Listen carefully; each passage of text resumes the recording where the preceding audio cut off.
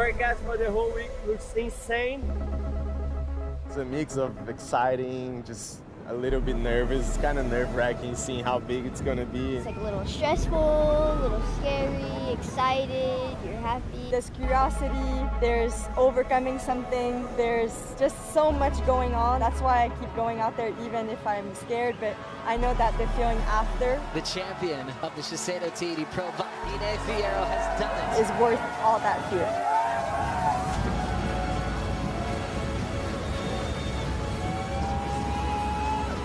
Today is going to be one of those days. It's going to be a good day at the office, I'll tell you that much. So warm-up session couldn't have been better. A special and powerful swell that we're getting. It's multiple days in a row. Could be one of the best comps ever. Just take it all in and breathe and be ready to surf one of the best waves of your life.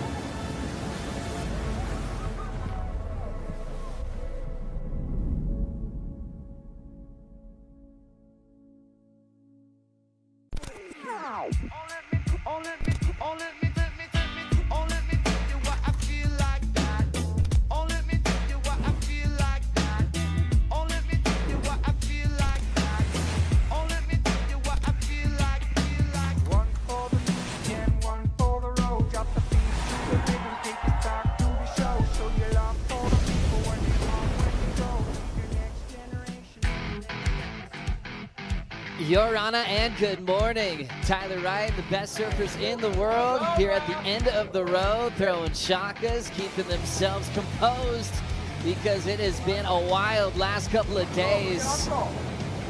Jordy Smith out there last couple of nights on some big heavy sections. Aaron Brooks last night getting so many trainers. Ethan Ewing, eyes on the prize. It has been the biggest swell of the season so far. Easing into opening day of the waiting period, which is this morning. Connor still laughing, fresh off that first win of his career, now staring at Teahupo'o and ready for the final event of the regular season. This is coming to you live at Chopes. Look at this. This is real life. We're absolutely scoring here on opening day, and the defending event champion having a blast this morning. Italo Freire, and oh my goodness. It's going below sea level on our favorite natural slab right here at the end of the road in French Polynesia. Stop 11 of the World Surf League Championship Tour. Let's stay present, you guys. Oh my gosh. Inside out, bombing, still some toe sets coming into this reef. Buckle up, hang on. Let's just take a deep breath together, shall we? We've got a lot to look forward to. This is the Lexus Tahiti Pro presented by IC, Dawn Patrol, Joe Turpel, Felicity Palmatier, and Stace Galbraith. There's been a lot of this, Flick, the last couple of days, and we are absolutely scoring on opening day. Let's go! I don't know what I've got left in me. Oh, wow. I am so desensitized after watching all those waves. You're kind of looking at this after the last couple of days. It's been incredible. This morning we've woken up, the swell is still holding, and it is looking like it is going to be an epic day. All three of us didn't sleep last night. What would it be like for the competitors today, Stace? I think Griffin Colapinto slept pretty well. I think Jao Chianca slept pretty well, and there's a select crew that would have, just based on being tired, and the rest would be pretty nervous, I reckon. A lot of things to kind of compute, you know, for guys that are in the event, like Griff, you know, mentioning him, that wave he got sent over the falls on above Eli Olsen the other day. Most people are, you know, never coming back after that experience. What happened after that wipeout for Griff? Maybe a couple of the waves of his life. The footage from yesterday is unbelievable. We've seen a few snippets, and they're, you know, those big billboard moments, and they'll be etched into my brain forever. I think it's crazy how quickly they've just picked themselves up from wipeouts like that, because you get a serious rinsing, and there's so much power in that ocean. So I was impressed with what I saw yesterday and the day before. It's rare, you know, even for this event, to have everything align to be a swell event right next to a championship tour event. And Stace, that's what we've had the last few days. Yeah, we were watching Kai Lenny the other day, and I just sort of had to scratch my head like, I'm in the same ocean, in the same spot as like one of the world's biggest, greatest big wave surfers. Like, am I meant to be here? Like, is there, this is a regular shortboard event about to take place out there, and there's tow waves coming through.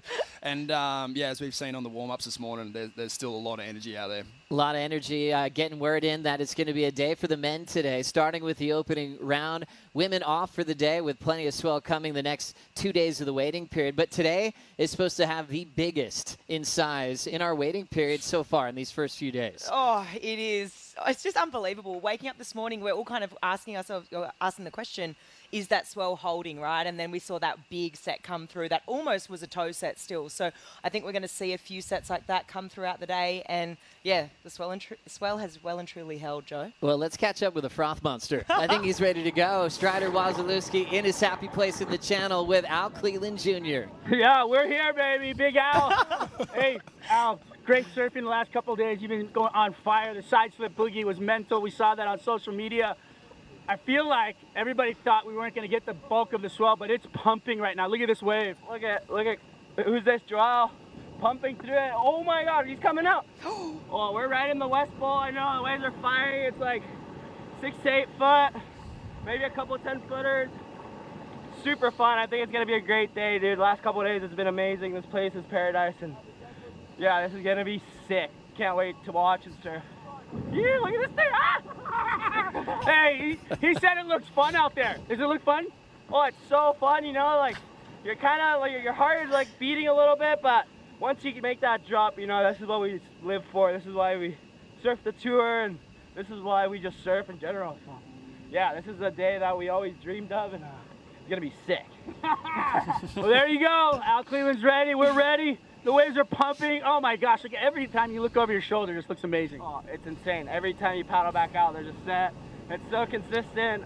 Yeah, it's crazy. Look at this west one. Who's going? Oh, my friend pulled. Oh! Rolo, go! Woo!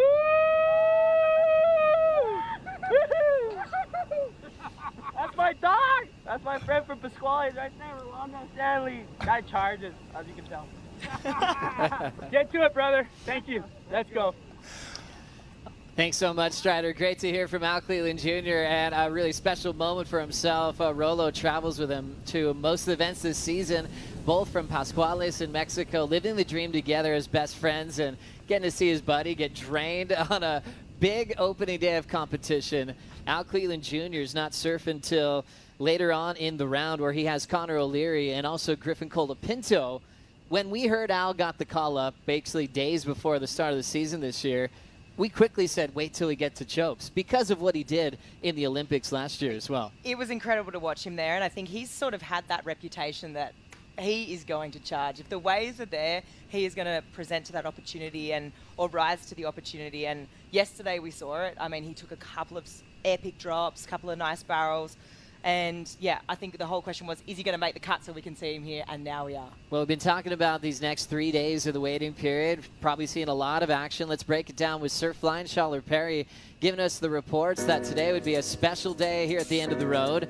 Solid south-southwest energy, easing for what we saw in the last couple of days, Stace. Yeah, easing, but only just slightly, as we've seen this morning. I think we woke up and we were like, oh, is it still there, like Flick mentioned? And, you know, with the sun came the swell, and here we are, it's still pumping. And then there's more to come. I think the good thing about this morning, though, is the wind. It blew kind of strong all night. The last couple of mornings have been a little bit morning sicknessy. You see that in the tow waves, how gurgly and crazy they are.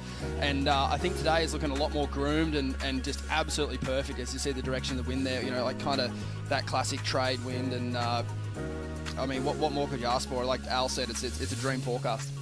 Oh, I just can't wait to see the rest of the waiting period unfold. Tomorrow looks epic as well. Let's have a look at today, though. So this morning, 12 to 15-foot faces, easing a little bit throughout to the afternoon, 10 to 15, and then you've got beautiful conditions this morning, nice offshore winds, and then trending side offshore this afternoon, winds picking up a little bit, so maybe getting a little bit more tricky in the Arvo. As we check out the morning, next 4 days, big 8 to 12-foot faces, so holding strong into Friday. So today's Thursday. And Saturday, 6 to 8 foot, still really clean. It'll drop a couple of days after that. There's another swell they're looking at to follow. As we know, this is the last event of the regular season, so we really got to focus on who's going to be in the Lexus WSL Finals in Fiji. We had that late-breaking news at J Bay, Stace. Yeah, it was a big announcement when everyone was in South Africa, and as you can see there on the screen, the world #1, all they need to do going into Tahiti is win that first match. It sounds easy on paper, but it's a very big reward for finishing #1 in the regular season. Should they lose that title match, #1, it will go to a best of 3. But I think all the surfers on tour, you know, as well as the tours of competition, they all agreed it's a great idea, and I think it's the best way to get it done. And then for every other heat that starts in that day, the highest seed starts with priority. So yeah, I don't think anyone's disagreeing with that. No, I think the whole surf world is going to be pretty stoked with this, us included. I think it just rewards that consistency throughout the year. You know, everyone's been saying, you know, this is kind of where it should be heading, and this is what we've got now heading into Fiji. Also, the advantage of getting priority as a higher seed. I mean, any little win you can take, you'll have it. Now all we need to find out is who's going to be there. Coming up next on Dawn Patrol, we'll find out who's in a shot, a mathematical shot, to maybe make it into the final 5. Back for more right after this.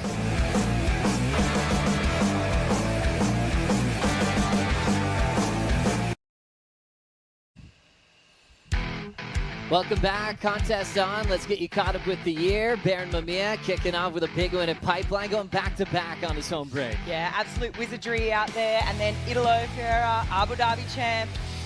Iago Dora threw his name in the mix in Portugal. It was a pretty mixed-up start to the year, Joe. That was great. Jordy started winning as well, taking his first win of the season in El Sal. Oh, it was an emotional one. And then Jack Robinson ringing that bell back down under at Bells Beach. Your boy Jack. And then Philippe Toledo winning on the Gold Coast. That sounds pretty spot on, doesn't it? Oh, yeah. We got 4 foot Julian right back stand as bottom well. point at Burley. Then Jordy got his second win of the season. First time he's done that in a single year. Oh, it was amazing. Into the yellow jersey. And then Iago Dora, trestles. I mean, absolute wizardry, mastery, and acrobatics. And then the big man stays. He's got Griff's number in finals, doesn't he? Wow. 2-0. That's big. And then the big guy theme continued. I think you got to be at least 6'2" to win events these days. Connor O'Leary got a 10, made us all cry. One of the best humans on tour, picking up his first win of his career. And he's actually snuck himself into the math as an outside long shot to maybe make the final 5. It's still 10 to 15 foot plus. It is on 7:30 start local time, kicking off with Italo Miguel and Seth Moniz, 2 big past champs, and Seth, who's been really sendy, you know, the last couple of days in the free surfs as well. Yeah, he's been impressive. There's been a few that have been really impressive. Few even grabbing that tow rope, Leo, Jack, having a dig, and it's just been so impressive to watch. But now we're just really loading up to see what's going to happen in the final 5 scenarios as we look out live. Kanoa Garashi stays. Yeah, this is that wave let him in pretty nice. Sick west bowl comes firing through. That's probably one of the better waves Kanoa's had the last couple of days, and you can understand the different strategies of different surfers. Some of them are just out there getting after it, like, you know, there's not even an event on this week, but other surfers like Ethan and Kanoa, you know, we know we've got the skill set to do it, but they have been a little more reserved because it's a big week on the line for them. They're not locked in. And so also, they're keeping the body intact. Yeah, good point. Kanoa also competed on his home break at the U.S. Open, had to delay his flight here, so he missed a little bit of that energy that some of them had on those warm-ups last couple of days. But back to the scenarios for the final 5. Iago Dora, he's thinking about being in yellow. He can wear yellow if he makes the final at this event. Oof, that is absolutely deadly, I think. That combo, Iago Dora in yellow, heading into Fiji. I just, you know, I reflect on his performance here last year on finals day when it was big and how good he was. So, and even with it was small cloud break too, either way, he's deadly. No, I think so too, and I think that he's the surfer that would benefit the most out of finishing #1, just with his strategy and how he likes to surf heats. He's the kind of guy that could lose the first one, then win the next 2. Yeah. Whereas if I look at Jordy finishing in #1, he's got that experience. Maybe if Iago, you know what I mean? It's like that. Finishing 1 is just obviously going to be so important. The wild part about being here now, with the names that are outside the final 5, they're giant names as far as Tahiti's concerned. World number 8 coming into the final event of the season, your mate from WA, Jack Robinson, a past champ out here, silver medalist. You know, it's his time to shine. Waves are pumping, and this is what he's been doing so far. Look at him go, Goldie Rob.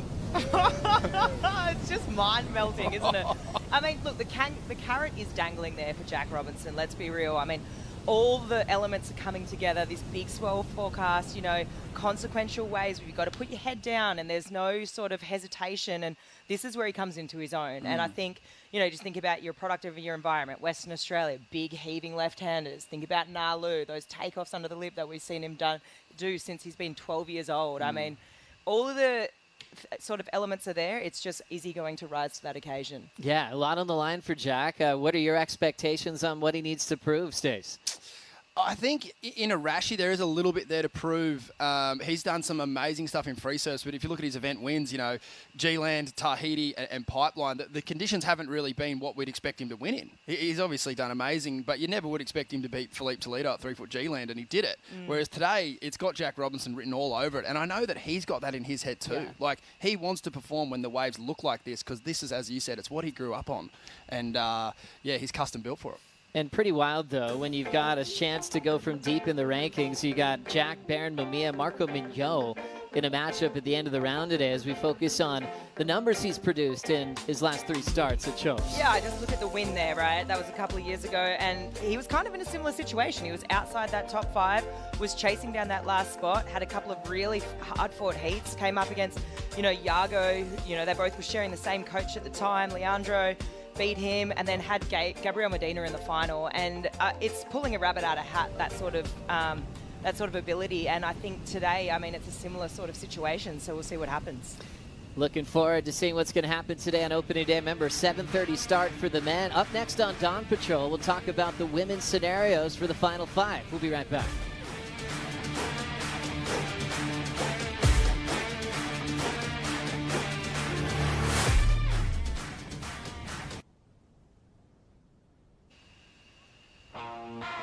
Morning, everybody. Season started back at Pipeline. Tyler Wright, one of the best to do it. Kicked off the season wearing yellow. Yes, she did. Got the win at Pipeline. Look at the camel in the desert. Good times. Katie Simmers went back and forth with Molly. Then Caroline won in Portugal. Yeah, the goofy footer got the win in Portugal. Got to win the board. Can she make it happen here in Tahiti? Then Gabby Bryan entered the chat. Most powerful surfer on tour. Going right. It's dangerous. She was unlucky not to win here at Bells as well, but it was Isabella Nichols' day. Look at that big trophy. You kidding me? Called it the best day of her life. Then Betty Lou found out how to win, and she's done that a couple times. Right up the pad for your first victory after that one. Gabriella Bryan, Margaret River. She's gone back-to-back there now. And then Betty Lou winning in lower trestles, growing up as an amateur from Hawaii. She goes very comfortable in Southern California. Then Molly finally got her first win of the season. Yes. Pickles with the win at Saquarema. Oh, she nearly went back-to-back too, didn't she? But a little bobble there at the end. She'll be thinking about this week, looking to redeem that. Oh, this will help that feeling. Hi, Molly. Good morning. Look at this one. Oh, my gosh. She was close. Molly Picklum now. Vahine Fierro, the local queen of the end of the road here, will get a nice clean make here in the warm-up session right by the Wazo. There's Aaron Brooks. Wow, this is the phenom. This is the dark horse, the very, very bright dark horse, Stace. She has been charging, and it's just so good to see the women out there this morning. A little hair flick like it was nothing. Aaron Brooks will be in the first heat when the women are on. They're off for the day. She's got Betty Lou and Isabella Nichols. Also Molly Picklum we saw there. She's got Lakey and also this young surfer that's 12. Kalia Galina in the main event is going to really try to mix things up with the best surfers in the world. Once again, make your fantasy teams locked. You only have a few more minutes to set your teams, and then it's set. So if you haven't done that, do that now. Let's focus on the scenarios once again for the final 5 ahead of Cloud Break. We've got the top 3 seeds locked in. We've got to see who will be in yellow and who will be taking those last 2 spots. Ooh, I mean, it's pretty exciting, right? I mean, you got Isabella Nichols, you got Betty Lou there fighting as well for a spot. And then, I mean, Caroline Marks outside that top 5. She's got to be, I mean, you look at the stats, you look at the paper on paper. I mean, she's got to win here before. She has to win this event. I mean, she clinches if she wins.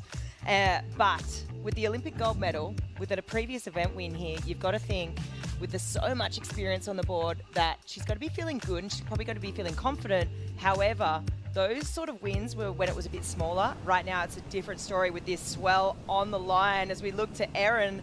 Another one this morning for her.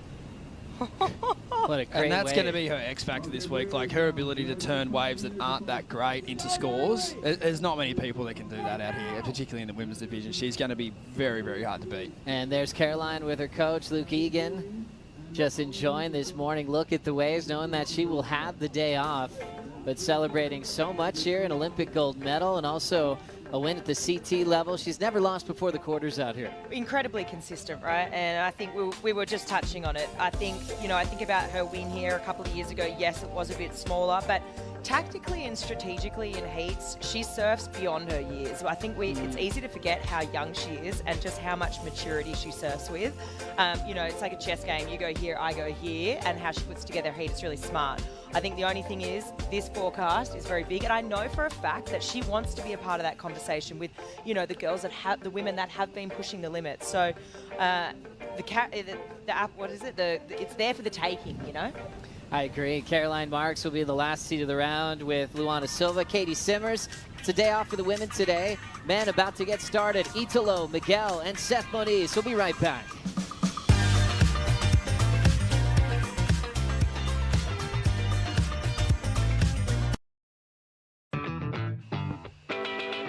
You're watching the Lexus Tahiti Pro presented by IC. Still in Dawn Patrol, waiting for the first heat of the event to start. Italo, Miguel, and Seth Moniz. It's a big one. The two goofies have won out here before. Miguel, it was his first and only win of his championship tour career, but it was over a local hero named Cowley Vost. Since then, Cowley's taken gold. He's back in the main event as one of the most deadliest wild cards in the game. And also Italo beating John Florence out here at Chopes. Not many people can say that in a sentence and be telling the truth. Italo can. He's coming up in this first heat. He had a nice healthy warm-up. Comes into this one world number 4 as he's looking for a spot into the final 5 into Cloud Break. Wow, I mean, this is just such a stacked heat. What a cracking heat to get started. Italo, Miguel, Seth. I mean, I've seen some crazy waves from Italo. I saw some crazy waves from Seth yesterday too. Just I mean, with the conditions we've got on hand, I mean, 2 past event winners out here. I think, and just with the way that Italo attacks heats, I think this is going to be a really fun one to get things started.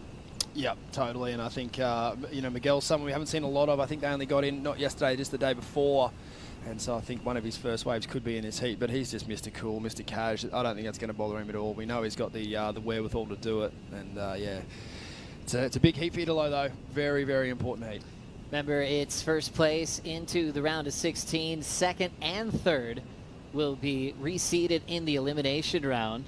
And when you're looking to clinch a spot into the final 5, every heat win counts. A very important one for Italo with the world title race. For Miguel Pupo and Seth Moniz, it's all about finishing off the season with a major win. $100,000 on the line, all the points, but also to win one of the most prestigious events on the calendar. For Miguel Pupo, he's just been so classy in the last, handful of years on tour. He's found more rhythm than ever as far as matching his fitness program, turning in his best surfing.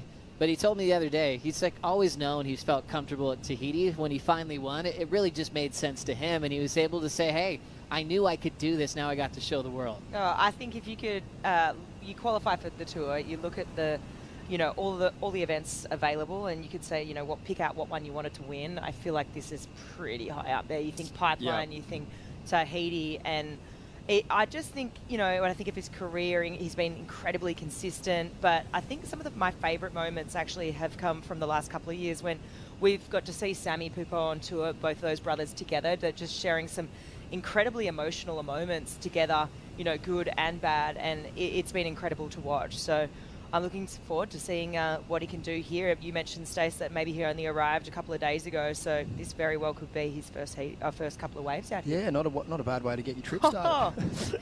Yeah, for some, they want to feel it, and they have the plan of going, hey, we know it's bigger in the lead-up. If I get smoked on a big day, they'd feel more comfortable coming into today, which is still really big. Like, we talk about being desensitized of the highlight reel we've been watching the last couple of days. But for Italo, he was one of those guys that has spent a long time in the water last couple days. And also Seth, who is probably the hardest charging guy in this matchup right now. For sure, yeah. He looked really gnarly out here in the warm-ups. I think, Seth and Barron were trading off against each other the other day, and there's just all these tiny, micro comps going on. You got one, I'll get the next one, or, you're from where I'm from, I'm going to show you up, and that was just like, there's all that going down, and it's been really, really insane to watch it unfold. But we went out in the channel when Seth was out there yesterday, and he just gave me these, like, traces of Andy, just the way he would lock in and stand up and look at it. He was just playing with it. Where we saw some approaches where it looked like, hey, hang on to the wheel and look tense, Seth looked like just in his happy place, an absolute natural when it comes to heavy water waves. It's definitely the difference, right? When it looks like some waves you have to hang on for dear life, but when you have that casualness to your surfing in waves of consequence, I think that's sort of the difference, and definitely we saw that from Seth. 31 minutes on the clock, still scoreless. No priority established yet in the opening heat of the morning, as we'll catch up with a couple of our favorite goofy footers. Renato Hickles with Chris Cote. Yeah, thank you so much, team. Well, end of the road, end of the regular season here on the Championship Tour. It's only fitting that we send these surfers out to the ultimate end boss. Teahupo'o is flexing today. Easiest call of the year, Cote. Amazing. This whole lineup here is beaming, vibrating with good energy. We saw some massive waves already this morning on the warm-up session, monstrous caverns, and Planet Attack today, men's only competitions. So we start with this men opening round, going to elimination round and round of 16 today. So I should ease a bit for tomorrow. We should resume competition with the continue with men around the 16 and then into the women. And let's see what Saturday brings to us. There is a chance we wrap the event on Saturday, but there is also a chance that we wait with this new Swell marching on towards Tahiti for next Wednesday, and could be as big as this one. So we're monitoring with our friends from Surfline the winds and all the conditions, and we'll make the decisions as Saturday approach. But apart from that, don't go anywhere. We're gonna see a massive show today. Excitement. It's always great when it lives up to the hype, and it is absolutely living up to the hype today. It is on in a huge way. Thank you so much, Chris. Thank you, Renato. Great call. Best call of the season right there. Seeing some 10 to 15 plus bombs here. It's always tough to call size in surfing in general, but even at this wave here at Teahupo'o, it's even harder because it's backless. It's a slab that pulls water off the reef, so it has that feeling of really going below sea level. So you'll see a backless 6-footer. It's way bigger than 6 foot, especially when it comes to power, the way it slabs, and the energy that's just trying to shove you down to the reef. Yeah, I think largely, you talk about the bottom of the ocean or the bathymetry, and it is because of that large drop-off that you have just off the back of the reef there. So you don't lose any of that intensity or that power. It just unloads, and you can see how shallow that reef is there. You can see that little wave rolling through on top, and it really just does unload and it just dissipate, all that power unloads on that reef. And I mean, just the ferocity of these waves, what we've seen over the last couple of days, the water moving out there, you can still see it right now in this shot, just how much water is moving over this reef. And I mean, just the free surf over the last couple of days, as we start to see a couple of sets maybe roll through the lineup. Starting to look out the back, you see the Lexus buoy kind of lifting and the bottom starting to drop out, putting his head down to kick things off. Seth Moniz pulls in. This one's moving quickly down the reef, and the Hawaiian gets caught on his opening ride of the morning. Got his head down early. I love how hard he paddles to get underneath the lip, but that one takes him down. Seth will paddle the channel and try again up before he's taking that one right on the head. So much power and intensity as you're trying to get to the safety of the deeper water. As we go into the tube with Italo, it is a bomb to kick off his heat and his campaign to defend his title here at Teahupo'o. Oh my goodness, I'm just going to apologize for all the onomatopoeia that's going to come out of my mouth today, because don't. Are you kidding me? That thing was crazy. Hair was still dry. That was how you want to start, and that's that extra ability to analyze this lineup, putting in the time to identify the right ones to go on. We saw him do that last season. He didn't have very many wipeouts. He was so perfect with his wave selection. Let's take another look here, Stace. Wow, yeah, as you mentioned, Joe, perfect positioning. Had to slow down a little bit just to maximise the time behind the curtain. And, yeah, wow, what a start to the event for Italo. And that's going to have him feeling amazing this morning. That is just a dream wave, in or outside of a jersey. You're just so stoked on that one. Oh, my goodness. I love that angle because you really can see just how deep he was. Look at the sheer size of that lip. Look at it unfolding on top of each other almost. It's just mutant almost, that one. It's verging on the size of toe, right? Like he did an incredible job at reading that wave and the positioning of the takeoff, where he had his feet on the board to sort of shift that weight further forward as we see Miguel. Miguel Pupo locks in. This thing is opening wide for Pupo. A cannon of spin takes down the past champion at Chopes. But what a view that he just had. The Brazilian vet packing a solid one. Popping up there, grabbing the JS. Getting through some froth. He knows he's got to get busy to get to the channel. Let's look at this one, Flick. This thing, I think, was going excellent if he came out of this. He was so deep. It's just nearly maximum. Wow. Wow. Eaten by that foam ball. Wow. The judges are going to have such an interesting day today. I think, you know, obviously we would have all liked to see him make that wave, but I think none more than the judges. Because Italo's wave was amazing, but I don't think they'll go crazy on it. And it would have been really nice for them just to start the day and go, okay, like you said, Flick, here's our excellent wave and here's our very good wave. But I think what they'll probably do is just hold that score of Italo's for a couple more minutes and just wait to see another wave and try and set up a scale, not just for this heat, but the rest of the day. Because, wow, if Miggy makes that one,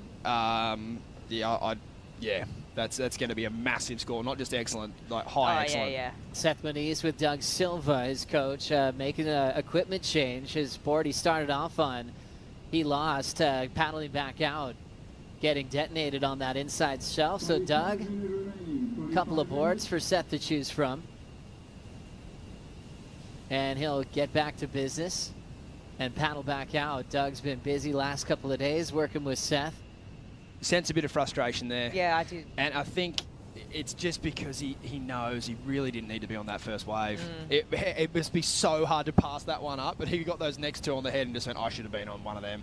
And maybe even able to maximise maybe Miguel's wave potentially, or, you know, you'll never know. But that's where you can see him throwing the leggy back there going, okay, well, now he's got to reset and just wait his turn for one of those real waves, because we know they're out there. Well, and you know, for Seth, you know, he's won the free surf. Yes. You know, out of these guys, he's gotten the best waves. Yep. And then leading into this matchup, he knows what he could do. So let's see what he can do with 24 on the clock as we check in with Strider Wazalewski. Wow. I'm just going to say it. I'm feeling a little lonely in here. It's pretty gnarly. I mean, the way the waves are wrapping around the reef and the currents and everything. And we're just watching Miggy Pupo just send it on that wave. That wave was moving so fast. He was flying through that wave and just the explosion at the end taking him out. Whew. I'm just like watching Seth like regroup. And then Italo. I mean, the guy got pounded a couple of days ago so bad. He hit his elbow on the bottom. It jerked his shoulder up. So his paddle power, he said, is about 60% right now. So can you imagine in your heat right now being out there thinking, okay, I'm still okay. I'm going to paddle for this huge bomb and just pull into these sick waves. I mean, his calculation and his wave choice has been impeccable the last couple of days watching him surf. So insane to watch. Here we go. Sorry, but looks like Seth pulling in deep in the barrel, sliding through, stalling, coming out. Are you kidding? This guy's looking solid. Yeah, Seth. Yeah, Strider, thanks so much. Seth Moniz, after getting clamped on his start, had to swap boards with Doug Silva and then turns in a very classy exit and a great display of backside tube riding that brought him to the semifinals here in the past. Runner-up in the Pipe Masters as well. And just needing to break down a 6.58 at the moment to take the lead off Italo. Let's look at this one, Flick. Yeah, this is going to feel good, right? Especially speaking to that frustration. This thing was just nice, well ridden, and it puts him right back in it. And he kind of snuck that one underneath the Italo and Miguel. So just such smart surfing. Knew he had that third priority, paddles back out and just goes, thank you very much, I'll take this one. And he's going to be straight back into it, fully shaded there. You can really see him just dragging the side of his body to maximize that tube time. He's just so good at that. And so stylish and casual. Just so so stylish. gorgeous to watch. Like Joe mentioned, some crew, you know, as you would be hanging on for dear life, but not Seth Moniz. He belongs in there. And the mix of emotions, the frustration's gone now. He's back to just business. He knows what a real set wave looks and feels like, and that's all he needs to focus on now. He just looks so good out here. It's always like when you get asked, hey, who's going to win the event? And you're always like, let me look at the forecast first. You know, there's certain guys like Seth that just thrives if it's over 10 foot. The way he looks at the ocean, the way he reads a wave. And it's a balance of being willing to charge. There's a lot of people that are brave, but then backing it up with the skill to read a wave, to surf it well, to drive in the barrel, and do that unbelievable backhand tube technique where you're sliding and slowing down at the right times to maximize the scoring potential. Seth's got it all. He does, and I think, you know, obviously you want those people that are going to charge, but when it's that good and the forecast is that good, you need both. Yep. You need to be able to have that no fear element and no hesitation, but you also need to have the technique. And yeah, you're right, Joey, he has it both. There's, you know, you could probably go through the draw and there's probably, you know, 10 guys in there maybe that really just have that absolutely dialed, as we look to maybe another little lump on the horizon here. 21 on the clock. Priority with Italo, the defending champ, locks in on his second scoring ride. He's got a lot of room to drive and makes it again. 2 choices from Italo, 2 completions, and he's got the lead and a score to back up the 7.5 stakes. Yeah, that'll feel nice, but with this amount of time and raining in the heat and the waves that we're seeing, I'm not too sure if he'll hang on to that one at the end of it, and we're going to see a pretty healthy score come in for Seth here in a minute. So, yeah, it's always good to get the completions up, like you said. He's 2 from 2 here, and just a fun wave to be on, Flick. Yeah, his wave selection's great. I mean, it's right on the foam ball there at the end. You can see it. So had some travel time, and you can see here just really pumping on the gas to make it through that bit. Nice to back up to 7.5, but I'm looking forward to seeing this score lock in for Seth as we see live action. Locking in with, looks like Miguel Pupo, and he will get the exit after taking a crazy heavy wave to start. Trying to pack a crazy one. He'll get a make, and then Seth Moniz sliding in on the backhand. Moniz now with 2 back-to-back completions. He's found his rhythm in this first heat of the day. Still hasn't heard the score from his previous wave. Now he'll get it from the tower, a 7.27. Really comparable to Italo's start of a 7.5. Bit of disagreement upstairs there. 2 thought better than Italo's, 3 thought less. Definitely understand where they're coming from. I think it was Italo's wave that got him the score on the first one. Obviously, amazing courage to go the wave, but Seth, he was a little late to it and he had to drive through it, and it's both amazing rides. I think these next 2 scores that come in obviously going to set up the heat, but yeah, it's contrasting styles. That's exactly right, and just a great balance of energy of what they've given to the tour. Miguel Pupo getting a lot of reps in, qualifying with Medina and John Florence a long time ago. Italo blitzed the tour in his rookie season and finished in the top 10 in Rookie of the Year. Seth, his best year of his career was that rookie season, just finished outside the top 10.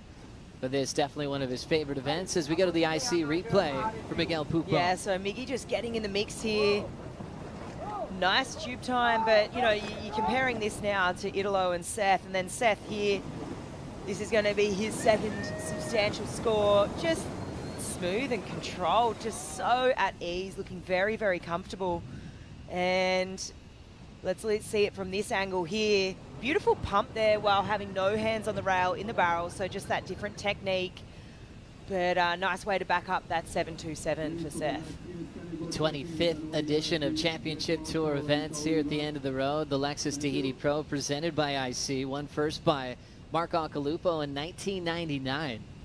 And the game's changed since then. Just the waves that people look at, toe swells are not necessarily toe swells, because what we saw the last couple of days as we look at Italo packing a gem of a wave, spit out of another cannon. I guess this is real life. Seeing this many barrels going inside out, and the world's best just having a dream day at Teahupo'o. For Italo, he's trying to improve on one of his 7s with that wave, Stace. Wow, I don't think the elbow's feeling sore anymore as we see more live action out the back, Joe. Oh no, straight out of the sky. Seth has to pull the parachute.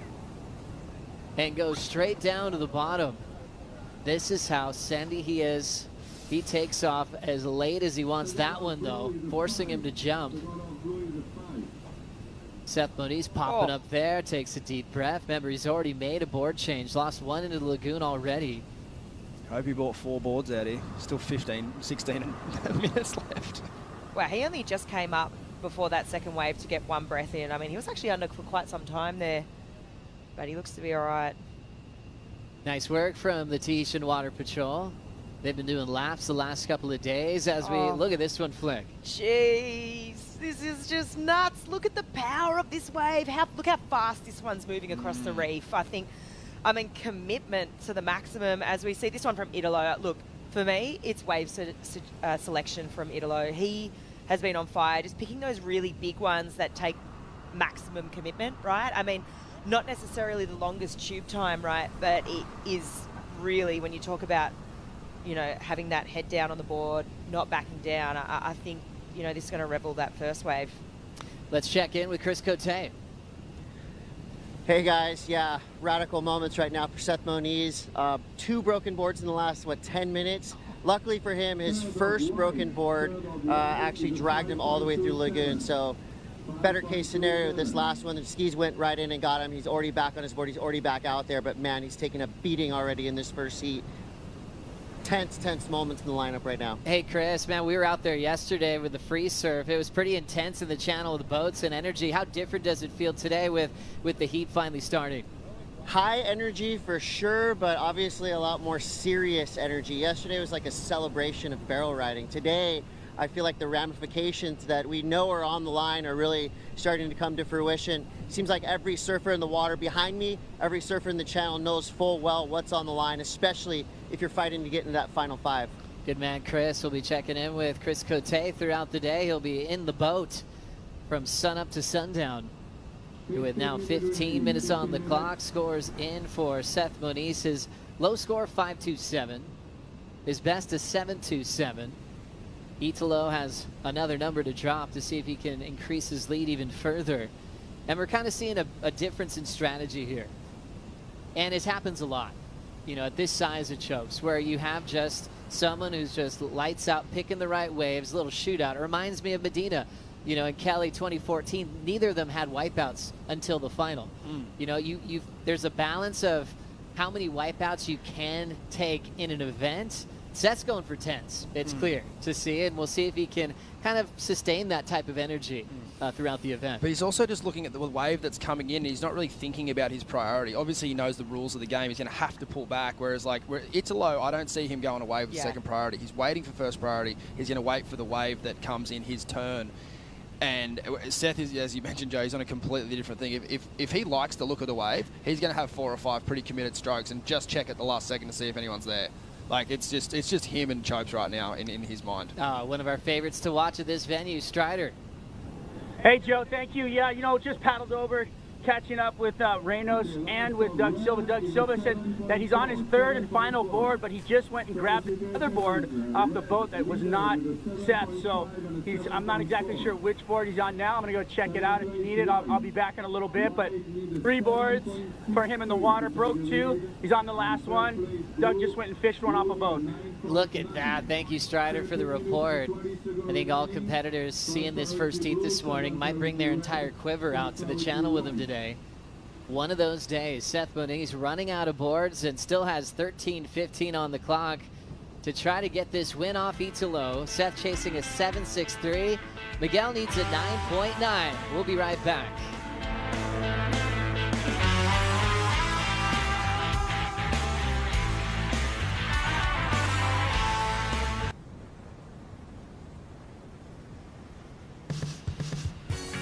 Flashing back to last year, a great year for Italo Ferreira, finding his way to the final with John Florence and getting his first win in Tahiti. Yeah, this was amazing to watch, and I think we've just seen him today pick up right where he's left off. It was a wave selection thing for me last year. It was impeccable. You mentioned it before, Joe. He didn't fall right up until that final, and then meeting John in that final. But, I mean, the conditions, incredible for me. Also, just like noting his wave selection, but the positioning from the takeoff. He was so deep, but he was just surfing with so much speed that allowed him to be so, positioned so deep and just travel through those sections. So, yeah, Italo was just on a heater last year. I mean, he looked unstoppable, and then he came up against John, and you're thinking, hang on, I mean, this is all time, right? And thinking this is maybe more catering towards John, but probably you could argue, you know, John the favourite there, and Italo just took him down. So impressive stuff. It was a big back end of the year for Italo last season. You know, the first half he was worried about falling off tour. He was emotional at Margaret River, and then he won Brazil, won Tahiti. Everything changed, and then rampaged in the WSL Finals and finished runner-up in the world to John. Started off this season just blitzing heats and wore yellow for several events.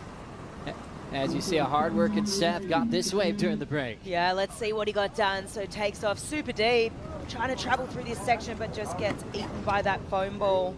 So he's still hunting around on that inside, sort of that different sort of approach to what Italo has.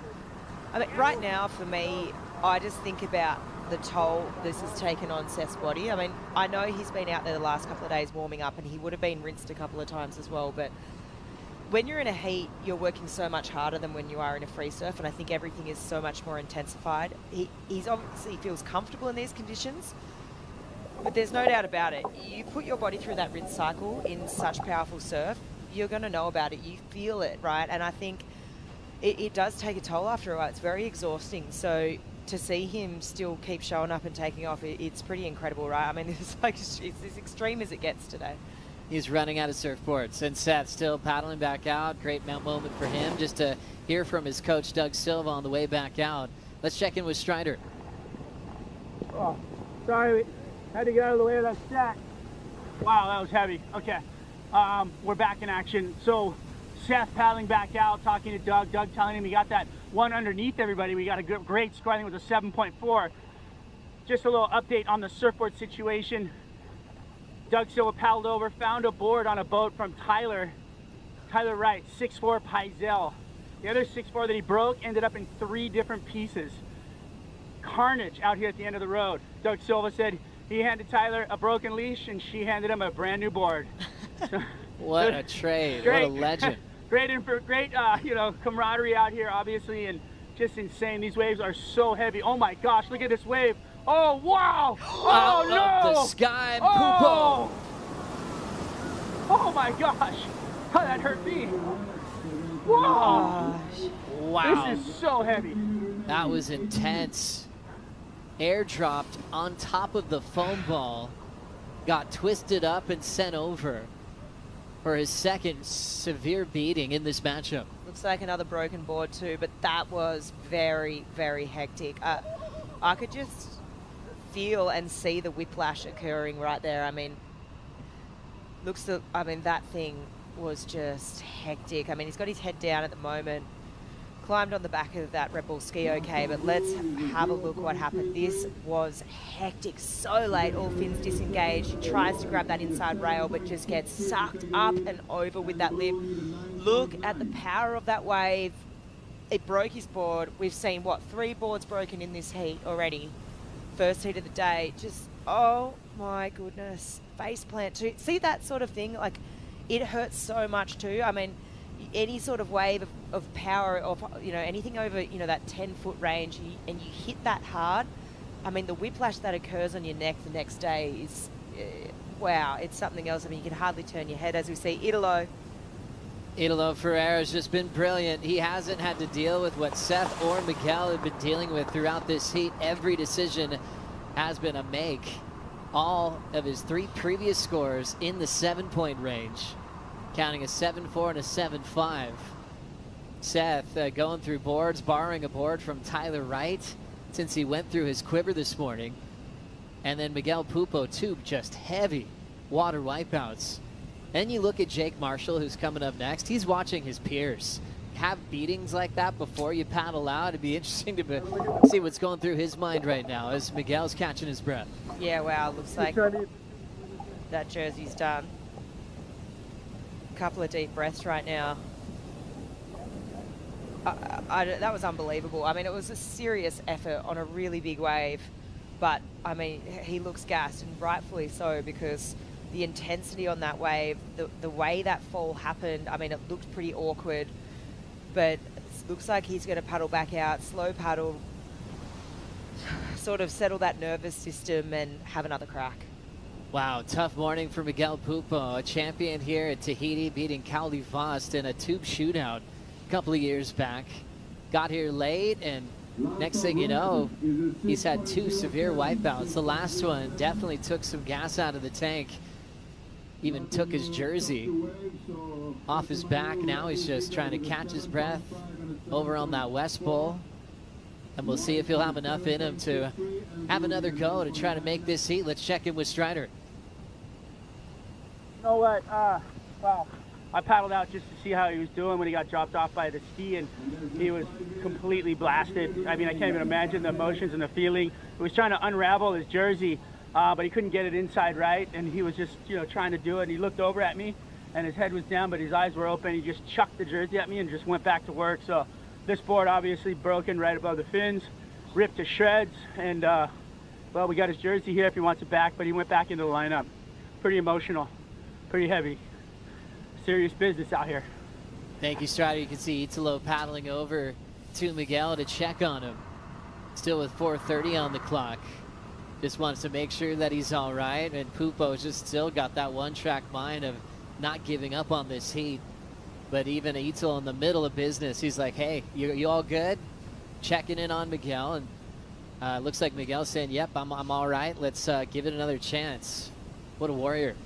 You're obviously competing against your competitor, but when it becomes a certain size and there's so much consequence on the line, it really is you against the ocean. And I think it brings out this certain sense of camaraderie. We've seen it happen the last couple of days, because there, you make one wrong move and it could potentially be, life altering. And I think you really are seeing the real consequences of this wave and how dangerous it is. And this is one thing I really like about big wave surfing, is because of those very real consequences, you really see that camaraderie within the surfers. Making a move on this one, Italo's been perfect with his decision making. His first wave, he's just had to punch over the back. His last score was a 6.07. His first wave that didn't get into the 7 range, as he's still looking solid out in the lead. But chopes at this size, 10 seconds is a big deal. Yeah, with waves like this, how quickly you can turn things around. A 4-second wave could be an 8 or a 9, and Seth still looking for a 7.63. Yeah, it's doable, right? And I think that 7.63 could come easily. I think back to the 7.27, how that happened is he was paddling back out and he was underneath priority. Italo didn't want it, Miguel didn't want it, and he just shuffled that little bit further in. And I think, Stace was speaking to it before, he's just sort of free surfing out there. If a wave comes, he's going to be looking at it right until that last second. Does he want it? Does he not? I mean, everyone's really essentially in this. I mean, you look at the kind of waves that are on offer today, what we've seen the last couple of days come through, you can change this heat in a heartbeat. I mean, even that first wave of Miguel, I even think back to that one, he locked in the 1.93. If he had made that, that would have been the highest wave score of the heat. Seth turning, head down, grabs the rail, slowing down to try to get more out of that pit, and he'll hop out of there. Going through a few boards as a backup from Tyler right now with Doug Silva, but he's chasing a 7.63. Mentioned his semifinal, which was heroic back in his rookie season out here. It was kind of a darker colored ocean, and he just was able to put his head down and absolutely pack some bombs. That was his only year, though. He made it into the final series, upset early last year by Crosby Colapinto in the elimination round. But his goal at the start of the season was to win an event. This is his last chance in 2025 to accomplish that goal. As we go into the recap, first heat of the event, Italo Ferreira, defending champ, shows that it wasn't a fluke last year, knows which waves to be on, and poor Pupo dealing with some heavy water this morning. This thing here, this could have gone, it could have gone either way. If he makes that, he probably would have locked in the highest score of the heat. Seth underneath priority, fought his way back. This one, 7.27. Nice inside of there, just so deep. Beautiful degree of difficulty on the takeoff, and Italo backs up to 7.5 with this 7.4. Just impeccable wave selection, really waiting for a priority. And then this moment happened with Miguel just up and over. I mean, serious commitment to even have a look at a wave like that, but it really took the gas out of him. You could really see that, I mean, he went through the rinse cycle well and truly So we'll see if he gets another opportunity. But we've had 3 broken boards in this heat. We've seen some crazy wipeouts. I mean, if this is just a preview of what's to come today, we're in for a very exciting day and lots of emotions, Joe. Yeah, for Miguel Pupo, a wipeout that serious is so heavy. Seeing the air under your board on the takeoff, you already know it's going to be a wild ride, but we saw the intentional jump from Seth earlier where you have a little time to get in front of it, penetrate the water, and try to get out the back where, Miguel is trying to pull off a 10-point ride above the foam ball and just getting hit so many different directions. Here comes Pupo the Warrior grabbing this wave deep behind the curtain, and he comes flying out. What an effort he's putting in, and great to see a big smile on the face of the Brazilian veteran. That was good. I'm happy to see that because before I was just thinking, okay, is he all right here? Because he was moving very slowly. So that's going to be a nice way to wrap up this heat. It's not going to be the 9.9, but it's a nice way to finish, to be like, okay, nah, I've got this. I've got my feet in the wax. I've had a make. Let's have a look here. So smaller one, that one stayed open. He read it beautifully. And yeah, good to see the smiles. I think he was trying to get his jersey back from Strider. What a warrior type performance for Miguel Pupo. Let's hope he gets another chance with some more makes, but he definitely showed how brave he is in this first heat of the event. Seth Moniz breaking a few boards. He'll have some time to get a new quiver for the elimination round, and it will be the defending event champ going straight into the round of 16. Heat 2 coming up next. We'll bring in Charlotte Perry from Surfline for some insight on the forecast. We'll be right back. How you going?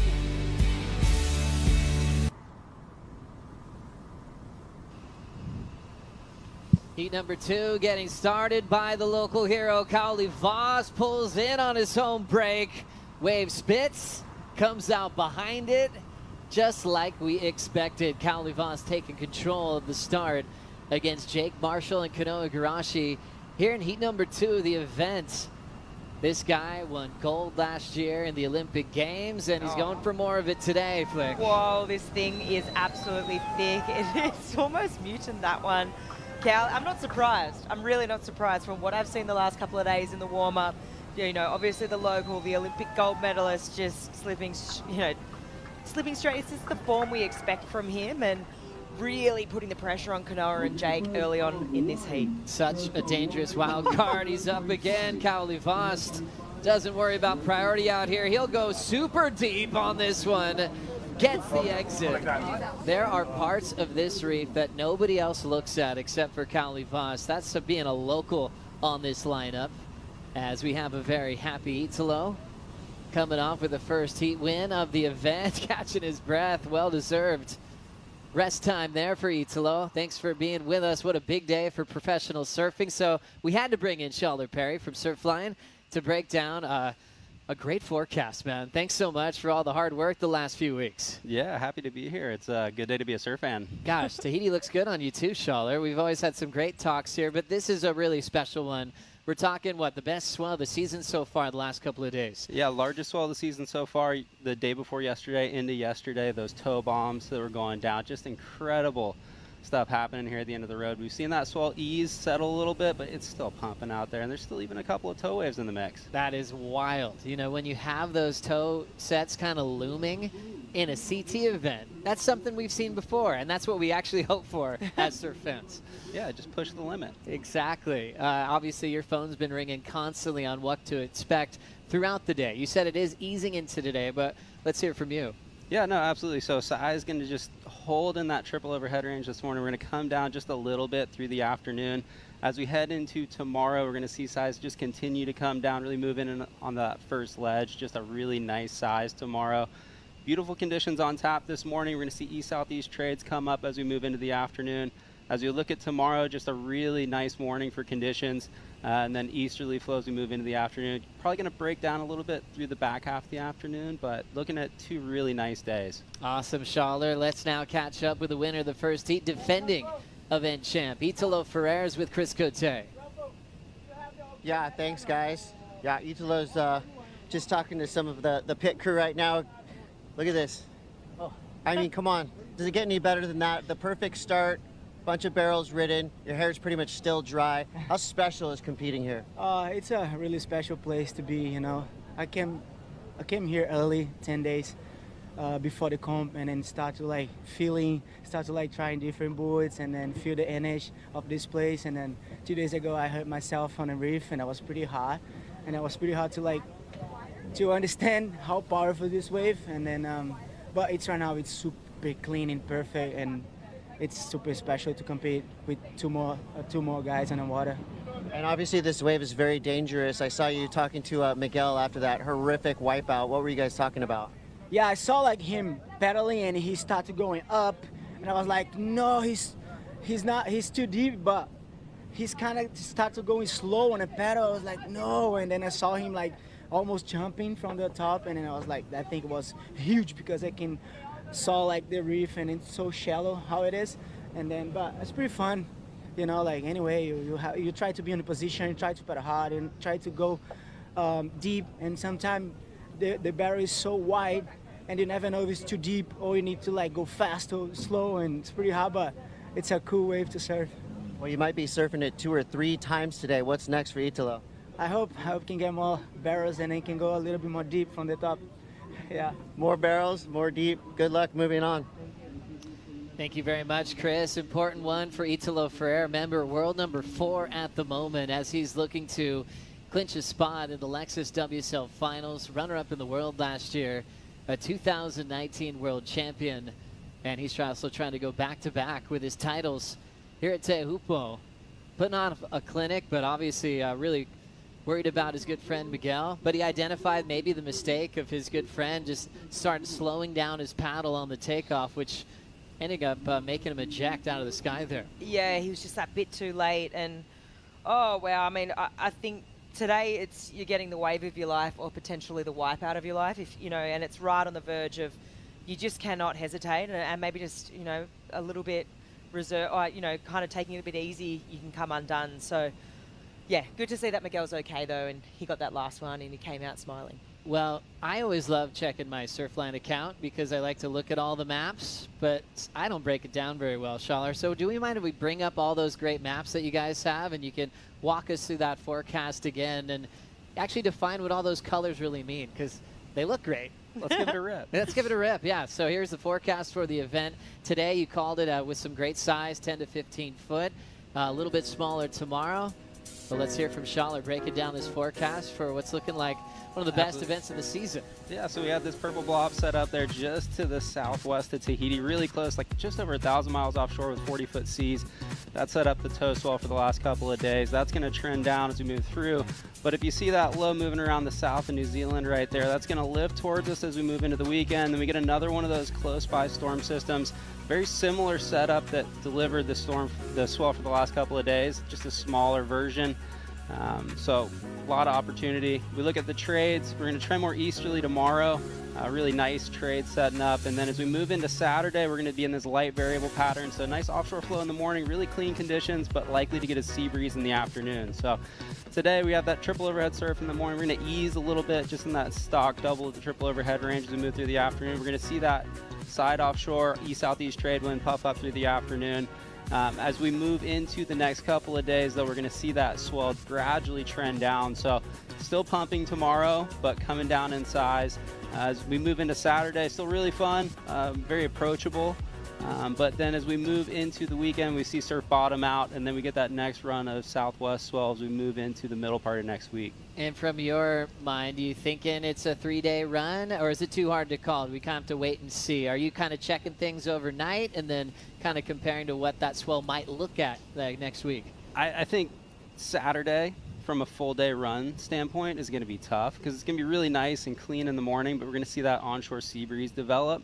Whenever you're in the trade wind belt and you get this really light wind pattern, you get that sea breeze in the afternoon. So I think Saturday as a full day of competition is probably a little challenging, especially when there's some interesting potential as we move into next week. So definitely something that we're going to be eyeing in terms of what the wind looks like for next week. Right now it's pretty favorable, So we'll see how things shake out. Are you telling me to stay present, enjoy what we have? Enjoy the next couple days. Next couple days. Thank you, Schaller. Quickly update on the numbers. Kali Voss started with a 7.5 on that opener, Flick. Yeah, I mean, it's such a strong score to start with, and then he backed it up with the 4 straight away on the inside as we see Kanoa. Kanoa grabs the rail, locks in, and stalls with a bit of a line to hang on to. Well done for Kanoa. Nice read. When you're going that fast, it's tough to burn that speed off, and he was able to pull in just behind the curtain there. So a good start for Kanoa to get on the board with a completion. Had to push his flight to Tahiti a bit late because he kept making heats on his home break. Well, that made sense. 2-time U.S. Open champ. What'd you see here, Flick? Oh, I just saw great wave selection and a bit of travel time, really. I mean, this wave just kept on giving. He was grabbing the rail, ended up getting quite deep here. Let's look at the takeoff. You know, easier takeoff. Not saying it's not hard, but easier. And then this thing just stays around, gets a little bit more time in the tube. So, I mean, a score on the board for sure, but behind him, Jake. Jake Marshall putting his head down and pulls up and under. Big cavern there for him to light up and kick out into the channel. Some of these just opened so wide, and Jake was able to identify this one here, Flick. Yeah, for me, it's straight away the size of the wave. I mean, the thickness of this one, it just had a bit more intensity than Kanoa's. It's going to be interesting to see how the judges do break these 2 waves down. I feel like, I mean, look how open this one, it was quite big, but 2 different approaches and 2 different wave types, right? I mean, big wave for Jake, bigger takeoff. Kanoa, smaller wave, but just got that travel time and maybe a little bit more technical in the tube. So it's going to be a good comparison there for the 2 surfers. Absolutely. Scoring today on opening day of the waiting period for the Lexus Tahiti Pro presented by IC. Jake getting a 3-point ride.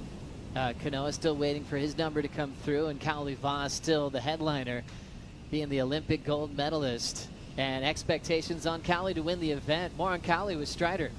Yeah, thank you, Joe. You know, paddling by, didn't look like Kaoli had a leash on.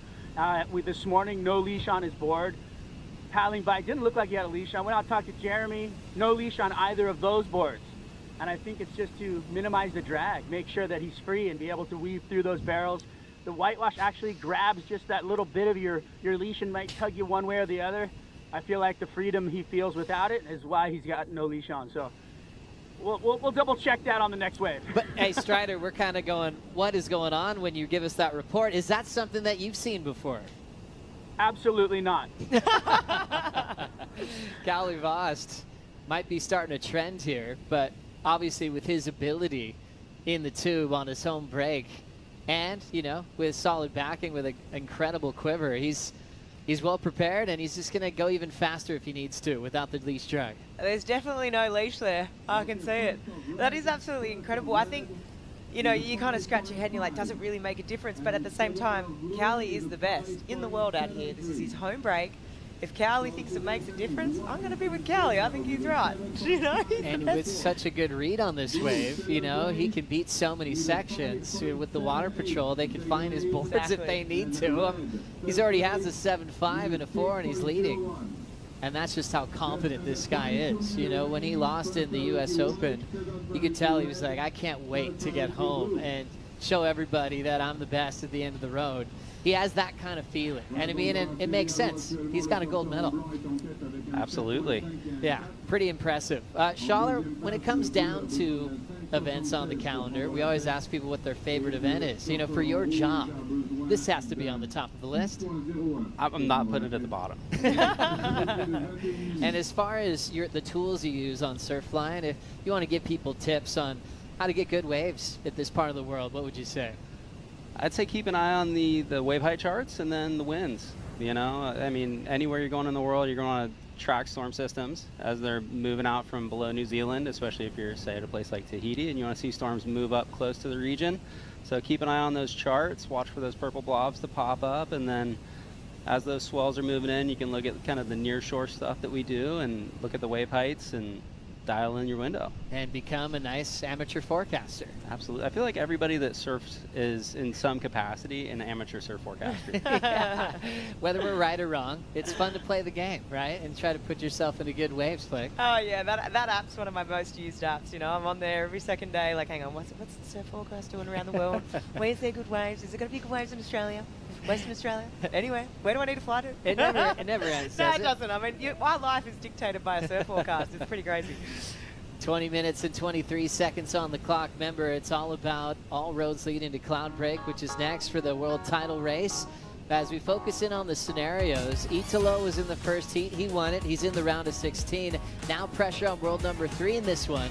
Kanoa Igarashi hoping to clinch by making the quarterfinals. Totally. I mean, the pressure is on for sure for Kanoa. And, I mean, it's interesting just watching their two different approaches to warming up. Obviously, you said Kanoa was there at the US Open. He kept advancing through heats. He arrived here a little bit later. I did see on that big day, you know, I saw through a couple of people's lives. Jake Patterson, he was going live. Kanoa was on the back of the ski, just taking it all in.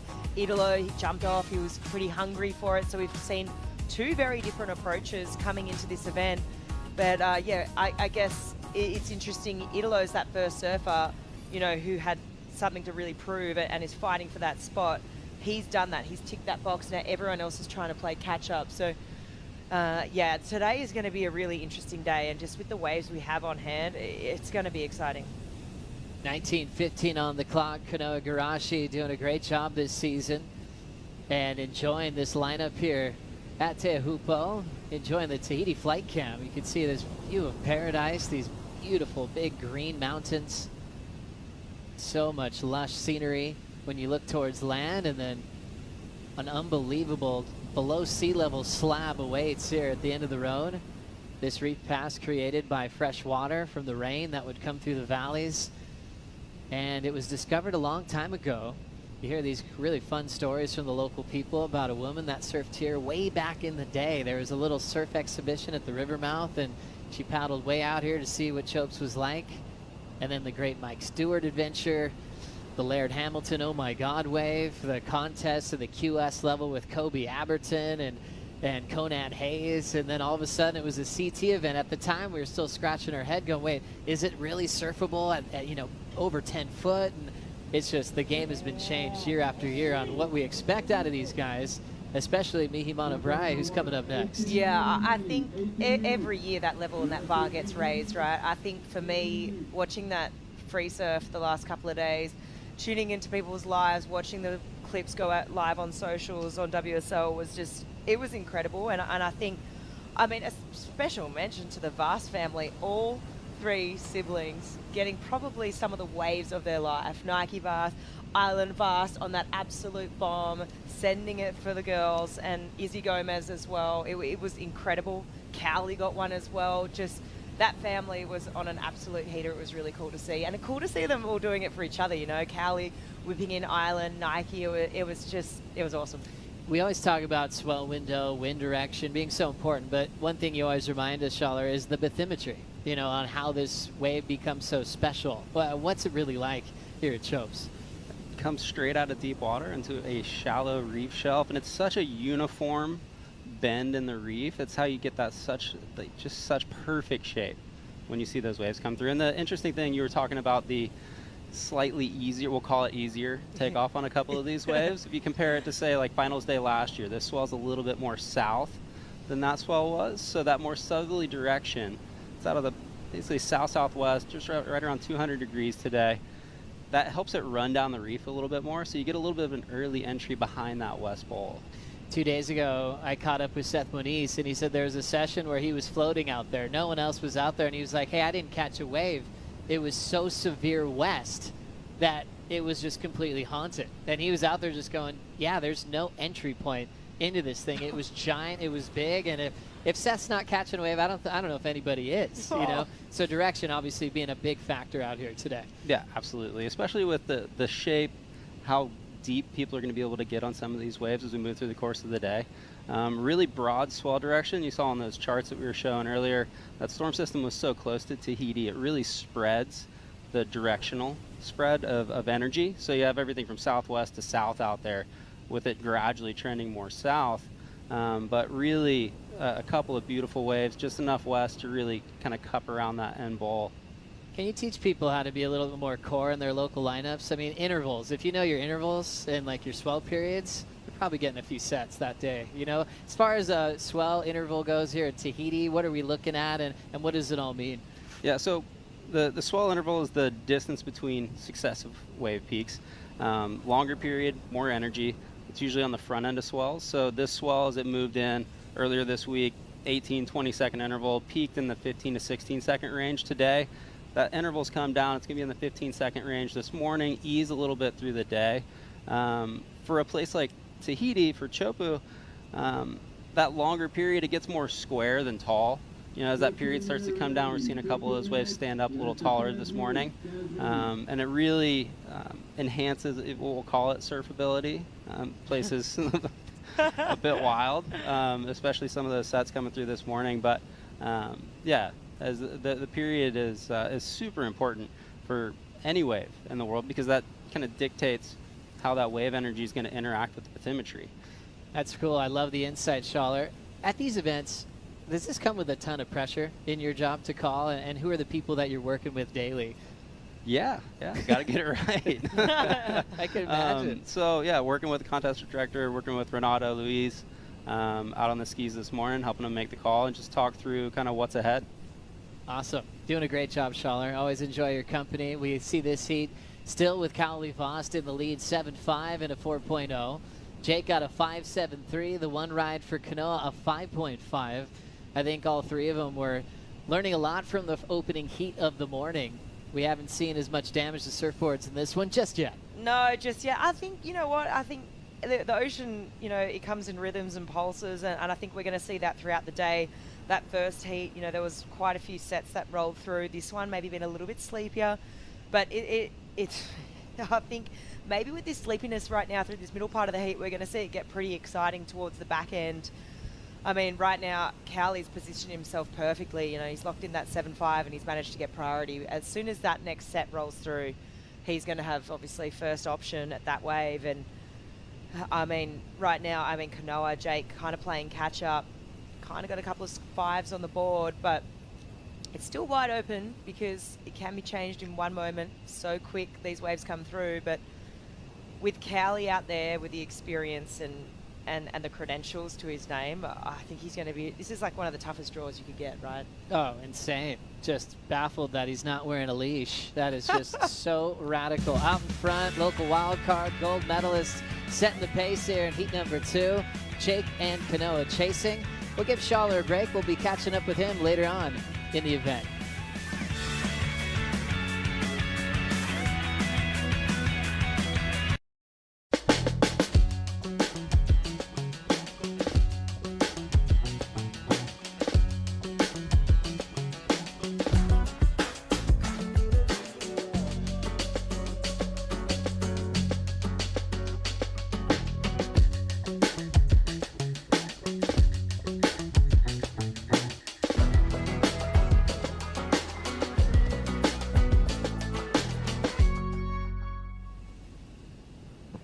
In paradise, into the barrel, Cowley Vost stands up and gets blown out into the channel. One of the best ever on this wave at Teahupo'o, putting on a masterclass performance without a leash, trusting his J-asses and his ability against the best in the world, protecting his own break, and being coached by legendary Jeremy Flores once again. That puts the warrior in him. What about this flick? Oh, this thing was big. Favorite wave of the day so far. Just read perfectly. He had that priority. He knew exactly what wave he wanted. I mean, even just the technique there, you could see he actually shifted his back foot just that little bit further forward on the board, just to shift that weight, to power through that section. That's that little moment right there, that one little speed pump. And rode just beautifully as we see Kanoa flying out of the tube. You see how fast he's going when he starts skipping body surfing on the surface of the wave, as he had to get something to go with his 5.5. A big opportunity for Kanoa to compete for a world title this year. He knows that Italo right behind him on the rankings made his heat. So he wants to keep tabs on Italo and get into the round of 16. Here's another look. Wow, this was amazing. I mean, the depth on that tube was incredible. He grabbed the rail. He managed to get one of those, you know, iconic pumps as he's hanging onto the rail there. That was that moment. Super technical. Drove through that tube. So this is going to be a great score for Kanoa. It really had a nice length on that tube as we see Cowley again. Voss locks in, nice casual pump. This thing is opening wide. Cowley Voss. The clinic continues. Dropping into the next one, California's Jake Marshall. Keeps his head down, that pushing him way down the line really quickly. These guys going back and forth in some of the best conditions we've had all year. Dealing with the fear, the intensity of this wave, and Cowley Voss approaches it like it's a 1-foot beach break. It is unbelievable how comfy he looks today. Yeah, the comfortability level from Cowley is scary. I think anyone drawing him in the heat would be like, oh no. I mean, he's the most, oh no, he's the most informed surfer. It's just like, really? Really? I mean, that was an incredible performance by all three surfers. Really great exchange. I can't wait to see the numbers start to drop in. Let's have a look and review this one of Cal. Serious travel time. Really maximizing that time behind the curtain in the tube. And I really loved Kanoa's as well. Let's have another look at this angle here. You can really see the depth, just how much he had to pump to make it through that tube. Really demonstrating how deep he was. And beautiful water angle here. Just the double arm drag. The double pump through that tube. I mean, he's already locked in a great score. And then this was Jake behind him. A little, get some nice cover there. Probably not quite as deep as what he'd want, but a serious wave there. Beautiful takeoff. Up underneath that lip. Really parks it. You can try and, he's trying to maximize that tube time, just dragging that whole side of his body in the face of the wave. So nice exchange there from all three surfers. Back at the start of Jadson Andre's career, he was so confident he would paddle out to waves like Cloudbreak without a leash. You know, he felt that good. He's like, I'm not going to fall. You know, that's kind of where his head was at the time. I'm not sure if he did it at Tahiti or not, at Chopes, but I know this was one of his favorite waves on the calendar. But he had that point where his headspace was that solid. He just knew he wasn't going to fall. And I do think Cowley's in that category of being the most confident surfer in the draw. I mean, if you have a heat strategy, he rips it to pieces. Just what the angles he can take on his home break. Completely. Here he goes again. Cowley. Cowley Voss lunging into this one. Maybe his riskiest attempt. Putting himself really deep behind the foam ball. He had a serious lunge to try to make it. And now he's just swimming there, losing the board for the first time with 6 minutes to go. It's interesting though, because, you know, obviously he can just swim to the side. I mean, his board's going to be picked up. He can grab his back up here. I don't not like the strategy. You know what? I think, yes, okay, maybe you're going to lose a little bit of time here, but you're out in the channel so quickly. If you have an exact replica and you trust your equipment so much, I think I don't not doubt it. I mean, it's working for him now. He's got so much experience. He's got his backup board, and he's what, 10 meters from the takeoff zone. His that board that he just lost will be picked up. I mean, as long as it doesn't get damaged on the reef. I mean, there's enough water on that reef at the moment that it should be okay. It looks to be in one piece at the moment. And you think about, you know, just the sheer power of what we've seen the last couple of days and this morning. When those sets come through, and if you get stuck in one of those sort of predicaments where you're like, hang on a second, I think it might be better to rip this leash off so that I can swim through. We've seen that. We've seen it happen a bunch of times over the last couple of days. We actually saw it this morning with Vahine Fierro as well. She sort of, I think she might have maybe lost the leash and swam through. So let's have a look. Just so late here. You can see he drives, but I mean, he's obviously caught on this foam ball here, just getting absolutely detonated. Just a little bit too late for that one, but I don't know, I just love the effort. I love the comfortability, and it's a cool approach to see. When someone does something new, it's always fun. Now with priority, Kanoa Igarashi wants to lock in, grabs the rail. It's a beautiful wave. Igarashi finds the space he needs, and he will slide out of another solid make. His wave before hit the jackpot, 777. Needs an 8.53 now to catch up to the local boy. Kanoa Igarashi will clinch a spot in the WSL Final 5 if he makes the quarterfinals here at the last event of the season. Let's check in with Strider. Thanks, Joey. Wow. Talk about a happy day at the office. Oh man, this is insane. So I just wanted to get back to Kaoli Voss, and you know, I think it was 3 waves ago where he took off underneath that incredible ledge. And you know what? I just have to touch on it. You have to be looking at the bottom third of the wave out here. Literally, you can't look at the top of the wave, can't even look at the lip. You're literally looking at the bottom part of the wave as you take off. And you can see Kaoli when he took off on his wave, so deep, so underneath it, so far inside, it looked like he was, you know, gonna get sucked up and go over the falls, but it's quick to the feet and just driving through the barrel. So the technique out of him, obviously gold medalist, but just please take a look at that replay, go back and look at it and just analyze it. And it's just a textbook of how to surf this wave. It's a mind game that you have to play with yourself, but if you do it, checkmate, baby. That's right, Voss. We watched that replay right with you as you broke it down. Great insight there from Kaoli Voss. Last of Kanoa Igarashi, a 6.73. He'll keep that for now, but it's not enough for the lead change. So Kaoli's still out in front.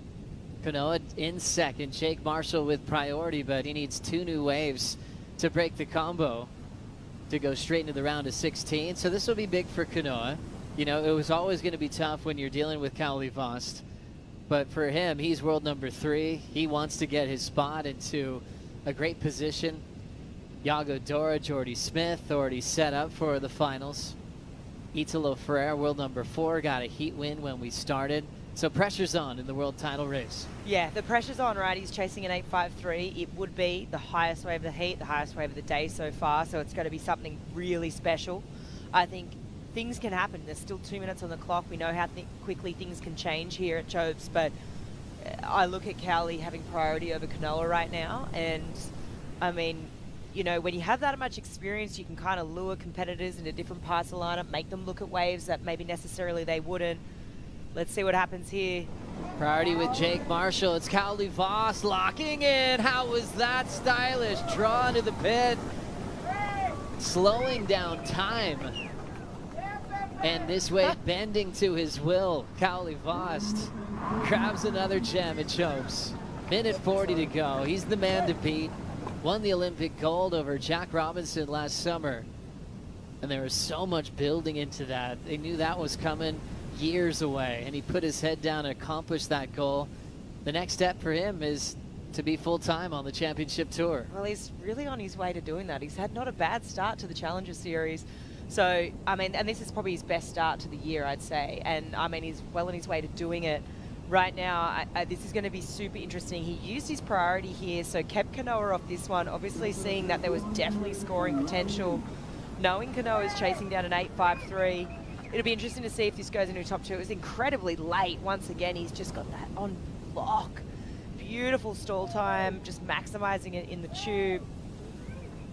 And, you know, it's really up to Kanoa. I mean, Jake's got priority. If another 2-wave set comes through, Kanoa might have one more swing at the dice, 40 seconds on the clock. Jake Marshall out of the mix to make it straight into the round of 16. But we know Jake, he just wants to get another chance to get the wave of his life. Up to Kanoa and Kaoli to settle this one. And last score has drifted in for Kaoli Voss. It's a 6.33, but it doesn't factor into his top 2. Igarashi chasing an 8.53, 10 seconds to go. Next heat getting ready. That's Jordy Smith, Crosby, Colapinto, and Mihimana coming out of the trials. Kaoli Voss takes another huge win as a wild card and sends Kanoa Igarashi and Jake Marshall into the elimination round. So world number 3 under pressure in the ER, which is on the cards for later on today. Jordy Smith, Crosby, Mihimana coming up next in heat number 3. We'll bring in Kaipo and Stace for the call right after this.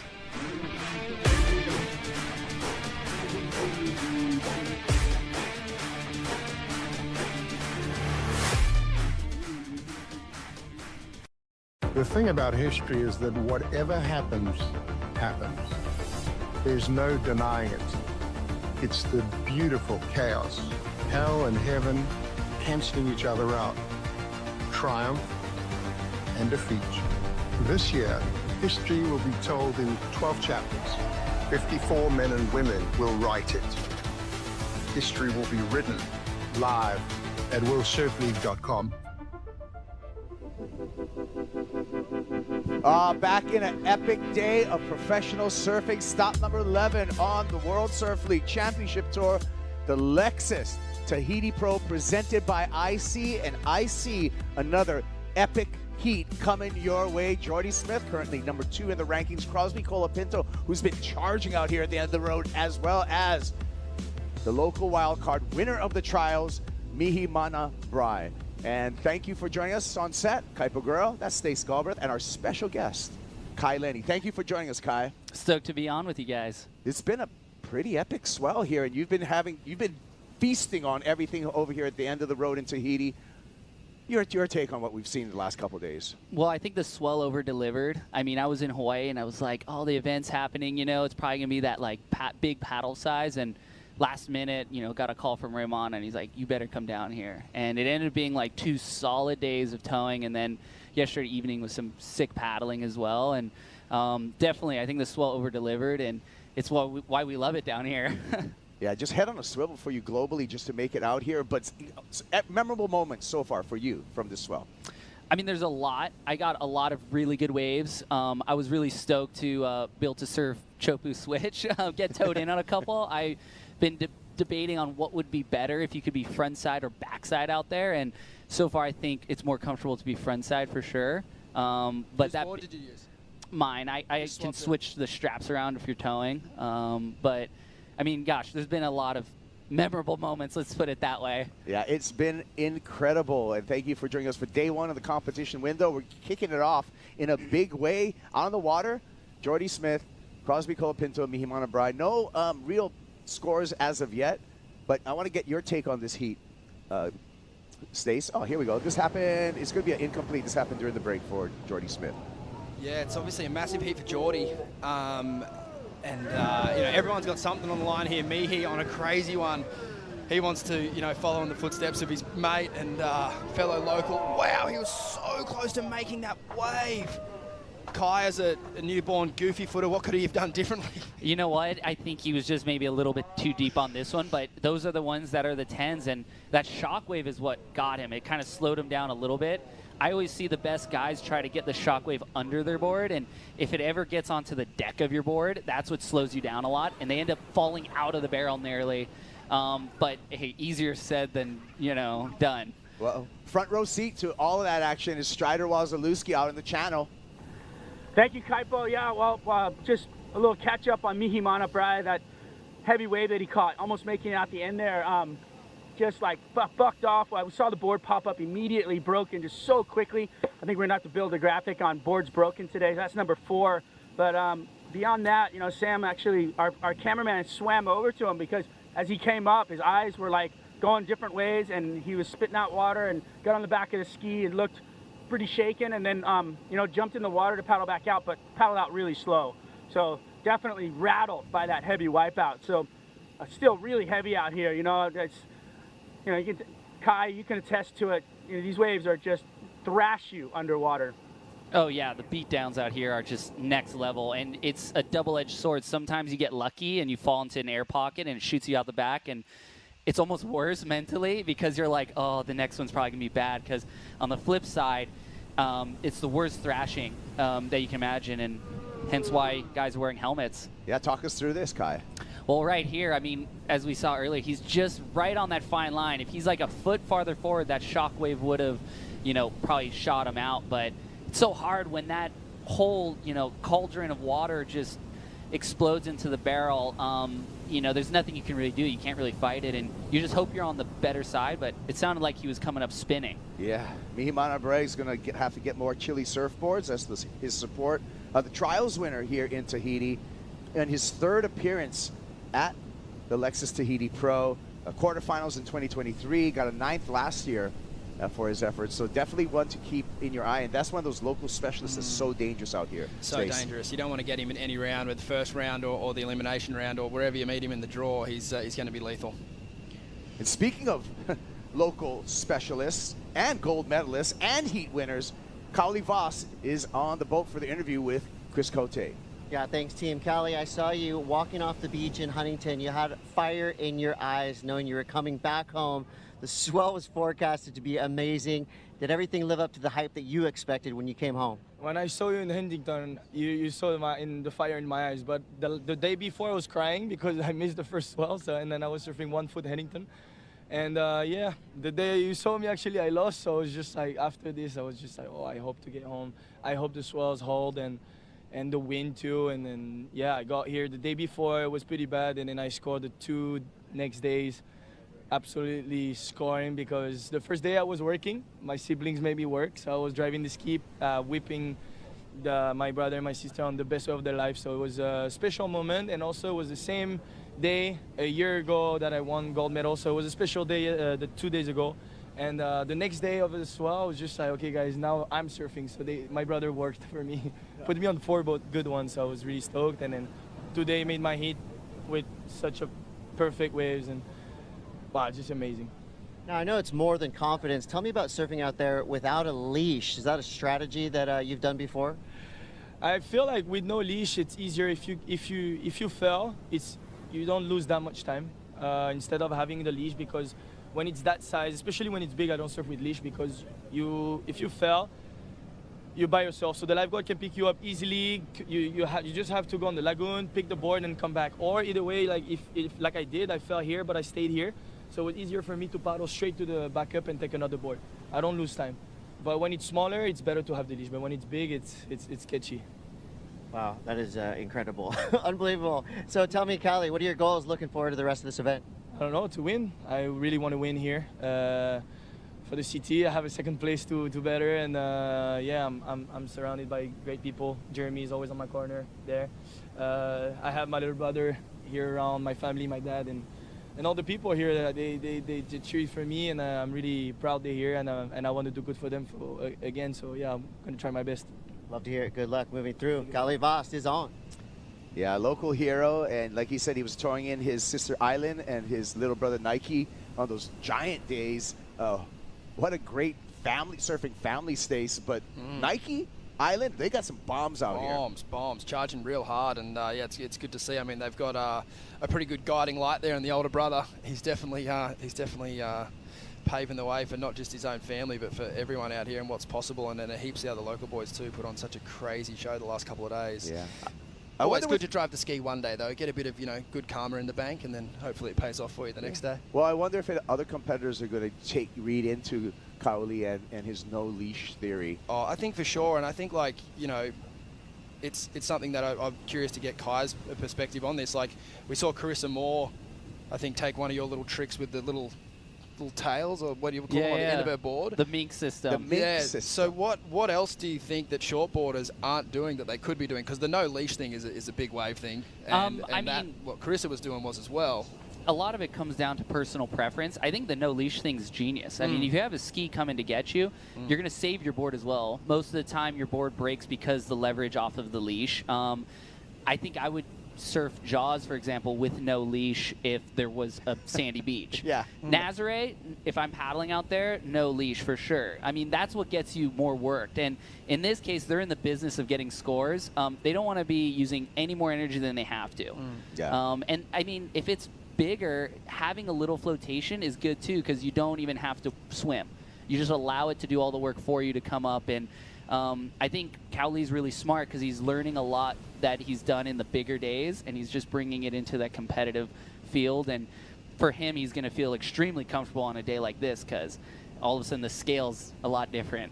Yeah. Kai, I want to ask you some questions about your opinion on some of the surfers out here in this heat, particularly our top seed in this heat, Jordy Smith, number 2 in the rankings, has a chance to win his first world title after 18 years on the championship tour.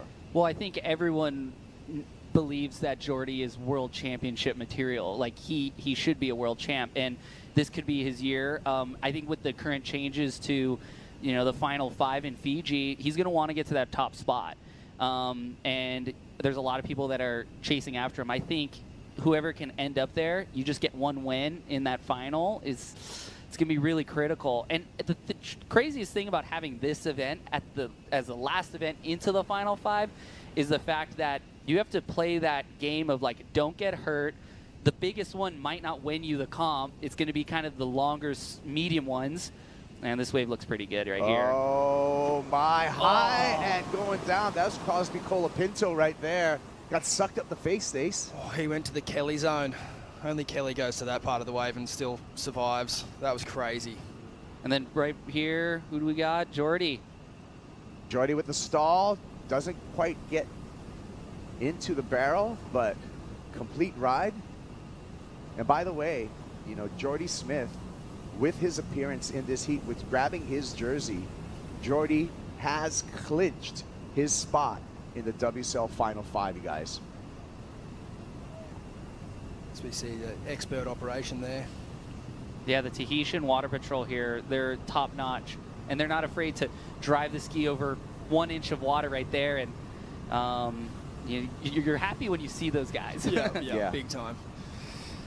But now Crosby, you know, he's somebody that he has nothing to lose, everything to gain right now. He's going to huck himself over the biggest ledge that comes in. And you saw right there, he could have played it conservative and not, like, you know, stalled as hard, and he probably would have made it. But would that have been the score? You know, he's got to just leave it all out there. The only bummer about going on a wave like this is, yeah, it was just, he wouldn't have gotten a very good score if he was a little bit in front of it. But now he has to do the Lagoon Tour. He has to go all the way around. Yeah, one more look at this and just see what happened right there, Stace. Oh. Yeah, like, as Kai said, just probably ripped off a bit too much on the stall there and just got sucked up the face, which is very understandable. The whole ocean seems to be moving backwards when you're trying to come down the wave face there. Here's the long route out on the Red Bull jet ski, and look at Tahitian Water Patrol, how they find those really subtle, deep spots. Well, I wouldn't call them deep. Maybe deep enough. It's a difference between, yeah, like 6 inches of water or a foot of water. Yeah, and that's crazy what these guys do. It's they're the best in the biz out here. So he's kind of taking the long route out there, but still ample time on the clock, 20 minutes for Crosby Colapinto, and no big scores on the board either. I mean, you make a great point, Kai, and I think like Crosby and Griffin have kind of done both this week. They're obviously trying to make a lot of heats, but they've also leveled up in their own minds with their performances the last couple of days. Both of them have just been absolutely sending it with probably more falls than makes, but some of the falls have been super impressive and just like breaking through that barrier of, like, you know, what they probably thought they were capable of. They've really leveled up, and now it's going to be real fun for us to watch unfold, like what kind of strategies working out, because I think of people like Ethan Ewing and Kanoa Igarashi who've had some great waves this week, but maybe just one or two, kind of, and Geordie's the same, you know, just get the monkey off the back. Okay, I got my wave out here this week, I'm ready for the comp. How's that going to fare for the long journey of winning this thing versus someone like Griffin and Crosby and Jiao, who must have like nothing left in the tank? Oh, yeah. Well, I think you can gain momentum, too. Like, if you ride all these big waves, and Joao was going, you know, as hard as he could. It was actually his brother, Lucas Chumbo, the big wave, you know, master. He was saying, Joao, slow down. And he broke a ton of boards. But, you know, that being said, you can use it as momentum. And if you do end up getting hurt, you know, that's the consequence of that. I think sometimes being tentative, you're not going to take that necessary risk. Yeah. Let's take a look at Kai Lenny. Let's see what you were up to the last couple days out here in Tahiti. There you go. That's regular foot. Yeah, regular foot. Had to, you know, get warmed up. That's a warm-up. The warm-up with that. Wow. I might have been a little deep. My first wave, I was a little bit in front. Let go a little early. Switch stance this time, Kai Lenny. Yeah. It was, you know, super fun. And just different perspective. That's what I love about riding waves is, you know, just being able to experience something completely unique and new every time. What an awesome few days. Do you think, you're really good at switch stance, but do you think some of your upbringing in in windsurfing has helped you out with that? Because you guys go switch all the time on a windsurf board. Yeah, I mean, in other water sports like windsurfing, kiteboarding, winging, any foils usually, you're going multiple stances in order to just ride the wind out and then to get the wave back in. So that being said, there's a comfortable level to that. The only thing is you're used to holding on to something, and you know, with surfing, you're so reliant on just how your body's positioned over the board, and it's been a challenge. But to me, it really came down to a big day at Nazare when I realized it's so hard to surf Nazare backside, and I'm like, I've got to get to the point where I can eventually just be frontside out here because I might be actually safer. That is awesome. I'm getting a call from the channel, Kai. I think Strider Wazalewski's got a question for you. I got a question for you, Kai. Good morning. How you doing? Yeah, Strider. Yeah, thanks for breakfast, by the way. Yeah, no worries. I would like to talk to you about surfboards, fins, and foam balls. So on Crosby's wave, you saw the foam ball get under his board, and it looked like it sent him sideways. If he was on a forefin, that was a tri-fin he was riding, or he is riding. If he was on a forefin, do you think that it makes is it a better board to ride or fin system to ride to shoot over those foam balls, or does it matter? I generally love quads. I actually use not the traditional sense of a quad where you have a bigger fin in front, smaller in back. I like to use smaller front and bigger back, and that's something that I've learned through windsurfing and stuff. And what you do is you get kind of the best of both worlds. You get that the feeling of a thruster and the ability to control and adjust real quick and that hold, but then you also have the speed of the quad. And I'd rather have too much speed than not enough. Yeah, that's rad that you use that fin setup, because I saw a similar fin setup with John Florence for his Waimea boards for the Eddy with the larger trailer fins, the smaller fins up front. Exactly. Yeah. And then, you know what, we were talking boards and Crosby Colapinto. I got a chance to catch up yesterday with Crosby's shaper, Matt Biolas. And Matt says that Crosby is using a lot of the boards, a lot of his pipe boards here. And when he's designing boards for pipe and especially for Tahiti, is that he has more nose rocker and less tail rocker to avoid tail lift, because that's something that is really takes people down. Absolutely. And you need to have boards for each typical wave. You know, like a pipe board will work out here good, but you're working with such clean conditions, pristine conditions. A lot of the guys are going smaller boards than they would, like, say, at pipe, for example. But, yeah, I think lower tail rocker, you're just going fast. You're not looking to do a huge turn. And you're hardly adjusting. Front side you can, and the really good guys backside can get over that foam ball, but it's subtle. Yeah, and you're spot on, because that's another thing that Matt Viola said is like, nobody's doing turns out here. I'm designing boards to control speed, to get into the wave, and to avoid that tail lift. And, you know, if you looked at John's not here right now, but if you look at some of his ghosts and the boards he rides, he might ride with Paizel a double concave through the entirety, whereas a lot of guys will use single concaves. The only thing I don't like about single concaves all the time is sometimes they do create a lot of low-end lift early. Yeah. And you almost want the board to stick but release at the same time, so you got to rely on your shaper to give you the best of both. And a lot of guys do end up going, I think Ethan Ewing would probably be on something with like a single into a double out the back, and that gives you that little bit more control, but that early entry lift. Yeah. Well, it appears that, you know, this is the final events, the race for the final five. Jordy Smith clinched his spot in the final five. There's only 3 more spots left now, Stace, for the men. There is, and with Italo getting through this morning, it's becoming almost, you know, we'll obviously let the numbers play out, but it is really going to be a focus on that 4th and 5th position. Italo obviously looked really good this morning with a heat win. He's already jumped around, so yeah, it's, I don't know, just finished breakfast and it's already getting really exciting. It is getting exciting. Kanoe Igarashi, you know, we're going to see him in the elimination round. He's number 3 on the rankings, like you said. Italo Ferreira, number 4 in the rankings, made it through into the round of 16, so that's a decided advantage for Italo Ferreira. Jordy Smith, though, could this be his Cinderella year, Kai, where he wins a world title after all these years on tour? And a surfer deserving of a world title. I mean, everyone's, I think, a Jordy fan, everyone on tour as well, and it would just be that amazing story. I wouldn't say storybook ending, because he might continue to do his thing and have more momentum, but we'll see what he can do in this event. I think for him to be able to get that top spot is going to be critical, and you only have to attack one heat, and front side for someone like Iago, and then, I'm sure Italo is, he's been kind of on fire lately too in the free surf session, so he's looking to like climb all the way to the top if he can. And hey, it's all on the line for this last event. And the crazy thing too is, like, for Jordy, he has to go backside for 2 events in a row, rather than having the comfortability of being front side. Just warming the hips up. Stace, there's our rankings leader, Iago Dora. He's coming up in the next heat with Joel Vaughn and Teva Tairoa, the wild card, the Tahitian wild card. Yeah, I think Iago and Joel have both had a couple of big days of checking it all out. And I wouldn't say either one of them have got the wave that they were really chasing in the warm-ups. So I think today is probably the first real look they're going to get at it. Obviously, it's not as big as yesterday or the day before, but still some really solid waves coming in. We've seen someone like Joel Vaughan. He's not scared. He had some amazing rides at Pipeline at the start of this year. It's just going to be about positioning for him. Yeah, it sure is. Well, it's pretty quiet heat 3 of the opening round.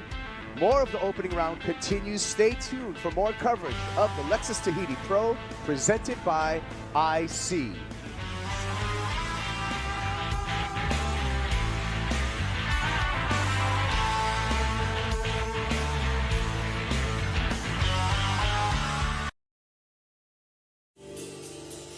The Lexus Tahiti Pro presented by IC is brought to you by IC Sunglasses, the official eyewear of the World Surf League. By Yeti, built for the wild. By Lexus, experience amazing. By Corona Cero, made with 100% natural ingredients. And by the Tahiti government, official tourism partner of the Lexus Tahiti Pro presented by IC. Back at the end of the road with the Lexus Tahiti Pro, Crosby Colapinto. Oh my, oh my, oh no. Kai Figueroa along with Stace Galbraith and special guest Kai Lenny. Kai. Cliff jumping. I mean, that's, if you're not under those things, and I mean under to the point where, you might be body surfing, you're so low, you're going to be jumping off. And we saw that earlier with Seth in the first heat, and these guys are some of the best backside barrel riders in the world, but a lot of it has to do with board length. I'd imagine he's probably on a 6'4" right now. Some of the Tahitians, if you take a note, they'll be on like a 6'2" in this situation. Oh no, Stace. Oh my word. Wow, that was iconic. And as far as pin drops go, he wasn't quite a pin. He was pretty... Yeah, I mean, you're just hoping that you pop out the back there, but it certainly didn't look like it. So even in the warm-up days, we've seen this kind of bravado from Crosby Colapinto. He's really been going for it out here, Kai. Yeah, Crosby is somebody that will go. And it's amazing that like both him and his brother Griffin, coming from San Clemente where the waves aren't as consequential, how hard they charge. And it's been really impressive season after season in Hawaii to see that. But here in Tahiti, I think Crosby knows, like, for his game plan, he's going to go on whatever comes in, the biggest one. And he's been injured and been off of, tour events because of, maybe charging a little too hard too early. And I'm just stoked to see he made it in a heat without being injured, because days prior he was going for it. He was going for it. And we all know, the story of Crosby Colapinto. Injured his elbow at the beginning of the season, missed the first 2 events, Stace. But still, even with missing those first 2 events and only getting 1 throwaway, Crosby still made that midseason cut. Yeah, that's a massive, massive just psychological win there, to miss the start of the year like that at an event that he would no doubt be excited to surf in. Obviously, Pipeline, who isn't? But yeah, to come back and still make the cut. Yeah, it's a big psychological win there for Cros, and they're the kind of things that you overcome, and you see guys come back that following year when they get a full season and then have a real solid run. Like he's kind of due for that. Yeah, let's go on to the channel with Uncle Strider Wazalewski on Crosby. What's up, Waz? Just I don't know if you guys got to see the whole thing. So pin drop, just gets rattled just underwater forever, but comes up, grabs his board, and just paddled back out on his own accord. Pretty heavy, like just thinking about that, but didn't look like he was, he's kind of a little loopy, I think. He's a madman. I mean, come on, you guys, he just jumps on his board, paddles back out like, that was a little wave at Riviera and San Clemente. So I'm hats off. I mean, people are screaming out here, freaking out with psyching and excited for him, but wow, what a feat and what a mental space to be in just to get on his board and paddle back out is insane. Yeah. Kai, you were just talking about the hard-charging brothers from San Clemente, California, of all places, and how they're able to both attack heavy water. Yeah, I mean, both of those guys charge. The thing is There's nowhere on Earth where the boats and the jet skis are that close to you, and they could be a really good influence or a bad influence. You could hear everyone screaming, and that go when maybe they're saying no is what sends you over the ledge. And Crosby's pretty lucky. Sometimes it's not the first wave here that really pounds you; it's the second one because you have no momentum with it. Here we go. Crosby Crosby back again. up again. This time just tucking into the pocket. And Crosby, Colapinto, it's a low-scoring heat, so Crosby's going to take the lead with that ride, Stace. Yeah, I mean, there's obviously still a heat win up for grabs here, and still not really the ride that Crosby was looking for. But with this amount of time on the clock, you've kind of got to go out of, trying to get the wave of your life mode and just back into heat mode, because you would hate to see a heat go through like this and just think, oh, all I needed was a 3 and I could have jumped around, So it's, at the end of the day, this is the 35-minute window they got, and this is the opportunities they've had. And they've been exciting, but just not huge scores so far. Well, what do they say? It's like 9s or 2s, right? Yeah. Like, you're either getting a 9 out here or you're getting a 2. And, if the heat before was absolutely pumping, and actually the heat before that was pumping, sometimes I feel like with, the ebbs and flows of the day, you just have to hope you're in a really consistent, good heat.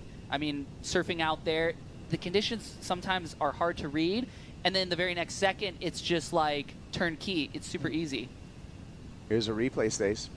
Yeah, as you can see, he's just trying to slow down the whole time to get really behind the curtain. Obviously, the judges have seen some amazing rides today, and they're going to be pretty critical of that ride. I'm sure they probably, they're only human. They want to give him some bonus points for trying hard on those earlier rides, but yeah, I can't see them going too loony bins over that score. But as you mentioned, Kipes, he needs only a 0.56 to get into the lead. He'll get that, and here goes the big brew. Here comes Jordy, showered with spit and spray, looks back. Jordy Smith completes his ride. He wants to keep this tight between himself and Crosby Colapinto. The next one just drains off of the reef. Crosby again in the barrel. Wow, go. And the sea monster spits all over Crosby Colapinto. He kicks out. I think that was a pretty south direction, and ideally you want to get that chip from deep into that west bowl, and it'd be interesting if there's enough time. The next set might be pretty west. So I wonder if they take that into consideration, move a little bit wider, and those are maybe the winning waves. But right now, it's just make a wave. But the positioning on that one, right, his second priority paddling back out, Mihimana's sitting there, like he wasn't really in the spot that he wanted to be for that wave, and that's kind of made the takeoff a little more difficult, right? So I think the judges are really going to take that into consideration. When comparing to, say, this ride of Geordie's, where similar to Crosby's, he really tried his best to slow down but couldn't quite get behind the curtain, whereas Cros kind of had airdrop in that one super late and got well covered, so he'll be stoked with the best ride of the heat there. Yeah, so previous score for Crosby Colapinto, a 2.93. Still waiting for that last wave we saw in the replay. Here's Mihimana. Airdrops into it and gets punished. It's just about rhythm out here. I mean, it's kind of smart what Crosby did, where you almost don't, you're not getting a scoring wave, but then you get in this rhythm with the ocean, and it only takes, not even a minute to paddle back out. And then if you're in rhythm, you can just kind of do laps. And if you end up sitting out the back there, all of a sudden you start questioning your judgment on waves. You're like, is this a good one? I don't want to lose priority. Am I deep enough? Oh, I'm too deep. And then, just can't second guess yourself at a place like here.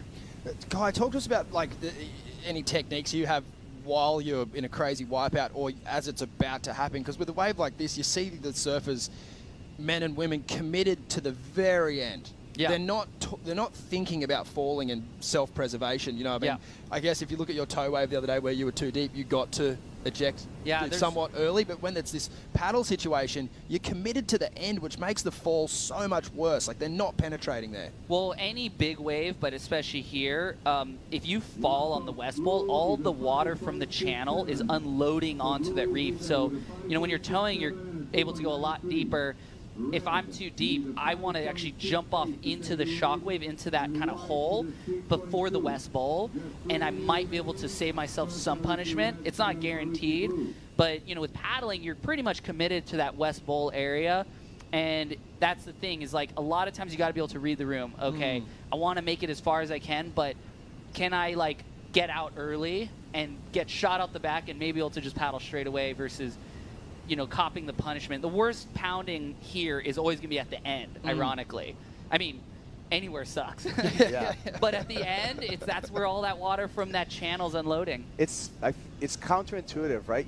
A lot of places further up the reef, you're going to have the worst beating. But over here, it's further down the reef at that West Bowl. You'll see the best guys when they fall. They always paddle. If there's a big set, they'll always paddle deeper. And that's the same thing with cloud break as well. You know, you want like all that energy is pushing down the reef, and then it's stopping right at the right of Teahupo'o, and it's the last place you want to end up. Yeah. Well, update you on scores. The last wave for Crosby Colapinto came in at a 5.67. He got that under priority. That's enough to keep him in a fairly strong lead right now, because the requirement for Jordy Smith, a 5.68. The requirement for Mihimana Bray, a 6.2. Those are big numbers right now with less than 2 minutes remaining stakes.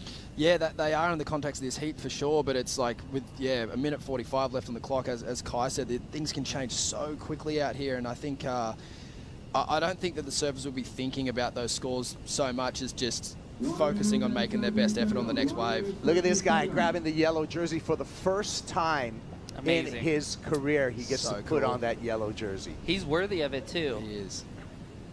He's done it all. Free surf parts, comp wins. He is such a deserved, yellow jersey wearer at this point in time. Yeah, well, you can see too. He's pretty smart. He's wearing a helmet. He's also has a foam vest. I mean, I think a lot of that will help him if he does cop a wipeout to preserve energy. And this is like, they're going to be competing every day.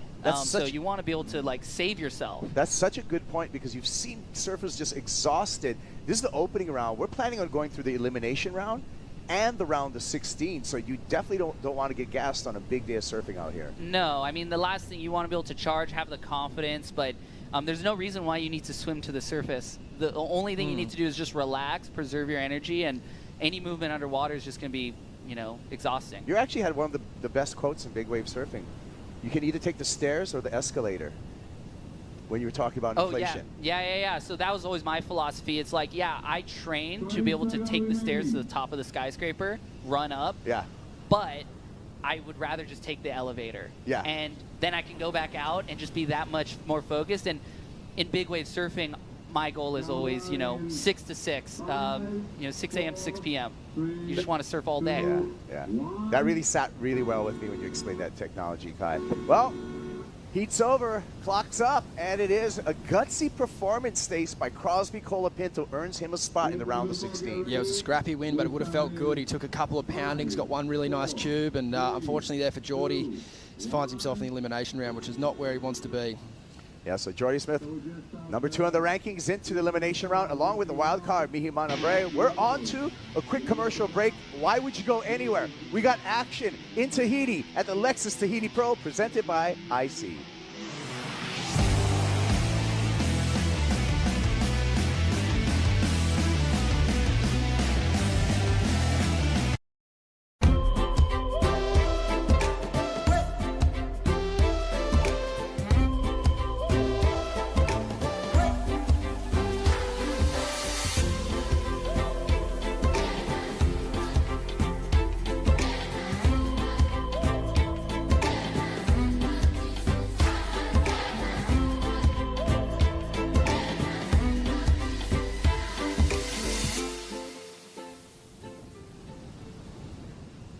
Maeva, and welcome to Tahiti, one of the most beautiful places you will find on the planet, but also one of the scariest places when we talk about the end of the road here, Chopes. And we got another heat in the opening round of the Lexus Tahiti Pro, presented by our friends at IC Kuiper Guerrero, Stace Galbraith, and our special guest, Kai Lenny, talking you through everything. And we got world number 1 out in the water. That means Iago Dora up against Joel Vaughn and the Tahitian wild card, Teva Tairoa. There you see the flotilla Stace. Yeah. It's not as busy today as it was the last couple of days. The last couple of days was, chaotic is one word that comes to mind. There's nowhere else on planet Earth that a boat can get that close to a wave that could kill you. I mean, I think it's also just, the bathymetry of the water and how the wave will always end up over that section of reef. But still, I mean, every single day a boat nearly goes over the falls on a, on those toe swells. So it's just remarkable how good those drivers are. I mean, it's a game of inches between all of them. And it's packed house, so they have to be mindful of not just the wave, but of the other boat drivers at the same time. That's the thing, yeah. So They're crazy. And they're not colliding often. No. And Kai, you spoke of the bathymetry out here, and it's really interesting how this drops off from a very shallow reef to basically 300 feet of incline straight into the Pacific Ocean. And that's what makes this wave what it is. I mean, you have this powerful swells coming from like the bottom Southern Ocean, and when it gets over here, like in Hawaii, we might have some ledges, but there is a bit of gradual with those islands. And let's check out this replay real quick. Joel Vaughn stays. Yeah, you can see he's got the technique. He's definitely got the chops to get a big score out here, I think, for Joel today. And in this heat in particular, it's just all going to be learning. And he could definitely learn himself into an excellent ride, that's for sure. But it didn't have a lot of luck in the free surf, as you know, you can expect being a rookie onto a packed lineup. It was absolutely massive the last couple of days. So I think for Joel, you know, every minute he gets to spend out here with not many people is going to be a big win for him. Here comes Iago, drops in. Beautiful. Double arm bar in there for the stall. No problem for Dora. In and out of the barrel. He's going to take the heat lead, Kai. Yeah, you know, Iago is somebody that I think he's pretty nervous compared to some of the other guys that are in bigger waves. But what I admire about him is you see him putting himself in the positions, because you can't win if you don't play. And in this very case, sometimes you could be out there and you'll just let waves go by and by. And I'm not talking about a heat setting, but in the bigger days, like yesterday afternoon, there was some big waves and he was out there warming up. But look how he's one of the best surfers in the world. And the thing I believe is the small wave surfers often are the best big wave surfers. And if you look at the history of surfers like, you know, Iago, if they put themselves in the big conditions, they're going to look really comfortable. And so that wave will be a good start for his heat. Yeah, Iago's shaper, Matt Biola, says he got a ton of boards for this event. Thicker center line, tapered rails, very shallow concave, and narrower tails than the boards he's going to be using in Fiji. So that's what Matt Biolis did for Iago in this heat. Matt Biolis is already at Lost Crew, is already celebrating a win for Crosby Colapinto, because he's straight into the round of 16 and he's with Chris Cote. Yeah, thank you, Kaipo. Crosby, hard work pays off. You've been out here for the past 4 or 5 days just absolutely chucking your carcass over the ledge. Tell me what it's like to warm up when the waves are already so crazy big. Oh man, I mean, it's the last event of the year, and like I don't have a shot for making Final 5, so it kind of just feels like a surf trip, and then being able to surf such an incredible wave is insane. And honestly, just been like, it just feels full surf trip vibes, and last event of the year want to just have fun and enjoy it. So it's been really fun just learning this wave and seeing all the local boys just go like under the ledge. You know, you're looking over going like, they're not making that, and then they kick out in the channel and everyone's screaming. So just learning how to like position myself at this wave and learn how to like take those drops has been super fun to learn that. And just learning the wave, because we're going to be here for a few years, and just incredible wave, and you could get the waves of your life, so it's super special.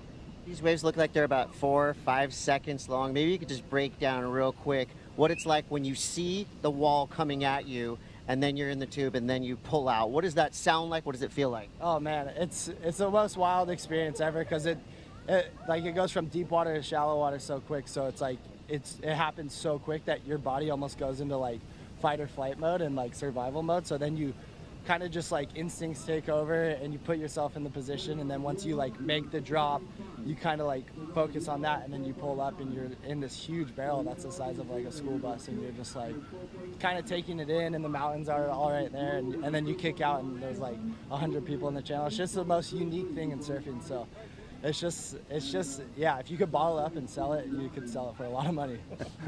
Now obviously I know you want to win this thing, but who are you going to try to watch and learn from throughout the day today? Callie's super good out here, Baron, Griffin, Robbo, all the boys really. Everyone's so good at barrel riding now, so just gonna watch and cheer my brother on, because he's going for the Final 5, so do that, and then hopefully get some good barrels. That's the plan. Crosby Colapinto is loose in the draw. Watch out. Good luck moving through. Well, there you go, and a couple of rides to get caught up on, but Crosby touched on fight or flight. That's something you know about, Kai, that feeling. Yeah, there's a moment where you can be so scared and you can let that be debilitating, or you you know, the only way through it is to pass through that veil of fear. And once you do that, you're not thinking. You're kind of like going off of all your instincts and everything that, you know, you've learned over the years. But here we go, Yago getting another score. Yeah, 4.5 for Yago Dort to back up his opening 6-point ride. Joel Vaughn here, Stace. Yeah, Joel Vaughn on his second ride of the morning, excuse me. And yeah, again, he doesn't look out of place out here, I don't feel. It's just, yeah, positioning could be a little deeper on that one, and he'll know that. It's hard sometimes, too. If you're not, like, on those south ones, you get going so quick, it's hard to slow down enough, and by the time you do, it's already kind of at the end of the wave, and it looks like you're trying too hard. So it's just, like, it's so much about wave choice out here. And do you wait, or do you keep your rhythm? That's the million-dollar question. The best guys you'll see have, like, the perfect tempo, where they're consistently getting waves, but they're not, you know, they're not frantic about it. And as far as positioning and identifying a south one versus a west one, what do you use as some of those indicators? Because it's a big, deep ocean out there. It's a deep ocean, but you know what? Right where that Lexus buoy is a great lineup. It's almost, you never get lineups looking out to sea. You're always kind of looking back to shore, and the tower always serves. So like yesterday when it was a little bigger, we were just to the left of the tower. As the swell turns more south, you can sit a little bit deeper and backdoor it. But with that Lexus buoy, you can actually sit just to the right and under it, and depending on how far out it is how low you want to be. And I was, you know, yesterday watching guys like Emio and the Tahitians and where they were sitting, and, you know, I might want to sit a little farther out, but the guys that were out there warming up, like Yago, he would probably have picked up on that and is using that to his advantage. So if that real big one comes that has that west hook on it, he's going to know, okay, this is where it is. Talk to us about the tell of a west one. Like, do you get, because if the buoy's not there. Yeah, I mean, if the buoy's not there, you really, it's a question if you can get the chip and the momentum through it. And sometimes there's this little lurch deep enough, and if you get into that, it'll slingshot you through. And here at Teahupo'o, you always feel like you're too deep, and then all of a sudden you're in front of it, and you're like, wait, I thought I was, you know, because it bends towards you. It's not like peeling away like a cloud break's going to do. It's going to actually, the lip's flying at you, and so you're going to end up there quick, but it's a fine line. Yeah. You know, like there's a real line in the sand. And everyone seems to have their technique. You mentioned Emio. The waves that I've seen him ride, he barely paddles for those waves. He's just right underneath it, but it's all positioning. It's all positioning. He barely paddles. He's riding the smallest boards you can imagine. They're pretty thin, 6.2s. He goes through a lot of boards because he's going on waves of major consequence, and when he pulls it off, it's insane. And when he doesn't, he, you know, almost has like a life-threatening event. And we saw that yesterday in the warm-up in the evening when the tow waves kind of got smaller. He caught some insane waves, and then his very last wave, he came up and he's like, bro, I almost died. And if he's saying that, and he's from here, and he's one of the, you know, up-and-coming best guys, you know, you start questioning your decisions out there. You're like, okay, I got to be really smart, but the waves he typically goes for, you're not looking at.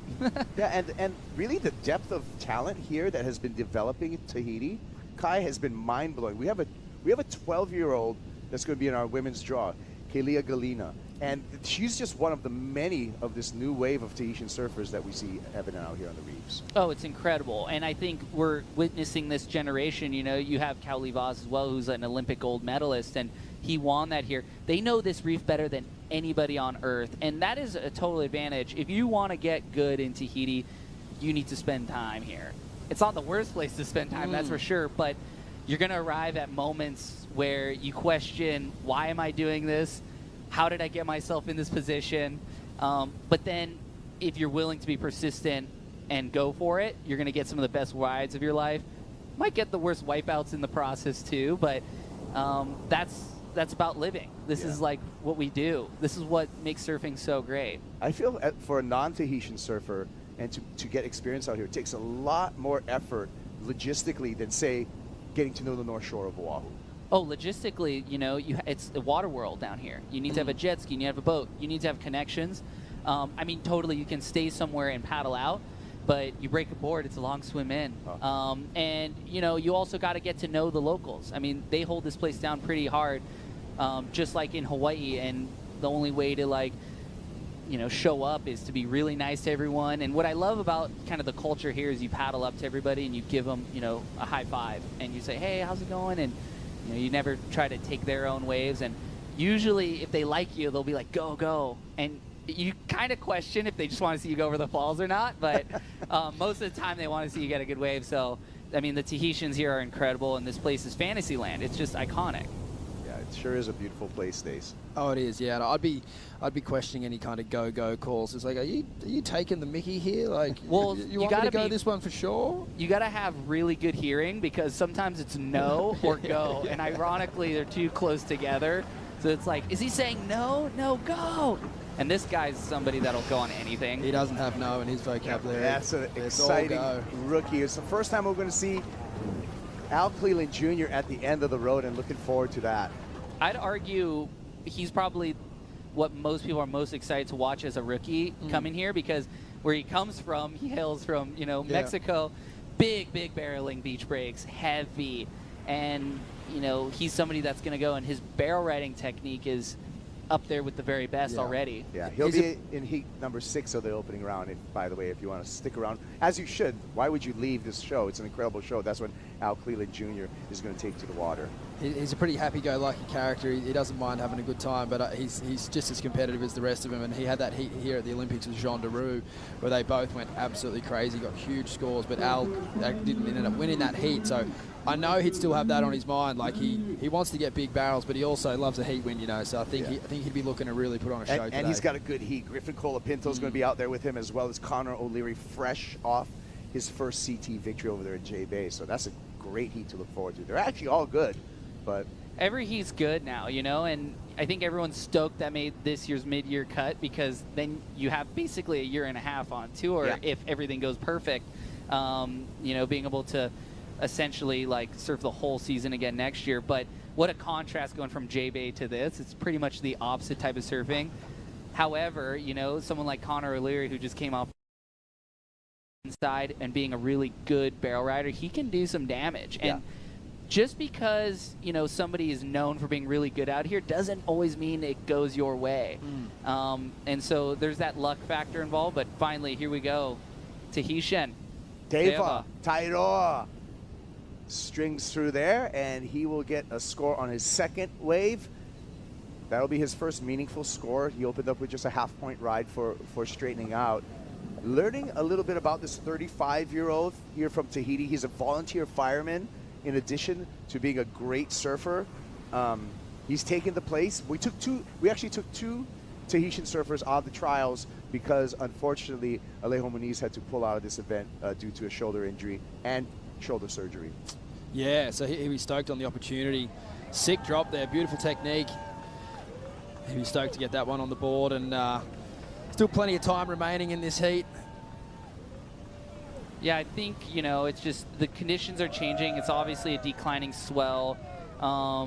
That's when the really good guys are going to be making those subtle adjustments. Like, do you sit a little bit deeper? It seems like the swell's turned a little more south. We're not seeing as many of those super heavy west ones. It's a game that you have to play in the water, and luckily on your paddle back out, a lot of these guys have their coaches or their support, and they can give them just that little bit of reference, like, hey, there's actually some that are sneaking past you guys wide, and it's such a tight, condensed area.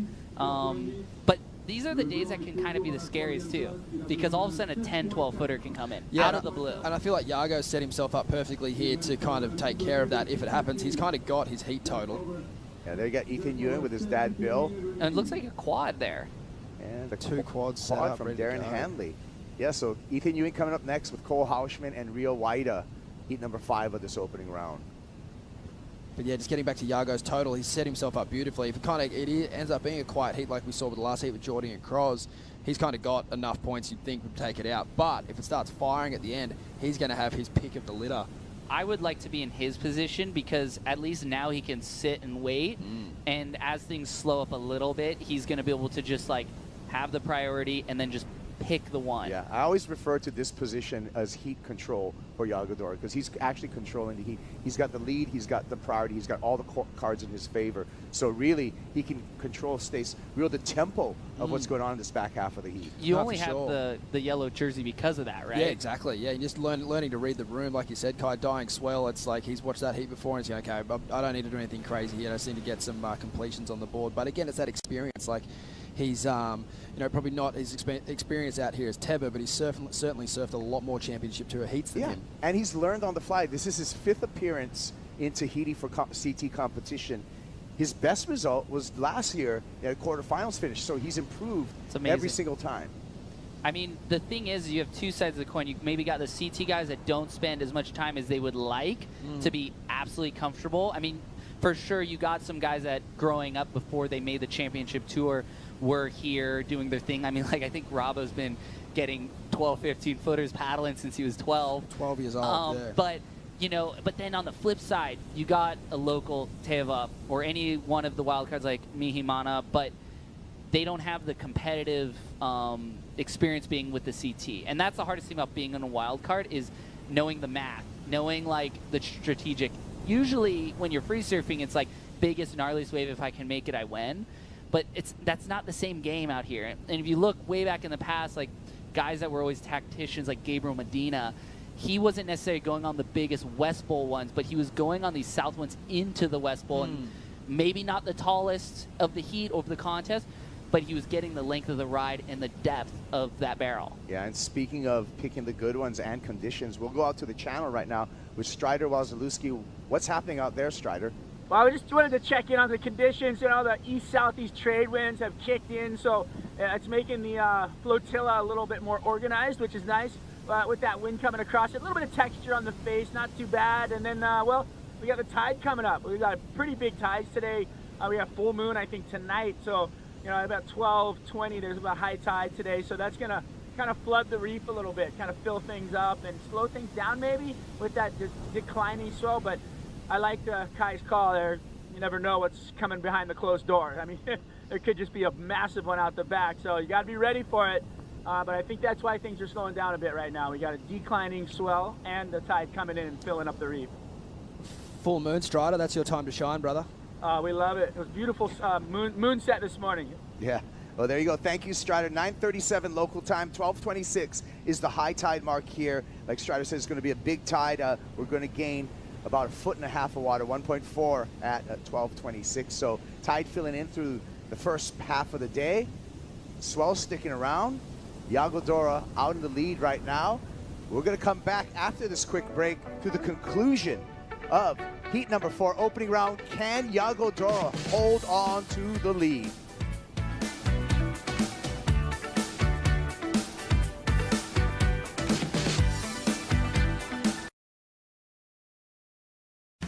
In the 80s, there's this crew of surfers. Yeah, these surfers. They decided to draw a line in the sand to protect the waves they loved. From that first wave save, the Surfrider Foundation has grown into a coastal protection powerhouse. We take on the big guys, the major polluters, the powerful corporations. You name it, we've been there.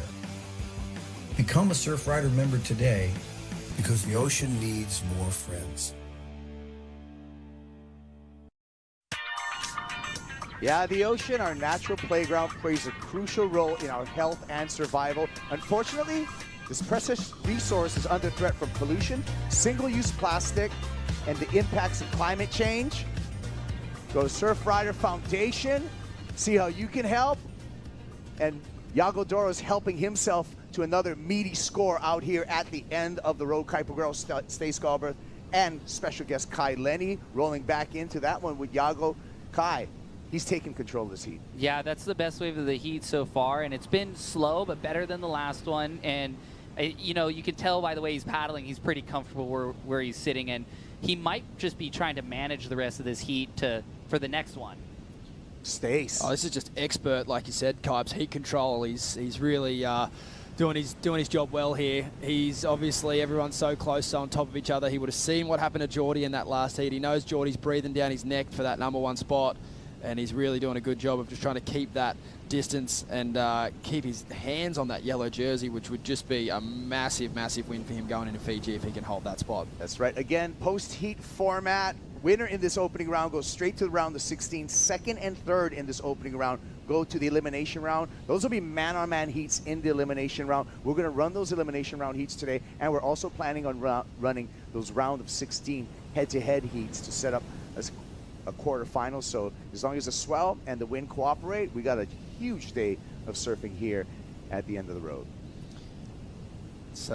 It's cooperated so far, hasn't it? We had a little sleepy in that other heat with Geordie and Cross, but there's been some amazing rides in this one so far. And like you said, Kipes, a great score coming in for Yago there. But we did see the wind kick up. Kai, you've got some theories on that, or maybe you and your buddy Chumbo do? Yeah, no, I was just talking with Lucas out on the water, and he really likes it when that east wind comes up, and it almost sends this little chop across the lip of the wave. And when you're paddling in, I think it's probably better if you're front side. It just gives you the ability to get a slingshot into the West Bowl, so you might be able to sit a little bit deeper. And looking at where Joel Vaughn is, he's kind of like in the sweet spot, I'd say, right now. And Yago's kind of smart too, because if a west one comes wide and those guys are just a little bit too deep, he, being front side, is going to actually be able to negotiate that really steep drop.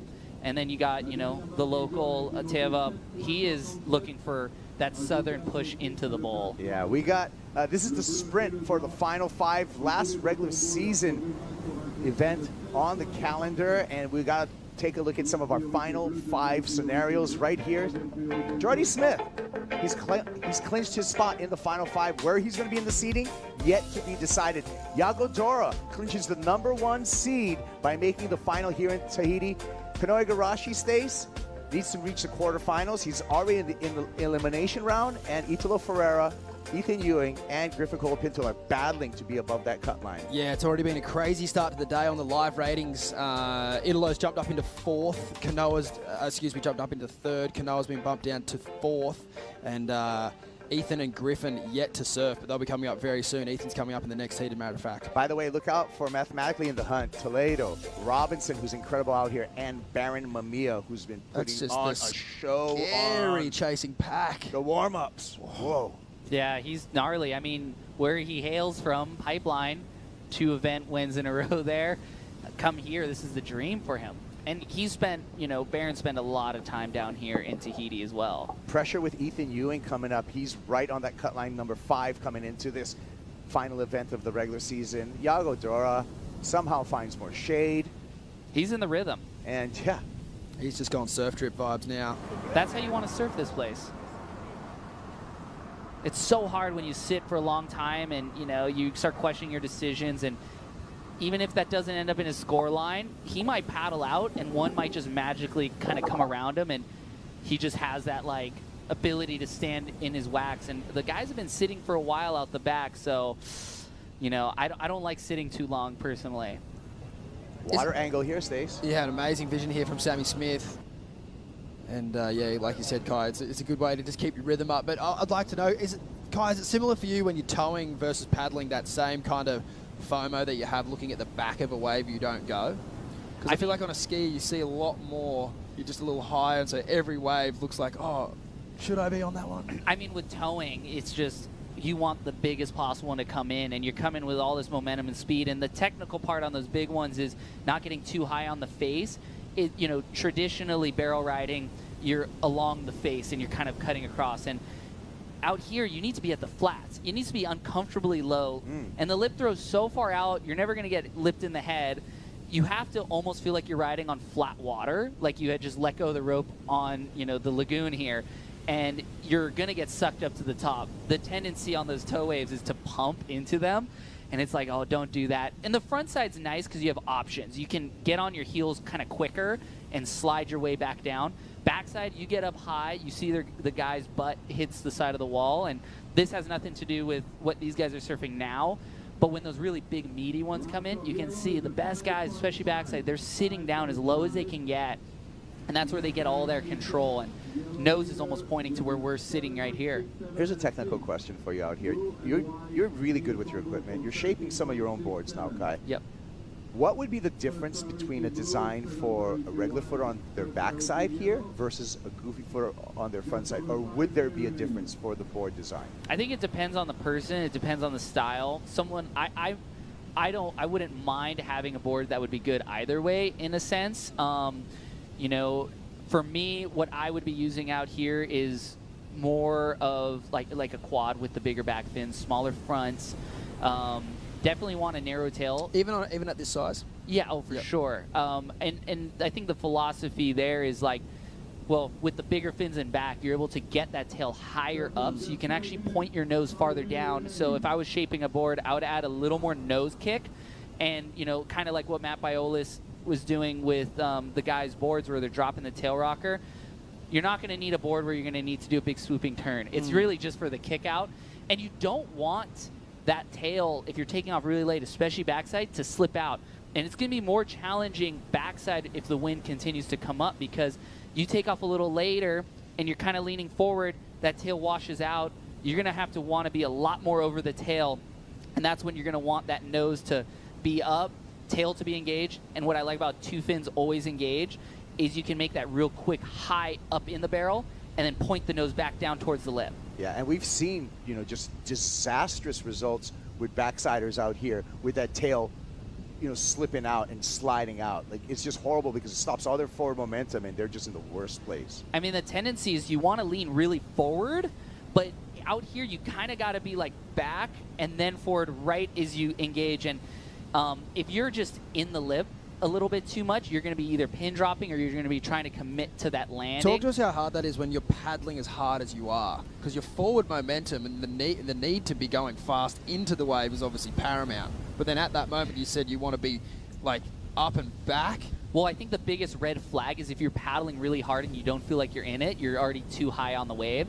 You literally want to feel like it's catching you, you're not catching it, and you want to almost feel like the next move you're making is to stay just over your toes as a backsider and then committing onto your heels. If you go onto your heels too quick, you're going to stay too high, and that's when that tail washes out. Well, speaking of backside technique, we just saw Joel Vaughn on his wave. Unfortunately, he's in a two-wave combo, so with the clock winding down, it's going to be really tough for the surfer from North Shelley, Australia, to get into the #1 spot, but he did show some nice technique on that backside barrel ride, Stace. Yeah, I just hope Joel isn't being too hard on himself right now, because I definitely think overall, whether it's in this event or years to come, I definitely think he's going to figure this place out. He probably hasn't had the heat. He definitely hasn't had the heat that he's wanted now. But yes, you can see like no hands driving through the West Bowl there on a smaller inside wave, but still so fun to surf. And I think he has all the ability to do it. It's just a matter of time.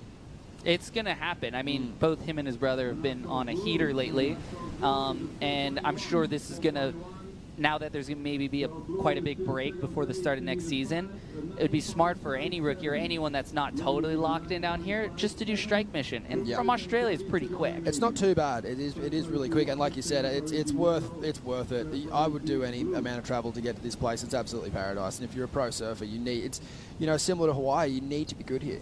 No matter what you're rating, you need to be one of those surfers that's like, I'm the guy here. If you're not locked in at pipe, it's really hard to get the experience out of pipe beyond just watching, because you got the top dogs out there getting all these waves, and you might have to go on waves that could potentially hurt you before the start of the next season.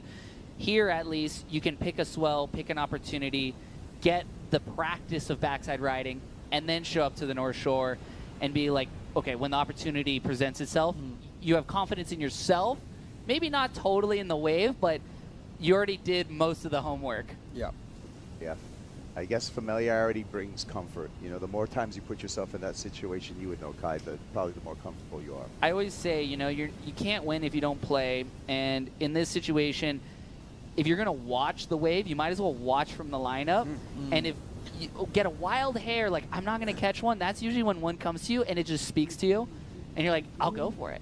And then all of a sudden you're like, what would my life be like if I didn't just take that leap of faith or just that one step just to go in the lineup? That's the hardest thing, is just to put yourself out there. But it's such a human reaction to have. I was caught up with Yago Dora the other day, and he did that. He said he just sat for too long. He sat in the challenge like, I just want to see it. And then he said he watched it and watched it, and he psyched himself out rather than in. And it can happen to anyone. It's such a hard switch to flick. He's obviously got the ability. It wasn't that he didn't want to surf. He just sat. Well, and all of these guys, they have the ability to be some of the best big wave surfers in the world. And I mean big wave, like be able to charge a Jaws or a Nazare, because their technique's there. But what it is, it comes time, experience. You see a lot of the best big wave surfers on Earth are generally older because they've been there, done that. They've seen both sides of the coin. And, you know, in this case, you just have to put yourself there. And, hey, if you're going to watch from the channel on these free surf days, you might as well just sit out there. And no shame if you don't even catch a wave, but you've logged much more than watching from the channel. Well, we're 5 seconds away from this guy right here, Iago Dora, logging in another heat win. He's on to the round of 16. By the way, Iago Dora, with his 6-point ride, his 4.5, his 7.67, his 5.5, every single ride from Iago Dora is higher than the rest of the field in this heat. That was a dominant performance by world number 1, Iago Dora.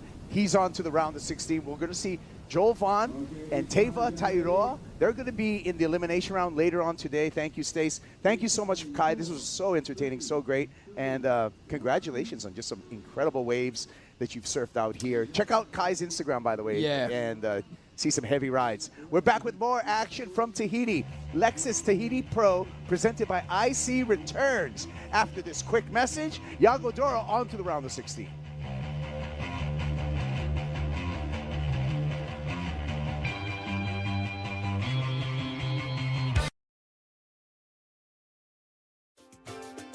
The Lexus Tahiti Pro, presented by IC, is brought to you by Mophie, empowering you to live a life untethered.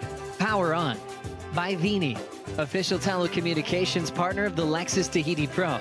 By Air Tahiti Nui, official airline partner of the Lexus Tahiti Pro. By Banca de Tahiti, official bank partner of the Lexus Tahiti Pro. And by Lexus. Experience amazing. Still a stellar opening day of competition as we lock in with Cole Hauschman.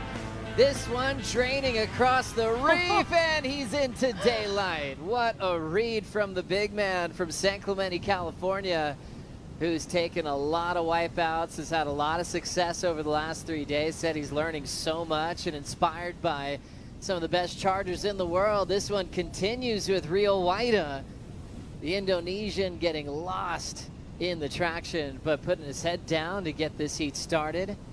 And that'll set up the high seed, Ethan Ewing, with priority. What a day it's been so far. Into Heat 5 now for the opening round of competition. All roads leading to the Lexus WSL Final. So Ethan Ewing on the hot seat, trying to keep his spot in the Final 5. With Griffin coming for him, who's right behind him on the rankings, coming up next in Heat number 6. So Ewing, number 5 in the world, has been surfing great, you know, turning in some of his personal best performances, always at Bell's, those really classic venues that bring out a lot of his strengths. Cole picking up his 2nd win of his career this year.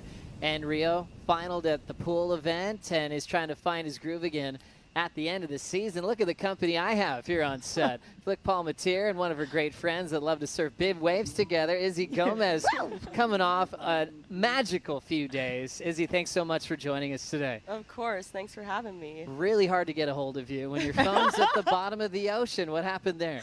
Oh my God, maybe we shouldn't talk about it. But yeah, my phone is at the bottom of the ocean. That was my tax for my time here in Tahiti, and small price to pay for the days I had, and I'm just like super grateful to be here. 100%. So all of Izzy's friends and family and business opportunities, that's why she hasn't got back to you yet. But I think everyone is really clear of what you've been up to.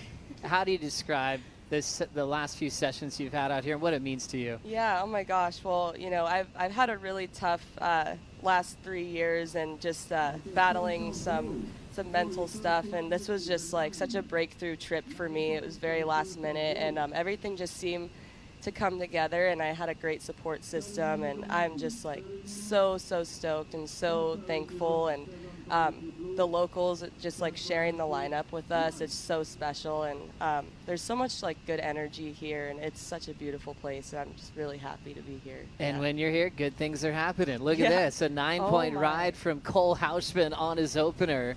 Rio got clamped, so that's going to be a throwaway. Hauschy read that beautifully. I know he smashed his elbow on the reef a few days ago, so he definitely earned every bit of that wave flick. Yeah, let's break it down. This thing, crazy drop. I mean, look at the length of this tube. Absolutely threads the needle perfectly. I mean, I can't wait to see this angle. Let's see, he had to really drive through this barrel. You could just really get an idea here from this angle just how deep he was. I mean, it was a bigger set wave. You can see how open this one stayed the whole way through. I mean, this is the highest wave ride of the day so far, this 9-point ride. I mean, beautiful opener. I mean, what more could you ask for here? I mean, you're coming up against Ethan, Rio, tough heat. What a way to start. What a great way to start and a great way to kick things off. Wearing yellow for the first time in his career, picks up a win. Dora is with Chris Cote. Yeah, thanks, guys. Yago, you look great in yellow. First heat in the yellow jersey, you get the win. But tell me, does this feel any different than the other jerseys you've worn?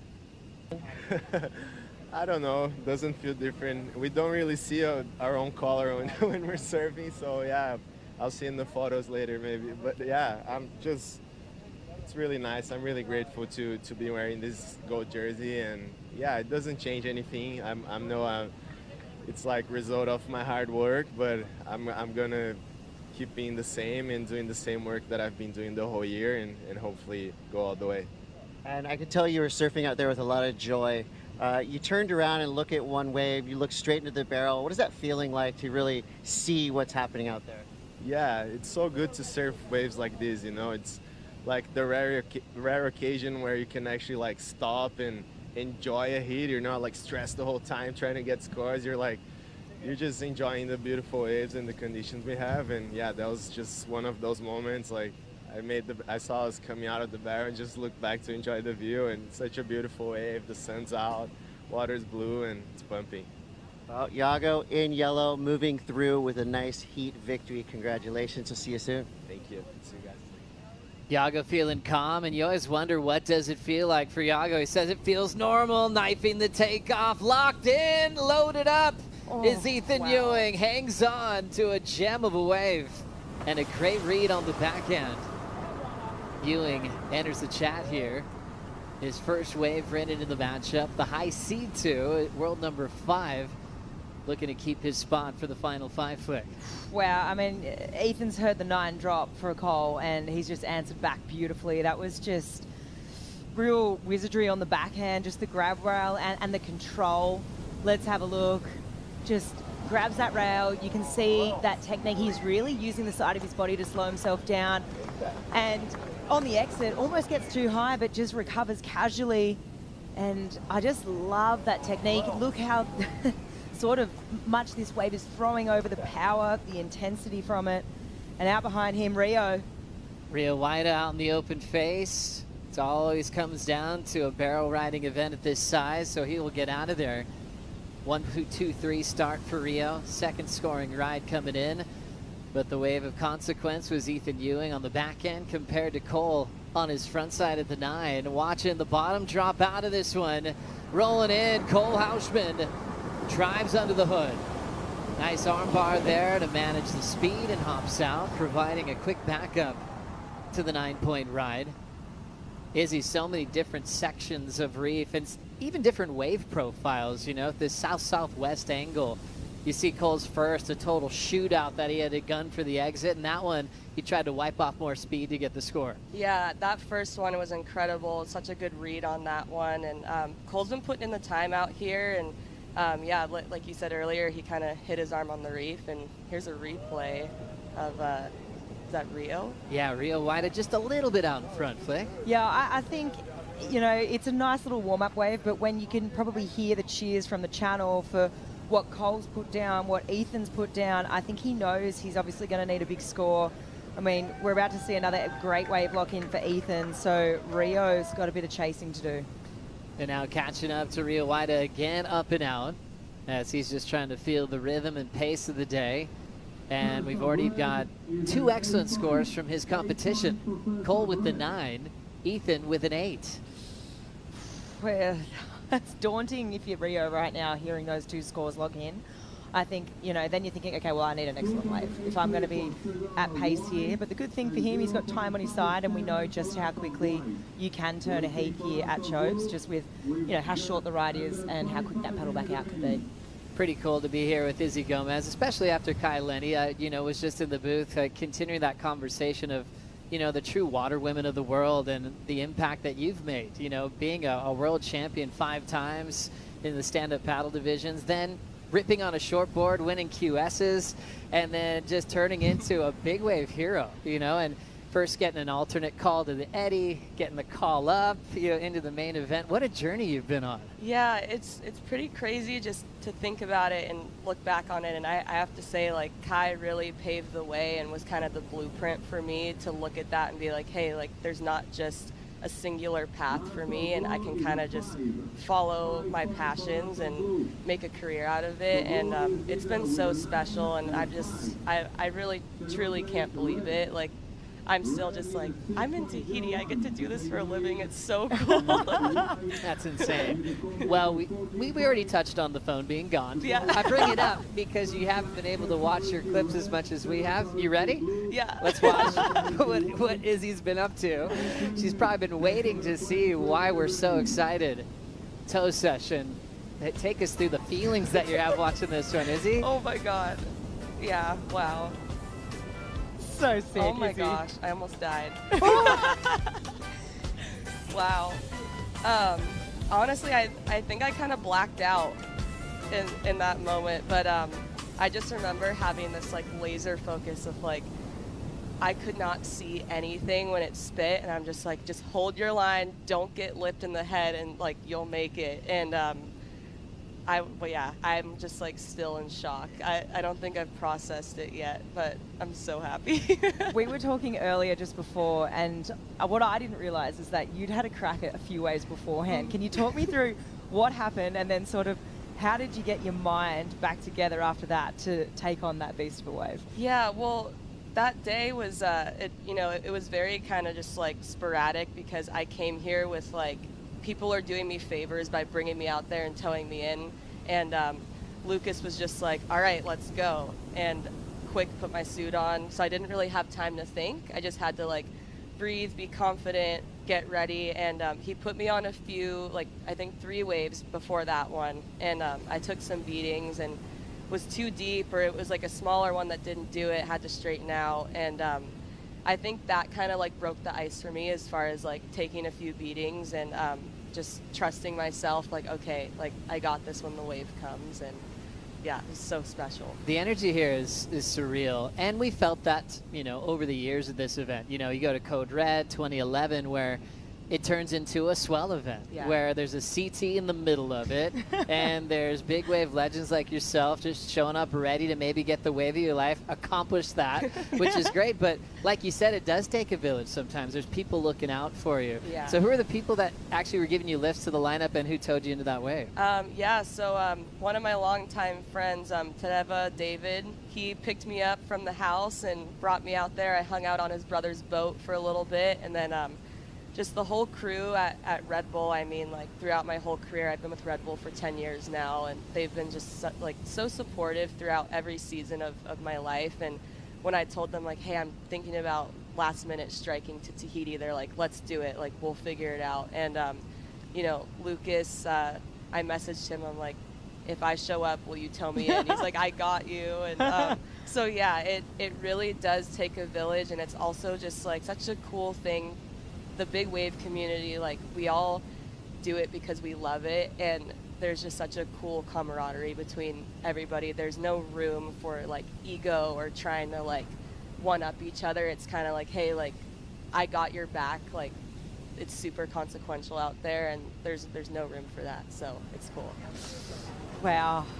As we see Connor, all smiles right now.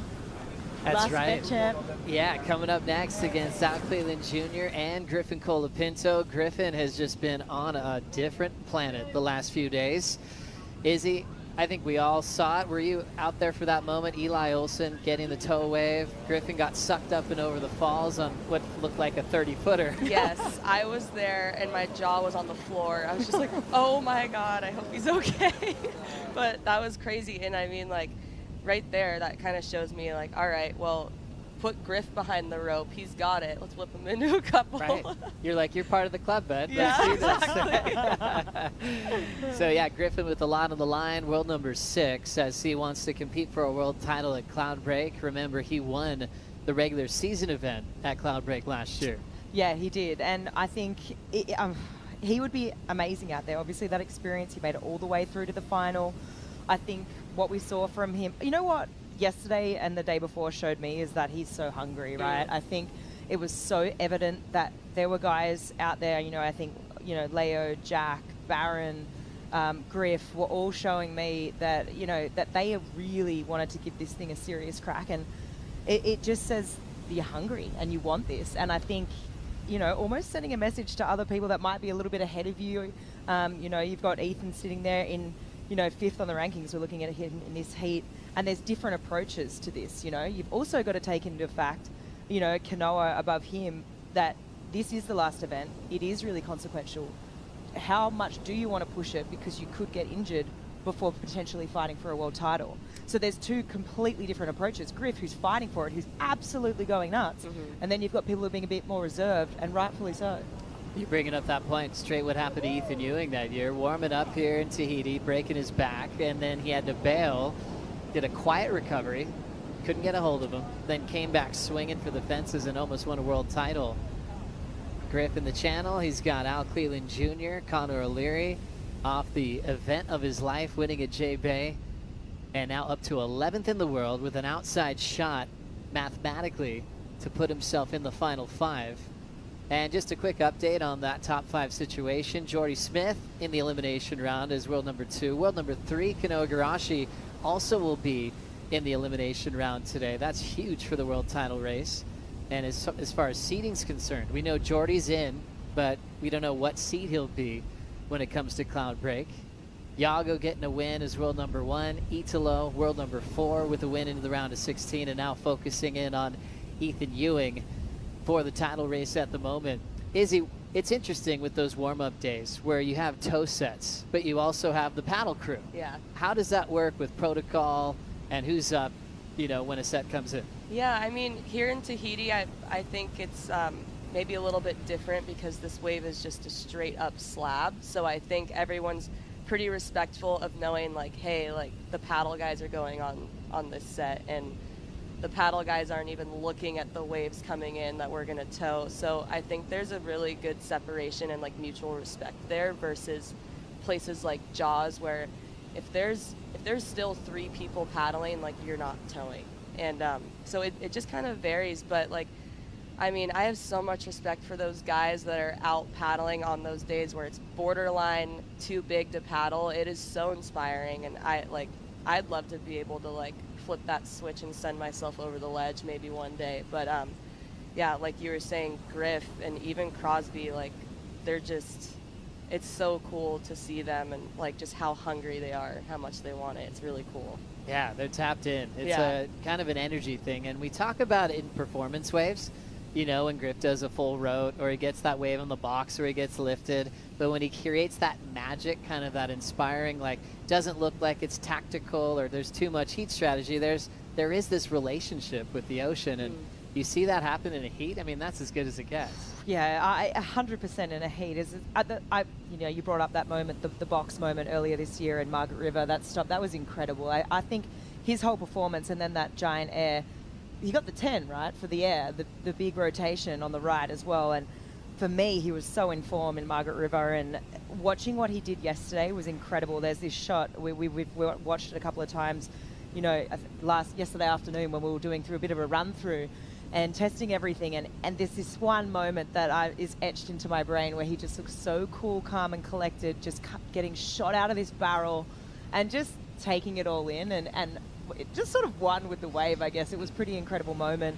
It's etched into my brain, so he looks connected. And Izzy, I know why you want to call him up to join you guys on these big wave sessions, because there's something in the art of wiping out and also the feeling you get where you're okay and you want to do it again. Yeah. You know, and describe your process of that, on how you've overcome that fear and then dealing with a wipeout and being actually okay to know that that's going to happen if you want to go for the wave of your life. Exactly, yeah. I think when I first started surfing big waves, I was like 18, 19, and I had this crazy irrational fear, like chip on my shoulder of like, if you fall, you might not come back up. And I just psyched myself out so much until the first time I went out at Jaws, which was literally with Flick and Laura, I got caught inside before I even rode a wave and just copped like 3 sets on the head. And I was like, okay, this was meant to happen to show me that like I was just catastrophizing in my head and it wasn't as bad as I thought. So I think those wipeouts, and obviously you're gonna have like some gnarly ones, but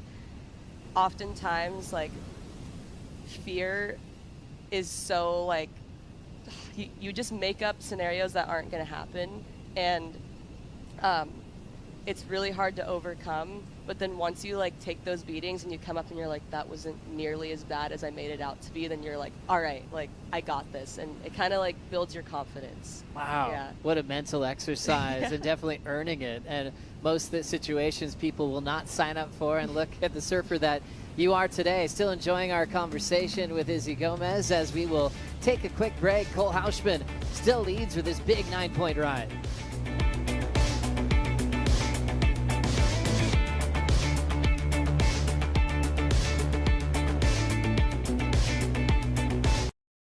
Welcome to Chopu, thick barrels, heavy drops, and a wave that demands full commitment. Go deep, enjoy the barrel, and get spit out.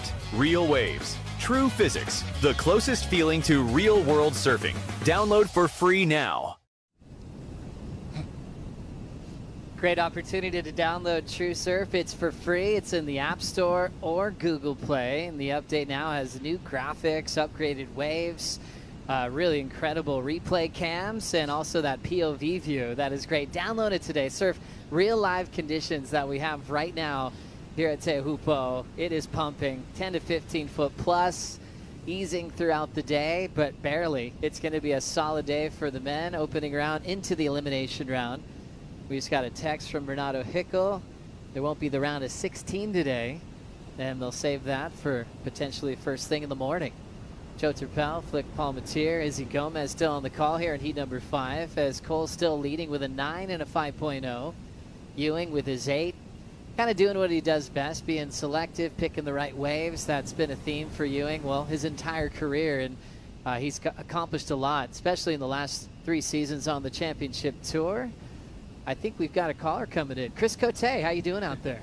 Hey, I'm doing great, guys. You know what? Cole Hauschman is in this heat. He just got one of the best barrels of the day so far. And check this out. IC, one of the presenting sponsors of this event, has the not only Cole Hauschman collab, but also the Tahiti collab. See those inside graphics? Boom, right there. I'm feeling cool. Not as cool as Cole driving around in his, Bentley, but I'm feeling pretty cool out here in the channel. That is really cool. You look like Cole, Chris. Hey, thanks so much. These are available now, so you can look as cool as me and Cole. I mean, you might not have the cool hair like Cole has, but you can look at least as cool as me. You always look sharp. Thank you, my friend. IC family owned and operated company down in San Clemente, California. Good friends with Cole, and they just signed Jack Robinson as well to the team. Hustling this section is Cole Hauschman, getting a nice, easy exit, looking to improve on a 5-point ride flick. Yeah, he's on lock. Oh, out the back, Rio. Rio finding a nice tube to shoot out of. His first 3 tries, he was pushed a little bit out in front of the barrel, so that one felt great for the man representing Indonesia. And now they are battling for second priority. Ethan has first, but that priority rotation is so important. The sprint race is always really entertaining here at Chopes. After they get really barreled and they're fired up, and then it goes right into head down and making sure they get the good priority. Yeah, exactly. You gotta kind of like almost imagine that there's still the priority buoy going on. Yeah. Wow, those days. You still hear some stories from that crew where things would happen behind the buoy. I don't even know if I was born there.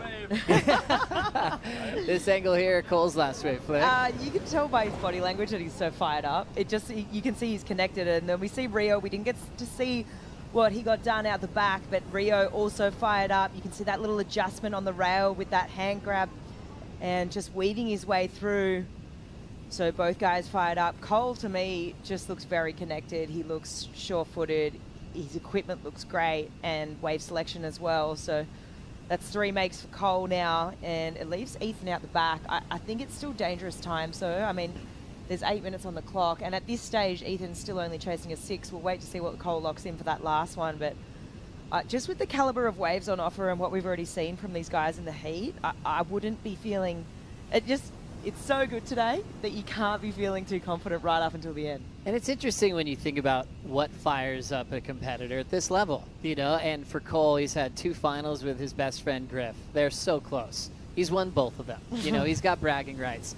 However, he's in a position where he could help out his buddy. If he sends Ethan Ewing to the elimination round, Griff's in 6th place, Ethan's in 5th place. Right there's some extra incentive from that San Clemente crew, you know, and Cole would be feeling that. Yeah. Watching the 9 again, is he? What's your take on that one? Wow, I mean, that was just a beautiful drop straight into it. That pump was like so critical. That was such a well-surfed wave. Now watching this one bottoming out, Ethan Ewing comes out the other end. Oh my goodness. Ethan Ewing had an 8, packs a bomb and makes it. Only chasing a 6.51 for the lead of how that one's going below sea level. That thing was a beast. Whoa. It was so big. I think this is going to be another giant score for Ethan. I can't wait to see how the takeoff looked, how critical it was. Judging by the way he came flying out of that thing, he had some serious speed. This wave's got some size to it. God. Look at this takeoff. Just drives through this section. Look how round this thing is. Such a big cabin. Hold the door open. The door's wide open. This is what we said, right? You cannot count Ethan out with so much time still left on the clock. He still had priority. And, I mean, he was only chasing a 6.5, so this thing was serious. That was next level. Kind of back to that conversation of Cole might send him to the elimination round, but I think things may have just tossed up here. On these types of swell events, you know, at this level, it's like 5 seconds is an enormous amount of time. It's weird. It sounds funny, but it really is. When they're chasing scores out here and it's 10-foot chopes, things can change in an instant. Ethan only chasing a 6.51. Yeah. We're seeing that and some as he's about to flip the script on Cole Hauschman and this heat and the title race. That was insane. That was one of my favorite rides he's had out here in his career. Wow. That was amazing. That was crazy. This takeoff, so deep, so critical. I just love the control. You can see him using his hand to play with the speed and the wave here. He's right on the foam ball here. I think also, obviously, the size of the wave coming into play here a lot. We've seen that, you know, I rewind to that first heat of the day and I see similarities to Italo's sort of wave selection, just in the height, just in the power, the size of the lip. This is going to be a great score, and yeah, I think it's danger zone for Cole right now. Yeah, you wonder in the last few days in the lead up how this would affect energy when your adrenaline's spiking even before the event starts. And you know, Ethan had a few swings, you know, the last couple of days, always really methodical with his approach with his dad. They would hop on the ski together, just do their laps, do it their way, you know, and he got some great reads on this lineup that has given him a lot of pain in the past. That score still yet to lock in. They're comparing it to Cole's 9. It doesn't need to be that much. It needs to be a 6.51. It's an 8.57. Another excellent heat for world number 5. He's out in front. Cole now is chasing a 7.57. Rio's in a severe combo with 4:22 to go. Oh, here we go, Cole. Cole's turn, swinging for it, pulls in. He is deep in this cave, and he will thank Teahupo'o for that wave. And now giving some hope for his good friend Griff, who's number 6 on the rankings. Ethan, world number 5, and Hauschman might have got his lead back. Let's check in with the Waz. Holy smokes, dude. That was a totally... Did you see that last one come through? Geez, the whole crowd out here losing it. They're all clapping for the wave itself. Cole's wave was just mental, just tucked right into that thing. Oh my gosh, this has been so fun to watch. The whole compression of the barrel, and you're watching these guys in the tube, and you watch them have to like hold their line through the backdraft, and Cole's paddling through the lineup right now, just losing it. He's got Cole, he's got Crosby and Griffin, the whole crew out here, they're loving it. It's just, wow, I'm almost speechless. But that last set was a tow wave. The ones before it were insane. That was a heavy little exchange right there. We'll see what happens as Griffin's feeling the title race right now under him. Oh, it's big. Thank you, Strider. Cole Hauschman answering back. Ethan just got his lead, and Cole just pulled into one of the better waves he's had out here and putting in the reps the last few days. Cole said he's just so inspired by watching the big wave crew out here, and he's learned a lot in a short period of time. How about this one, Flick? Oh, this thing was crazy. You could just see from that first angle when he was paddling in just how stretched out that one was, and he was going to get some serious tube time. This thing just bending on the reef. It's so open. Look how big that cabin is. He just threaded that so well. This is the shot. I mean, but you can really see this one's going to stretch out. He's got some room to play with here. I mean, that thing was wide open. So he needed the number. I mean, the wave presented itself, and he capitalized on the opportunity well and truly. He's so locked in. Yeah, I think that score just came in, 8-7-3. Cole Hauschman gets the lead back in a tube shootout against world number 5. 8-7-3 from the panel. The high score is his 9 that he had. So he's got the top 2 excellent scores. Ethan Ewing is not winning this heat with an excellent scoreline.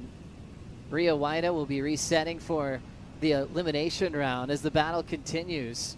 Ethan versus Cole for a spot into the round of 16. Wow, this is so crazy. You know, Strider brought it up before, but Griff just watching on the sidelines here, just about to paddle out for his heat, like, hang on a second, Ethan's getting through.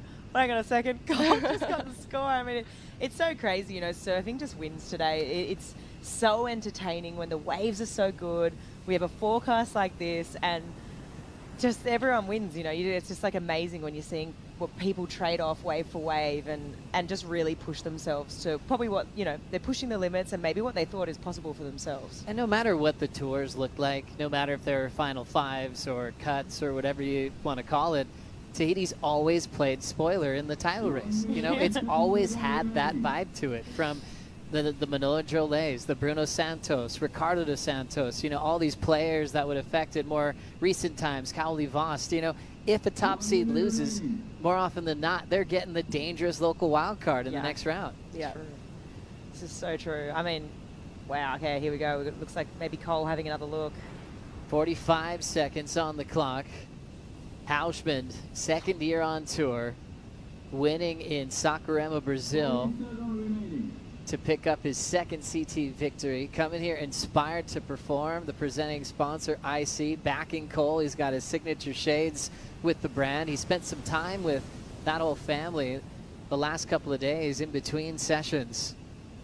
And he's feeling the love and the backing here at the last spot of the regular season. 18 seconds, Ethan, second prio under Rio Waida. And Ethan in the red jersey paddling up the reef, and he is going to run out of time. Another big seed sent to the elimination round, and Cole Hauschman gets one for Griffin Colapinto. He is fired up, one of the best combined heat totals he's turned in his career. And he'll go straight into the round of 16. He's screaming right there, right at Griffin, who's coming up next. Connor will have a lot of momentum off his win at Jeffreys Bay. And also Al Cleland Jr., who is an absolute menace in waves like this. Izzy Gomez, always so fun to hang out with you, and congrats on just a stellar last few days. I can't wait to see what's next, and I can't wait for you to get another phone so we can Oh my gosh. Well done. Have some fun. Hope you see out here on this next swell as well. Are you going to be hanging around?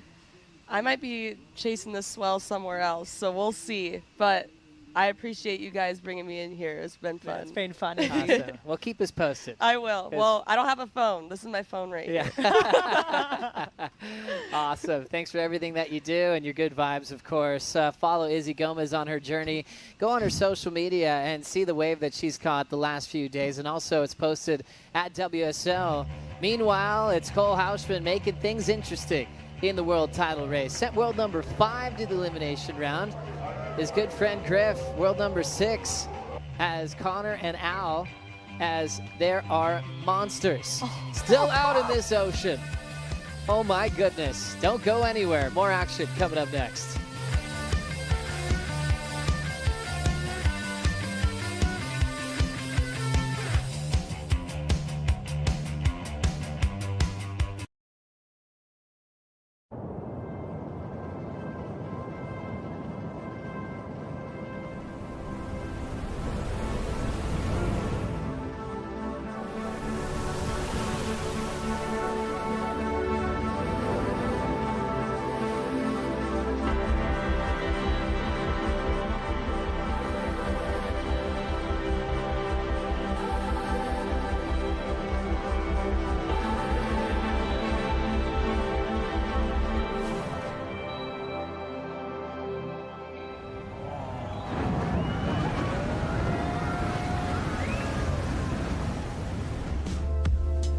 Exciting times here on opening day of the Lexus Tahiti Pro presented by IC. Lexus doing some big things in professional surfing, and it's been such a fun ride, especially in the Surf LX 2025 LX 600 luxury automobile that Griffin likes to get involved with. The Lexus team rider kicks out of the first wave, bottom drops out, Cleveland face plants on a bomb. This one starting off with a flurry like we'd expect from these hard-charging athletes, but man, that was a really bad wipeout. Oh, that was so gnarly. That is just so crazy, that level of commitment from Al. I don't expect anything less. Oh my goodness. He just charges. Even when it comes to big sections to hit, you're like, don't do it. He's always going to go for it. One that's bottoming out, he's always going to jump into the biggest pit of his life, coming up right there. Wow. It's like the third wave he's copped on the head right now, so I'm a little bit gassed after that, but that won't hold him back. He'll be more fired up after this. For sure. That was intense. Still getting bounced around the reef, and you're just losing more and more water. And there's water moving so many different directions. Easy for your leash to get wrapped up. Shallow Water right patrol's got to be in the right place at the right time. They're always communicating with him as they're doing laps. And he's getting sent through the lagoon towards the tower. Little tower tour. What a start, man. Just going through a beating like that all this time, taking more waves on the head, and Water Patrol team grabbing him and will whip him around the tower and all the way out the back through the channel. Look, as long as he's okay, sometimes a beating like that can settle the nerves. Oh my goodness. Connor O'Leary loves going front side into a pit, winning on his backhand at J Bay, into a beautiful tube on his front side to get a quick score in the matchup. Griffin had a 4.83 start.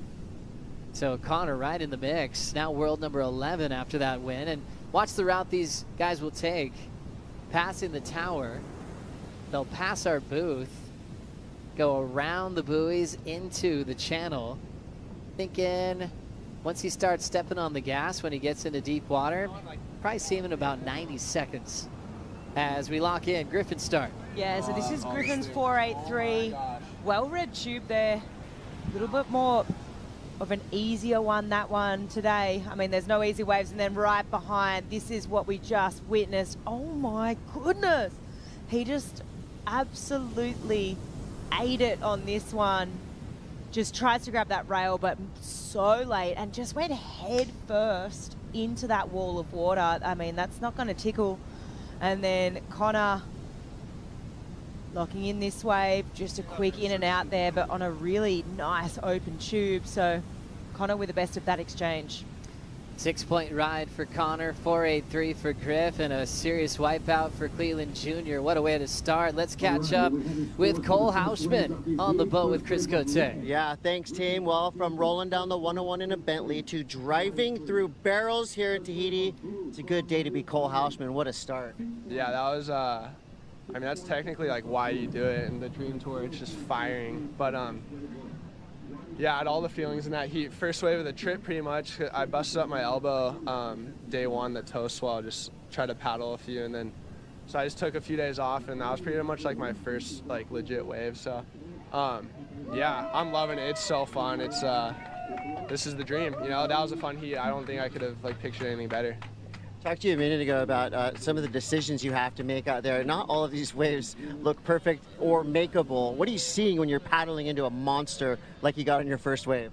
Yeah, you really just, you're looking down, you just see reef, and then you really don't know if it's like makeable or not until you just go. And then like today's a little bit more calm than the last 2 days, so like you can kind of have an idea, but you're kind of just going, and the bigger the wave, the more the people want to see you go. So yeah, just trying to send it and have fun last comp of the year. I know you got a ton of support out here in the channel with the IC crew. You got your parents flying over here. Unfortunately, you missed today. But what are your goals moving on through the rest of this event? Yeah, goal's always finals day and make a final. It'd be a dream to like win this event. It's just like one of the ones all year you want to win. So yeah, just I'm really just trying to enjoy it. It's only my second year on tour and second time in this event. So yeah, just trying to have fun, and yeah, I'm staying with all the IC guys. They got a mansion house. We're just like having fun. So yeah, just hopefully stay in the comp so my parents can come watch, and yeah, enjoy it. Watch the boys freaking get barreled. Well, you did Griffin a big favor there by knocking out his rival, Ethan Ewing, to the ER. So good luck, Cole. Moving on, looking good so far. Thank you, Chris. Thank you, Cole. What an experience that was. You know, he's still so young on tour, just his second season against the best in the world, and his profile just builds. You know, he's a cool kid to talk to. He works really hard, puts a lot into his craft, and it really shows. It does. It's pretty incredible. Second year on tour and already 2 event wins. You know, it was incredible for me to watch that trajectory from, you know, the regional qualifying series to the Challenger series to the qualifying for the tour to his first event win at Bells. And such an iconic event, and then already this year with another event win. It speaks volumes to the kind of surfer he is, how well-rounded he is. And yeah, I mean, he really is well-rounded. When you look at Bell, he's won at Bells, you know, on the backhand, it's lethal, you know, from small winky pop to bigger bowl. Then you look at Sakurama, just the power on the forehand, and then you come here to the consequential waves of Chopes, and he's not afraid to have a dig. So I'm looking forward to seeing the rest of his career unfold. These three have a lot of experience, I guess, when you just think about even just last summer. All three participated in the Olympic Games here at Teahupo'o. Al representing Mexico, Griffin the United States, and Connor O'Leary for Japan. So they had extra time to be out here. They had just so many coaches to work with and resources as we look at an effort to pull in. Griffin disappears, and he'll end up in the back of rotation for priority, and Connor will light up this section. He got a jump start on that barrel, but it spits without him. And Connor misses the opportunity to increase his lead. Wow, that almost looked like to me that he did have enough power to kind of power through, like to squirt through that section, but just getting gobbled up. And then same goes for Griff. So a couple of falls there. Connor's still out there with that lead with the 6. But yeah, all three guys here. Yeah, back to that Olympic chat, Joe. I mean, there was that one big day, right? And it was that sort of more west swell. And when it gets west out here, it gets more gnarly, and it's harder to find that entry point. And sometimes you're looking at waves like, whoa, is this thing, like, how do I even enter this? But the standout for me was Al. Like, it was just crazy, right? How much, I mean, we saw it already at the beginning of the heat. He is not afraid, really. Like, if there's a big wave in front of him that's consequential, he is not going to back down. And yeah, we've already seen it this morning. Yeah, I mean, growing up in Pascuales, that's a pretty heavy beach break, and he was able to really hone in his tube riding skills, but he does it with style. It makes his style backside what we got to see last year at the Olympics. It was kind of that, you know, Jack Robinson, John Florence, Kelly, you know, that Andy type approach.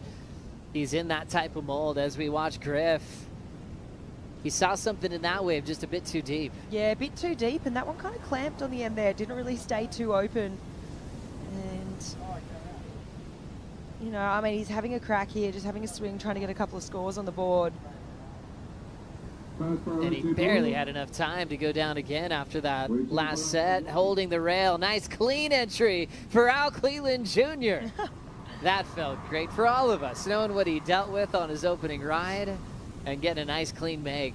Nice little settler there for a guy like Al. Now he can go look for those black ones again. Yeah, you could also just see the casualness to his surfing, right? The way he exited that tube. We were speaking about it earlier today, but there's a difference between holding on for dear life and being casual. And right here, I just see someone who's so cool, calm, and collected, almost riding out. This morning in the free surf, I think it was, we saw him ride one parallel and just having a bit of fun with it, you know, which is pretty crazy. Yesterday or the day before, it's all a blur now, but he took off on this one, which was just, he was sliding down the face, like the fins like disconnected. The way he held on to that, I think Jake Pato posted it actually on his socials. I saw it was mastery. It was really cool to see. And to your point, Joe, sort of, you know, to Jack, to John, those sort of comparisons you can start to make. But he's just got a comfortability level here that it's just really nice to watch. Yeah, at Snaketails. That's Jake Patterson's handle. And he did post that crazy slide out that he made. Last couple days, pulling in. Nice, easy ride until that moment where Connor gets clipped. He's got such a solid power stance. You just don't think he's ever going to go down. He's had 2 falls where I thought he was going to make it. And now a bigger one, super deep. Griffin Colapinto, who are you? Wow, he was so deep. He came from behind that thing, and you could. This is going to be a great score. It was a big wave. The degree of difficulty was there.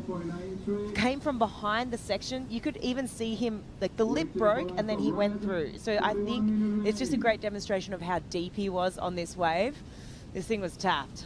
Wow, Colapinto locks in a crazy one. Connor getting the lift from the water patrol to the channel. Let's catch up with the Waz. Wow, the smile on that kid's face right now is you can't even rip that off his face if you tried to. That is just ridiculous. He was so deep on that wave, and he hooked the hip. He did the hula hoop where you throw your hips into it, and you get that placement on the wall and just drove through the mental insane. So he knew he needed the real ones. He went back out to get them. Now he needs one more, and they are coming through. Let me tell you, there is going to be some more. Oh my gosh, it is fun out here. Woo! So much fun, Strider. What a day. 8-6-7 for the last of Griffin Colapinto. He will take the lead. Connor to second. Al down to third with priority. Needs an 8.58, but you just think of what Griffin's turned in the last few days. Horrific wipeouts. You know, going over the falls on a 30-foot beast of a wave over Eli Olsen, who was towing it, and came up, kept surfing. He stays in this place that is just so hard to define. You know, we know he goes deep in his mental headspace, but he's gone to another level the last few days. Look how deep he is. He came from behind the section here with the spit. He came out. I mean, this was just beautifully ridden. I mean, nice bigger wave too, and exactly to Strider's point, did the hula hoop, that really incredibly different, it's a difficult move technique wise to sort of nail. He grabs the rail here, and this is the moment, just grabs it, pulls it up, and sort of does a speed pump while holding that rail. You can see he's right on that foam ball from that angle. You could see he just hit that little shock wave, sort of blasted that energy through his board, and he did so well to hold on. So, I mean, yeah, but I guess that whole saying, right, you got to pay to play. And Griff has certainly paid in the last few days.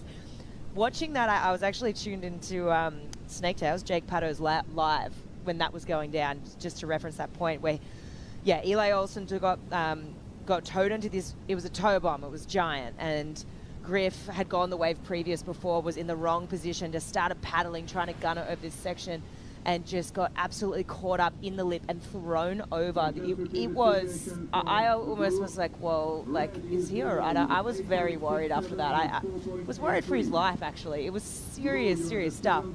And, you know, yeah, to go over on a tow bomb and come up still sort of smiling and like, yeah, his whole vest got ripped off him. That's how much power that ocean was holding that day. And to come up and be on the back of the ski with Tommy Witz and be like, yeah, you know, it was kind of gnarly, but I'm all right.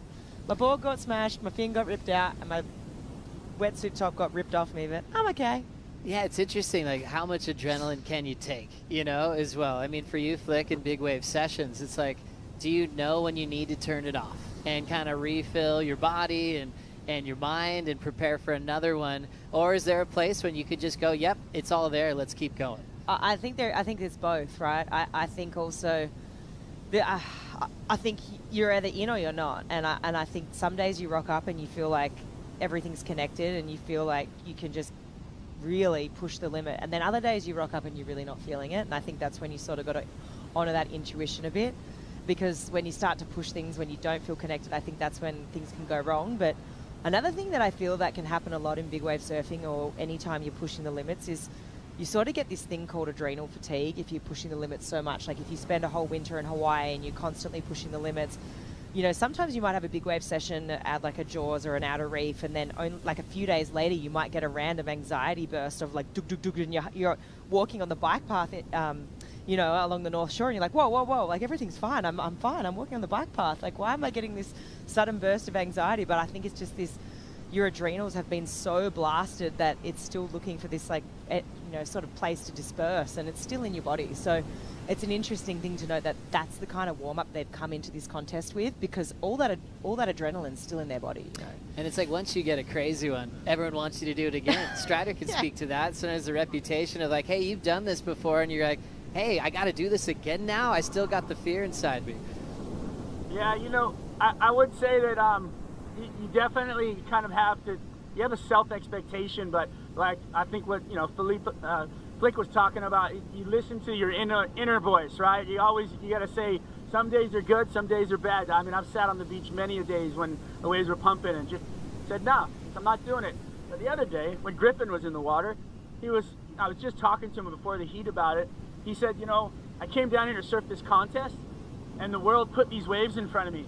And we had this conversation about, you know, don't get in the way of the world. And he was here, the thought of the world title was there, but the opportunity of a wave of a lifetime was also there. And that meant more to him in a sense of his presence right now. So it was pretty interesting to have the conversation with him about how heavy the waves were, what he really wanted, and what he was after. And now, like, oh, we better move. He's you know, sucked over the falls on that big one, but he loved it. So he's back. Love it. Thanks for the inside, Strider. Strider moving into the channel without a problem. Yeah, talking about what's in front of you. And you think about the legacy of this event, you know, and with it are all the event champions. Within it all are those sessions, those monumental waves that were ridden, sometimes in the lead up to the event, sometimes after the event ended. You know, I'm thinking about Corey Lopez. One of the most defining moments in his career was out here on a huge day where he paddled in on a really small board and made it, and then everything changed, not just for this event, but for his career. CJ Hobgood had a crazy paddle-in wave that was all over the mags. Andy and Bruce, or Bruce saying, you know, Andy, you're not going to go on that famous ride, or Andy just let go on a bomb and went for it. It's those types of things that are building, you know, the pure surfer in you that you want to subscribe to, and that's where Griffin's at right now. Totally. I think there's moments that happen at waves like these that you get talked about forever, right, for the rest of time. And I think, you know, even, you know, throughout this event, we'll reference moments, you know, from, I know some that come to my mind is I won't ever forget watching Owen out here and just how incredible he was. And, you know, the 10-point rides he's had out here, the heats he's had with Gabriel Medina, John and Kelly, their heat, you know, there's moments that will forever be etched into your brain. And even though you might not necessarily, I mean, those guys have all won events, but it's like, you might not necessarily win an event out here, but if you can command a moment like that, people talk about it forever, they never forget it, and forever you will be known as someone who was a hard charger. Griffin Colapinto, currently world number 6, out in front. Connor O'Leary in second. Al Cleland with priority, chasing an 8.58. Another man that's been on a roll, Leo Fioravanti, last few days. He's coming up next against Toledo and Chianca. We'll be right back.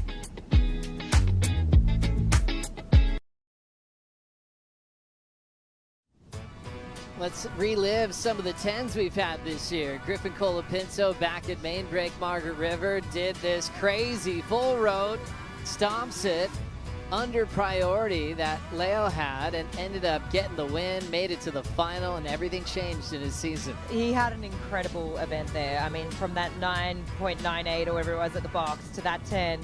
And then here, Connor, the big man, gets the 10 at J-Bay. I think this is sort of a match made in heaven. I love the barrel aspect to this too. The tube right out the back, I thought was a real point of difference. Not so much on the inside, but out the back. And then, you know, Connor's really put the time in on right-hand point break. So he's moved up to Lennox Head there with his wife, Steph. So he's so primed for this wave. And it was just so cool to see him matching that power for power. And yeah, getting the eventual win at J-Bay and also the 10. That 10 was unbelievable. That was pieces of what he did on that amazing 10-point ride. Remember, if you get a 10 anytime, at any point of the season, you get a Yeti 110 Tundra filled with Yeti signature products. So Griff got hooked up, so did Connor. Well-deserved 10-point rides this season. And for Connor, it was such a fun breakdown of that event win, but even that 10-point ride. He's like working with his coach, Richard Dog Marsh, as a backsider. They're not looking for the barrel there unless it's just staring at you. And that was a point where Connor's like, the only logical thing is to pull in. Outside the game plan, worked perfectly. There's a bottom turn that followed. He just snap out of the barrel, and then a bottom turn where he just loaded up with all this finesse and power. And it was one of my favorite maneuvers all season. And a win that I think the entire tour was so happy to celebrate. The amount of people that were lining up for a hug from Connor was out of control. I think right there he felt, you know, so much love for what his peers think of him, what everyone that works behind the scenes think of him. You know, definitely one of the favorite humans on tour. Yeah, it speaks volume to the kind of person that Connor is and how he carries himself on tour, how nice of a bloke he is. It's just, everyone says it, you know. I mean, there's obviously everyone's nice, but, you know, Connor is one of those nicest guys on tour, and everyone loves it when the nice guy wins, Joey. It's just a good feeling because he's just such a good guy. And I think it was just such a feel-good win, and here we go. This happened during the break. Al Cleland used first priority, pulled up and under. Everything looked solid there as he got the make. Kicks back out, and then we look at this one from the channel. Okay, this was a sick barrel, but for me, it was the exit out that I loved the most. I mean, the barrel was epic, but it's just so stylish the way that he kicked out of this barrel, just with that low road, just that point of difference, just adds to that. It's sort of just a beautiful example of the comfortability. I mean, what's Al chasing? Al's chasing a 6.78 here. I mean, wow. It just, yeah, that was beautifully ridden. Nice read from Al Cleland Jr. representing Mexico. What a year it's been. Didn't even think he was going to be on tour until John Florence made the announcement that he's going to sail around the world and enjoy some time with his young family. And then Al was like, whoa, okay, I'm going to be at Pipe. And then he knocked out Jack Robinson. He just started flowing into success. And it's kind of like his personality. You know, he's going to have the most fun. He's going to take everything in stride. And he didn't need to know, you know, months in advance that he'd be on tour. He knew he was already ready. Yeah, it's just, he goes hard in every aspect of life, and it's so cool to watch. I think he's been the best addition to the tour. He just brings so much personality. He just brings so much value, and it's fun to watch him. You know, every time, he's one of those surfers, you know, I think Jack, John, you know, Kelly, when he was on tour, you just don't know what they're going to do. They're always going to, they bring that level of element of surprise. And yeah, it's been cool. I think one of the funniest moments for me was, you know, when he paddled out for that heat at Margaret River and the cut stop, and he didn't even know how important that heat was. You know, if he made that heat, he was going to make the cut, and he comes in and he's like, what, did I make it? You know, and he had that last wave as well in that heat. And gave that perfect example that you said, Joey, where it's like those sections you're looking at where it's like, don't do it, don't hit it. And it was just crazy. Went for this Hail Mary moment. You're like, whoa, whoa, whoa, you have the rest of the tour year to serve. Like, don't go injuring yourself. So, yeah, he's go hard or go home. That is his mentality. It's like I couldn't even rewatch that attempt from Al because it hurt my knees. And yeah. I actually texted him right after. I'm like, are you good, man? You know? And he's like, oh, yeah. I'm okay. Moving on to the next one. As we just saw two-time world champ preparing, Felipe Toledo is coming up next against Fioravanti and Chianca. And he's in that conversation of a guy with a shot to push himself into the final five. You know, Griffin just ahead of him in 6th, Felipe in 7th, Jack Robinson in 8th. Those are really the main 3 we're focusing as potential, guys that can upset the current final 5 situation. Yeah, I think it's scary. When I look at those 3 just sitting around there, obviously we're looking at Griff and the form that he's in right now and what we've seen in the last couple of days. Scary. I think Jack as well, obviously, with what he's done out here in the past, a couple of years ago, managing to get that win and fight his way up. And, historically, when we look at what's happened here with these final 5 scenarios, it's really that 5th place that someone's chasing down, right? I mean, I could be wrong, and this event could prove me wrong, and maybe we see 2 places change, but really, the danger person right now is Ethan, I believe. And right now, Griff's, doing his bestest to sort of fight that way back up because, Ethan's now in the elimination. Griff's still holding that 1st place lead here, so then you've got Felipe coming up in the next heat. Pressure's on. Yeah, I mean, Ethan served great. I mean, you're losing with a couple of big 8s. That's just the kind of impact Cole Hausman just made on the title race. As we look at the final 5 scenarios for Dora, he did get a win, and he wants to make sure that he's wearing yellow. He can do that by making the final in this event. Wow. Dora, we spoke about that rule change, right, in the Dawn Patrol this morning. I mean, what an advantage if you're winning yellow. If you're in yellow going into Cloud Break, you just have to win that 1st heat and you've got the world title, right? I mean, there's big stakes to wear that yellow. Obviously, Jordy Smith, he's clinched that spot just by entering the water here. But yeah, we spoke about it already. I think, we got Kanoa and Italo. I mean, they're pretty solid, but you don't want to say, it's not over until it's over. But for me, it's Jack. Even below him, you got Barron. I think the last heat of this round is, I think it's Heat 8. You got Jack Robinson, Barron Mamiya, and then Marco Mignot. And, there was a couple of questions, what's Marco got in store for us? But then he put together some crazy waves yesterday afternoon, I think it was. So, and he even called it one of the best waves of his life. So that Heat 8, don't go anywhere because it is going to be insane. So insane and really cool to check out the tower that the judges are in as we just flew on past it there. And then into the lineup here at Teahupo'o and into a wave. Paddling in and up is Griffin.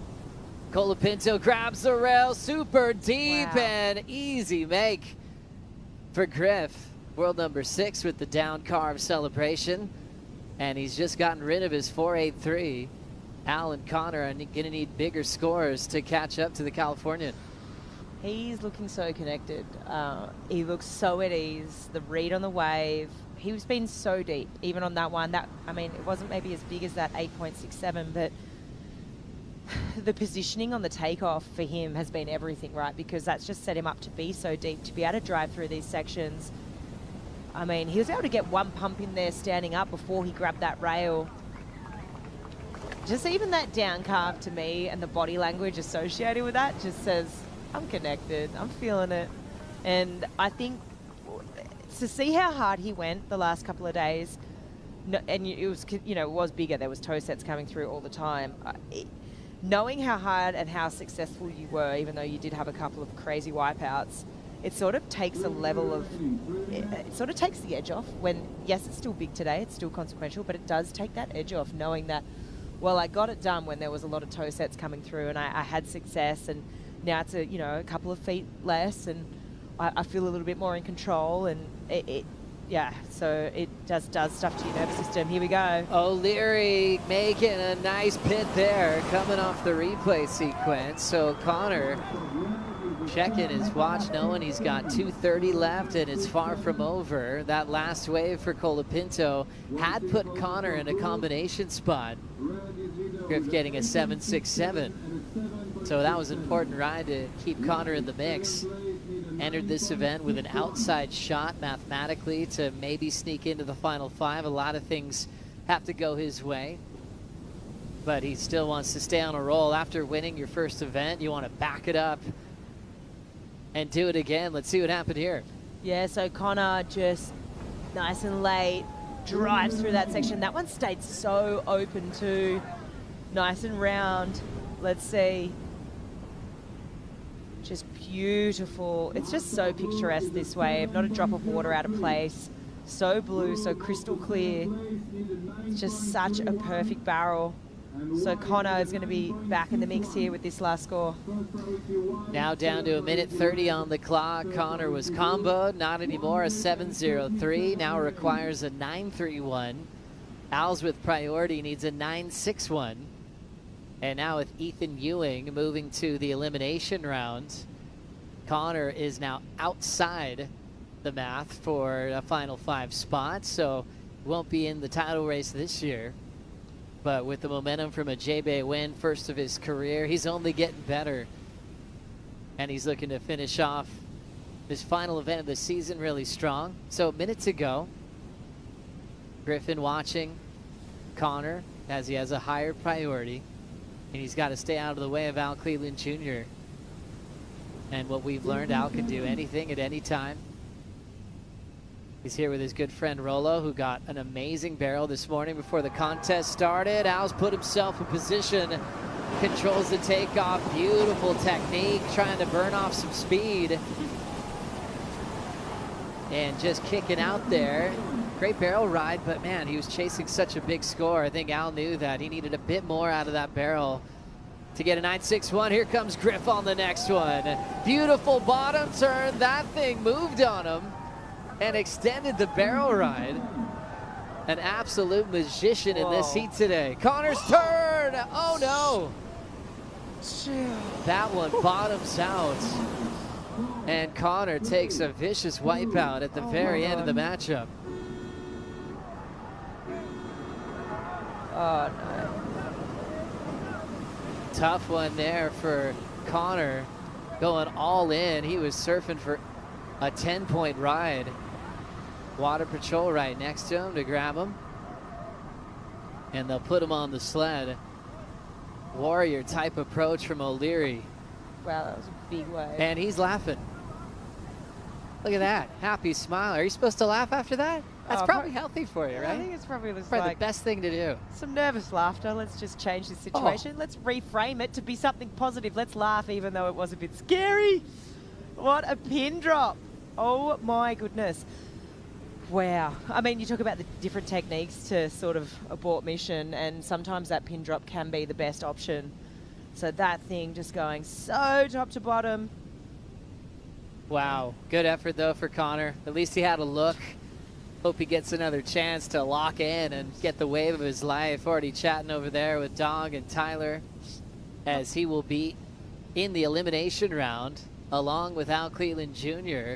and world number 6 Griffin Colapinto is into the round of 16. 8.67, 7.67.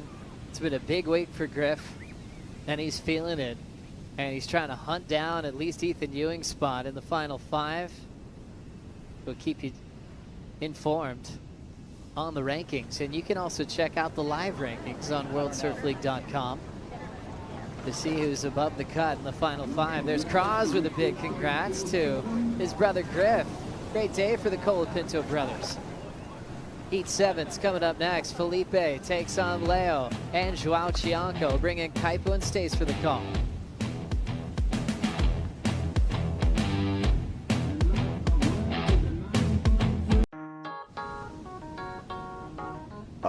Back at the end of the road, Griffin Colapinto, final wave of the opening round for Colapinto. Wow. That was a 9.33, Stace. Thanks for coming. Incredible. One more view, Stace. Kai Lenny and I were debating what the best strategy was for this week, and I think Griffin has got that down pat. Send yourself over the ledge for 2 days straight, and then just wipe the floor with everyone in your first heat. Thanks for coming. Well, that is a good sign of what we got on schedule for today. It's been an incredible day already, and we're still in the opening round. heat number 7. And wow, I can't speak enough of everything we've saw. We've had great guests. We've seen these incredible waves. Kaipo Guerrero, Stace Galbraith. This is what we came for. This is what we live for. You're looking good, brother. Thank you. Can you chuck me on the door for that club you're going to hit later? Yeah, we'll get you a it's an exclusive club out in the valley here. No, but we're having a good time here, and just that 9.33 for Griffin Colapinto got him into the round of 16. We're going to see Alec Cleland Jr. and Connor O'Leary in the elimination round later this afternoon. New heat in the water with Felipe Toledo, Leo Fioravanti, and Joao Chianca, all vying for a spot in that round of 16 and to bypass that elimination round this afternoon. Important heat, as you can see, for Felipe Toledo. Right now, number 7 on the rankings, and this is the sprint to the final 5, Stace. Yeah, it really is, and the live rankings masters are getting an absolute workout at the moment with world number 6 advancing through to the next round. So we'll get you that update shortly and where he sits. Unfortunately, Ethan Ewing will find himself in the elimination round, and that's somewhere that Felipe Toledo does not want to be if he wants to give himself a red-hot crack at busting into that final 5, Kipes. Yeah, as we look at our current, top 5, we have Ethan Ewing's going to be in the elimination round. We also have Kanoa Igarashi in the elimination round. So that's opportunity for surfers like Griffin Colapinto, for surfers like Felipe Toledo at this moment. Yeah, and they'll know that too. Everyone says they don't look at the ratings, but that's just an absolute lie. Everyone knows exactly what they need to do and where everything is situated. And for Felipe Toledo, I don't reckon he could have had a harder first-round draw. Joao Chianca has been one of the standouts here the last couple of days. And he's obviously well versed in waves like this. And then Leonardo Fioravanti. Been charging, towing waves, paddling waves, just all over it. Cheering his mates on. He's been having a hell time. So no, actually at 2.17, first wave for Leonardo Fioravanti, his third priority, open priority between Felipe Toledo and Joao Chianca. Chianca on a Channel Islands mod Rook model is a 6.60 by 18 7/8 by 2.5. It's the same model that Joao rode in his Olympic stint here at Teahupo'o. Also, another note from this Brent Powers, CIT manager, is that Joao, in these chunkier conditions, likes to ride a smaller board than most people. Yeah, he's kind of on that MEO Cermak kind of school of thought, and a lot of the local guys here. I'd say Baron Mamiya is probably a similar one too, also on the Channel Islands program, where they tend to sit in, not right now, but when they get a bit more settled in, you'll see them sit in a little further, and they barely paddle. It's just 1 or 2 strokes down the face of the wave, and riding a smaller board can help with that, but you've got to have a real knowledge of the wave and your equipment and a really high skill level to pull that off. Yeah, the 24-year-old out of Saquarema, Brazil, received a wild card, an injury wild card this year for the championship tour, made it past that mid-season cut, so things are looking good for 2026 for Joao Chianca. Chianca, did sustain that head injury over at Pipeline backdoor, and that took him out for a while. It was a long road for him to come back. Yeah, it was, and I think that was probably one of the most impressive things that I took out of the last few days watching from the channel was Joao was out there, no helmet at times, no vest, and he was just surfing in boardies, having an amazing time, and he was getting belted. Like he was going really hard, but it was a good sign to see how strong he must be feeling and how confident he must be feeling, because we obviously all saw that wipeout, and understandable maybe if he wanted to kind of knock it back a gear before the comp, but absolutely not. He was just all guns blazing. Yeah, that road back was an incredible one. It was a quick timeline for someone like Joao Chianca to recover from. At times, with that injury, just wondering, hey, is he going to, be able to speak normally again? Is he going to be able to walk again? And he overcame all those obstacles, and he's surfing just as good as ever. Yeah, he is, and he's got a pretty wild tow partner in his brother Lucas. Together those two the last couple of days, absolutely cleaned up. Yeah, Chombinho. That's the little Shombo, and Shombo, the older brother Lucas, and dad Gustavo, who's also a great surfer in his own right, relocated the family into Saquarema, Brazil, a wave-rich region. It is, yeah. Of Brazil. Felipe Toledo just arrived here just a couple days ago, so kind of coming in a little bit late, still acclimating to Tahiti. The 2-time world champ out there with a lot on the line. He's had a decent result here at Tahiti. Made the semifinals back in 2018. And he's got a lot to prove still, though. But there you see, two-time world champ. That Final 5 format really worked out for Felipe Toledo. Back-to-back world titles. Yeah, it did. It worked out really well. I think both those years he went into the ratings #1 and obviously came out on top. And we know what he's capable of at lower trestles and waves like that around the world. He's obviously one of the most exciting surfers to watch, and he's the kind of surfer that you yell at the TV screen when he puts a wave together. Sure, dude. Well, and we talk about equipment. You can see a little bit of a padding. So Toledo opting to wear an impact suit underneath the jersey for a little protection from the reef, perhaps, or a little neutral buoyancy. Yeah, I think it's a bit of everything. Those, excuse me, those impact suits are great. It's a bit of protection from the reef. It's protection from your board from hitting you, and it's also flotation. And you'll see a lot of surfers these days, using that protective equipment. As we see Chumbinho here. Chumbinho on the drag here, high. Can he get through this? Going to get eaten up by the whitewater, and no escape for Joao Chianca. You can see how he dropped down and dragged, but just the way that this wave sucks so hard and draws off the reef, sucked him up and potentially over. He just wants to get the party started. I don't think he wants to sit around with priority all day. We have seen the Swell go a little more south, kind of running along the reef a lot more, like that last wave you saw at Griffin. Still heaps of size though, but I think Joao would be stoked to have third priority out there and just start sniffing around and start throwing himself over anything. As we see here, beautiful stall technique. The body just bit off a little bit more than he could chew, but he still recovered from that. But unfortunately, it just sent him up too high at the start and just sort of rode straight down into the foam ball and wasn't able to pull it back up again. But I think he'd just be looking at 35 minutes on the clock with only two other surfers in the water, and he just wants to make the most of that. What about the scouting report, Stace? I know you've been out there for a lot of the warm-up sessions. What did you see from Joao? Just honestly, it surprised me how hard he was going. Like I mentioned, he was going on everything that came his way. Paddle waves, tow waves. He's all up and down the reef. He's surfing all day, every day. And he's really just enjoying the last event of the season, Kibes.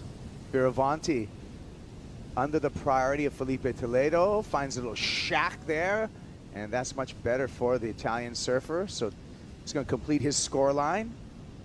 It's amazing, that drone angle, isn't it? It didn't look like much as it comes into the reef, and then as soon as you see the front on angle, it's still a wave of consequence. One of the smaller waves we've seen today, but I think it's just because we're desensitized to what we've seen the last couple of days. Isn't it's still solid out there. Crazy. If in any other situation, we'd be just blown away, eyes wide open at what today's conditions are.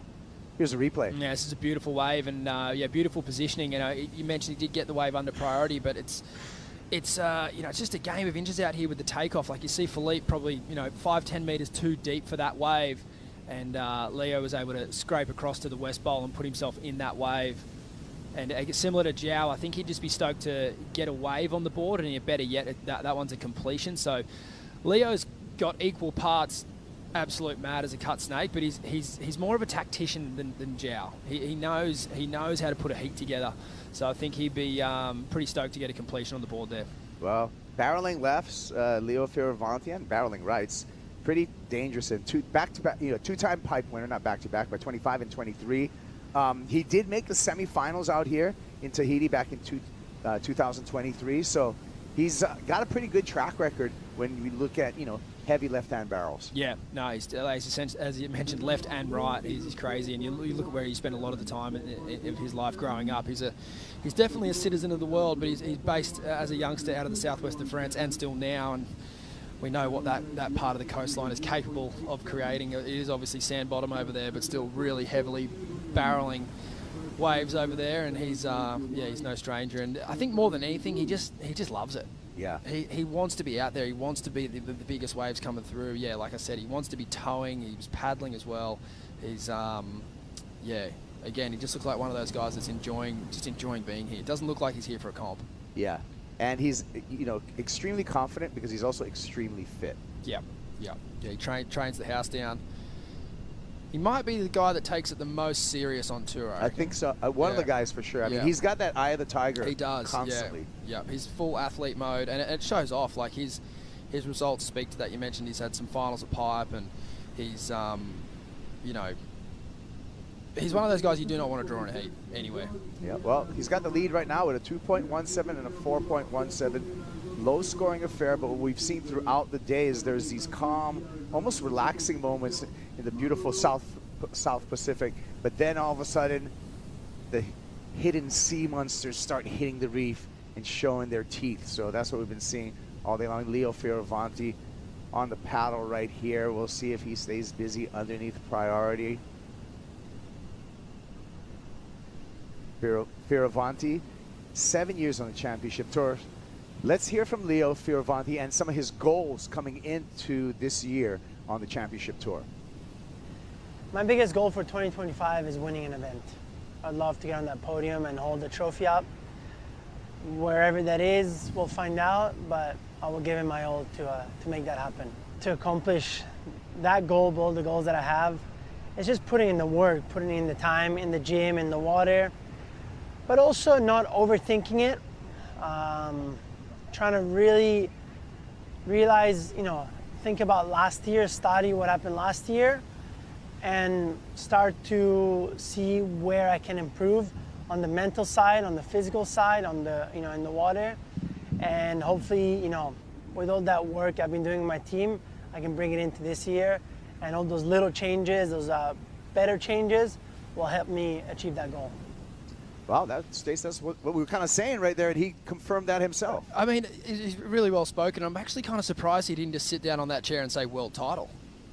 But event wins do get you world titles, so it's all part of it. It's all a path. It's all a path to a Final Five. One step closer to a Final Five clinching is Griffin Colapinto with a convincing heat win, 18 points of a possible 20. Let's hear from Griffin. He's on the boat with Chris. Yeah, thanks, team. A huge heat win there. Griff, I know you've been coming here for a long time, but you and Chopo have had a torrid affair this last week. Sometimes loving, sometimes downright violent. We see a huge set coming through right now. Chris, do this one. Philippe's going, he's doing it. Oh, airdrop, no hands. Oh, he pulls it, yeah! Well done, well done. You're hired. Yes. That was amazing. So tell us about the relationship that you've had with this wave over the past week. Pretty much everything you could ever imagine. Wipeouts, sucked over on tow waves of my life, just experiencing it all. And I'm doing it because, that's why I started surfing, was to have the potential wave of my life. And this is like so satisfying for the soul. And I love competition and competing, but when it comes to an opportunity to get the wave of your life, that's just as important to me. So yeah, I just focus on that. And now we're competing. I'm still healthy. My body's intact and won my first heat. So psyched. Now, I know mind-body-soul connection is huge for you. Tell us about what goes through your mind when you jump off the boat into the water to paddle out for your heats. Just like doing your best to envision yourself on those waves you want, and then right now, obviously, there's a lot of implications with the ratings and stuff. So a couple of funny ratings thoughts pop into my head, but my brother told me, just be present, just come back to the present moment. Like, you're gonna get those thoughts, but you just have to stay aware and tell yourself present, present, present, And so yeah, just coming up with some mantras there, and yeah, it's a really special place. So I think the better you can just flow with the wave, the more it's gonna reward you. Well, I think you answered everybody's question right there about the Final Five implications. Good luck moving on into the next round. Thank you, Cote. Okay, see you guys later. Yeah. Well, there you go, into the round of 16.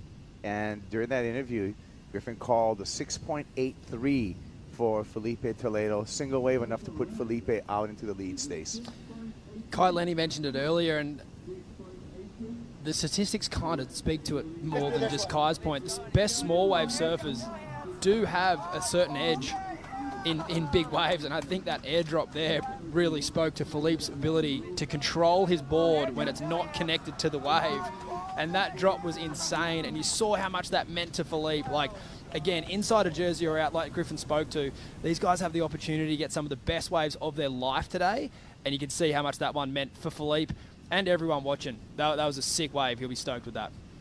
Yeah, cat-like on that drop. A lot of times you see guys get into kind of the pig dog stance and knife into it. Here we go. Here we go. Look at this. Talk about pig dog stance on the bottom of a sea monster, and it just spits its guts out. Wow. There's going to be one behind it too. Oh my. The draw off the reef right here, and Joao Chianca staring down this monster as he rolls over him. And now it's time for Tahitian Water Patrol to get busy and search the whitewater for Joao. There he is. They're going to make quick work of it. The grabber does his job. These guys are such animals. He's just paddling back to the channel. Cavitating. Cavitation. Go. And the Red Bull jet ski going for a talk about pulling it out right there. You know the feeling of that. When you hit the throttle and nothing's happening, cool head on their shoulders. I learned something there. On the sled, get the thing bobbing, get the propeller to kick in. Yeah. Impeller. Wow. Yes. I like that. The bounce, like whipping the horse. Get going. Hey, look at these guys. Some of the best. And that was a tough situation. And Joao made the right call. He decided just to swim through the channel. There's Lucas Shumbo, his older brother, giving him some advice. Oh, my. That wave was off its head. And I actually thought he was going to recover the goat boat. He went pig dog, goat boat, Kai Otten style. And his leg slipped off. Yeah, and I actually thought he was, because he was so over his board, I was like, wow, this guy's going to ride through this tube on his backside. Here it is. Crazy drop, and you know he did all the hard part. He just the back foot just came off there, and he got absolutely detonated. So committed, so far over his front foot. That is a horrible wipeout. My word! And this right here, get it going. Give me some grip right now on the impeller. And you know what? Look at cool head. Ride it out. Beautiful. Well done. Point it to the beach and ride it out. Well done. That is the gnarliest 0.93. Yeah, you'll see maybe today. That was hectic. All right, so Joao Chianca regathering himself, entering the lineup once again in third priority. First priority with the man in blue, Leo Fioravanti. Fioravanti still searching for. He needs a pretty chunky wave right here. 2.67 will take him to the lead, but that's kind of like some false hope right there. That's because Felipe Toledo's doing it on just one wave, and there's our Tahitian Water Patrol again on the Red Bull jet ski. These guys. If I think of the position that Felipe Toledo's in right now, he's just ridden one of the better waves we've seen him out here in recent memory. And he's got two guys in his heat. Like, look at Joao. He's really exploring the whole reef, looking to get essentially a 10. He's really only got one thing on his mind here. And I think Leo's kind of in a similar boat where they're a little bit clicky. They're very clicky, actually. We see Chumbo waxing up Joao's other backup board there. We saw Seth Moniz break 2 boards this morning. Yeah. So very, very common to see these guys come into the lineup with 3, 4, 5 boards. But yeah, just getting back to Felipe. He's got the single best score on the board so far. He's packed a sick one. If he can sort of keep that momentum going, I really like the position he's in here as we pass the halfway mark, Clibes. Yeah. Great heat management by Felipe Toledo. Patient start.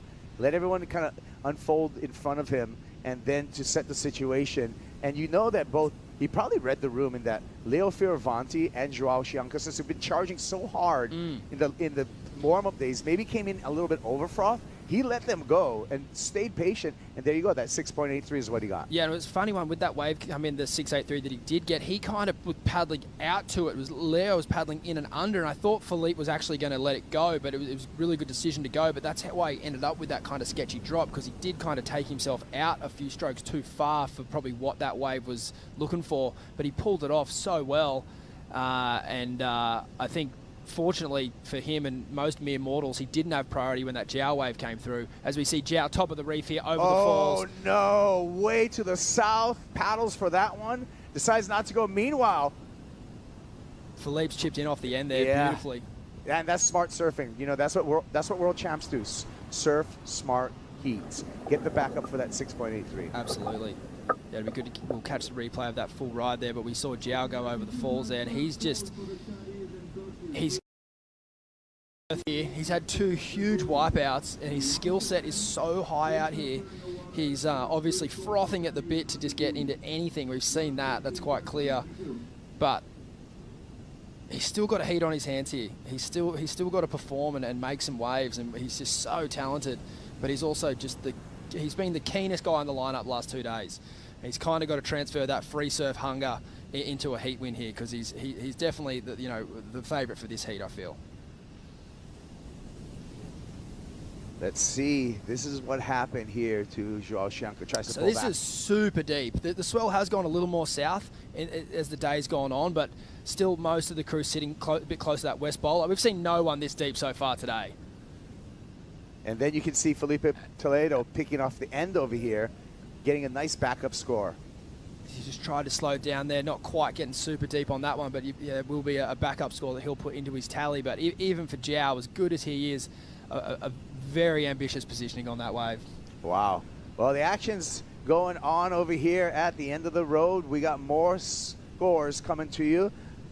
Felipe Toledo and his backup will come back with that information when we return to the action here in Tahiti. It's the Lexus Tahiti Pro presented by IC Toledo. Standing up tall.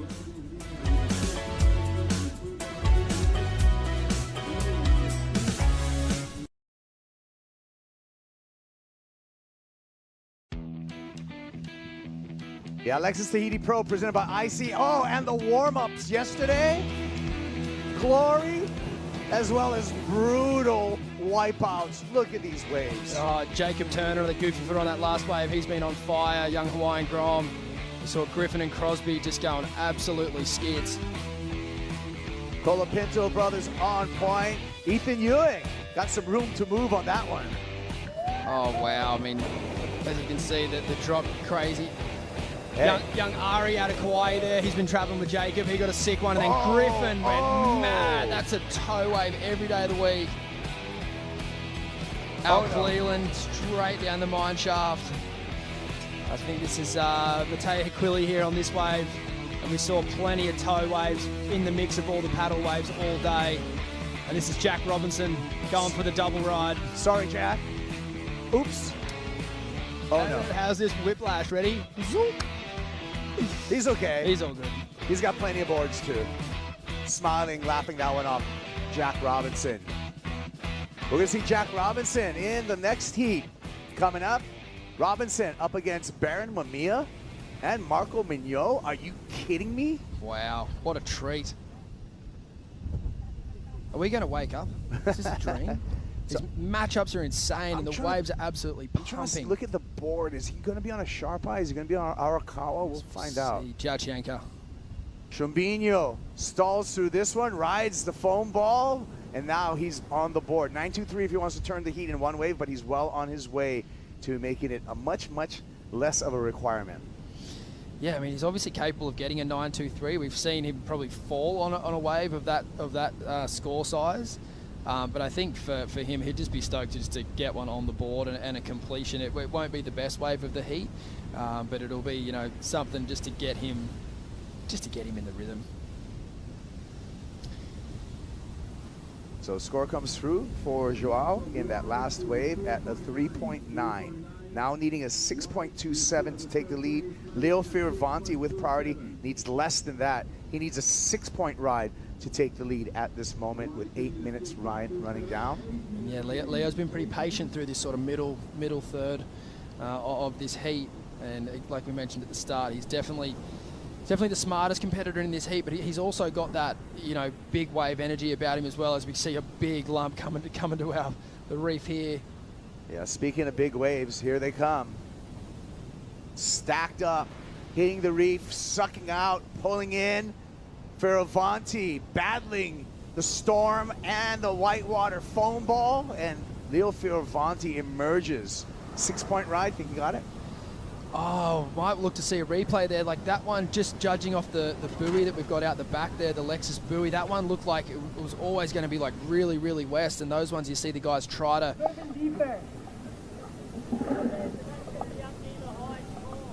And Leo said, took the words out of my mouth. It's like those waves are so big and they're so impactful, but they have so much speed and water behind them that to slow down is so hard. I think the judges will sit right around that number. I don't think it's a home run yet. Here it is. A beautiful technique, great drop, made it look so easy. Huge spit, and it shows the waves really critical, but it's just, this front angle, the spit kind of helps him here because he kind of looks like he's gone for ages, but he's out of it in reality. Well, we could hear that water audio as and we take one more look at this beautiful water angle. We could hear from the water mic that his dog his coach Richard Dogmar said definitely the high score. So we'll see if Dog's right on that, because the just only needs a thing 6-point ride. that I would think that the judges might appreciate, and he doesn't need a 6.83, he only needs a 6, so can sit under Philippe's and still turn the heat. But I think the judges were really digging that airdrop from Philippe. Yeah. You know, he didn't really get that deep in the pit, but the airdrop's psycho.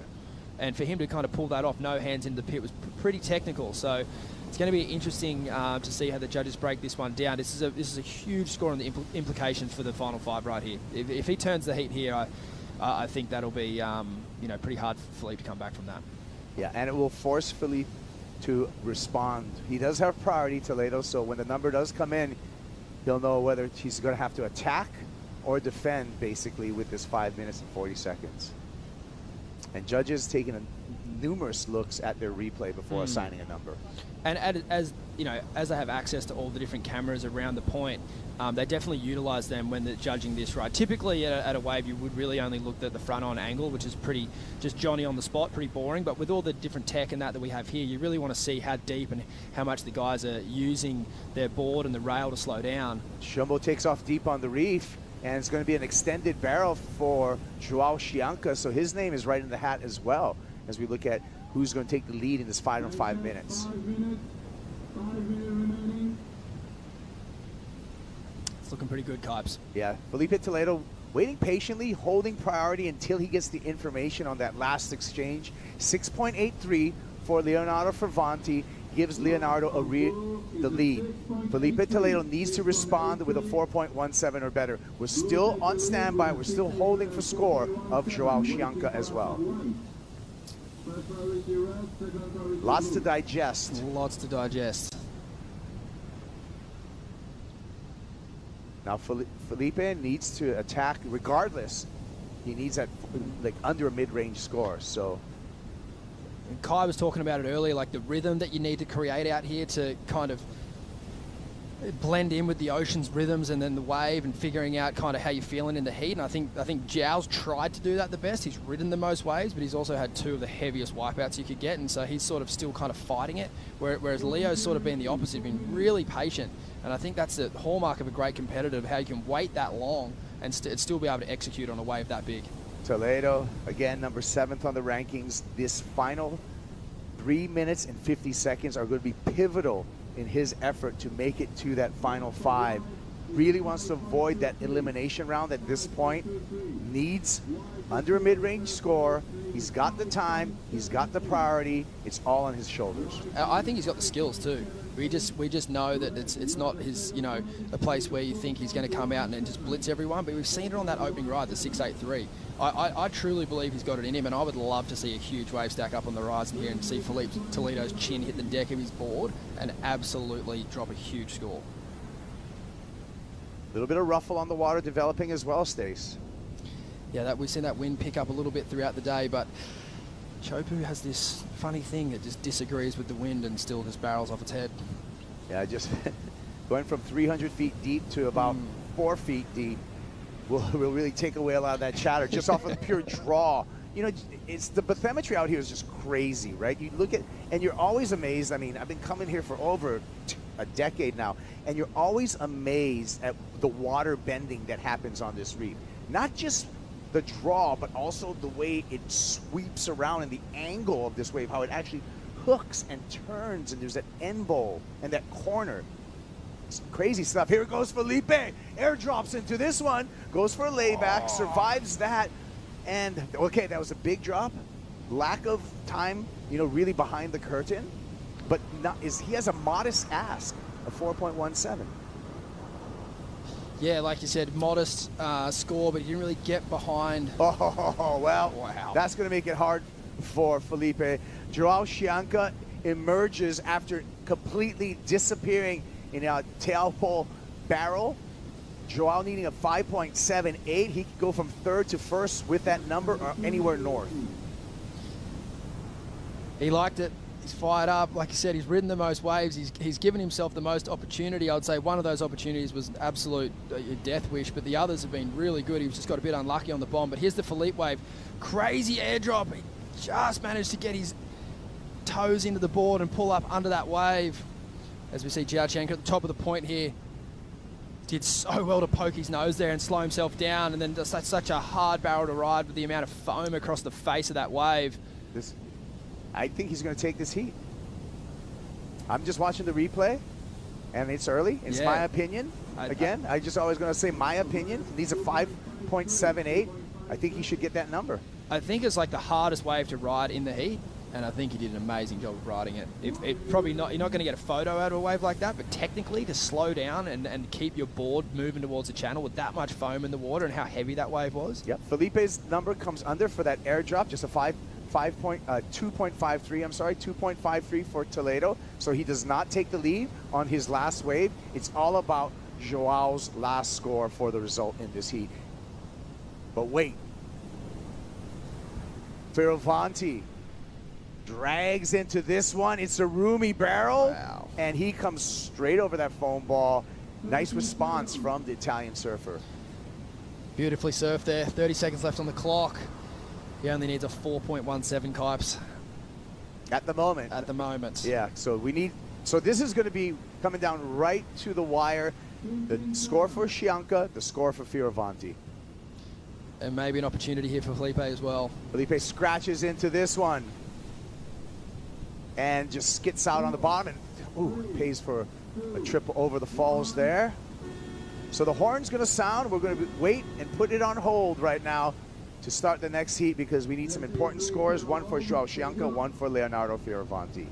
Situation really is, if Joao does get the score, which is 5.78, was Leonardo's Fioravanti's last wave enough to turn it back in the Italians' favor? He's doing a download right now with Richard Dog Marsh. I think that it will be. I think if Joao gets it, it will be only just.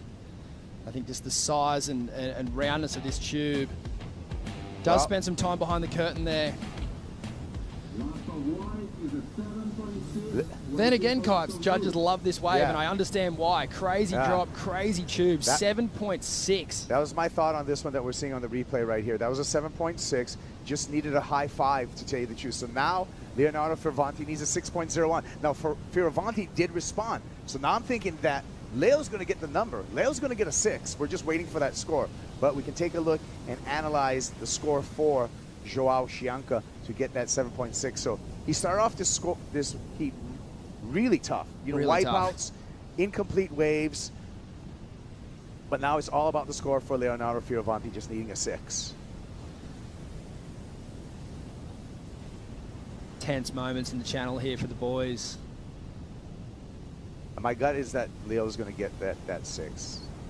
And that's responding when he needed to, once Joao turned the heat. Fioravanti does. Joao's going to hear the news right now, as well as Leo. He hasn't heard it yet.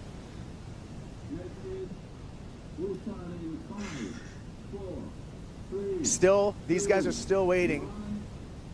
I think they might have heard the scores, but they don't know exactly what that meant as far as the positions. Let's watch.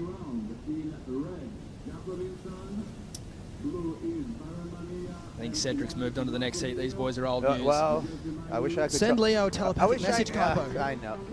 I'll text you, Leo. You made the heat. Leo Fioravanti into the round of 16. Joao Chianca and Felipe Toledo on to elimination round this afternoon. We're on to a commercial break, but we'll be back with much more from Tahiti.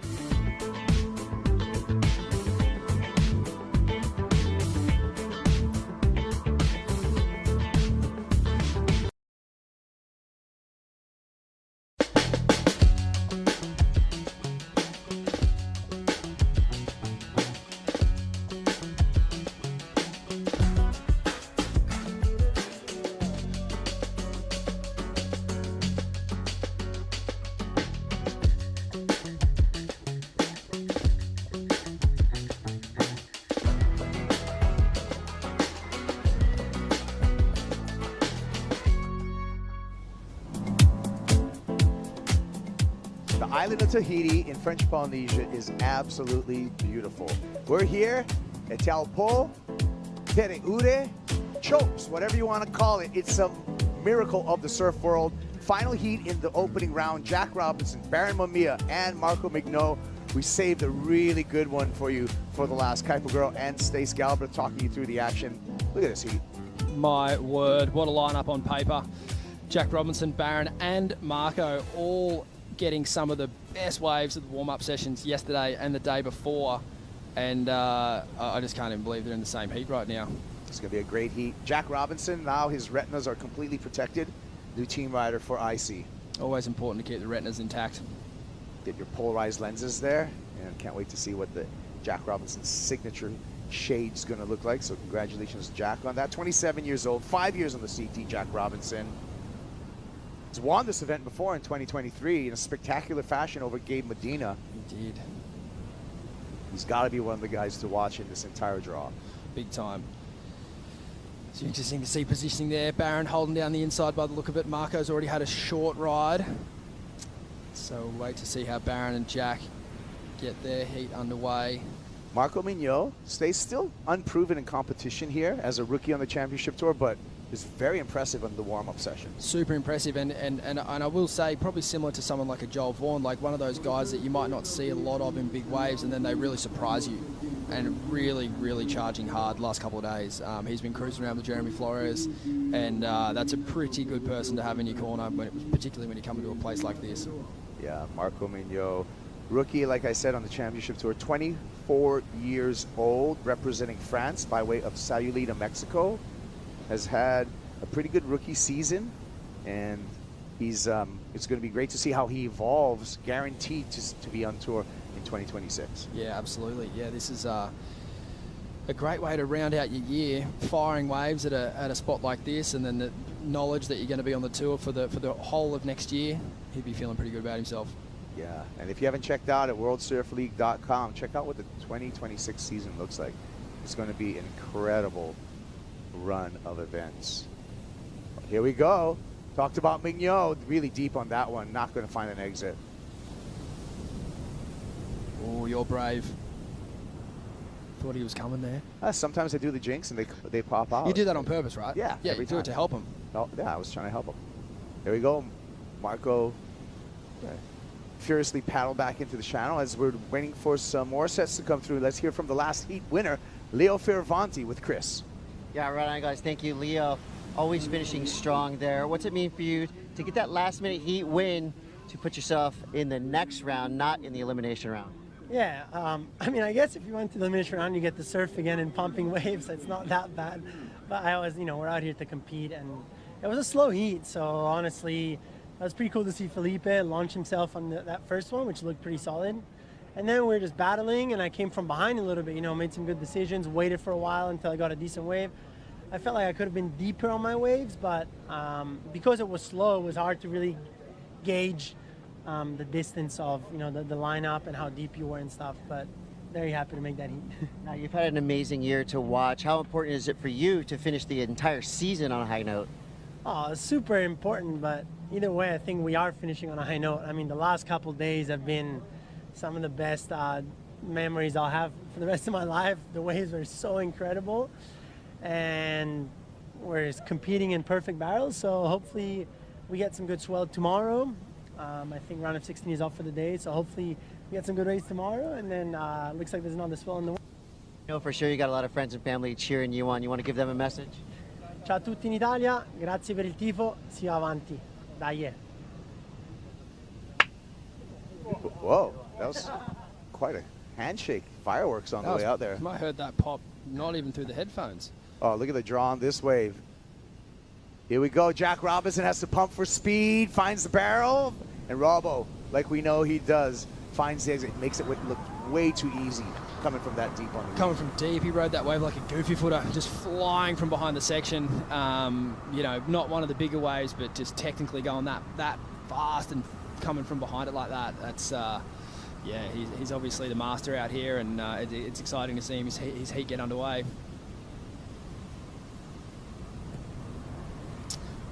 Yeah, see, Barron didn't have the inside for long, did he? Little Jack just round the back of him there, no worries. But Barron didn't put up too much of a fight. I think Barron's probably looking to land the knockout punch on his very first wave. The way that Barron warmed up out here was unbelievable. Just his wave count, the amount of waves he completed, I think he'd be feeling more than warm. He'd be feeling red hot.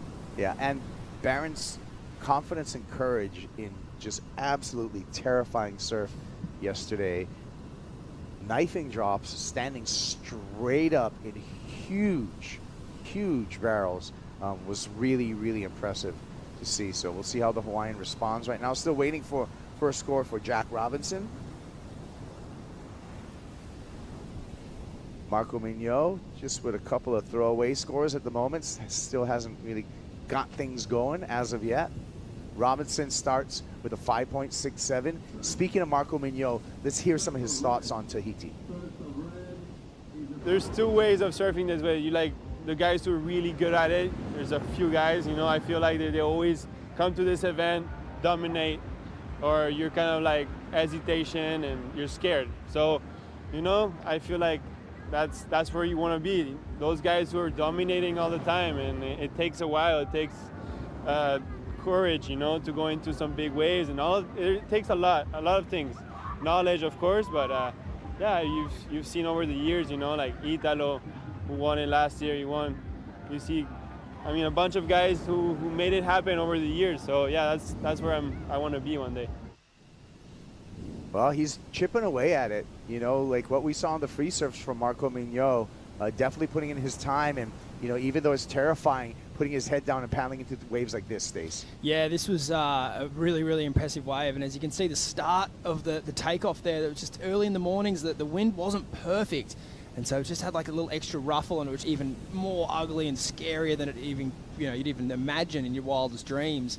But then obviously as it comes through the west bowl, it comes onto the inside. You know, you could drive a school bus through those things. So yeah, but Marco, it's as you can see, he's playing the long game, but he's definitely off to a pretty good start. He had an amazing couple of days.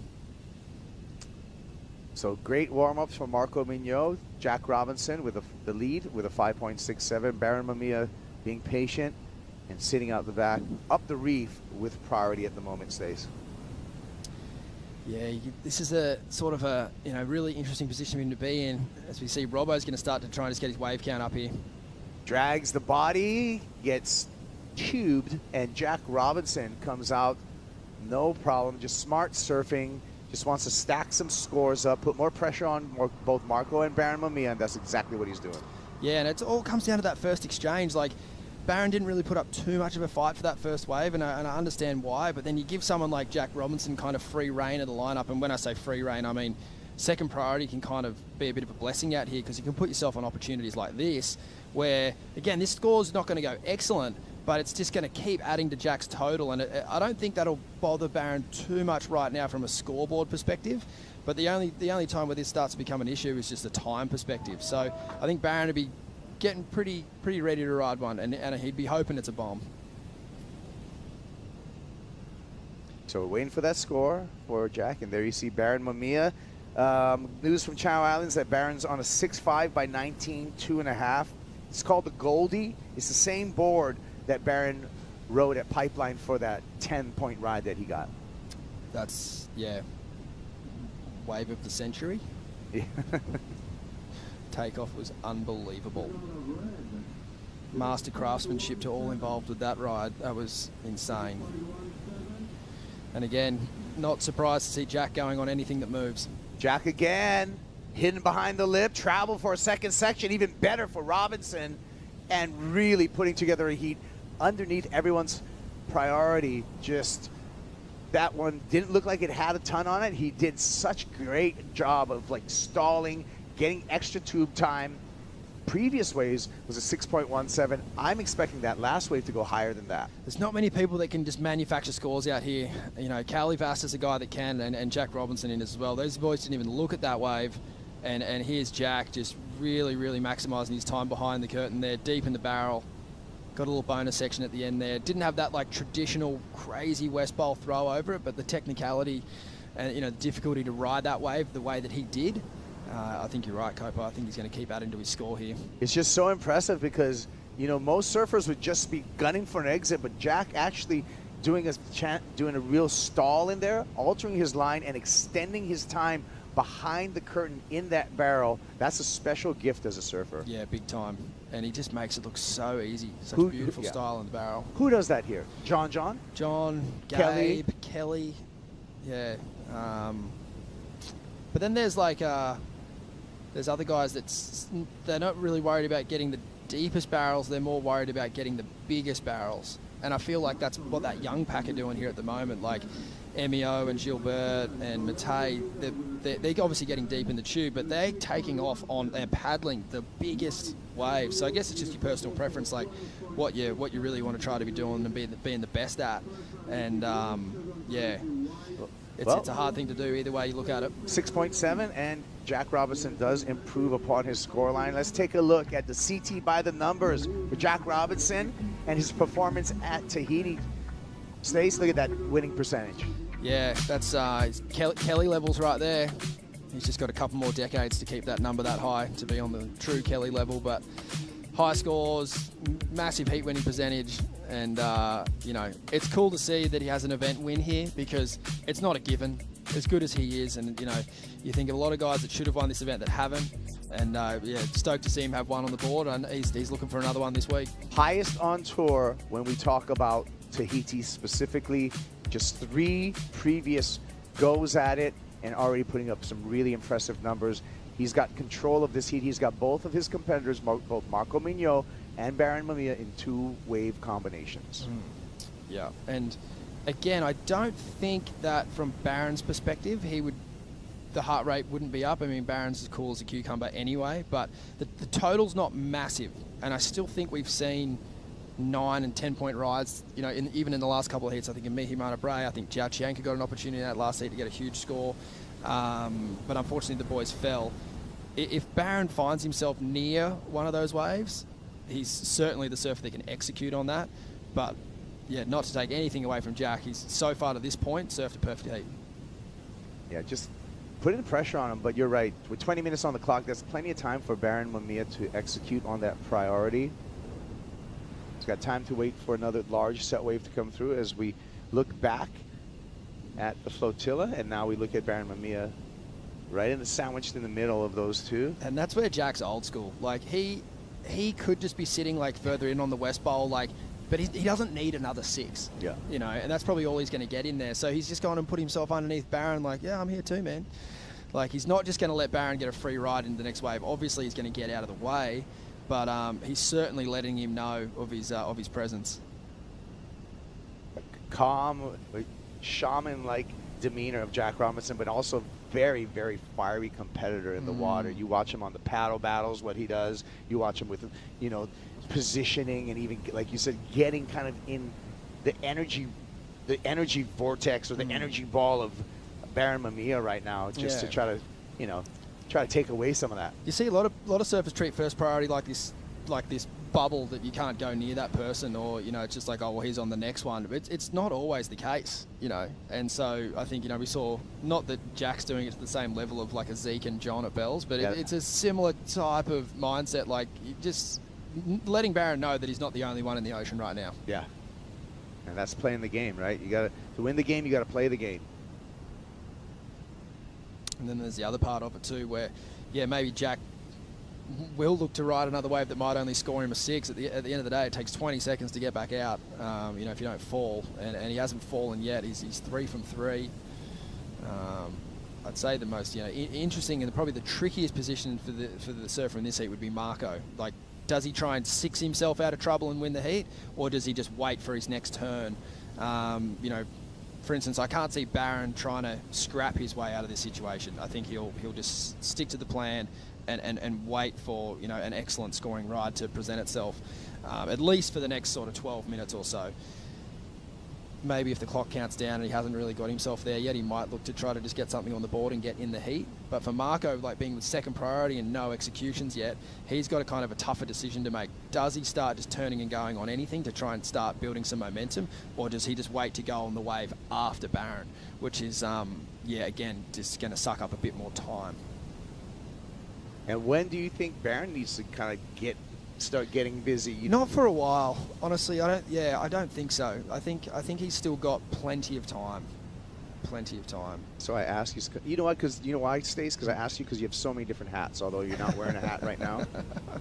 Okay, you're a journalist, you're a commentator, but you're also a coach. So you've studied like just the way people put together a heat hundreds of times. Yeah, heaps of times. I used to judge heaps when I was a kid too. I reckon I burnt my retinas out. I needed some ICs down at D-Bar back when I was a kid. And yeah, you just get to see a lot of heats and so much great surfing going down. But then yeah, there's obviously great surfing, and then there's people that are great at putting heats together. And that's where I'd put Jack, honestly, and his results speak to that. He's such a talented surfer. He's probably one of the most in-tune people I've ever seen in the ocean anywhere. You know, you look at him at Sunset or Kira or Tahiti or any of these waves around the world, he's just so clocked in, but my God, can he put a heat together. And then, yeah, someone like Barron, he's all show, all talent, and he's an absolute, you know, he's a superstar, and he puts on great performances when the waves are pumping. But you've seen him over the last few seasons start to work with a few different coaches and start to try to like up his game there. Yeah. And this is going to be a great opportunity to see, you know, if he can put that into work by kind of backing his just surfing. Yeah. And backing the ocean and going, I'm just going to wait for my chance because I know they're out there. And things can happen really quickly out here. Just for example, Jack Robinson, his 2 keeper waves, they were 1 minute and 20 apart. Here's the first one, the 6.17. Yeah. Yeah, amazing just to be able to pick that wave up with third priority. And then right away, got this one, the 6.7. And a completely different style of wave. Like this wave had a bit more run on it. The other wave was a bit more of a slab. And for him to just be able to, you know, execute like he did on those 2 different waves just goes to show that his variety, he's got it all. I guess what we wanted to show also is that how quickly Barron Mamiya can turn the heat right now with priority and making some smart decisions and getting right back out there. I kind of see him doing this Kelly style, like 9 and a 3. Yeah. That's sort of what I feel. If that's what's going to happen. Like I said, I don't feel that he'll... It just doesn't seem like his style. I don't think he's going to grind it out. I think he's just going to wait to, yeah, like I said, he's going for a photo or a video clip moment, you know. That's the theme he's been on the last couple of days, and I reckon he'll just keep that rolling.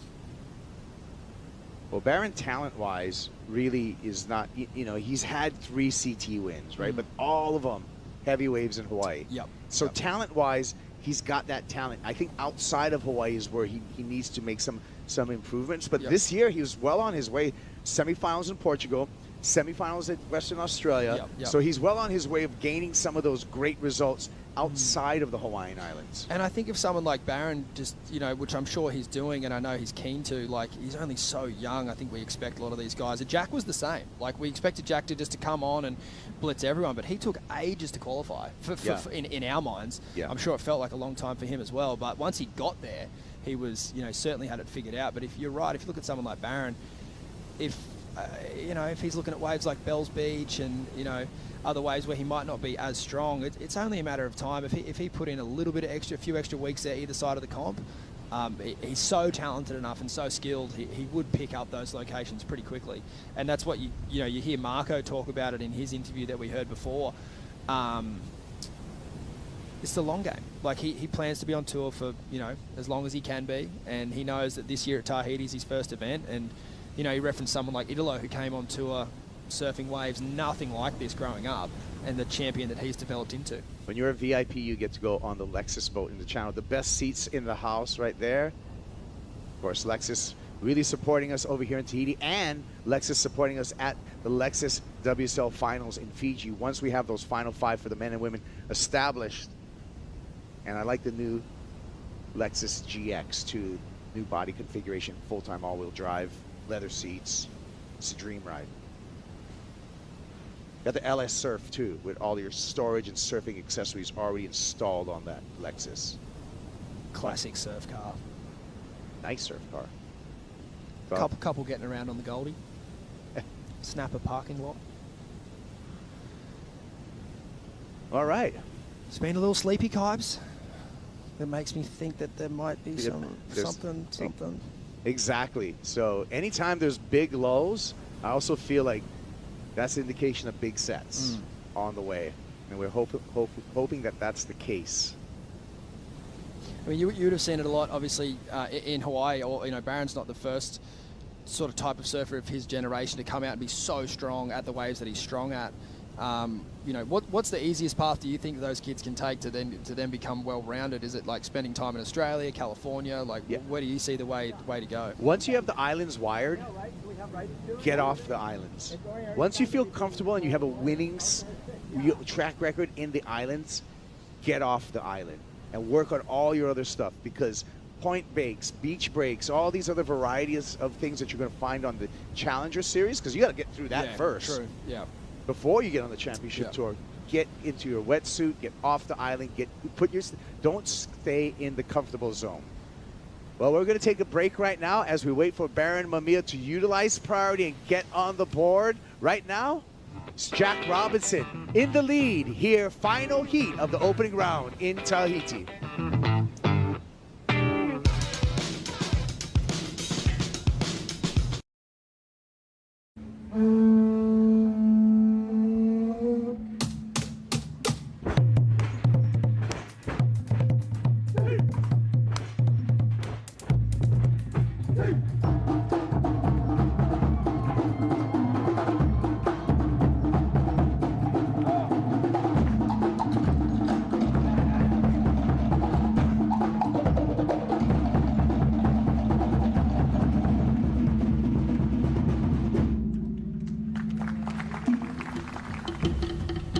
Nothing better than a fire dancer at the opening ceremony to get you lit up and ready to go. Piper Girl along with Stace Galbraith.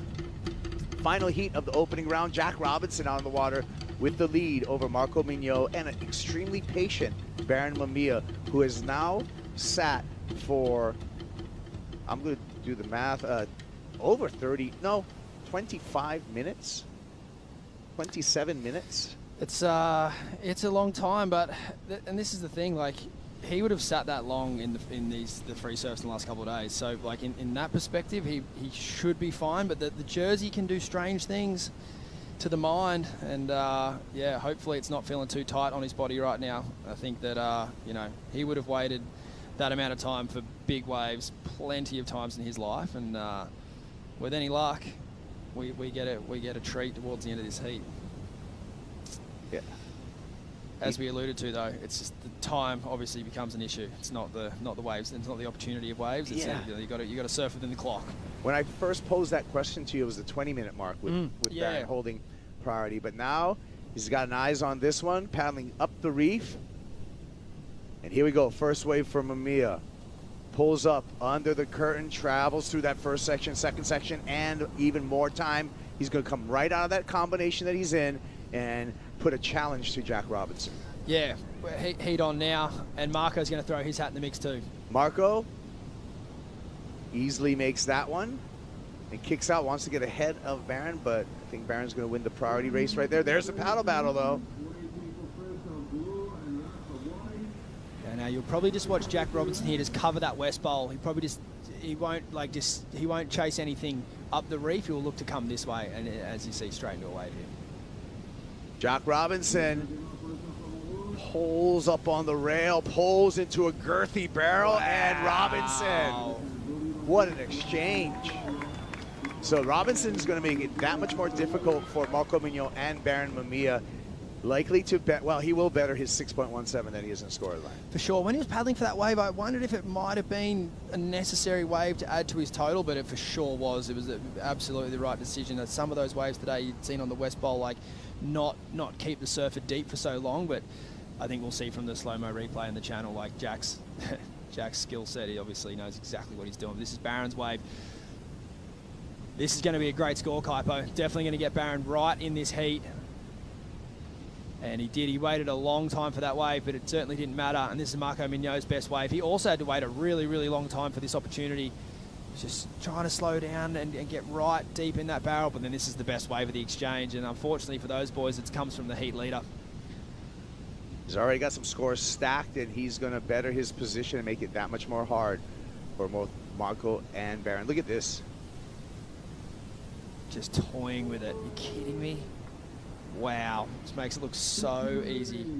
It's like Matt Bemrose in the channel with his hands up. Look at this from above one more time. Just sitting on that foam ball, Jack Robinson. And it was really, really good timing for Jack for that wave to come through. You know, quite often you see, as we just take this slow-mo replay here, beautiful technique. So what's impressive is him able to like skirt above that explosion and that foam ball on the bottom third of the wave, alter his line, pull up on the rail. Yeah, we heard Kai Lenny talking about it earlier. Like, ideally, you want that spray hitting the underneath of your board. The moment it goes over the top, that's when it can slow you down and really cause you some grief. And Jack just had that technique down to the absolute inch. It was perfect. So 6.93 drops for a patient Baron Mamiya. That would have got him right back in the running, but we're suspecting on Jack Robinson to increase his heat total. Mamiya, however, does have priority right now. It looks like our surfers are scrambling, Stace. Yeah, this looks like a decent wave coming in here, but Baron's too far out. It was Jack with third priority. However, Marco didn't go the wave. We'll look to see maybe another replay from another angle to give us a better look at that there, but certainly some surfers wanted a piece of it, and we'll see what our young friend Ratzo does there with priority, because it's definitely 3 surfers paddling for that wave. Yeah, interesting play. And perhaps things remain the same. I'm just surmising in that they all 3 paddled for the wave. We'll take a look at it here. I think for Baron it'll stay the same, but... Yeah, Baron just kind of backed off, and there Marco, that was a paddle. That was a paddle for sure. And it was a good wave. Also, a missed opportunity there for all 3 surfers. That's the most important thing. They all would have benefited from being on that wave. And I would be surprised to see the priority not switch there after that replay. Yeah. So we're still waiting for scores for Marco Mignot as well as Jack Robinson. Remember, Robinson, anything over a 6.17 will make the job that much harder for both Marco and Baron.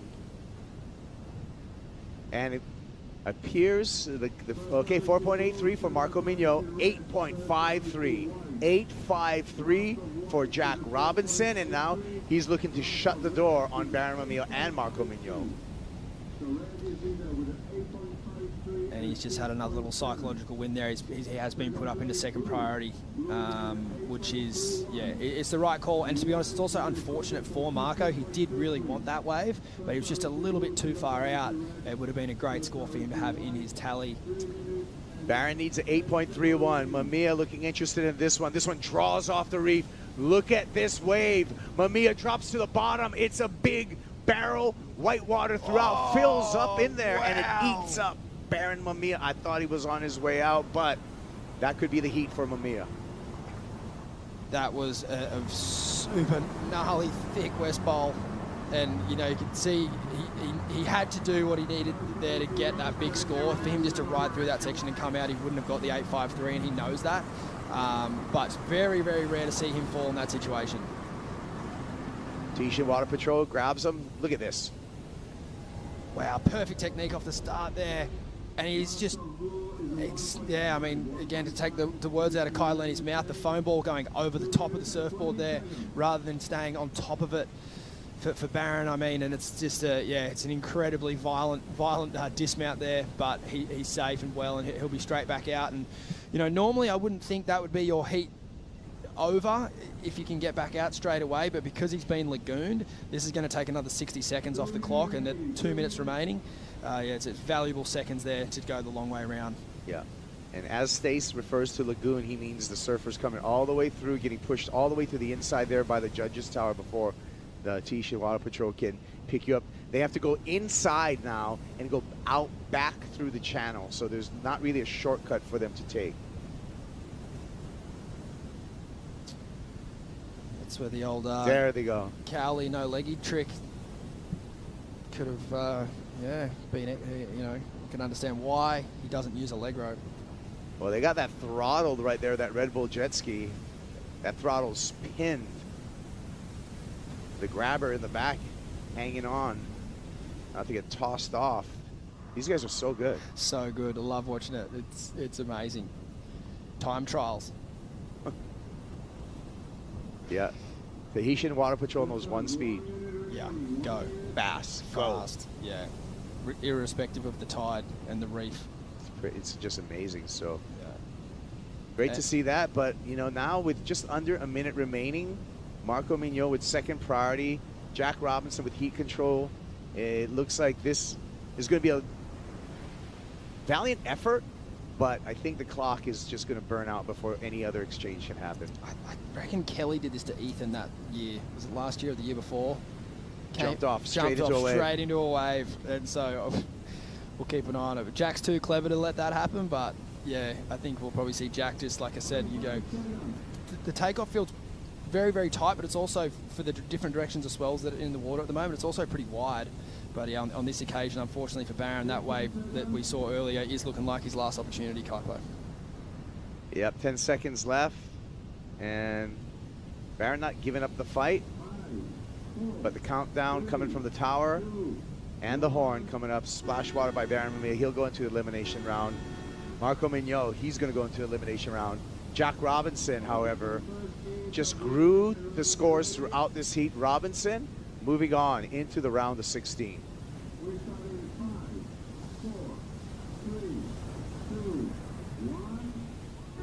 We'll be back with the elimination round. When we return, it's going to be Jordy Smith and Kareva Tairoa.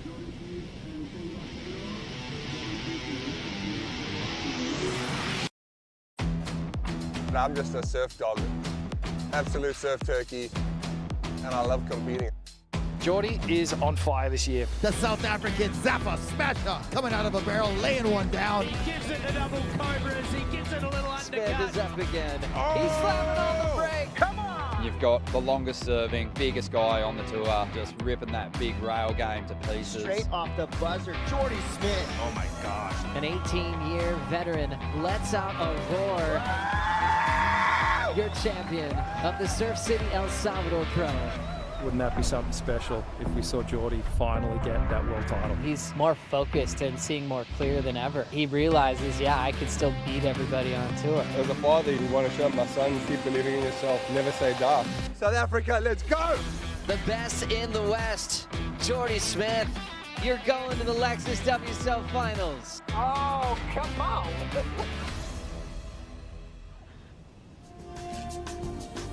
Jordy's just been dominating this year. It's making everyone feel good. Everyone who's followed this career, an incredible one at that, for over 2 decades. Seeing this young kid come out of Durban, winning the World Junior Champs, being a world title threat, bidding wars for space on the nose of that surfboard. Man, he's been through it all. And now he is in the Lexus WSL Final, still to try to get that first world title. Joe Turpel, Felicity Palmatier. We've had that story for, you know, decades on tour of guys that are supposed to win and they've had to retire and move on without accomplishing that goal. Now there's so much energy behind Jordy, thinking this might be the year that he does it. Wouldn't it just be amazing? Because it's been incredible. The start to the season, probably the best he's had in about 10 years. He's had 2 wins this season as well. I think we just saw a big whale out the back breach, which was pretty cool. The wildlife here, it's all coming together. But yeah, Jordy's run this year has been amazing, and it'd just be that, I don't know, that for that photo finish, that the moment everyone's been waiting for. There's a couple of other surfers that come to mind. I mean, West Aussie Taj Burrow, runner-up multiple times in the world, just didn't quite get that world title. So to see it go down potentially at Cloudbreak in less than a month could be history. Totally. Jordy Smith didn't plan on being in the elimination round, but the way the points go, he just had to paddle out to officially get his spot into the Lexus WSL Final. So he's accomplished that. We're still working on the seating order. So Jordy Smith is hoping to continue to move on. Like he told AJ McCord at the US Open when he stopped by. He's like, yeah, I just want to, you know, try to surf as least as possible when it comes to Cloudbreak. He wants to give himself the biggest advantage he can. And with Yago getting a win there, Yago's already put pressure on Jordy to get a heat win right here. Yeah, he has, for sure. It's just coming in with that yellow jersey, it's just such an advantage. You literally have to just win with that new rule change, the 1 heat, right? And then you've got the world title. So there is huge implications. And yes, he's already clinched, but to wear that yellow jersey means a lot. So, I mean, I guarantee you he's going to want to win this. And I think he even said to AJ, right, that the goal is to win this event. I mean, he wants that yellow jersey. So he is fired up. Things moving around on the live rankings. Check that out on worldsurfleague.com. Italo Ferreira moved up a spot to number 3 in the world as we watch a potential star, Jordy, taking on Teva Tairoa. Teva pulling in on the backhand and holding on to that rail. Looks like he'll start with a completion in his first ever call-up to the championship tour. Teva was in the trials, and when he heard about the injury of Alejo Muniz, realized he was getting the call-up. We're wishing Alejo a speedy recovery. He said he had a very successful shoulder surgery, hurting himself in competition at Jeffreys Bay. So that opened up this opportunity for Teva, 35-year-old fireman, enjoying this dream of competing at Chopes on the World Tour. This is a start. Yeah, this is a cool start, and you can just see that he was just playing with this wave, you know, really playing with the speed. You could see him just drag that arm, the side of his body into the face of the wave. He knew he wanted to maximize this tube time, which he does, so he gets that completion. It's going to feel good, get a score on the board, feet in the wax. But he has got a pretty hard job ahead of him, a really fired up Jordy Smith, who is in fine form. But it is going to be a good heat because you're coming up against the local. Wildcard put a lot of time in here and is going to know pretty much every inch of this reef. So, yeah, this is going to be a great heat. Focusing on the live rankings and the race for the final 5. Italo, I mentioned before, had jumped up to number 3 with a heat win this morning. Kanoa Igarashi sent to round 2. He's dropped to 4, and Kanoa's got Mihimana coming up in heat 3. That's in a couple of heats from now. Big one for Igarashi. We saw Griff go loony in his matchup, getting a huge win to the round of 16. He jumped up to 5th. We saw Ethan Ewing fall out of the top 5 for the moment on the live, so Ethan will be in this round. Remember, he had a 16+ total, and he has Seth Moniz to deal with.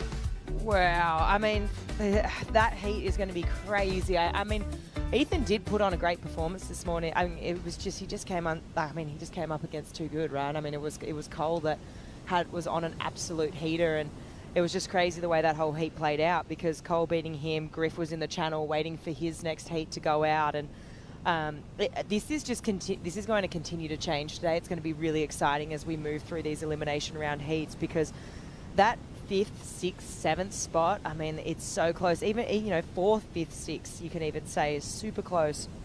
So, I mean, we've already seen some change on the leaderboard.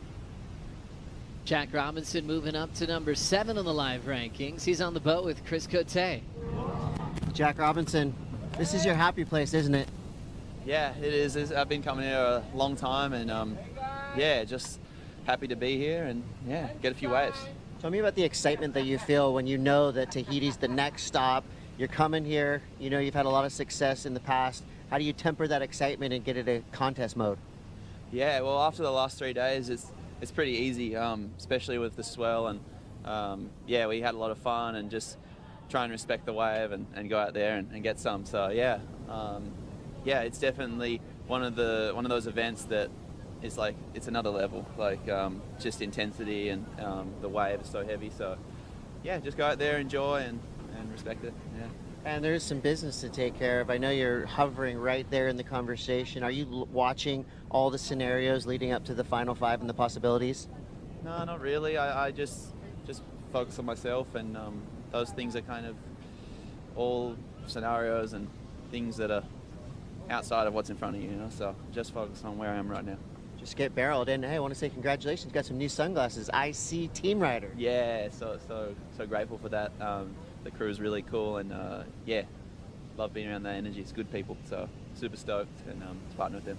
Love to hear it. Well, Tahiti, Jack Robinson, they just have a way of fitting nicely together. Good luck moving through the rest of the contest. Totally agree with you, Chris. Yeah, that was a magic session. They're all magic when you watch Jack on a wave that's slabbing that he could pull in on. He's got this extra zen type feel to him when he's just picking apart the reef. He talks about the mana. He often looks back to the mountains and lines it all up, and he just threw it down in that last team. I mean, he had Barron in that heat. Marco's been on a tear. Barron getting sent to the elimination round. It's going to be a short break for Mamiya. He's actually now reseeded coming up next against Al Cleveland Jr. What a cracker of a heat. Heat 2 of that elimination round. Two absolute barrel lords. I think and two guys that are not going to back down from a challenge. If this big set starts moving through the lineup, you know, that whole channel's screaming, the boats are yelling, you know that both of those guys are going to have a dig. So hopefully we see a couple of really big sets come through for that heat. On my last break just then, I zipped out on the jet ski into the chat there too. It is a little bit more ruffled. I think sometimes when you're watching at home, it almost looks a little bit more groomed than what it is when you're really getting a look at it in the channel. So it's just a little pickup. It kind of looked a bit more unruly, a bit more rogue than what it looks like on the screen. It really is a whole nother feeling when you're in the channel and everyone's watching Jordy. They're screaming for him right now. He can hear it. Jordy gets one pump to start, grabs the rail, pulls up a higher line, but the exit shuts down. And Jordy Smith starts off with an incomplete barrel ride. Mixing it up with his shapers throughout this entire season, really. And it's kind of been a topic we discussed quite a bit. You know, like when you're this talented on tour, do you want to know what's out there? You know, some just stick to what's working. And, you know, I think Jordy's always been a guy that just loves surfboards. And right now, he finally got himself a Paisel.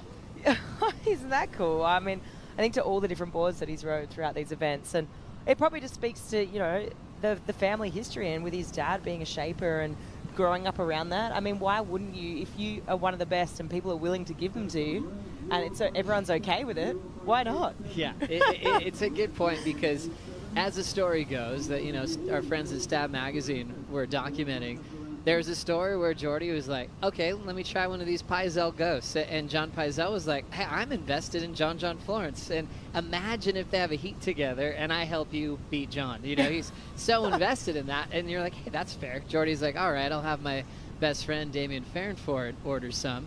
And, you know, kind of undercover. And so he snuck some Paisels order. Damien gave them to Jordy. Jordy like camouflaged him up with a paint job. And, he tried to pull it off. You know, Jordy said he didn't end up really carrying any of those boards further, but now he actually connected with John Paisel. Paisel's like, yeah, John's off tour, let's do this. And and he actually made him a lot of surfboards for not just Tahiti, but also a great quiver for Cloudbreak with a lot of his models that most of his team riders ride. So Paisel made him 10 boards, a couple of ghosts in there, mostly the Next Step model. And we'll see what he ends up on, you know, these next two events. He's got a 6'4" Next Step. Will be his backup for today. Wow, it's so cool, right? I think it also speaks to the maturity of Jordy as well, and just the experience, the years on tour, and the willingness to be able to, one, have those shapers be okay with that, and two, everyone to respect you enough to be like, yeah, okay, that's fine, I'm fine with that. Like, you're so good, you've been on for 20 years, let's do this. And I mean, it's what the best start he's had to his career in, 10 years. So it's working for him, and I'm excited to see how the Paisels go. Yeah, he's one of those guys. He's so good. He can actually mix up his boards in an event. We saw him do that at El Salvador. You know, Mayhem, and then next round he's on his dad's board, Graham Smith, as we look at the Vissla CT Shaper rankings. Congrats once again, Lost Surfboards, Matt Biolis. Wow, making it 3 in a row. You can't catch him now.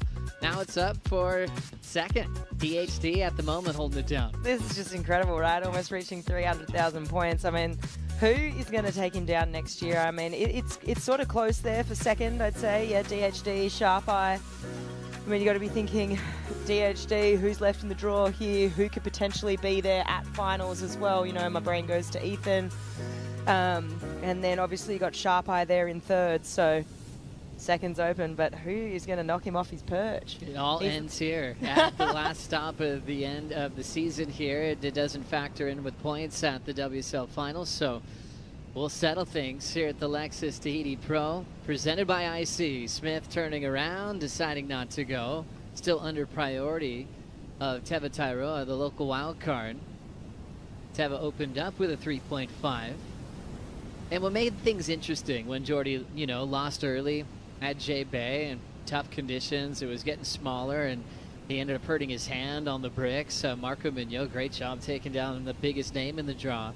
But we knew there were some points there. He did lose the yellow jersey. Dora made the final on Jordy's home break. And so now he drops to second. Coming into Tahiti, it hasn't been his best event on tour. He had 14 starts over his years. He's only made the quarters twice. those 2 quarters, he did turn into semifinals, but he's had a lot of losses in round 2 and round 3. As we look at putting the head down, Teva Tairoa is getting spit out of a cave. His first start on the championship tour, coming out of the trials, just took over, and the locals on the boat are letting him hear it right now. Whoa, that was a big cake, Joey. That was crazy. He's so fired up after that one too. That was a big wave, that degree of difficulty there. He was super deep. Can't wait to watch this. It's just going to be so good. Just the way that he maneuvered through that barrel, the way that he came out, maybe just potentially just after that spit. And he's going to be fired up. It's going to be a great score. It's going to be feeling really good, especially after that opening round he had, probably not finding the waves that he wanted, didn't go the way he wanted. This is definitely more like it. So this wave rolled through before Teva got his. So this one just wide open. How's the sound on it when it breaks? And then here we go. Teva just absolutely threads this one. He's so deep here. You could see he was on the foam ball and had that to negotiate, which is super hard. You can see it hit the fins. So he grabs a rail here. You can see he travels through that section, and he was right on the foam ball. Comes out with the spit. This thing is absolutely mental. Just the length of the ride, coming out with the spit. There was so many elements there to that judging criteria. Wow, that could be a contender for the Mophie Charger of the day here. Teva Tairoa earns every bit of that excellent number, an 8.33 along with his 3.5. Has Jordy in a quiet combo at the moment, but just sucking the energy towards him because all the locals in the channel on the boats were just losing it, knowing that he's surfing in his very first CT event.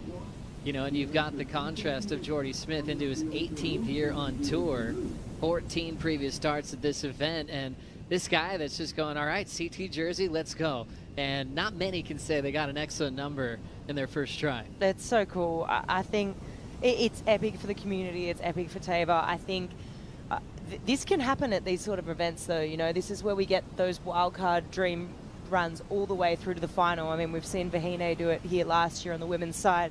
You know, we've seen Moana do it at Pipeline, and it's incredible to watch. And these sort of waves, it plays to, you know, that home ground advantage. It's time spent in the water. It's knowing the reef. It's knowing what waves to pick. Even the fact that they let that first one go. I mean, both the guys, they both let that first one going, having that knowledge. Second wave of the set, it's going to be the better one, and it's paid off. Well done to Teva and Jordy Smith, trying to just stay in the game. The one thing he obviously has on his side is CT experience at the highest level and an incredible brain of competing that has kept him with longevity in the world title race. You know, I said it was Teva's first event on the CT level. It's Jordy's 167th contest at this level. So right now, he's taking the deep breaths. It's nothing he hasn't seen before, which we talked about earlier, Flick. It's the theme of this event. Wild cards are devastating in the world title race, and Jordy felt that in real time, losing to Manoa Drolet in round 3 when he was in the title race back in 2010. He also lost to Ricardo dos Santos. Ricardo was unbelievable, winning the trials. He'd come up and just take down huge names, and Jordy was one of them back in the day. On the other side of that, Jordy has had success, and even his best performance he's ever had out here. The Hog was a wild card one year out here, or a couple times, and Jordy had a 9.23, a high 8 against him. They both had 17 plus totals. Jordy actually took that win over Nathan Hedge and turned in a semifinal performance, still his best to date. Yeah, it's an interesting thing when you think about the experience versus the local wildcard out here, because these are the sort of waves where, unless you grow up on a wave like this or a wave of consequence, you have this home court advantage. You know what? Wildcards at beach breaks, it's a bit different. I feel like the playing field is a little bit more even, whereas when you come to these reef breaks like Pipe, like Chopes, I think the playing field, I mean, obviously Jordy's got so much experience here, but for Teva, these reef breaks and just having that comfortability level of, you know, picking the right waves and feeling so comfortable when it's so consequential, that doesn't come natural to most people. You know, obviously Geordie has so much experience and he does have that comfortability level out here, but that's why you see people go on these dream runs at event locations like this.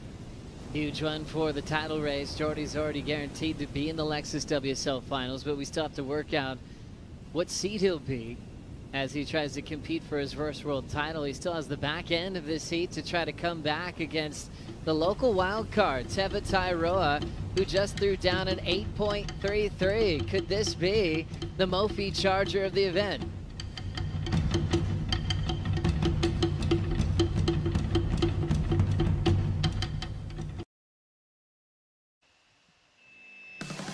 Time to crack open the pulse. Wow, action-packed.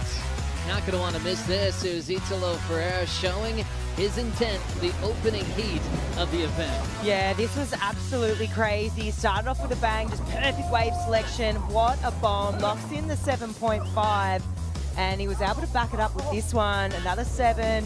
So he was just looking so in control, just picking up right where he left off with that last year's event win, Joey. Yeah, his friends were dealing with heavy water. Teahupo'o, Seth Moniz taking some beatings, and then it was the Cowley Boss show. No leash. It didn't need one. Look at the caves that he was dwelling in. This was so cool on so many ways. I mean, you expect nothing less, right? Performances like this from a Olympic gold medalist, one of the best to ever do it out here, standout performer in the last couple of days.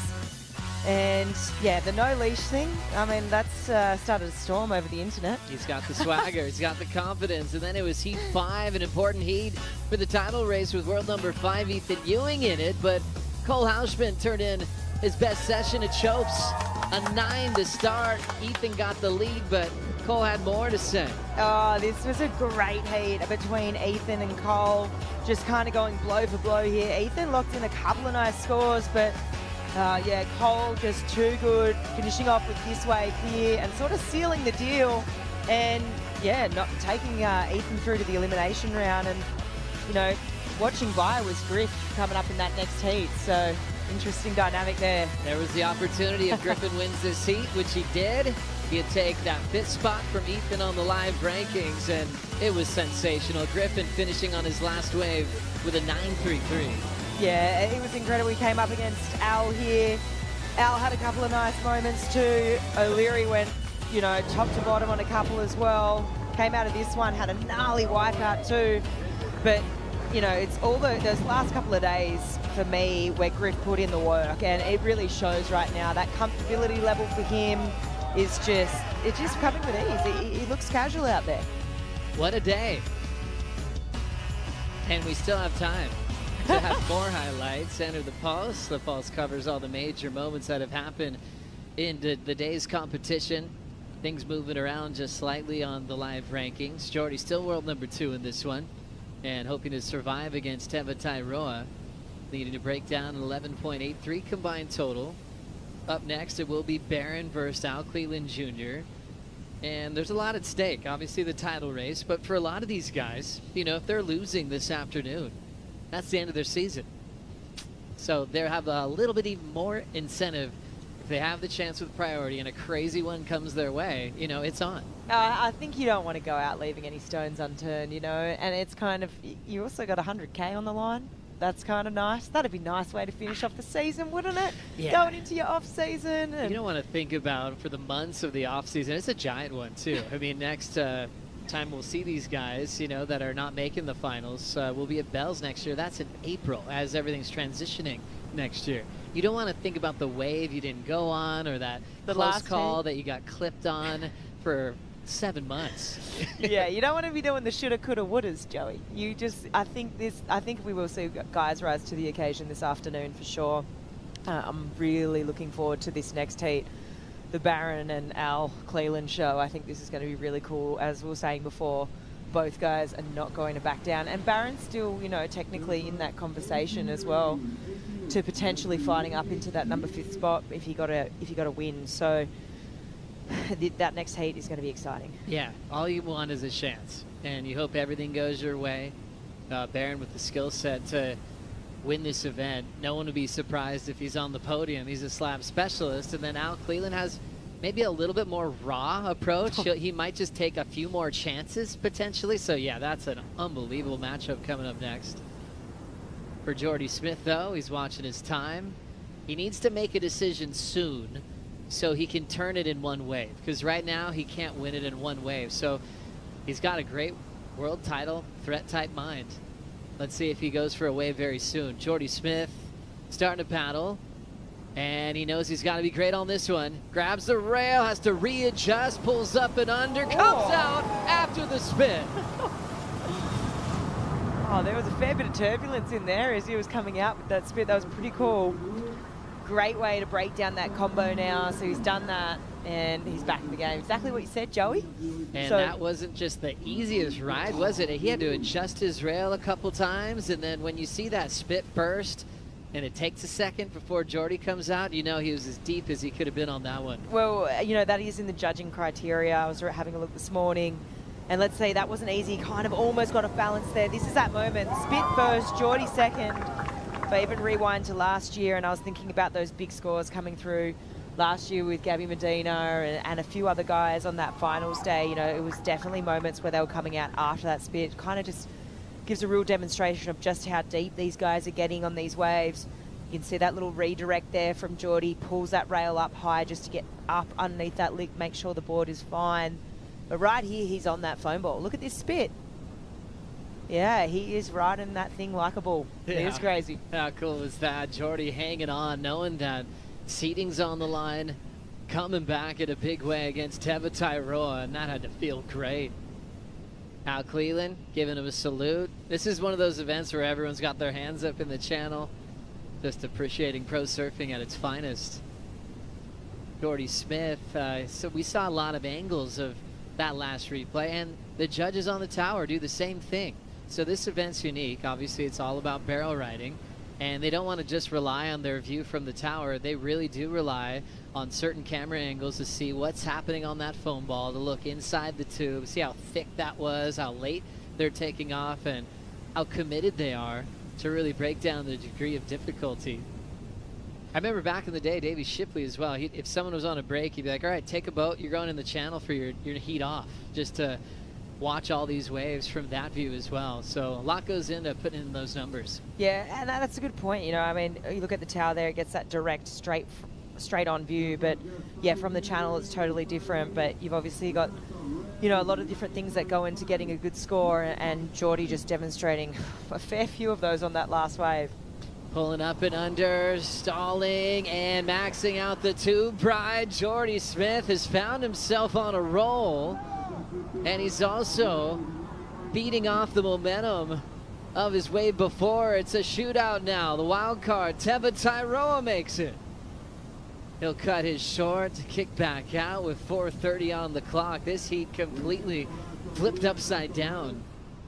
First half was celebrating Tairoa's excellent score, and then Jordy Smith stayed patient, picked the right wave, and I love how Teva's still putting his head down to try to fight for priority here. Yeah, this is really cool just to see how fired up they both are. And when you know, Jordy has dropped a crazy wave, and then he's just backed it up as well. And you got Teva sitting out there with the 8.33. We've got these last 4 minutes are going to be exciting, and all I hope for is just one more set. Last of Jordy Smith, Flick. Oh, this is this backup wave, and he just threads this thing beautifully. You can already tell just the confidence that's come from that previous wave, and probably hearing the screams as he exited that previous wave from the channel. It would have been erupting, right? I mean, Jordy as well, really showing that emotion.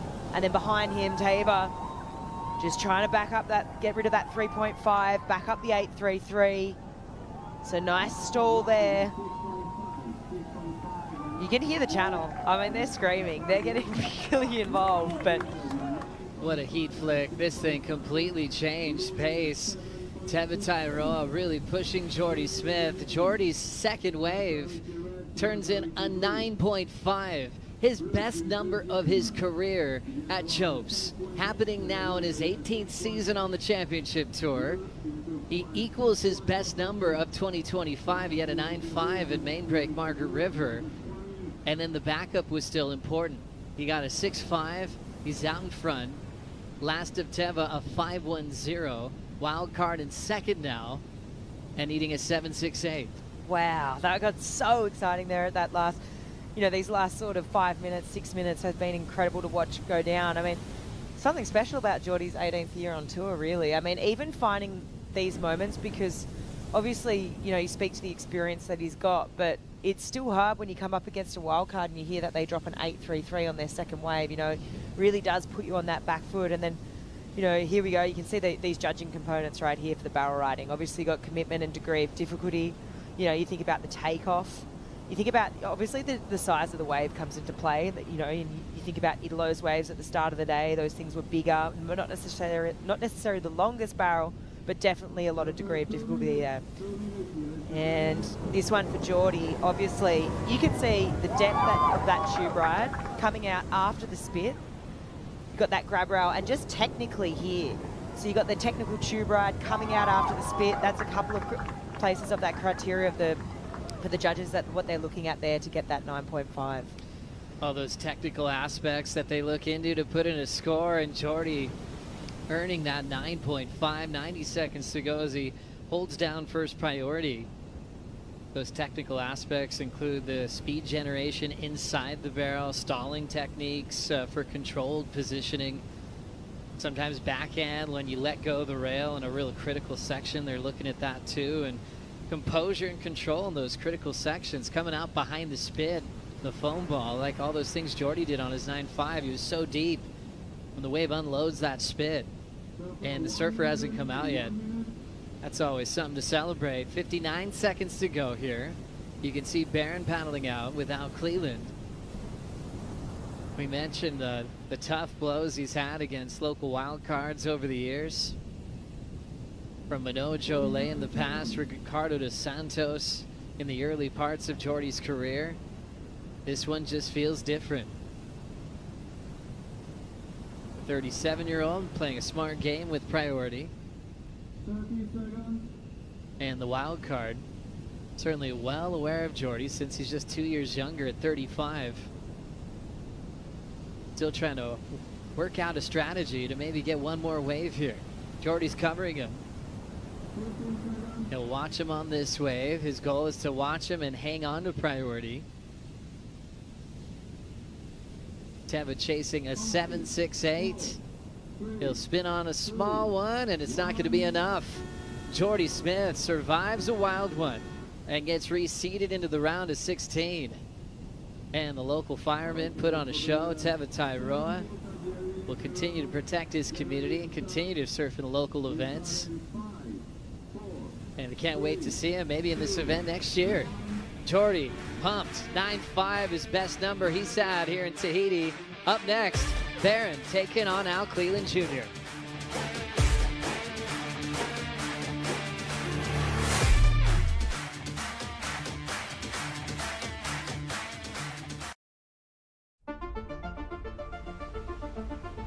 The thing about history is that whatever happens, happens. There's no denying it. It is what it is. And no matter how hard you try, you're never entirely in control. It's the beautiful chaos. Hell and heaven canceling each other out. Triumph and defeat. This year, history will be told in 12 chapters. 54 men and women will write it. History will be written live at worldsurfleague.com.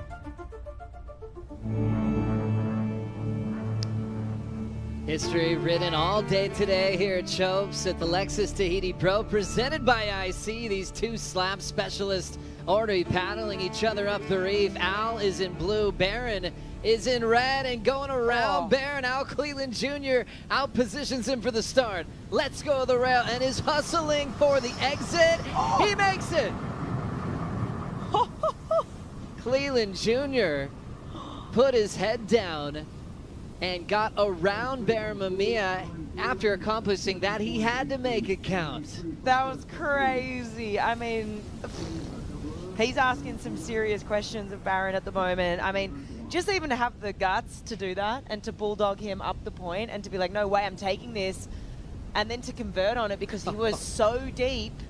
What a start to a heat. I mean, you can just see how competitive these two guys are and how much Al wants this win right now. Staunch coming out. He's going to be feeling so good. He's going to be fired up. But just look at, like, even how much he had to try to get around the back of Baron here to do this. And then just the ability to keep weaving through the tube. I mean, there was a lot of there was a real technical aspect to that because that tube became quite tight there towards the end. So really, he really had to weave to get through that. Really, really, really impressed. What a start. Al Cleveland Jr. does not want to have his season end right now. 19th in the world, rookie on tour, taking on Baron Mamiya, who's inside the top 10. He'll get a 7.83 for that start. Now, let's check in with Jordy Smith with Chris Cote. Oh, Jordy, you came piling up to the boat, yelled, "I knew I could do it." What's up with you in these wild card heats? Oh, mayday, bro. Woo! I'm fucking just stoked, bro. I just told myself, I know you could do this, Jordan. And, yeah, I just believed in myself all the way. 9.5, one of the highest single wave scores of this entire event. And did you get the news that you clinched your spot in the final five? Hey, now we're having fun, boy. Tell me what now we're having fun. What were you thinking before that heat started? Actually, Duma got on the call with me and he just started talking to me. He was like telling me a bunch of things and yeah, just everything that I needed to hear, just to fucking get out of my own way and go for it. Hey, it's working. 9.5, highest single wave score yet. Big Brew's on a roll. Let's go, Jordy. Thanks. Stoked. I love feeling that, man. Whoa, that was real. That was some good energy from Jordy Smith. Wow, that meant a lot to him. You could, I mean, for a lot of reasons, where he's at in his career, you know, relied on his good friend, Damian Farron for it, for some words of wisdom, got himself in the right headspace that he can do it, and Chris reminded him, yeah, he's had some crazy ones against wildcards, not just this year, but for 18 years. That's, I mean, when you're a high seed, you're always going to be dealing with crazy wildcard talent.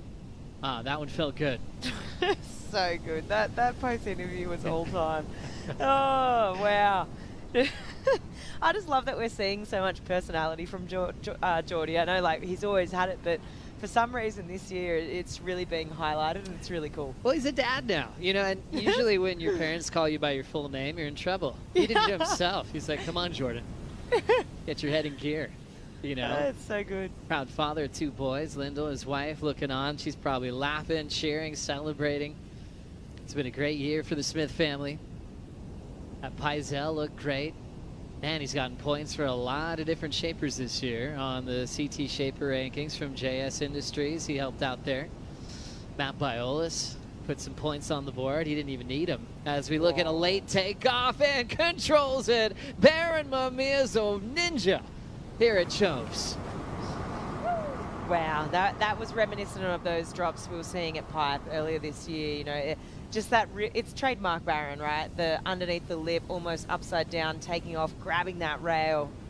So much control in such a critical section. Just really sliding underneath the, you couldn't be any later. And you could really see him trying to just delay that time in the barrel. This is the moment. This is trademark Baron, just ball straight in there. Rides that foam ball. And yeah, he is such a magician when it comes to surfing waves like this. I think, yeah, even though Al's locked in this 7.83, we already saw, when we saw this heat, you know, earlier just before Joey, I mean, we were kind of rubbing our hands together being like, okay, this is almost like one of the heats of the round because these two guys right here are just going to take it to each other. When you see these guys just barrel riding, going back and forth, they just make it look easier than it is. And they can position themselves in places that some people might not even see possible. And for backhand tube riding, we're so lucky that this heat's just getting started. You know, for Al climbing up the reef, showed how competitive he is. You know, even though Barron kind of had a good position on the face, he decided to reroute him, go high above him, and he almost got an 8 for it. And then for Barron, where he could just stop his speed on the takeoff, where usually people are trying to outrun this thing and get to the safety of the channel, Barron's buying himself more time. Where at that certain moment on the wave, yeah, everyone feels like it happens so fast, right? That he really does have this ability to slow time down. It's so crazy. I mean, I just think back to the beginning of the year and what he did at Pipe. It was so incredible to watch. You know, that rematch he had with John, that was amazing. The final with Leo, he is just so tapped in when it comes to this barrel riding, and especially on his backhand. He really is sort of that next generation coming through. You know, you had John before, and John's still at that level, but now he's seeing this next generation come through, which is Barron. Barron Mamiya getting his number in, and it's different opinions from the panel. Some thinking Al's better, some thinking Barron's better. It comes out just under 7.67 compared to Al's 7.83. So basically now it's like, okay, let's go to wave number 2. See what you guys got. It's really cool. Keeps them both in the game. This is what you want as someone watching this, and this is really what you want. You want to see another set, and Al about to swing. The rookie from Mexico holds tight to that rail, super smooth, nice patience in the pocket. Kicks out with the completion. That'll back up his 7.83. But he's just handed Barron priority. World number 9, accomplishing a lot this year. And same for Al Cleland Jr. One of those guys that makes friends at every event. And he did that with Jake the Snake Patterson over the years, just seeing him around the different events. And then this year they were just hanging out, and they were kind of like, yeah, let's work together. You know, it's just sort of serendipitous. You know, it wasn't this big formal meeting at the start of the year. It just kind of happened on the fly this season. As we watch Barron Mamiya loading up into a nice solid barrel. Makes it.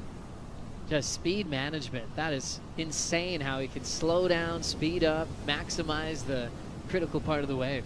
Wow. Okay, so automatically, you know, this wave is going to take him to the lead. It was incredible control, pretty similar, you know, the takeoff, the time spent in the tube. It is really incredible to watch this next he is this next generation of surfers coming from the. Let's have a look here. Just to speak to that point, Joey, I mean, he's really slowing down just to ride that foam ball. The way he takes off, his nose is almost pointing straight down. It's unbelievable that he's able to engage that rail, you know, while he holds the rail with one arm, he engages that white rail. It almost looks like it's engaging on the side of the wave. It's how he does it and knifes it like that it's so incredible, that technique. And I'd say a lot of people would be studying Barron's technique, Emio, you know, those kind of guys. They're at the level right now. That's where the bar is. Yeah, you're speaking to how he got his 10s the last 2 back-to-back seasons at Pipe, both eerily against John Florence. So it's kind of weird how that happened. One was in a final, one was a few rounds before the final. But where he's looking down, I think most humans go, I better jump, I'm too late. But that's where Barron wants to be, and his back foot, his right foot, is like over his head. But with his stance and grabbing the rail, he knows exactly what he's doing, because it's not just a fluke, he's done it once. He can repeat that positioning, and it helps him take off deeper than most. And he uses that as a strategy on waves like this. It's so gym-like or gymnastic-like, right? And then you got to think about the flexibility and you know, what sort of almost contorting his body into a different shape to be able to fit into that part of the wave. I mean, obviously he's got some amazing boards underneath his feet, Channel Islands boards, and whatever he's doing, obviously the time spent doing, the experience, the boards, everything is, you know, playing into his favor, and he's just locked in a nice backup. Such a natural surfer. You know, if Barron could pull it off, he'd probably just rely on surfing for his fitness. I think that would be his happy place. He's not running to the gym, you know, like Leo Fioravanti or Italo Ferreira, you know, those guys are addicted to their training. Barron does love the way he feels after, and he knows he's just got to do it. He's like, you know, he was telling me, he's like, you know, it's like going to your bank and you keep withdrawing money. You've got to put something back in, you know? And so he's like, yeah, okay, I'm working hard. I'm surfing 8 hours a day. If I'm doing that, I need to give myself some backup physically. So he's really proud of himself when he's doing it, and he knows he has to likes the way he feels on a wave when he's at top physical shape, but you know, he'd rather just be surfing for his training. He's one of those guys that is just so naturally talented though, right? And he could just keep surfing. I think it's been really cool. I was hearing Stace talk about it before, but it's just been cool to watch his trajectory this year, and you know, he's changed a few things up in his camp, and see him, you know, perform at other venues other than, you know, where he's had his event wins. It's amazing he's already had these 3 event wins, you know, but they've all come from Hawaii. So to be able to change things up this year, to be able to start to get a few good results at other locations, beach breaks, it is really cool. But I just think, you know, he could be one of those surfers that, you know, he could be a free surfer for the rest of his life. Like, not necessarily does he need to be on tour, but he obviously has that competitive hunger inside of him that he still wants to be here, you know. And he obviously has things to prove and goals that he's obviously set for himself. But he could be a free surfer for the rest of his life. Well, it's kind of crazy how time just slips away from you. I mean, Barron, his opening round heat was his 100th championship tour heat. Isn't that wild? It just feels like he's still getting started, and he has so much more to give, and he's already surfed in 100 heats at the CT level. And kind of like Al in a way, it was almost an accidental qualification run. Barron was like one of the last to be able to get on tour with that rule as wild cards, keeping points. So he lost in the round of 16 at Pipe. That's when Kelly came back, won the event a couple years back, and then he won Sunset, got the call up again, got past the cut, and then he was on tour. And for Barron's ability in world-class waves, that was the best route he could have imagined to make the tour. It does, right? Because the tour suits Barron surfing. You know, you're thinking the best waves, the best surfers, and he's thinking, all right, let's go. Like, I'm already here. And I mean, for me, it's been really cool this year though to see him progress in those other, you know, locations. And you know, for Portugal, Margaret River, right? I mean, he's had those finals day appearances, which has been really cool. And right now, technically, he's still in the mix to potentially crack that final 5 situation. Obviously, you know, results-wise, a few other things might need to happen, but if he does advance here, he probably keeps that dream alive a little bit. Pretty cool that Al Cleland Jr. is working with one of the great minds of the sport of surfing, Jake the Snake Patterson, who was an absolute weapon when he was on tour. Crazy story for Snake here. One time he locked into a big barrel, came flying out, everyone screaming in the channel, and then he realized the cheering wasn't for him. He had actually dropped in on Glendon Ringrose. Glendon was on the foam ball. Snake thinks everyone's cheering for him. Glendon gets a 10. Stop it. Jake gets an interference, but this is the coaching mind. He goes talks to the judges like, hey, how did I get an interference? I obviously didn't hinder the scoring potential because he still got a 10. That was a classic. That doesn't surprise me, that he's got the brain to think like that. He is a strategic mastermind, Jake is. He's such a good coach, so that is pretty funny. And working with Al, they've got a great connection. Everyone's different that he works with, you know, from, you know, young Aaron Brooks, who's got her sights set on huge things as a rookie on tour. And then with Al as a rookie too, I think Snake is exceptionally good with rooks that are just new to everything. And he just goes, here we go. This is not only what I went through, but having experience as a coach. And that is a really luxury for Al Cleland. Yeah, even if you think about the contrast in Kanoa to Al and those two approaches and how he has to manage those two athletes, you know, in my mind, they're complete polar opposites. Yeah. So it's cool as a coach, like having to be able to, all right, I've got to cater that both sort of athletes. Here we go, a little action. Al Cleland will take this wave. One little pump and then pulls in. He's got a lot of speed. Nice make. Nice looking surfboard from Timmy Patterson. And he'll look to improve on that 3-point ride. Al chasing a 6.67 for a lead change. Wow, I mean, things are going to get interesting. We've got so much time left on the clock here for what's possible out here at Chopes. And I mean, from what we've already seen from Barron, looks like he's having a paddle. Nice easy in, doesn't even drop to the bottom, straight into the barrel. He could do that in his sleep. Mamiya, an all-star in the warm-up session yesterday, got barreled right in front of us in the boat, just came around the corner, and I looked at that board, it was a 6.6. Looked great. He has a really great quiver from Channel Islands. Just the way he can take off already in the barrel as he's getting up. Great to see him in motion. So this superheat still waiting on some numbers. Al was hoping for a lead change with his last. And Barron trying to improve on a 6.83. It's Al's turn. Cleland grabs around the takeoff. Ultra deep, bigger cave. And even with that end section clamping, he punches free. Yeah, I mean, he's so strong, Al, and he's so fit. I mean, the core strength, he's always going to punch through that. Super fired up. I think he's probably going to need a bit more, though. You know, you just try to, you can make comparisons to both of Barron, you know, the 6.83 from Barron, and potentially going to need a bit more here. So he's fired up, and both guys are looking connected. So 16 minutes on the clock, plenty of time for things to still unfold and change up in this heat. What a great battle. World title race is exciting. Barron with an outside shot to potentially go out the way, so he's thinking event win like he always does at events. This one's drawing off the reef. Barron's gonna punch through that thick lip line. We call these waves slaps when they come out of severe deep water and just unload on a shelf. It's a wild phenomenon to see this thing unload. When you look at the bathymetry or the topography of the ocean floor, it's kind of wild how deep this place gets so quickly. From 1,000 feet deep, about 1/3 of a mile offshore, then it goes down to a mile deep, 3 miles offshore. So it's really abrupt to that shallow shelf. Let's check in with Strider. Yeah, Joe, thank you very much. Back out here in the lineup and just watching the scenario go down between these two surfers, just hacking away at the tree, trying to chop it down.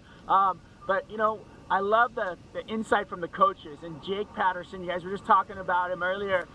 He's never out of it, and he's always so psyched about it. And as Alan paddled by, I don't know if you guys saw the intent in his face. He was just so laser beam focused. But then, you know, Snake goes, hey, wait for them to call out your score, see what you got, and then surf to the situation of the heat. So basically, still having to compete in these kind of ways and making sure that the competition head is there and making sure that he's not trying to overdo it. Pretty insane insight right there from Jake Patterson to keep his athlete right on the line so he makes it. Great breakdown, Strider, and looking really good in those IC shades. Those are the Ivan Florence signature models. Ivan, one of the best barrel riders in the world, great skateboarder as well. Got a signature shade, along with Cole Houshman. Jack Robinson just signing on to the IC team. Grayson Fletcher, man, they've got a squad. 13:50 on the clock in this one. Al Cleland 6.3 on his last. Barron 7.7. Here's the IC replay. Yeah, I love that takeaway that Strider got from Jake, because I think, you know, as we watch this last wave of Barron, this is the 7.7. He's improving on that situation, making things a little bit harder for Al. But it's cool because you know, you obviously get that impression that Al's the kind of surfer that could just be searching for that Hail Mary, the 10, the grungiest, gnarliest mutant wave, when, you know, he is only, okay, yes, he's almost chasing an excellent score, but Al is the kind of guy that maybe you just need to settle a bit and be like, hang on a sec, we've still got a heat here to surf. So that's some pretty valuable insights there from Jake. Barron Mamiya kicked off the year world #1 with a win at Pipeline, going back-to-back on his home break. Then joined forces with Luke Egan for the remainder of the season, and they accomplished a lot of personal best results. Barron wants to keep himself with a shot at making the final 5 of this event. He's out front. We'll be right back.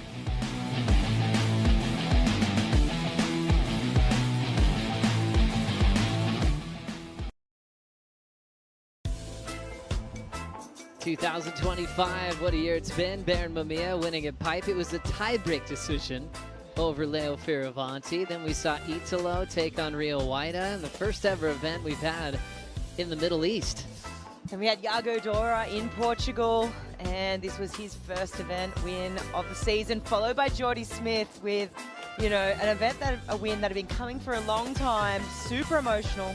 That's right. Also, all South African final as well, which hadn't happened in like 40 years. Jack won the bell. Toledo found his comeback energy. On the Gold Coast, where it was absolutely heaving on that hill, followed by Jordy Smith's second win of this season in Margaret River. And then Iago Dora just went to town with some serious acrobatics at trestles. Kanoa was in that final runner-up, and then Griff was in the final runner-up to one of his best friends, Cole Hausman, and wow, there wasn't a dry eye in the house. Connor O'Leary getting his first CT win, and at one of the classics at Jeffreys Bay. Things have changed as we look at the live rankings as we're into the elimination round now. See Barron drop down to 10 there, but still in the event, still in the lead, so he's got some room to move. Leo won his heat earlier today as well. Those guys still with that outside shot at making a big charge at the final 5. Yeah, I think the most interesting thing for me, yeah, Griff's obviously jumped up into that number 5 place. Ethan's just dropped down. I mean, it's not over yet. Ethan will be coming up later today in this elimination round, so that is going to be one heat to watch. All eyes on Ethan.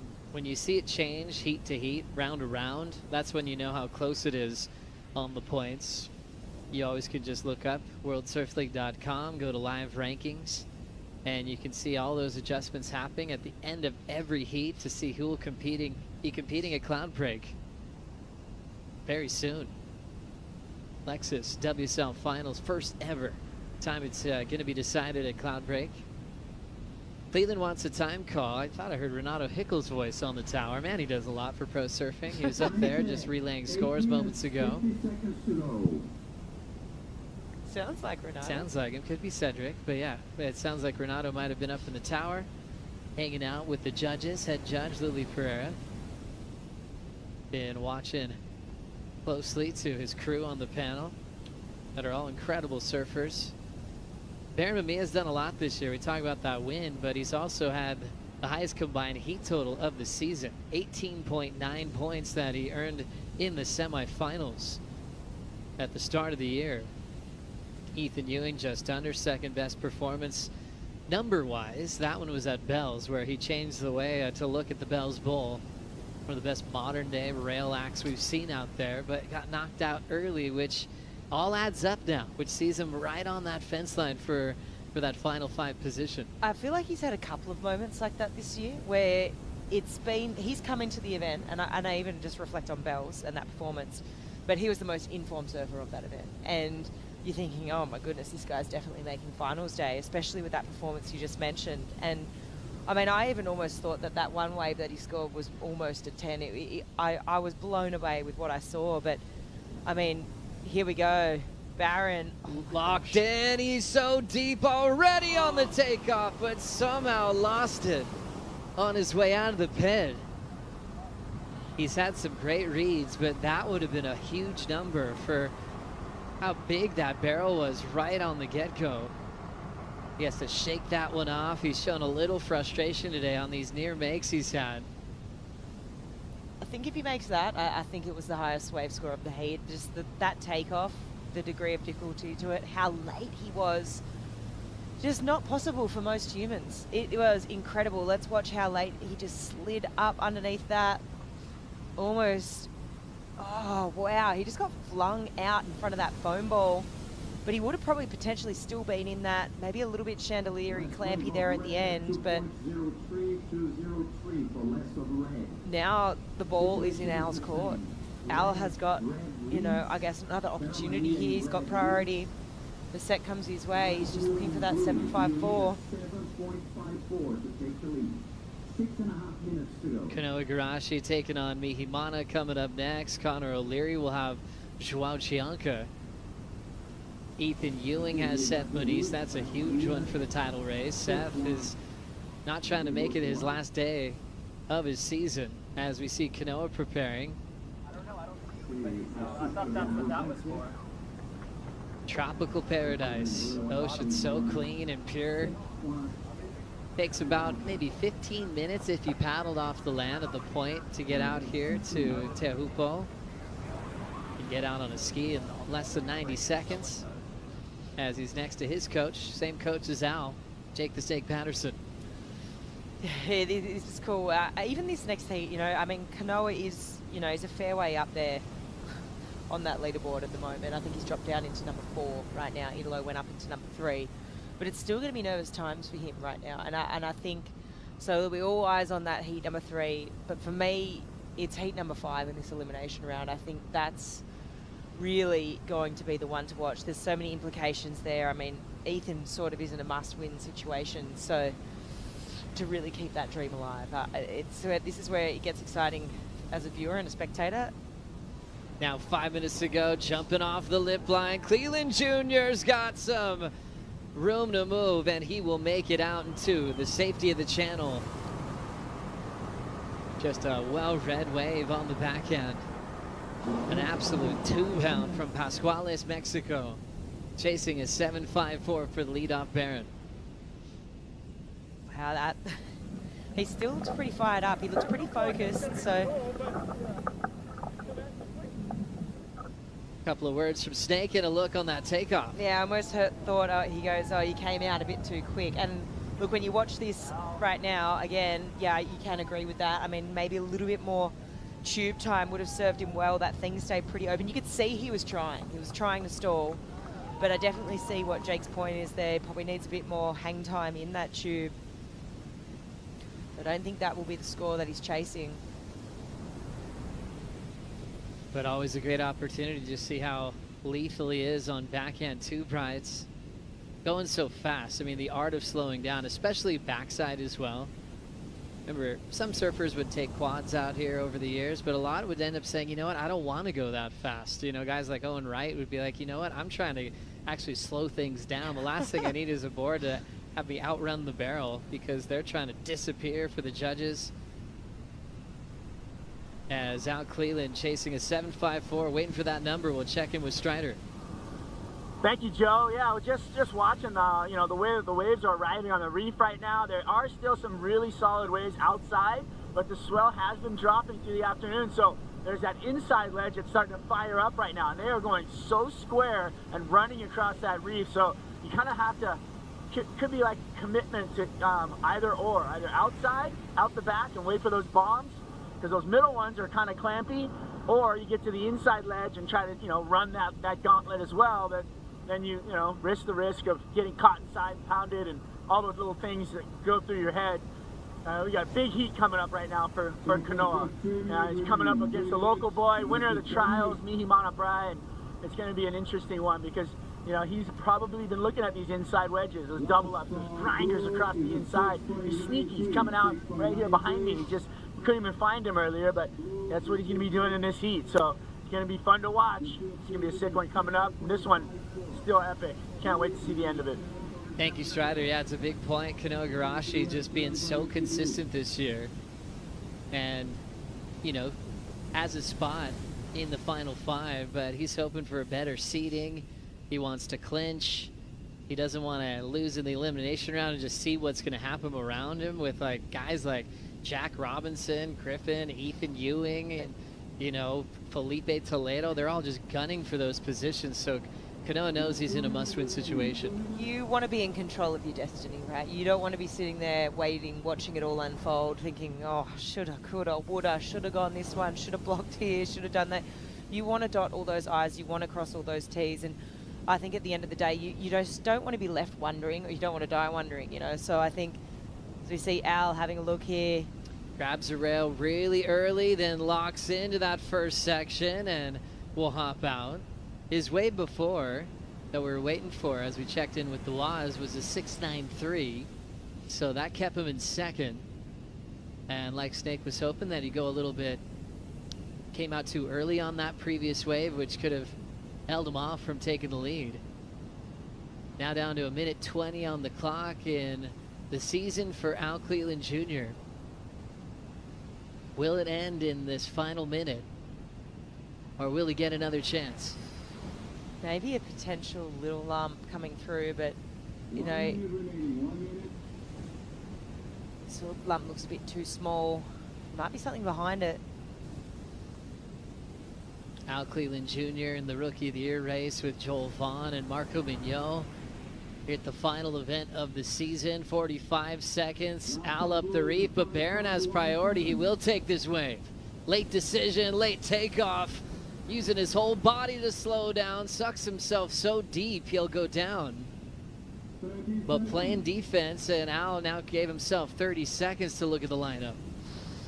Wow, okay, well, he's pushed it, and there looks like there's one more lump potentially, so Al might get another roll of the dice here. If this makes it here in time, 22 seconds.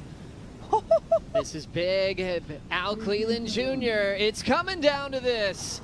It's already going top to bottom. Cleland grabs the rail. Composure gets spit out in front of Barron. Unbelievable.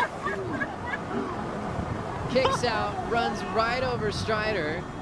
He calls an interference on the WAS. Judges are going to review that. And Al Cleland is waiting for the number. Whew, that was super exciting right up until those last 20 seconds. I mean, even for Al to push Barron to go that one before, I mean, he never gave up, right? And you've got to give it to him. He kept fighting. He, you know, he improved on that situation, get the 6 to the 6-3, 6-9-3. And we'll check in to see if Strider's okay. I'm all right. Fuck yeah! There it is! Al, what did that look like when it came out? You had seconds left on the clock. I mean, it must have felt pretty incredible. You know, this is what I've surfed my whole life for, you know, these moments under pressure, you know, when you need a score and, you know, you really need it. This is like where my, you know, my Mexican blood comes into play. I can stay super calm in situations where everybody can be super stressed. And I seen that wave and I was like, this morning I ate shit on a bomb and I knew I was too far out. And then that one, all I wanted to do was just be under it. So I'm really stoked, you know. Snake told me outside and I heard 30 seconds and I see my friend Rolando. And, you know, it's a great feeling just to get a good wave at the very end and make the heat. I want to say thank you for a great interview. And one this morning, as before the contest started, and one right at the end, baby. Nice work. That was insane. Thank you so much. Appreciate it. Thank you to everybody watching. Un saludo allá a todo México, a toda mi familia, mi hermana, mi abuela, mi tía, mis primos, todos mis amigos, everybody from the WSL. Thank you for having this event here at Tahiti, Teahupo'o, everybody at the end of the road. Thank you. I don't know. Thanks to all the locals, and here more to come. Woo! Woo! How good is that? Al Cleland upsetting Barron Mamiya ends the Hawaiian season and moves on into the round of 16. Kanoa Mihimana up next.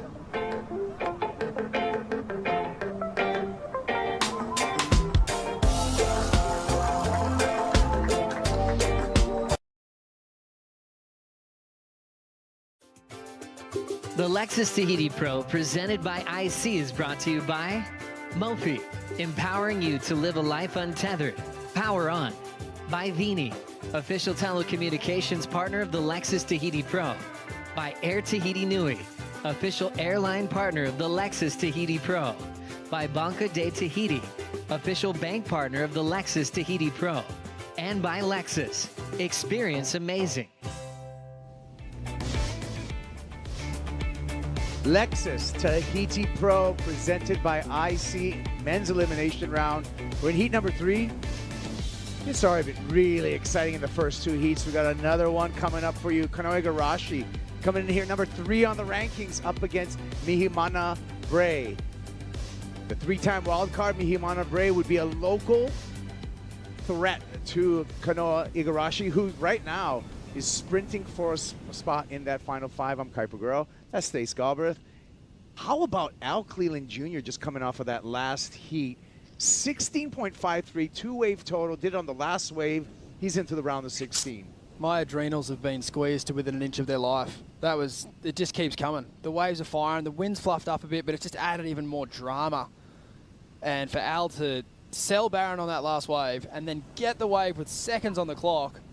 Incredible. Unbelievable performance. We saw heat number 2. There's Al Cleland Jr. handing off a handshake to Conor O'Leary. Conor O'Leary, heat number 4 against Joao Chianca. We saw Al come through. It was a high-scoring affair between Allen and Barron. Barron lost with 15.37. First heat of this elimination round, Stace. We saw the Big Brew. Jordy had his back up against the wall, came out with a 9.5 to make it into the round of 16. This has been a great, and hopefully we'll get the same kind of excitement in this matchup between Kanoa Igarashi and Mihimana Bray. Yeah, I think this is going to be a really exciting matchup. Obviously, Mihimana is not your typical wild card. You know, a lot of wild cards we go around the world, and you know, I think of places like WA, Pipeline, Tahiti. It might be the only event they do that year, apart from maybe some local competition. But Mihimana Bray he's a well-rounded competition surfer. You know, as well as having the talent to perform in waves like this. This guy's like been on the Challenger Series for years. Yeah. So Kanoa would know of how dangerous Mihimana is going to be today. And Kanoa's got a challenge right now because Kanoa still's got some work to do here in Tahiti if he wants to make that Lexus WSL Finals. Here's the situation. Math on his own, he will clinch a spot in that Final 5 by making the quarterfinals. So that means making it out of this round and the next round. So Igarashi's still got some work to do, and that just shows you how important this matchup is for Kanoa Igarashi. 27 years, 8 years on the championship tour, 7 times to Tahiti in competition here. His best finish was quarterfinals in 2022. So we'll see if he can, you know, really stand up to the challenge that will be Mihimana Bray. On the other hand, Stace, Mihimana, just zero pressure, just nothing but local pride out here. Everything to win, nothing to lose. Totally, and a fair bit of money on the line too, like some great prize money the deeper you go into this event, so that can help, you know, set himself up at home and on the road to do more events on the Challenger Series. Interesting paddle to start this heat, Kipes. Just open priority, 2 surfers paddling for position, neither taking it. Deepest right now has priority on the wave with that open priority. Mihimana in the blue, Kanoa in the red. It's kind of funny, no one's really deeper right now, are they? Yeah. It's just kind of in-out game. Here comes a big wave. Wow. Both of them paddling out to this wave. Decision time. Kanoa's got to be careful here. Is he going to whip it around? That he doesn't just swing without knowing exactly where Mihimana is. And that shot, the drone shot, shows you how there's a lot of front, but not much back on these waves. Nah. Yeah, it's a unique perspective, this angle. You know, from the channel, it looks as big as it is, but as you said, from behind the wave, it doesn't look half the size of what's happening down the other side of it. And the standoff continues between these two. Mihimana, like I said, 3rd time coming through the trials and making it to the main event here. Well, we'll get back with more backstories from Mihimana Bray, because the story that unfolded in front of our eyes was a clutch performance. Last wave to turn the heat. Al Cleland Jr. Let's hear from Al. He's with Chris. Bro, the best year of your life just keeps getting better. You just beat one of the best two-breaders in the world, and guess what that makes you? One of the best two-breaders in the world. Congratulations for that buzzer beater finish. Thank you so much, Chris. Yeah, seeing that heat on paper, I mean, my first heat, you know, I had a really bad fall, and I was just waiting to see what heat I was going to be in, you know, because of the rankings and stuff. And then, yeah, shortly, you know, Barron was in my heat, and, you know, Barron's one of my really good friends. I've really looked up to him my whole life. You know, I spent a lot of time in Hawaii, and, you know, seeing him at Pipe, he's one of my idols for barrel like just big wave surfing and barrels. And, yeah, to have a heat with him is an honor, and, you know, to just trade some good waves off. And, you know, the wind kind of came up, so it got a little harder, but there's still really good waves to be had. And yeah, to have a heat with him, it was insane. And to come up on top is even better. And to be on the glass in Tahiti for the first time in my life, you know, in a CT is crazy. I love this place. I love everybody here, all the locals, just all the mana from this place. And yeah, it's just wonderful to have my dad, Snake, Rolando, and everybody back at home watching. Is really cool. When you're a little boy, you know, just learning how to ride the barrel in Pasquales, did you ever imagine that you'd be sitting right here doing something like that, taking on the world?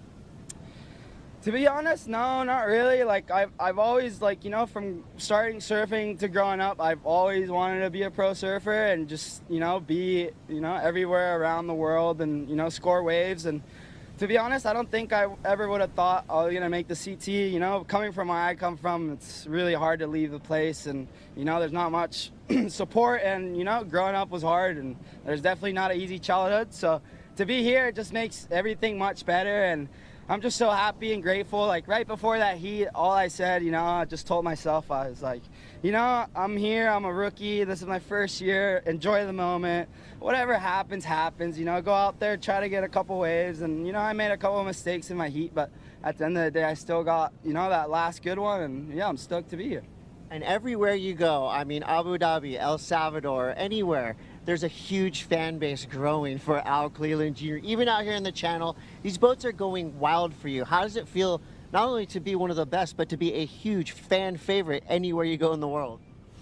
Yeah, it's crazy to have so much support, you know, and so much love from so many people around the world. Like, you know, growing up, my dad taught me to respect everyone and, you know, treat everybody equally the same and never put anybody down. I always try to bring them up, and I felt like that helped me a lot, you know, just to know how to respect everybody around you and everything around you, even in the world, you know, pick up trash or just whatever. It's cool, and it's cool to see, you know, like there's a boat with, you know, a bunch of my people from Mexico, and it's crazy to see, like, they've traveled all the way here just to watch this contest. And yeah, no, it's a crazy feeling to have so much support and love, like, on my back and for every event I go to. And yeah, it's been fun, you know.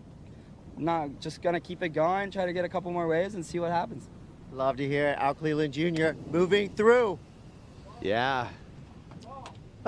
Great interview, Chris. Yes, yeah. Just a surfer, just 23 years old. His dad, Big Al Cleland Sr., professional surfer, California surfer before moving down to Pasquale's. Big Al was on the cover of Surfer magazine, big Imperial Beach barrel back in the day. And Al, you know, traveling, he always has a good time. He's with his good friend most of the tour, Ronaldo, who's a great surfer in his own right. Those guys bring the vibe. I mean, they've had a sick day, those boys. Like, Al did the call this morning with Strider.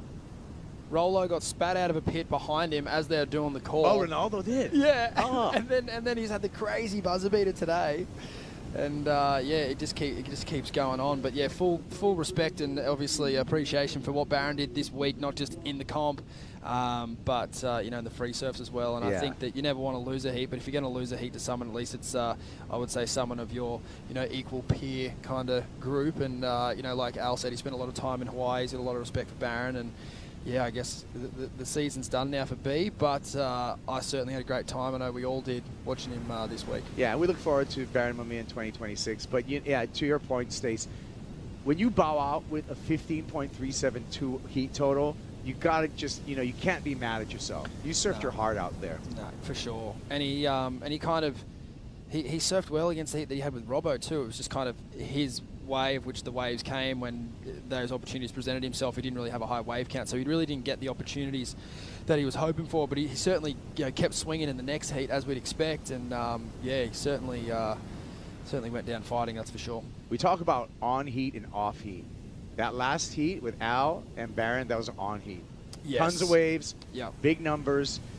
These surfers must have kind of expected this to be the every other heat, or maybe a little bit of the slower heat right now in the water. Yeah, for sure. And like, most of them are really tuned into that. It's not just the local surfers that are from here or have spent a lot of time here. Most of the pros, they kind of get the ebbs and flows of the day and realize, you know, kind of ahead of time, somehow, you know, Nostradamus, like they can feel kind of what's coming.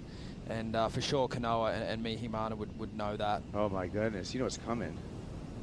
A restart if we don't get a wave ridden in the next 90 seconds. Oh, we're due for a break. I could use the oxygen.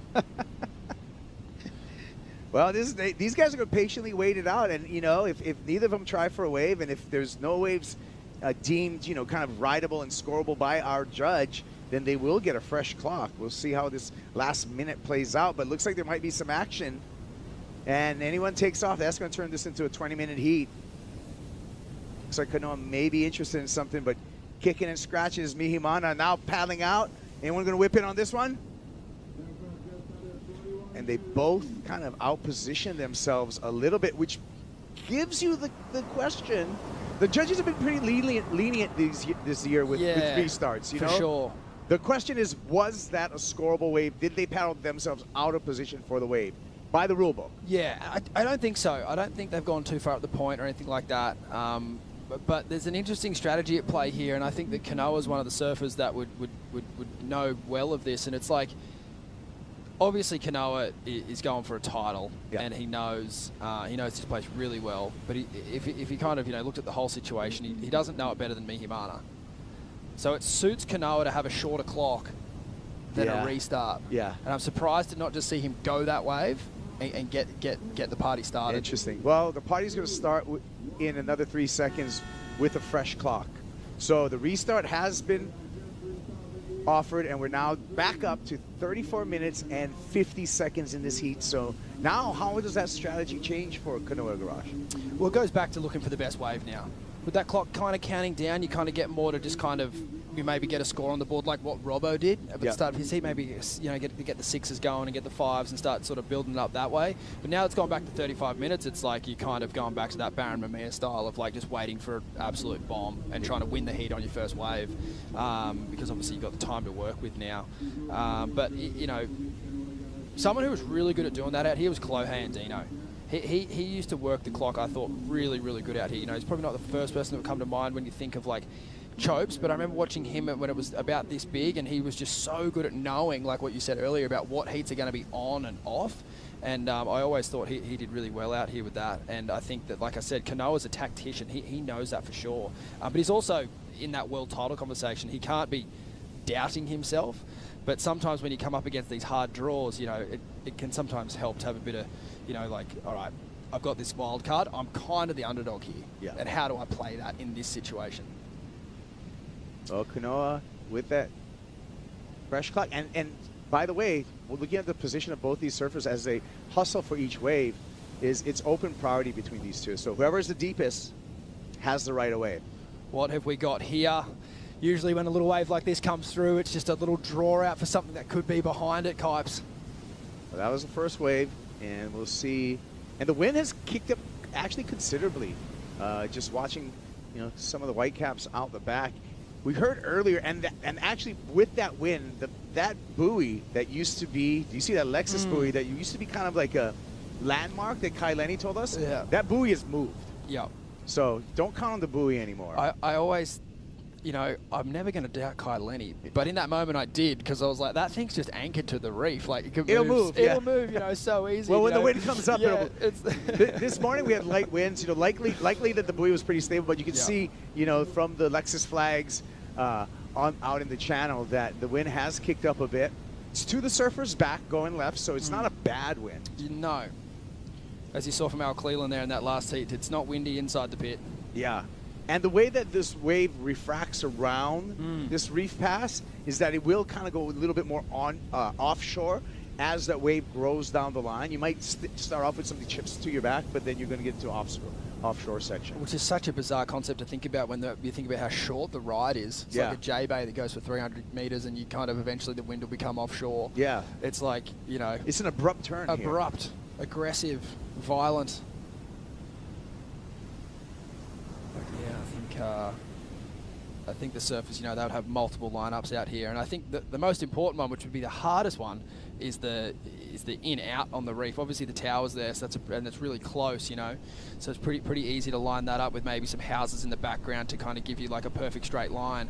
But no one can really help you, or there's no real solid landmark that's above the water that can give you a lineup as to how far in or out you are. Yeah. Which when the swell's west, which it was at the start of the week, those waves come out of nowhere. There is no indicator. There's some of the potential lineups that the surfers can look at on shore, which is absolutely beautiful. And that also illustrates, here on the Tahiti Iti side of Tahiti Island is this big mountain range right here, right? Through these trade winds that they get all the time, blowing the clouds up against those big mountains right there, creating orographic lifting. So the clouds get pushed up against this, and it kind of melts the rain out of the clouds. So that's why there's such a lush green side of the island. Now coming down all of those mountains, in between those mountains are a series of rivers, and those rivers create all of these great channels and reef passes. That's why we have such great waves on, the outer reefs here around this side of the island. We could be on here, Kaipo. On the paddle, Mihimana deep, and neither are going to go there. Yeah, and so there's the channel right there. Teava Hawaii. So it's the channel or the path. The name of the channel, Hawaii. Now you have the next channel over is Te Awainu, bad pass. Then the next channel over is Te Awaiti, small pass. So the series of passing waves here, and you can see, look at that reef and how it just bends around. And it's crazy to see along this, such a short stretch of the island here, the different characteristics of the different waves around here. Yeah. It's like, obviously Teahupo'o is one of a kind, but you kind of get the feeling like, oh, the next left reef pass might look something similar. Like, it doesn't at all. No. They're all so different. Some of the other passes are a little bit more, user-friendly. And then even, hey, dare I say pass this particular break, there may be some waves too. I don't know. Maybe. You'll have to ask Kai Lenny. Yeah. 29 minutes and 20 seconds remaining after a restart. So these two surfers are maybe cycling themselves. We're talking about on heats, off heats, but now, you're getting into the cycle. Yeah. You might just roll into an on heat just because of your pure water time that you're going to have out here. Totally. Because these guys are going to have 50 total minutes. 50 minutes. 50 minutes. That's a full surf. It's a bit more than a lunch break surf, isn't it? Remember, on his own, to clinch his spot in the final 5, Kanoa Igarashi needs to make it into the quarterfinals. Now, there are other kind of scenarios that are circling around here, but that's the simplest way to explain the line that Kanoa needs to cross if he wants to book a ticket to Fiji. Yeah, and he would obviously well know that coming into this event, and he would also know that behind him right now are some surfers that are looking really tuned in. Griffin obviously had a big heat win. Jack Robbo had a really convincing heat win. Yeah. Italo's progressed and already passed Kanoa on the live ratings, and it goes without saying, very, very important heat here for Kanoa. On the hustle right here. Decision time. Let's see if the local wild card takes this one. Both paddle, both pull back. And rightfully so. That thing just kind of crumbled down the line. So that, to me, is a very south wave right there. Yeah, with the texture of the wind, too, not helping. Yeah. It's already kind of the flatter direction, and the wind just kind of keep pressing it down. We saw in the earlier heat, Al, one of his waves that didn't score, had the massive chandelier foam ball at the end of the wave that he had to kind of work through. He kind of had no problem with that, but it was just a little bit of a sign of what the wind is doing to the wave out there, and particularly those smaller waves. They certainly don't love this wind direction, but the bigger waves that are still standing up, still wide open. It's just, as you said, Kipes, it's just been a little bit since we've seen a wave like that. And we are expecting this swell to kind of, taper down over the next few days. And I think if this was day one of any other year, obviously we're pumped up and we're excited, but it is smaller than yesterday. And so it is like, the trend of the swell is kind of sticking true to what Perry was talking about earlier. Yeah, Charlotte Perry from excuse me, Charlotte. Yeah, no, coming here from Surfline, and we were expecting this to kind of be the backside of the swell. Which it is, and which makes it challenging again. Now we're down to, again, 26 minutes between these two. You can see the reef and further up in the positioning. Kind of these guys off the west bowl, more towards the south side takeoff. Lexus Tahiti Pro, presented by IC, of course, brought to you by Lexus. And look at this. This is the gorgeous Lexus GX redesigned body style. This is the third version of the body style. 33-inch tires on 18-inch rims. Full-time all-wheel drive. This comes in a number of packages, including the off-trail and the off-trail plus package, where you have full-time four-wheel drive plus a locking rear differential. Tow your ski, no problem with that, Stace. No problem at all. In style. In style, indeed. Yeah, like I said, we've seen a few of them getting around on the Gold Coast. Griffin Colapinto's been selling a few Lexuses, that's for sure. He looks good now. He does. Kanoa Igarashi is also a Lexus ambassador. Wave coming through. Is it going to be Igarashi? Is it going to be Mihimana? Scratching for this one, and nobody takes that one either. So, just want to remind you there's no other restart in this heat. did you hear that from the tower? And Cedric, our tower announcer, he just reminded these surfers, you get one restart. You don't get an hour and 5-minute heat. you just get a 50-minute heat. Yeah. Yeah,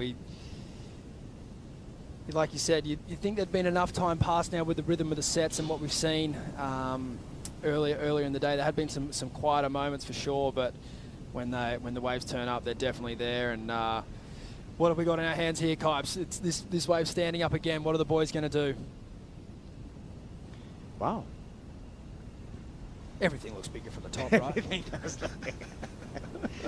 You go that one. No, they're not flinching.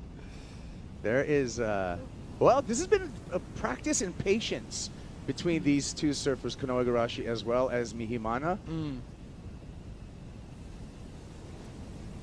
We all know Kanoa making a switch with equipment this year to JS Industries.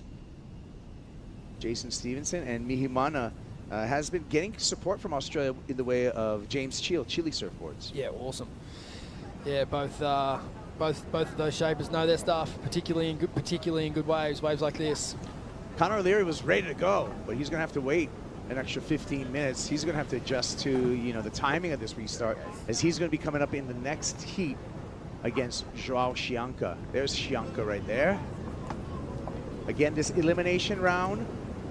We will get through this elimination round, and then what we do is we reseed again into that round of 16. And then after we get through that round of 16, then it's straight brackets. That's when you can kind of see the future of the draw, the top half of the draw and the bottom half of the draw.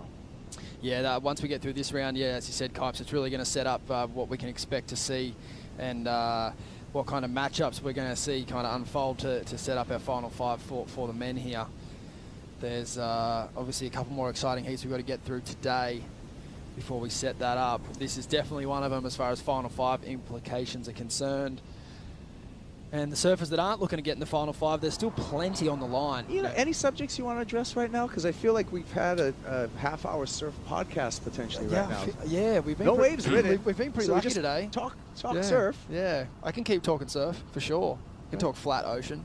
Oh, well, just any kind of current subject you want to talk about. Here we go. This one has a draw to it. God, thank you, Ocean, for saving me. Could have gone anywhere with that. Come on, pack it for the boys. Oh, but it's just one of those things, because you're not going to make it out of a barrel like that. You would just be handing over priority, and so the boys are too far in. See, Kanoa was like, he knew that wave was coming. He's going to be upset at himself there. He was most of this heat. He was just positioning himself a little further out the whole time. He wasn't too worried about Mihimana, and yeah, that was a really quality wave that went unridden. I mean, I would even say the wave before was a pretty good wave on the front side. Like if you're Mihimana, it was a little bit chandelier-y, a little bit kind of long and in the tooth. Wait a minute, the water patrol coming in there? Yeah, I think Kanoa's lost a board. Hey, Strider, what's going on? Well, I'll tell you what happened right there. It was big set came in, nobody was in position, and then bailed his board, elected not to duck dive because maybe he thought he was going to get sucked up and over the falls and get smashed. So he left the board, went under, broke the leash and maybe the board, but he's back in the channel now, and he's going to get back over there to work. And I think Snake's reading him the riot act right now, because there was some waves in the beginning of the heat that were, one wave was particularly good. And now he's just like, dude, get over there. Dude, get to work. Basically what he just told him. Strides, I don't know what it looked like from you, but Kanoa kind of looked like that wave. He knew that wave was coming, but he was just a little further in, because the whole heat until that point, he'd actually been a little bit further out. He must be really, really kicking himself right now. Well, yeah, it's, as you sit that long and you move around on the reef, it's pretty easy to lose perception of how deep in the lineup you are and where you're at. And every wave that come through before that was kind of that mid-range, kind of soft lump that comes through. So there's two ledges. There's one out the back, but it's got to be big enough to hit that. And then there's that inside ledge, which we've seen a couple of good waves on. But they got caught right in the middle, looking at those medium ones that are a little like soft and kind of lumpy and just kind of roll across the reef. And then all of a sudden, bang, there was the real one. and they were just out of position. So, were you describing the surf or your collision with Al Cleland Jr.? A little bit of both. Yeah, no, actually just skirted me, but I did a rollover, make it look dramatic enough, you know. He's a real one. He's a real one for sure. We love it. Well, down to 20 minutes. And we heard from the tower there's going to be no second restart. So this is an interesting situation that we have in the water right now in this heat number 3 of the elimination round. Just a standoff. So 30-minute swim. 30-minute standoff between these two. Let's take a look again at what happened on this set that came through, Stace. Yeah, I mean, this wave here, like Mihimana, just a little under it and not quite going to get that gliding that he would have liked. I mean, I think for Kanoa, that wave would have been pretty tricky, but then obviously both boys not far enough out for this one.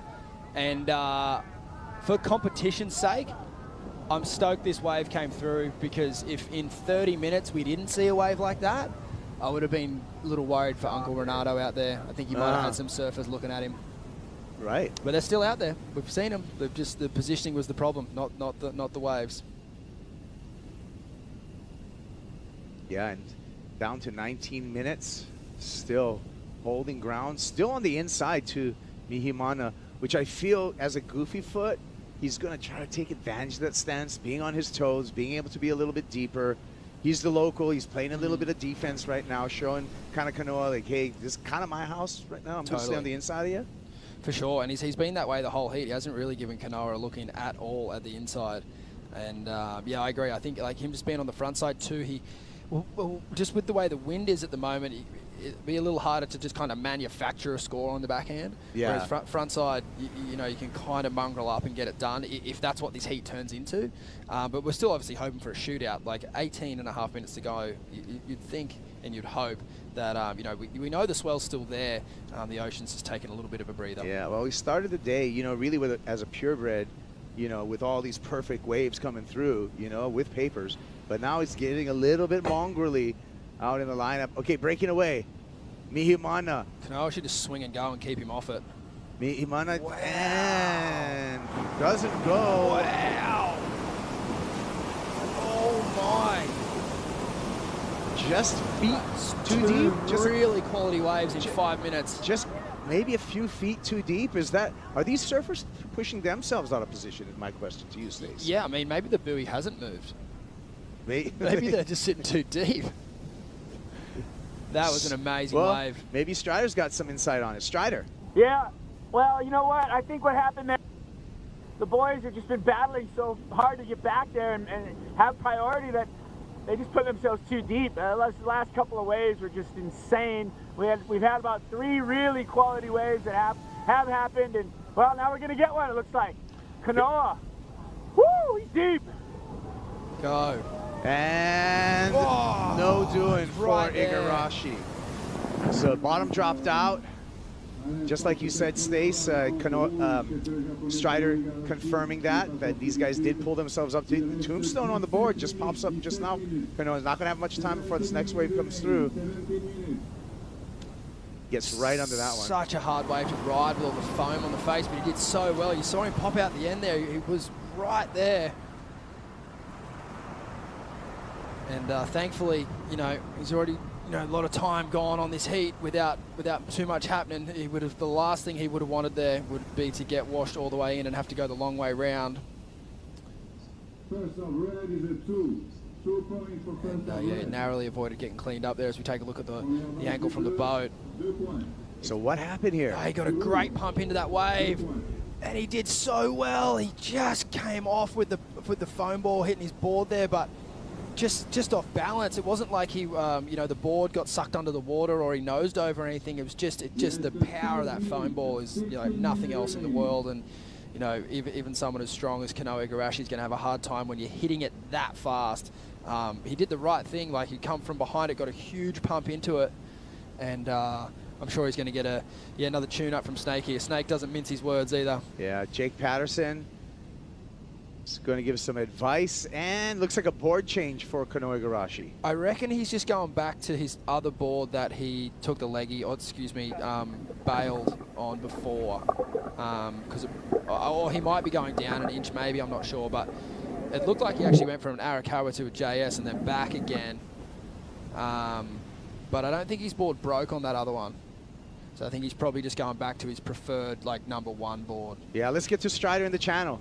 Yeah, well, you guys nailed it on the call there. I think that, you know, the problem was he had to bail the board on the big set and then broke the leash, so then he had to switch out, and then he had to get on a different board, the smaller board, it looked like, and then he just paddled up to Snake and he were having the conversation, and he said, man, I would have made it on that board. And they said, oh, no, and they switched, and now he's back on the original board. So you guys are right on that, and they identified that that was a mistake not to have that board under his feet for that wave. Wow, well, the pit stops happened here, and we still have a really tense event between Kanoa Igarashi and Mihimana Bray in this elimination round. We are going to take a break, and we are going to come back to a 12-minute heat between Kanoa Igarashi and Mihimana Bray.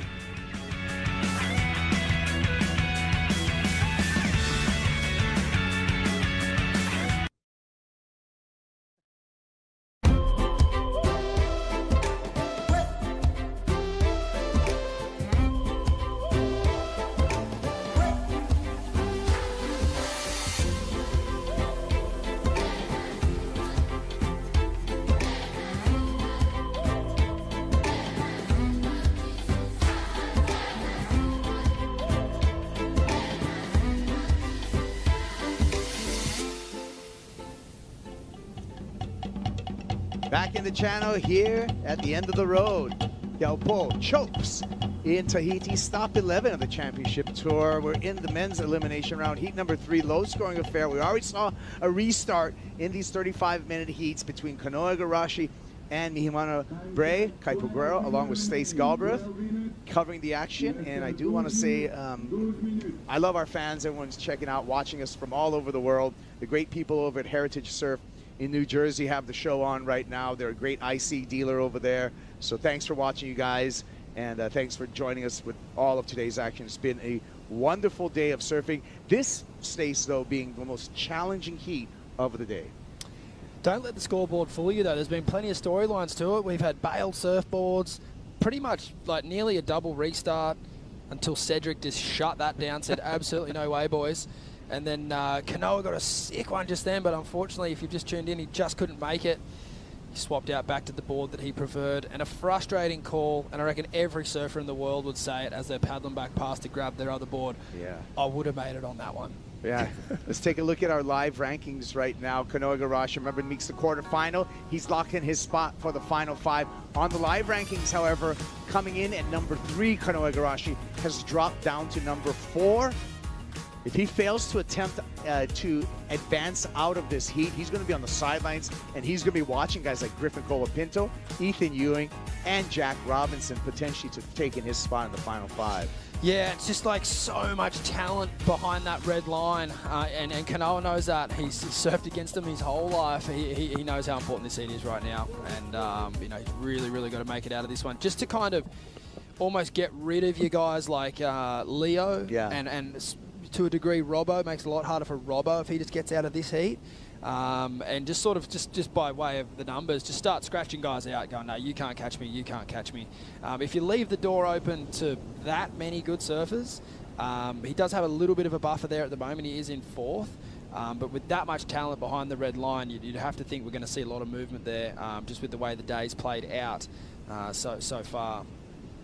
Yeah, and you know, elimination round is really hurting you points-wise as well, because it's only 1,330 points for a loss in this elimination round.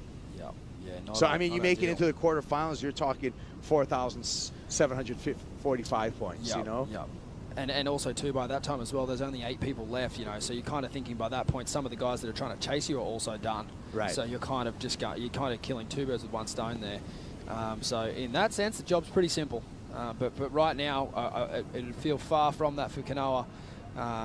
He's basically about to have a 9-minute heat with Mihimana out.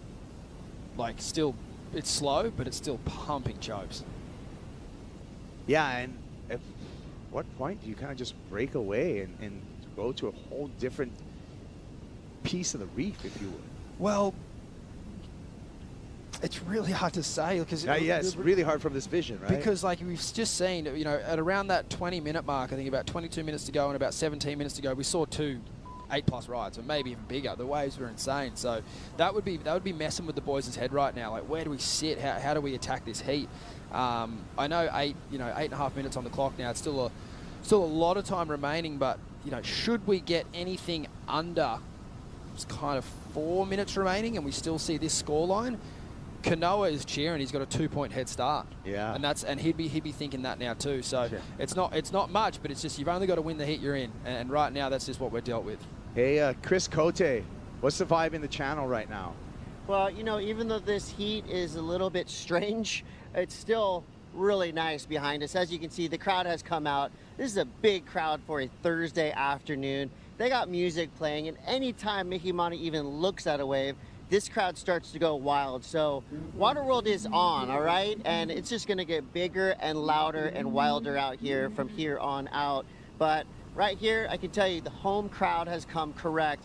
All eyes are on our surfer in that blue jersey. They are trying to will him waves. And it sounds like the tension is starting to build in the lineup. So big things always seem to happen at the end of these heats.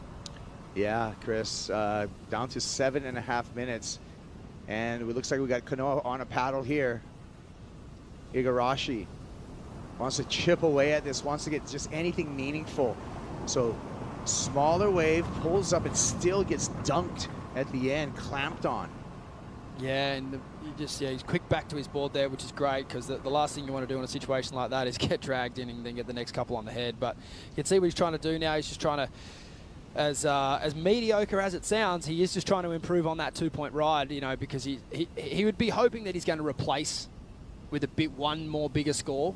That would be the ideal, but he'd still, right now, he's just thinking, how big can I make my back up? Because he's probably hoping for a 2-wave exchange at the end of this heat. Mihimana's going to get a bomb, and then Kanoa's hopefully going to be on the bomb behind. That's what he'd be thinking. Yeah. And, you know, how far in front can I put myself so that I don't need to be on the best wave of this next set, I just need to be on something. Have the stronger backup, right? Have a total heat score rather than a single wave, because the closer we get to that 5-minute mark, the more and more it's going to turn into maybe a single wave for Mihimana, and see if Kanoa can. So, and he did not get, you know, he didn't build upon his 2 that he has. So still, he's holding on to that 2 as his only meaningful score. This is the last wave of Kanoa. This is just a fractional score. Yeah, just a marginal score. But again, he got a bit of intel. He's sort of practicing the technique. He's only ridden 2 waves this heat, and you know, hopefully he took something out of that he can take onto his next ride. You know, just getting the feet under his board. I think that's actually the first wave he's got on that board in this heat. That's true, because they waited that whole time. He bailed the board, lost the board, had to do the board change, and now he's back on the board that he preferred to be riding in this heat. Yeah, so it's not much of a positive, but it's certainly one way of looking at it. That it's something that, you know, okay, I've ridden one on this board now. I've put some heel dents in it, and when a real one comes, you know, it won't be the first time he's kind of feeling the rail on it. Because I doubt he's ridden that board this week. I could be wrong, but just with the way the swell and the sizes. You would think he was on a bigger board yesterday. Most likely on a bigger board. Oh, look at the Tahiti flight cam. I mean, hey, the surf might be challenging. It comes in and out. It's been pretty epic. But you know what's epic all the time? This view from high above, looking down at the end of the road and the village of Teahupo'o. That is wonderful. And right straight inland from the tower is where Stace and I stay. Right, our little Zen den. At Hinatea's Zen Den. You better like cats and dogs if you come to the Zen Den, because there's a plethora of domestic wildlife over there, ready to greet you at the end of the day, every day, wake you up in the morning. I had one sharpening its claws on the end of my bed this morning. It scared the daylights out of me. But it was a great way to start the day, you know. It's nothing but positive vibes here. Ooh, Mihimana's got to be careful here. Was that a paddle or was that a peak? That is the question that I proposed to Stace Galbraith. I think just paddle or peak. Yeah, just looking, as Ratzo would say. Kanoa looking for anything. Oh, and I thought that one was going to let him in. That kind of looked like a good wave at the start. Like, for the context of this heat, but not to be. Well, this is a wild one. And like you said, look at the numbers. Don't tell a good story, but there has been a lot of stories and a lot of drama in this matchup between Kanoa Igarashi and Mihimana Bray? I mean, I still sit here and think with 4 minutes to go, we could still see like a really high heat total go down. For sure. You know, it's like, as we see, it's so quick to get back out. Particularly if you make the tube straight back into the channel, straight back out there. But that's just not the way this heat's played out so far. So, yeah. And when does Mihimana pull the trigger? I mean, he scores a 3.5 at this point, and he takes the lead by there he goes. Like, he heard it in the barrel. That's enough. Like, just tube manual, if you will, just trying to manufacture a little barrel for Mihimana. Now he's on the paddle. He's going to have to sprint paddle back out there. He knows he's going to take the lead on that one wave. He wants to back up that wave really quickly. So now he has the best of the worst of it. I still, you know, and I think the surfers are thinking the same way. Like, you still would have the expectation that you're going to ride an excellent wave. But obviously the time on the clock, you're only going to get probably one chance at that. And now Mihimana is going to have the advantage just on that single score. That's a positive way of looking at it. The flip side of it is it's just a duke out, and we are going to be fighting over twos. But I still don't think that either of these surfers should be hitting the panic button and trying to find a two. I think you leave that for the last, like, 20, 30 seconds. Mihimana here, Stace. Nice ride for the context of the heat. You know, he'll have the single best score so far. He only needs a 2.8 to get into the lead. And like Chris said, you could hear the shouting from the channel, the local support for Mihimana Bray. As we see the setup for the next heat, which is, yeah, super important how you set your heat up. And Jiachi Anchor at this point does not look like giving up the inside. He's really getting there to put the anchor down. Strider, what's the strategy? Oh, this is awkward, let me tell you. But if I'm Mihimana Bray right now, I'm on the inside over here trying to catch these double ups to back up my score. I just can't, you know, if a big set comes, it's likely there's only gonna be one good one. And if you're Mihimana, you could get into that corner and back it up, get a 5 or a 6 just on those deep drainers. I mean, they're beautiful little nuggets coming in on the inside. Look at him, he's moving on one now, actually. See if he can get barreled. Here we go, Mihimana Bray on a double up. 6 it, in the barrel, spits, come out. It's exactly what we were talking about. Well, there you go, I think he heard me. Yeah, Well, he may have, he heard himself, he's local, he knows. But like you said, Strider, those are going to be two good scores in the context of this heat, so that's going to put a lot of pressure on Kanoa Igarashi. Say he just gets 2 4s. I don't think he's getting much more than 2 3s. Well, yeah, even if he gets 2 3s. And I think the judges are actually, they're lagging here. They need to get those scores out. They're not big scores, but they're very important for the context of the heat, and they haven't shown us one score for the other ride before. Yeah, that's... And I wonder if they're arguing what's better, a make on a make on a smaller wave. Oh, here's the answer. Maybe our graphics is just catching up here, but it's a 3.5 for his first one. Yep, so waiting for the one on his second one. And then this wave spat really hard, but he didn't, you know, he's sort of just in there. And, you know, the judges have still got a scale of what we've seen today. Okay, so there you go. So that's the context right there. So now Kanoa's going to need a high 4. I mean, a high 5, a 5.5 actually, as that needs comes through. With only 20 seconds to go. Wow. Oh. Where did that 15 minutes go? Oh. Well, 15 seconds. Bit of action here, Kipes. Here we go. This is it. Needs a 5.5. 5.5's the number. Here he goes over the falls, and that's going to be the end of Kanoa Igarashi's run here in Tahiti. He's going to have to wait on the sideline and see if he can maintain his spot in that final 5. A disappointed Jake the Snake Patterson here. A happy local crowd. Hey, it wasn't pretty, Stace, but Mihimana got the job done. And we're going to have 2 locals, wild cards, in that round of 16. Wow. So, well, there you go. Mihimana Bray on to the round of 16. Kanoa Igarashi eliminated from competition. More on the way from Tahiti after this.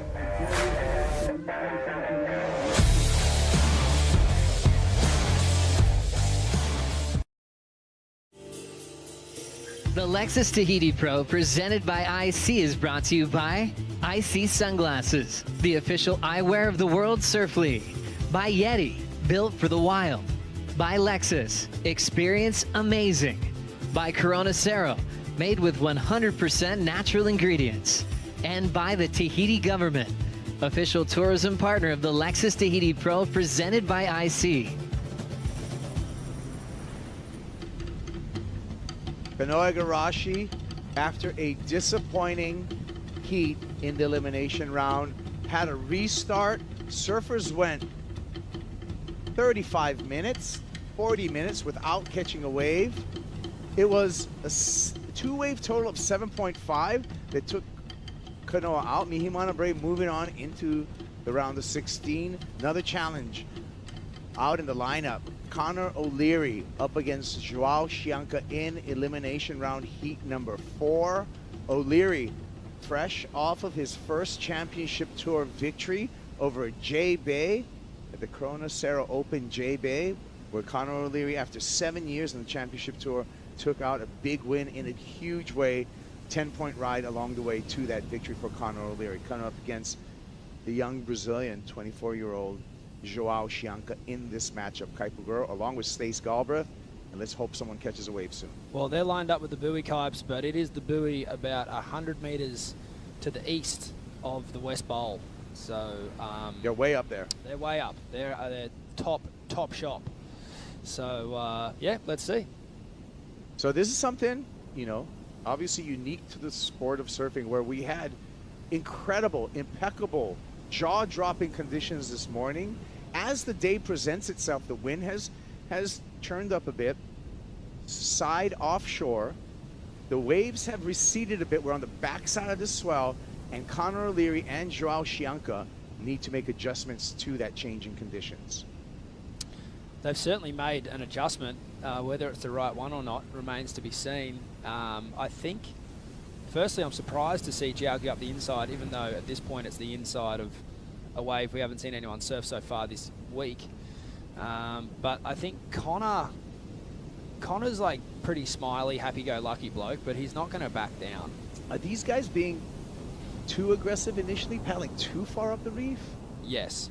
Yeah, thank you for the straight answer right there, Stace, because that's what I'm what's seeing. going on up there. Like we just saw two amazing waves, but also they have the right to do that. I'm not saying that it's not but to answer the question about wave-wise, but you know, surprise us. Let's see what's going down up there. But right now, they look really, really deep.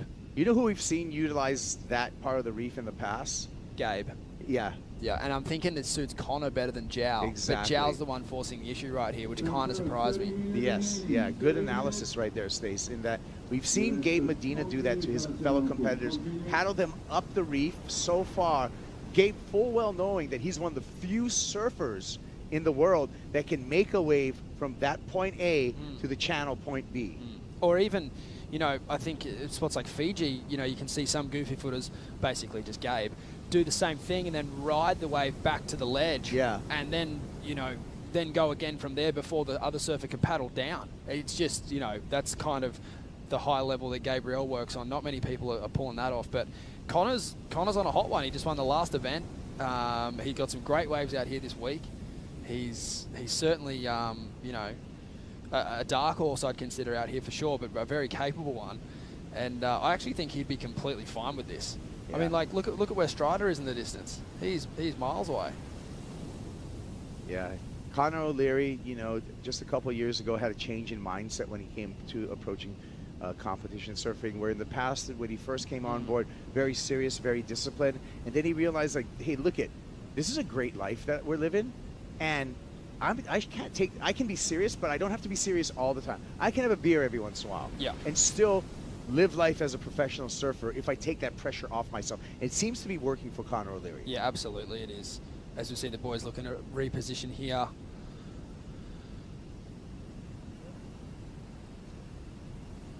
Okay, could go right. Well, while we're waiting for the first exchange, let's hear from Mihi Manabre onto the round of 16 after a very difficult heat with Kanoa Igarashi. Chris. Oh, Mihimana, man, that was a strange heat out there. You had all these people in here stressing. What was it like for you after the restart and just the wild happenings? Right. I mean, feels like I did like 3 hits today.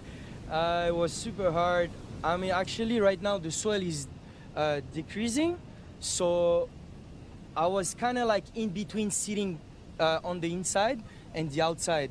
So on the hit before, Byron and Alan, they had like a lot of medium-sized wave. I was looking for those ones to kind of build my hit, but then all of a sudden there were nothing, and then just a bomb that was coming out of nowhere. So it was hard. A win is a win. So yeah, on to the next now. No doubt. Kanoa Igarashi, one of the best in the world, and I've seen you in contests all over the place, qualifying series, challenger series, everywhere. What's it mean to you to get to compete here in your home territory? Yeah, it's a blessing. First, thanks WSL, thanks everyone, the Federation of Tahiti to make it happen for us. You know, surfer from Tahiti. This year I'm not in the Challenger Series, so I decided to focus more on this event, on the trials. I won the trials, so I was pretty happy with it. And now it's my third main event in a row. First year I got 5th, last year I got 9th. So yeah, this year hopefully I can do better. So I'm just so thankful for this opportunity, you know. And what about the support in the channel? These people were going wild every time you caught a wave. Yeah, I know. It's home, you know. It's family, it's friend. I've been doing this. I've been surfing over here my whole life, and you know, just to be able to make some hit with the best in the world. Like Kanoa is one of the best right now, 3rd in the world. So it's just amazing, and to be able to make it even more sick, you know. All right, well, you got the weird heat out of the way. It's only big things from here. Watch out for Mihimana Bray. Yeah, that is true. A lot of times coaches and surfers will tell you, when you survive a weird heat like that, or a wave-starved heat, that a lot of times can be, you've broken through the worst case scenario, and then there's nothing but blue skies in front of you from there. You know, it's so amazing you say that, because I was just thinking that about Kanoa. Like if the chips fall in his favor and he makes it to Fiji, yeah, I think he'll feel like he's on borrowed time there, which can be an amazing feeling. Right. You know, like he's just had such an unfortunate performance today, and you know it happens. You know, it's not a slight on his character or his ability. It's just you have those heats sometimes, and it's just a really bad time to have one of those heats. But should he manage to stay in that top 5, he's going to go to Fiji, equal parts like angry and frustrated, and wow, I'm stoked to be here, because it could have gone any way the other week in Tahiti, and he I don't know, could clean up. Yeah, you could be a phoenix that you just totally fly out of the flames into the sky. Thought you were done. Thought you were done. Never over till it's over. So we'll see how it all plays out. But as we've spoken about all day, there's a pretty red hot pack of surfers trying to chase him down. He does have a little buffer there. He's 4th on the live ratings. But you know, I wouldn't go as far as to say he's safe at this point. Yeah, he is not. So it's going to be with bated breath that Kanoa Igarashi will be watching the round of 16 and the rest of this round, the elimination round. Meanwhile, we started with a 35-minute clock. We're down to 24 minutes, 35 seconds. Oh no, not this again. No waves ridden as of yet. I'm running out of words. Surfers have paddled way up the reef. The patience game is in play between Connor O'Leary and Joao Chianca. Let's take a look at our live rankings right now, and a little bit of a shakeup on our live rankings. You can see grayed out. Kanoa Igarashi hot in the pursuit of that number 4 spot. Griffin Colapinto, Ethan Ewing, Jack Robinson, Felipe Toledo, and Leonardo Fioravanti. Yeah, I mean, it was action from the very first heat of the day. Italo Ferreira won his heat, which just on the live ratings put him above Kanoa.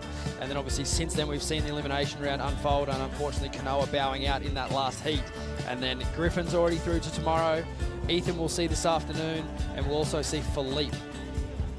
The rest of those guys that are in, you know, that aren't grayed out, they're all in round 16 already. Yeah. So it's, yeah, it's going to be tight.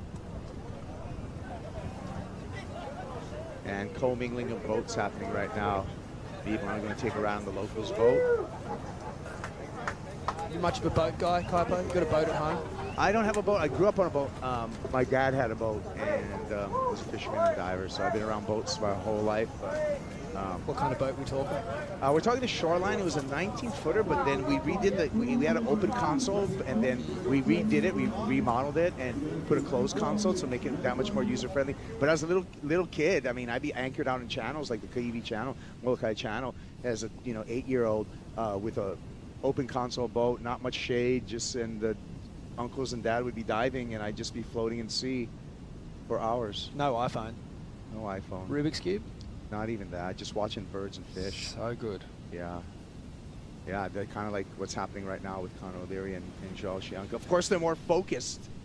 They're more focused right now, but they are 2 minutes and 25 seconds away from a restart. You and Gary Kong Elkerton, similar upbringings. Was he on a? He was on a trawler though. Trawler. Trawler was much bigger than 19-foot Shoreline, I feel. But yeah, still. Oh, what? Yeah. That toughens you up as a little kid. Oh, for you know? sure. Rub some salt on it, would you?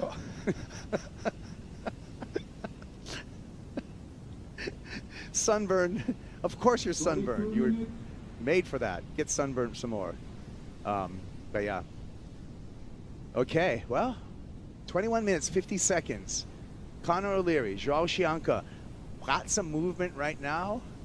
And we'll see if this ebbing swell will provide at this point any rideable waves. I feel like these surfers, Stace, need to at least paddle further, kind of west on the peak. There. Yeah, it feels like they're making their way to that position, and they're getting a little bit closer to where they probably would want to be if a wave comes that has that kind of west characteristic to it, as we see the lads paddling here.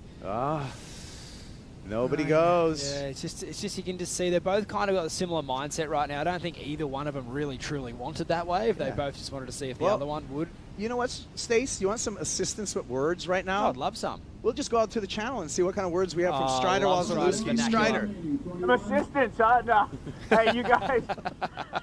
These guys need some assistance on getting back to the peak. Maybe they paddle themselves up the reef, and I get it. You know, you want the first wave, you want to have like the waves that you want, but where they're at, the only thing they can do is catch those double ups on the inside that run the reef. But for those bigger ones, you've got to be much further over towards the channel, and so it's just at this point, it's unfortunate to have to sit and watch it because you just want somebody to catch a wave. We'll hold it down in here. I reckon we could maybe stay with you. Go and ask Dog what he thinks. He's just behind you. Hey, Dog, what do you think about all this?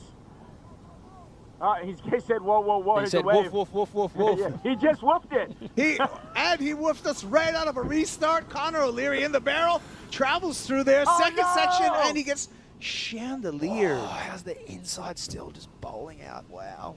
Wow. And Connor, well, the clock is going to run down. Now we have a 20-minute heat, Stace. We needed that. And Connor is going to cop a beating as well. So now it's kind of, Joao this morning, back to the heat of play. He was just launching himself into anything that moved. He had a couple of crazy wipeouts. He's the only surfer today to go as far up as they did before. And it didn't pay off for him at all, actually. And Connor here, he did all the hard work, but as you just see there, a bit of a chandelier coming down, knocking him off his board, which is a bummer because it would have been so pretty for him to come through that little section and into the wider, more enjoyable part of the reef. Not to be, though, on that occasion, as he'll make his way past the Dogfather, get a bit of a tune-up, and head back to the peak. Yeah, well, I mean, this changes the complexity of the heat. I mean, we're just, we're 60 seconds away from a restart, but now this really changes, the urgency in this heat for Joao Chianca and Connor O'Leary. It does for both of them, for sure. Look, different story if Connor had made that first wave and was able to get in and out of there with maybe like a mid-range score on the board, 4 or 5 or something like that. But starting with a 1, he's basically both these guys are going to have a 18.5-minute heat, and it just sort of takes away that relaxed nature. Just I can just sit and wait for whatever I want. They kind of need to start thinking about, okay, well, how am I going to piece this heat together?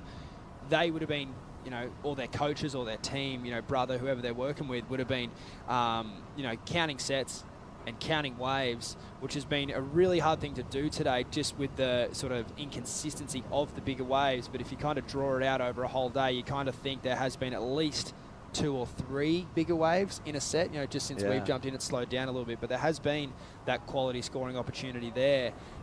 It's just, you know, are you going to get it in the time frame that you need it to come, or is it going to go to the heat behind you? Yeah. Well, Stace, let's go get some intel from the channel with Strider Wazalewski. What's going on out there, Strider? Yeah, you know, just having our eyes on the athletes. You know, Connor on that last wave, he got fucked up, but underwater, behind the closed door, his board nailed him right in the hip. Ooh. Gave him a good little hipper, so woke him up, gave him some feeling, but, you know, he looked a bit uncomfortable paddling by, and then he had a couple of words with the dog, and, you know, he said, yeah, my board whacked me, and, you know, just kind of just get back on the horse, I guess, and get back out there was the plan. So everybody moving back over into position, so we're on again. Paddling. Connor again, drags the arm, gets behind the curtain, speeds up, hits the gas pedal, finds the exit. Much better for Connor O'Leary at this point in the heat, and that's going to put a real challenge to Joao Chianca. Just good to get some blood back into that hip. You don't want to sit on your board for too long. And I just like, you know, sometimes you're just, you know, we see so many perfect, girthy, big, wide barrels out here, but that one really a manufactured barrel where Connor had to slow down and then speed up. There's the dog barking at him, giving him some instruction. Chasing him out on the fence line. Here we go. Look at this. Here we go. Chianca, nose down, body dragging, and Joao comes out. What a drop, what a line, what a technique by Joao Chianca Chumbinho. Wow, he'd be so stoked on that one. He'd been waiting all day for that wave. Not to be in his earlier heat, but I mean, he had a wave bigger than that, but unfortunately fell. And that time around, a bit of redemption for him. And, you know, that 20 minutes that he just had to wait for that wave in this heat would have felt like an eternity. With how hard his engine is revving at the moment, he'd be stoked to get that opportunity. And this is Connor's wave, like you said, Cobes, a bit manufactured. He had to slow down a lot at the start, but it was still really well done. Come flying through that wave there. Would have felt nice to complete that wave after the fall that he had earlier, but then this wave, obviously, just a lot more size and really, really expertly ridden there by Joao Chianca. Look at this. Wow, talk about putting your nose down. All right, so Joao coming out of there. Little board talk for Joao Chianca. He's on a 6-0. And here he is again. He's not messing around. Connor didn't even look at this wave. Wow. He's having a day. So we got some scores to come in. Like I said, Joao Chianca on a 6-0 modified Rook model by Channel Islands, 6-0, 18, 7/8, 2.5. Just got the word from Connor O'Leary's shaper, Darren Handley.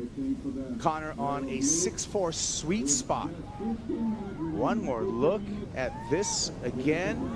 And after Chope's taking a little bit of a breather, we got some action going. And why not one more time from the top? Give you guys some variety of views of this wave for Joao Chianca. Live action coming out of another barrel there. So we got some catching up to do to keep you on pace with what's going on in the water. Oh, outside, O'Leary. And O'Leary Go. feasting on this next section. Wow. Oh. That's okay. He made the barrel. Got a little caught on the toes, but Connor O'Leary and Joao Chianca, after a sleepy start, coming through with some great rides. Because I was sorry, I was just on my phone, which is kind of unprofessional, but I was just looking for my text from Darren Handley. Just looking. Yep, not there. Darren? Well, we want to just also Darren Handley DHD celebrating. Stacey, you can tell him. Yeah, 40 years. 40 years of board building. What a legend. Congratulations, you legend. Congratulations, Darren.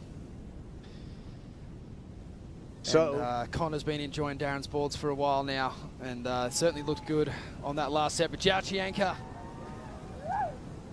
he's probably not going to better his situation here, but this one, Kaipo, this is a goofy footer's dream, right? Or anyone who enjoys getting tubed, just racing through a section like that.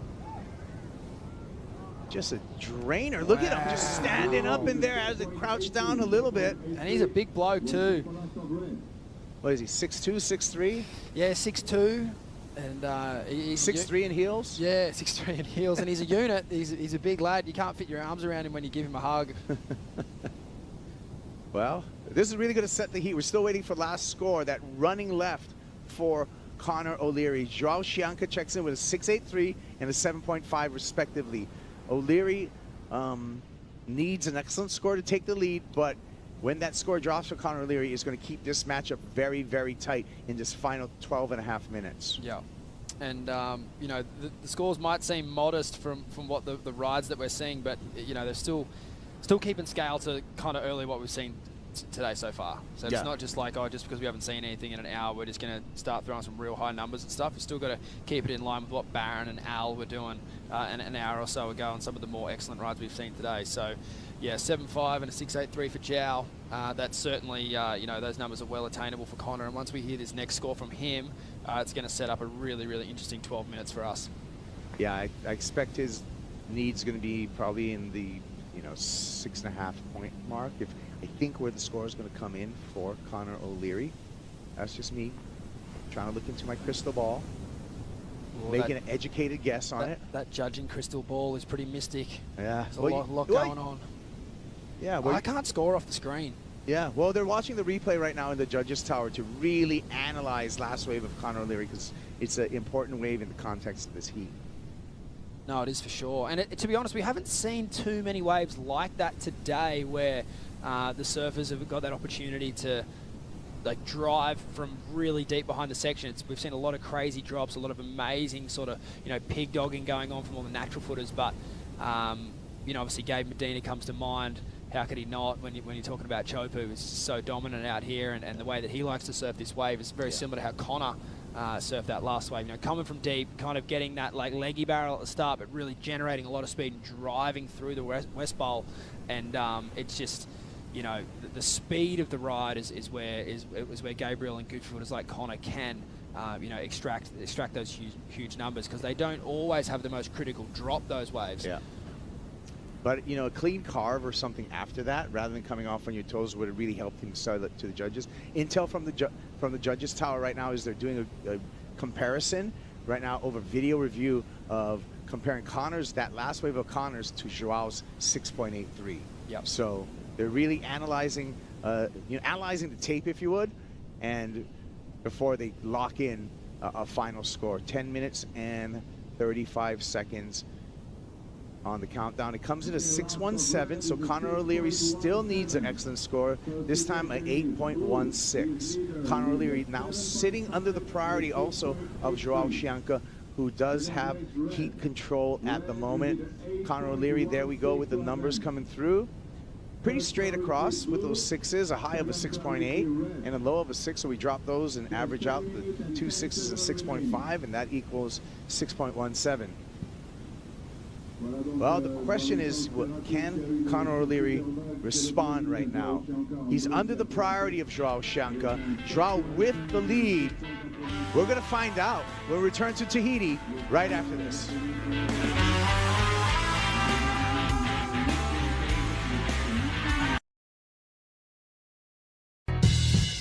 All right, we are back. We have a very special guest with us today. As the next generation, I want to push that bar even higher.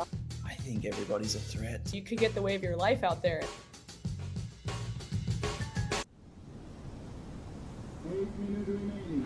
Ethan Ewing and the dad Bill right there in the channel. They're going to be coming up in the next elimination round heat number 5. Ethan coming up against good friend Seth Moniz in that challenge.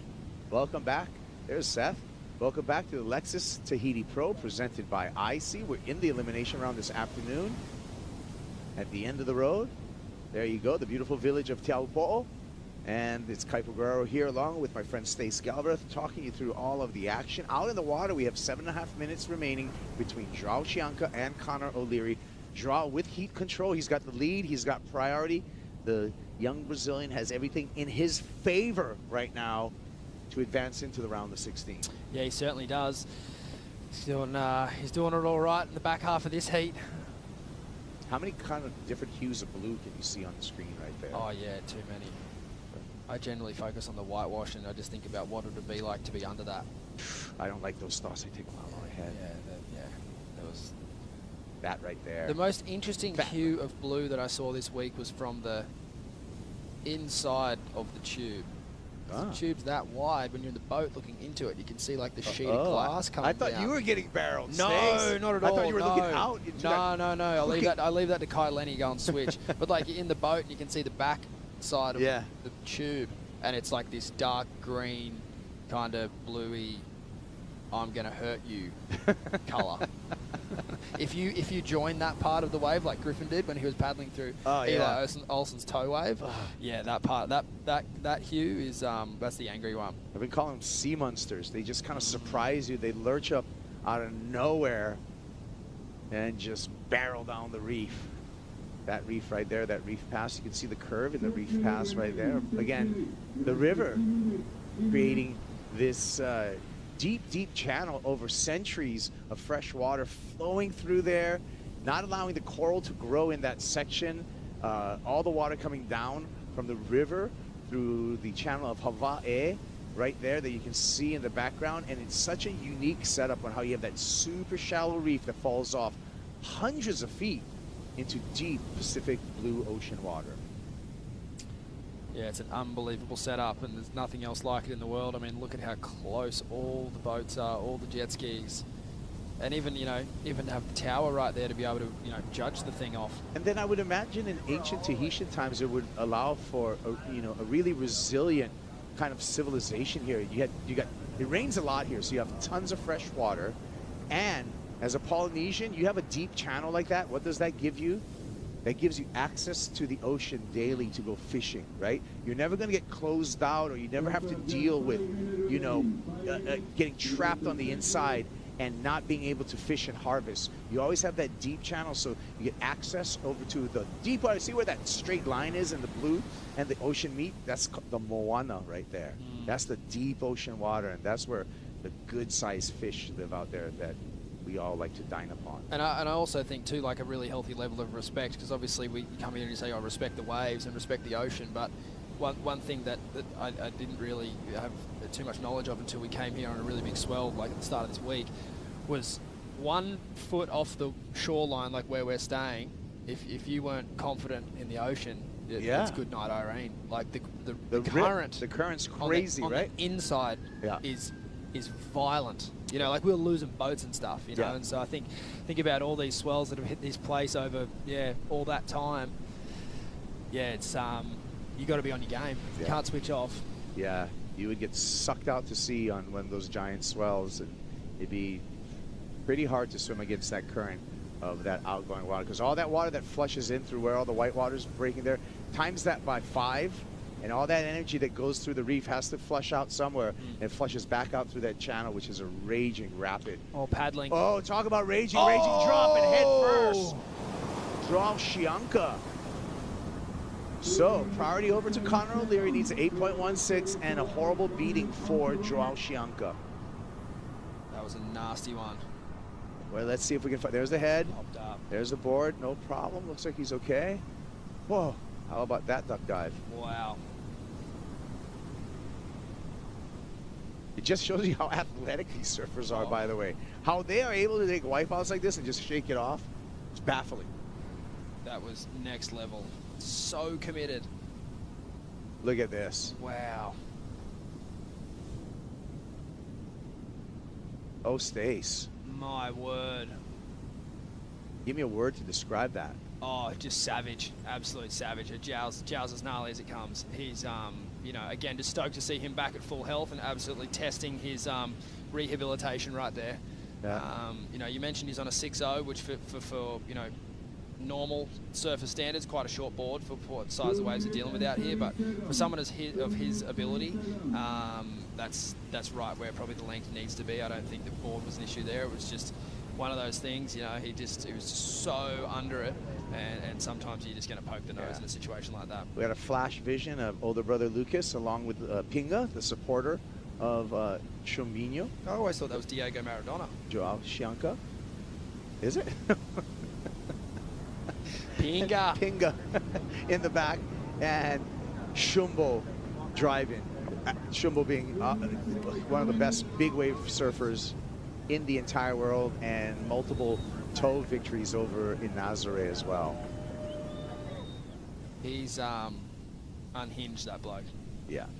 He's doesn't take no for an answer when it comes to towing or being towed into waves. He's absolutely certified crazy. I think obviously the big waves around the world like all have different you know, natures to them. Nazare is one thing, and then you come here to Tahiti and it's a completely different ball game, and he absolutely does not back down. He's crazy. From either. Lines coming through here. Connor O'Leary needs to go excellent. He's got just under 90 seconds, 1 minute and 15 seconds actually. This one shifts over to the west and allows Joao Chianca to pull up under on the foam ball and out. That may be making it a little bit more difficult for Connor O'Leary. Got that on the way back out, sat wide, and you could see, Stace, how that wave kind of shifted from the south to the west, giving that opportunity to Joao. You can see too, like the instinct and the way the really good guys surf this wave. Like, he wasn't paddling and kicking and scratching to get into that wave too quickly because he knew he was pretty far over, so he didn't want to be in front of it. And it's just a pretty, like, he's not even paddling right there. It's like literally 2 strokes into that wave. Like, it's just how calm and collected the very, very best guys are out here is yeah, it's to be marveled at. Look at this, just waits for the wave to catch him. And poised, just to hold your ground and then spin around.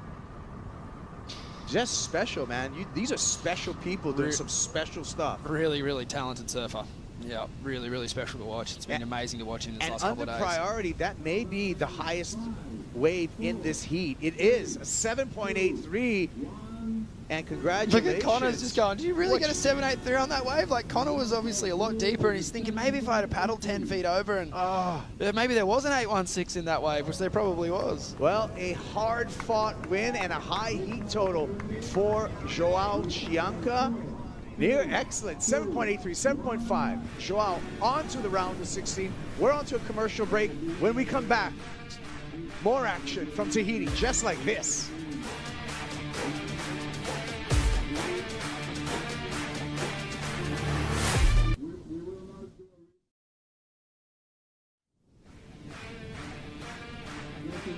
You're watching the Lexus Tahiti Pro presented by IC, the final event of the regular season. All roads leading to the Lexus WSL Finals. And these two good friends going head to head. They've been on surf trips together. They've made movies like The Trilogy. And now it's for a spot into the round of 16, and it's for a chance for Ethan Ewing to keep himself in the world title race. Thanks for being with us, Joe Turpel, Felicity Palmatier, Flick. We know the implications are huge for Ethan. If he loses to Seth in this round, his season's over today. Yeah, this is major, major heat in this elimination round. When we saw all these things line up, I mean, I was like, yep, okay. This heat, it's on. And coming up against Seth, this is not an easy task. Seth has been on fire. They've had 2 different approaches to the start of this event. You know, that lead-in swell, Seth was out there getting amongst it. So was Ethan, but maybe a bit more calculated. That is his sort of approach. He definitely had moments, though. But, yeah, I mean, the pressure is completely on. I'm really interested to see how this plays out. Ethan right now holding that inside position and sort of that more dominant position over Seth right now. But I just, the pressure is on. This is the pressure cooker that, you know, I mean, we've seen Kanoa. He fell out of the draw before too. And, yeah, now it's Ethan's turn. Swing of the roll of the dice here. Yeah, it's a big one. Kanoa Igarashi out of the event, but still with the spot at the moment in the final 5, and it's probably the hardest time for him. He's got to watch the rest of the event to see if he'll have a shot at Cloudbreak. Ethan Ewing is down to 6th, and you don't know what his camp's doing with that. You know, are they going, hey, this is what's on the line today? Would he have an idea? Usually the canned answer we get on the boat is, hey, I'm not looking at that. But there's a lot of surfers that actually do to use that as fire to perform. Nah, he knows. I think that's the composed answer when you get in, that you don't really care. Like, obviously you care because you're at the elite level on the championship tour. You know, you're a competitive beast. There's no doubt about it. And I think you don't have to be a genius to work this one out, that this means a lot to Ethan right now. And yeah, if he doesn't advance through this, then that dream of going to Cloudbreak in just under a month's time will be over. So, but if you think back to his performance in his last heat, I mean, he went down swinging, right? I mean, he came up against Cole. Cole was incredibly in form, but he still locked in a couple of beautiful rides. So he's looking good, but he's got no easy feat coming up against Seth. As someone who, you know, obviously he's not in contention for that Final 5 picture. It's kind of the point we were touching on before, Joe, where it's like, this is your last event of the year. You know, some serious coin up for grabs. You don't want to die wondering the shoulda, coulda, wouldas that are going to eat you up until April next year, until you get another go at it. So, yeah, this is got big implications right now. Yeah, coming into this event, this was the scenario for Ethan Ewing that he could clinch a spot if he made the final, and that's still the situation. He makes the final, he knows he's going to cloud break. But just simplifying it into this heat, he's dropped to number 6 in the world. Griffin up to number 5. So in this moment right now, he's just got to make this heat to get back in front of Griff heading into the round of 16. And there's more players involved. You know, Jack Robinson was sensational today. Toledo's going to be in round 2 as well. So there's a few just heavy hitters creeping behind, just hoping for that 5th spot to open up. And that's why it's even more devastating for Kanoa losing out in the elimination round. I think Kanoa's in a really difficult spot right now because you do have those other couple of names still left in the draw. And the really deadly one for me is Jack, and just seeing what he was able to do when there was an opportunity out there and what he was able to make happen, and when the opportunity presents himself too. You know, I think that is the real, you know, that's the danger card for me. It's the danger zone. I think if there's so many things that can happen after this heat. You know, if Ethan advances, you know, he keeps that dream alive. If he doesn't, you know, people like Jack are thinking, okay, this is opening up a bit more for me, a bit more room to breathe. So, yeah, 28 minutes, Joey, to decide it. What an effort we just saw from Brazil. João Chianca, 15.33 total to end Connor O'Leary's season. He's on the boat with Chris Cote. Yeah, thanks, Joe. Nobody wants it more than João Chianca. That's pretty clear. You really earned it today. Happy to be happy to earn it, Chris. Thank you. It was a pretty particular day, I think, because just falling on the best waves of the heat, and I mean, just like my connection with Chopes, I think it's way better than this. If you give me like 10 waves of those, I'll make all of the 9 at least. Just been falling all day, pretty particular and peculiar. I mean, just average day for me as well. I think just a lot to take home and to be proud of, but a lot to learn as well. So yeah, I'm just besides that, I'm just feeling the blast of Tahiti. We had some magical days for warming up. Everyone is ripping, and I'm really happy to be part of like a great event like this. So thanks WSL, thanks everyone, thanks the Tahitian Mana, to the locals. So like, yeah, it's been magical. So everything to be happy about. Now you've got some of the best barrels of the week and also some of the heaviest wipeouts. Can you describe what it's like to slam on a wave like this to people that have never, you know, surfed anything close to this? For sure. Tahiti, Teahupo'o, it's one of the heaviest waves, if it's not the heaviest of Earth. And I mean, it's just a gnarly left, perfect slab. It gets to huge proportions, and just the size of it, it's magical what this wave can do, but it's really painful what it can do to you as well. So yeah, it's definitely the heaviest wave on my mind, and definitely the best wave in the world. I always have so much fun coming here. I always try to be here when Swell is pumping, 12 to 15 foot toe size. So yeah, I mean, today we have seen it on a pretty cute form for outside ledge. I hope the event keeps providing some forecasts, and I can't wait for the next round and what Tahiti can bring to us. I saw emotional moments with your brother and your coach over here, but I know you got a million fans around the world watching you. You got a message for them? Yeah, for sure. It's just a surf trip and a dream come true having my brother on board with me on a dream tour. and just how the waves is and just how Tahiti is, it's just magical. But pro Brasil também, muito obrigado.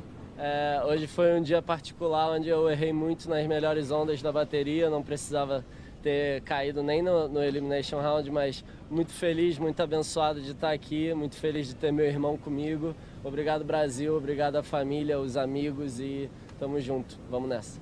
Congratulations, parabéns. Chianca surviving and thriving into the next round.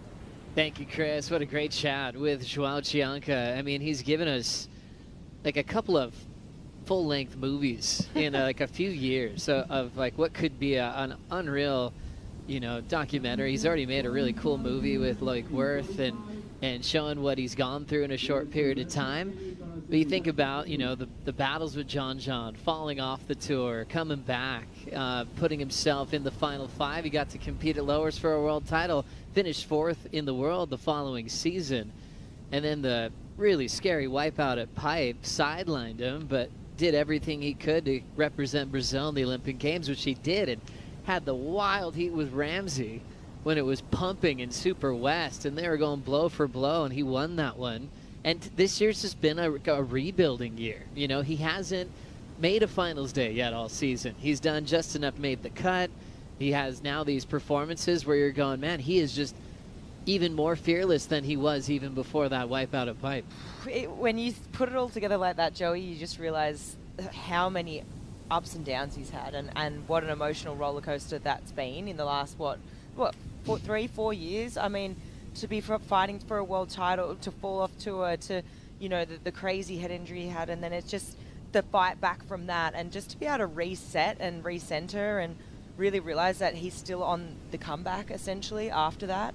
I mean, that in such a short amount of time, that's a lot for someone to go through as an athlete. And I mean, you got to think about all those different experiences and how much he's grown as an athlete. Because you know, as we see the support crew there, that is Chumbo, who absolutely went to town.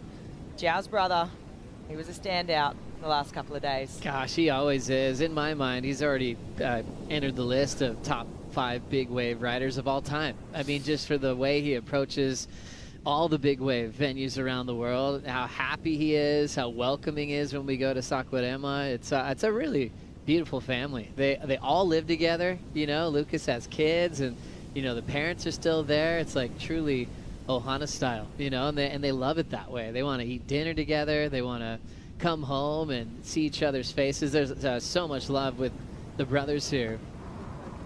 And Pinga in the middle, the manager, the guy who spots talent before you know you're good. Pinga knows you're good, and he locks you in. And it's been alongside big names like De Souza, the past, Jadson Andre, when he had that breakthrough win as a rookie, Caio Abelli. We can go on and on. Felipe Toledo, he's provided a lot of support for the Brazilian Storm. Joao into the round of 16, so he's hoping to make this final event of his year a great one to make finals day. As we transition back into this heat, scoreless so far with Ethan Ewing and Seth Moniz. And it's interesting, Flick, you know, it's funny how small the tour is, but there are times you can kind of just not see people. They stay other places. Maybe you're not in the draw together. And this one a little different because, you know, they've been on Billabong together for a long time.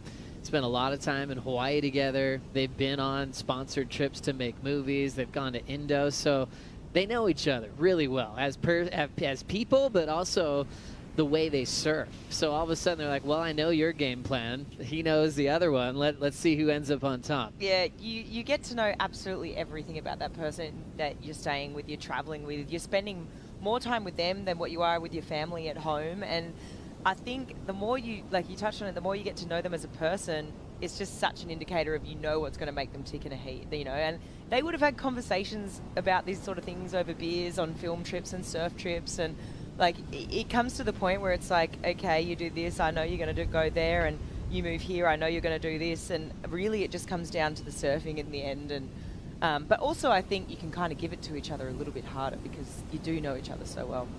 Yeah, what a great clash, and with so much on the line, especially for Ethan Ewing, who had his best combined heat total of his career in Tahiti that we just saw earlier this morning, 16.57 in the loss to Cole Hauschman because Cole had the 9 and the 8. So he's feeling great, but just ran into Cole. Cole helped his buddy Griff open up that spot in 5th, and that just shows how Ewing is in a must-win situation right now. It's so crazy when you're looking at those names there and who's fighting for a spot in that final 5, and there's so much talent. But, you know, even historically, I think back at, you know, these sort of scenarios, there's really been that last spot up for grabs. You know, the door is maybe a little bit more open. If something here like if this happens where, you know, maybe Ethan sort of jumps it. If Ethan loses here, I mean, the door maybe opens up that bit more for Jack. And whether or not Jack pays attention to that, I mean, he alluded in his post-heat interview that he just doesn't pay attention. He's only focusing on what's here right in front of him. But he's so competitive. Here we go. We're hearing the horn sound and the tower announcer telling us that we are going to get a fresh clock for these guys. Ethan Ewing, Seth Moniz, 35 minutes scored on their top 2. They just haven't even moved. Ethan showing that he wants to get the opening ride, sitting just a little bit deeper than Seth, but we've seen some funny little tricks on that opening wave. The best one for Al Cleland. He got a round Baron to start, ended up getting the win, so that definitely paid off. It did. I think, you know, there were so many moments in that heat, and then obviously that last moment in the last 20 seconds with Al as well, but Al just never said die the whole heat, even from start right till the end, you know, and I loved that sort of tenacity that he showed in the beginning to try and sort of get underneath Baron's skin, because Baron's so confident in conditions like this, and he just absolutely took it to him. As we look, maybe some movement out the back here, but yeah, he just never said die right up until those last 20 seconds. Big set stood up, and, you know, the opportunity's there, and he took it. The interesting situation now, as you see this all easing just a little bit, is where to sit on a day like today. Even heard the local talking about a Mihimana and the win he had over Kanoa. He said, I was watching the heat before, saw where the waves were coming, waited for those in my heat, and they weren't there. And then there were some bigger bombs than the heat previous. So there's definitely a tempo and rhythm change, and you're hoping you're on the right side of it. Yeah, totally. I think right now it is tricky when you see that decreasing swell. And yeah, Mihi might have mentioned it, that inside ledge. And I think even when I went on the athlete boat in one of my breaks, and I was just hearing, you know, a couple of the coaches debrief and stuff, and they were starting to see, you know, a lot of those waves move through underneath the guys, and there's those drainers that hit that inside ledge. But, you know, if you take the punt to sit in there, you're also risking the fact that you might miss. There's still those bigger waves coming through. Even in that last heat that we had with Zhao, you know, that there were still bigger sets every now and then. If you position on the inside, you know, playing cat and mouse, you risk getting caught. Let's catch up with Strider. Thank you, Joey. Yeah, just sitting here with Doug Silva. He's out here in the court of the Moniz man out there sitting there. The first round here looked like a stalemate. Stalemate. First 15 minutes definitely was playing chess. There was actually a couple wide ones as we saw. I mean, if had he gotten greedy on those, maybe he could have squeezed out a 5-5. But there's still the occasional sets that are coming through, and we just cannot just give up position out there. So we gotta stay patient and make sure we get one of those 8s. And I know this is really important for Ethan. He's a really good friend of ours, but it's also really important for us too. So we wanna win this event. So theory is don't let your opponent get too far away from you, and basically can't give away those 8-point rides. You gotta stay out there in case those bombs come. I mean, there was a couple in the beginning, could have put something on the board though. It's just big boy stuff right now. We need to wait for the bomb. He said wait for the bomb. Chess game is still at play out here for these guys, and pretty fun to watch. You know, interesting theories and headspace there from Doug, and trying to make sure that, you know, they give themselves the best chance that they can at the big scores.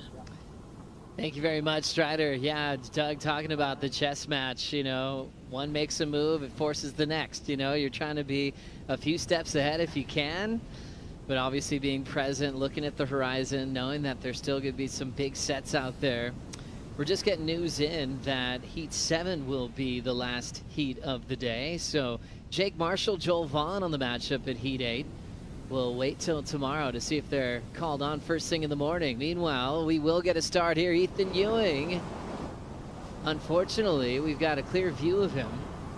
He was hoping to be hiding from us on the takeoff there, but that'll just start priority. So a mistake there for Ewing, who is typically the most efficient surfer on tour with not just wave selection, but starting off his heats with a keeper. Yeah, the chess game's begun well and truly. You know, Seth now takes priority, and I guess they can sort of reposition maybe a little bit back to the point of where they want to take off, right? They might have been that bit too deep on the reef. But I really like Doug's point, because if you let your opponent sit out there and you're scooting around on the inside and they do drop one of those 8s and they're not coming through as consistently because it is that dropping swell, you're really on the back foot. And I just, although it might seem frustrating at home watching this, being like, what are you doing? There's waves coming through. I can see it on the inside. But from a competitor's perspective, and there's so much on the line right now. You know, we heard Doug say, yeah, this is a big one for Ethan, but it's just as important for Seth. And I think, yeah, you really do want to be on one of those big waves right now, because it is the point of difference. What a year for Ethan Ewing once again. Qualified for the tour in 2017, finished 34th in the world. We're talking top 34. Believe it or not, that was Ethan's start. Well, everyone knew he had the talent. He was already predicted to be a world title threat. He just had to learn the ropes and the steps on tour and heat strategy, and he had to go back to the minor leagues. Came back and was able to get on tour in 2021. So there was a few years of missing Ewing. Finished 15th, found some success, and then 3 straight years finishing in the top 5 in the world, including a runner-up finish in 2023. That runner-up finish was right after he fractured his L3 and L4 vertebrae in a free surf ahead of the event here in 2023. Returned to the finals, and he was surfing better. It was like the best rail surfing we'd seen, and I think Felipe versus Ethan in the title match #1 was one of the best battles I think we've ever witnessed at lower trestles in history. Completely. I think he changed the game of what's possible when rail surfing, and the progression that can be done, the variation of rail surfing. It's kind of like he just upped that ante and raised that bar once again. To be coming back from, you know, that's a pretty serious injury. You're talking your back, and then that was only, what, a couple of months, and then you're competing again for a world title, and to finish runner-up in the world was insane. I think, you know, any kind of injury is bad, but I mean, especially your back, you know, and that sort of mindset going into there, and how to reframe it and sort of perform the way he did. I mean, it was nothing short of incredible. But yeah, the rail surfing we saw from him, I mean, that's what we love. That's his bread and butter, right? But he really raised the bar during that event. And I suppose you look at this year, and why has he put it in a tough situation, just being in 6th, you know? Obviously, surfing great. You're in the top 5, now down to 6. He's in a must-win situation. He opens up with a 9th in pipe. You're like, all right, moving on. 3rd in Abu Dhabi, you're going, hey, Ethan's on his mark. The pool was one of the toughest events to figure out, because there's just not a lot of experience for the tour with a platform change. Then he's semifinal in Portugal. You're going, yeah, things are looking like Ethan Ewing is going to be firing at all cylinders. And then the point breaks. He gave us one of the best performances we've ever seen at Bells. 2nd highest combined heat total all year of the tour. But he just hasn't been closing out those victories. You know, 5th in El Sal, 5th in Bells, you know, 5th at Trestles, 17th on the Gold Coast, close to his home at Stradbroke. That one would have stung. That one would have probably stung the most. He had more friends there than I think he had at any other event, being pretty much a home event for himself. And then things just kept it interesting for his status with the title race. Look, incredibly consistent. String of 5ths, couple of 3rds, you know, but it is the difference, right? With the guys that have won events that are just above him, as we see a wave rolling through the lineup here, no takers. But I mean, I just think there's been those couple of moments, and I just can't go past the Bells Beach event and just how in form he was. I feel that was so his for the taking, and sometimes you have that happen, right? You get those surfers that look so in form. You're like, yep, put them in my fantasy surfer team. There's no doubt in my mind that they're not going to win, and unfortunately, sometimes the best surfer on the day just doesn't win, and that one must have stung too, because there was obviously, you know, we were all talking about the commentary around it, everything online, and you know you're surfing so good, but not being able to convert must be really frustrating. Ethan Ewing still looking for his first quarterfinal appearance in this event here at Teahupo'o. He did get a 5th in Paris 2024 Olympics last summer, so finding some success and some serious training with big names like Pete Durbridge that was backing him along the way. Bede from Stradbroke as well, always providing so much support for Ethan Ewing. Ethan actually reposted just an unbelievable drop from Bede when he was in the event, when it was pumping back in the day, and so still a huge inspiration for him, even when Bede's not present at the event. Yeah, I mean, you could just you rewind that clock, and you just think back to all those amazing performances over the years and some of the pristine conditions that they've had. And I mean, for me, I think I can't go past Owen. His couple of tens that he had out here in that heat, I mean, it was pretty inspiring. As we see Ethan locking in, grabs the rail, looking to burn some speed, but he's unable to find the barrel, so just fishing a bit under the priority of Seth. Moniz not looking too concerned as he holds his position. Two good friends in the water and a lot on the line. Ewing must-win situation to give himself a shot at the title. For Seth, his whole goal this year was to win his first event of his career. Came close at Pipe, runner-up to Kelly a couple years ago. He's had 1/3 out here, but he has had some tougher losses similar to Ethan. He's had 17ths and 9ths as well. That third was in his rookie season. But he was sensational yesterday in the free surf. Shades of Andy in his style, how comfortable he is in heavy water. And it's actually tied one apiece with previous matchups at the CT level. Their first meeting this year. But one of the reasons why Doug Silva, who we were just talking to, a Strider, got the job as a full-time coach for Seth was a road to beat Ethan Ewing at Margaret River. When Ethan was just in form, he was the guy to beat. You know, his rail work's always going to be celebrated. And for Seth, he hadn't had the best results going into that heat. It felt like he was surfing against a giant. And we saw Seth just switch on, and he was lights out. And he, I think, identified that Doug lit a switch in him. He lit a fire in him where he was like, I remember that. Yeah, you know what, Doug? You've got the job. We're going on tour together from here on out. It's cool. Like, obviously, Doug Silva's been around for a long time, but it was sort of like this resurgence of him and him as a personality and a character injected back onto the tour. And just he's got a great personality, right? You know, the fits that he's wearing, the wetsuits he's wearing, the fluoro. Like, I mean, it was just cool. Like, super eccentric character. And that sort of energy seems to work for Seth, you know, maybe just slightly different. And he's like, yeah, okay, let's go. And since then, I mean, I feel like there has been a raise in Seth surfing for sure. Doug Silva, pretty busy man as well, living on Oahu for a very long time. I'll see him in the water. He's usually got people he's coaching all the time. And he's done a lot of work with Kai Lenny as well, who joined us earlier this morning for the call. And Kai learning a lot from Doug about form and real small wave ripping, as Kai is always wanting to challenge himself in all aspects of being a complete waterman. And, you know, when guys like Kai are calling you up, you know, you've got a great ability to bring out the best in all types of athletes. And Seth and Doug got a great connection. Still scoreless at the moment is Seth, but you're not too worried about him. Holding priority and knowing that there's still some solid potential for a set on the way. Both surfers on the move. This one's starting to bowl up a bit. Seth's out the back. Ethan looks to let it run through. It looks really tricky, right? At positioning right now. I mean, you can see some waves sort of being split in two, some more going down to that inside ledge, some being a little bit more on that west bowl.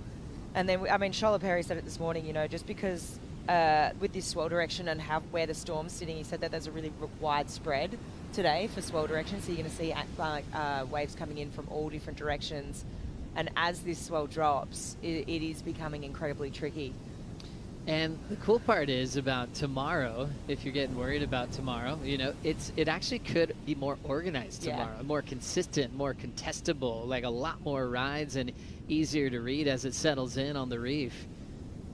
But yeah, a ton of energy coming off that toe swell, the largest swell of the season so far, as Ethan has a 1.83 and a 0.5. This one's far from over. Let's see what happens in the back half. Ethan needs to win to stay in the world title race. We'll be right back.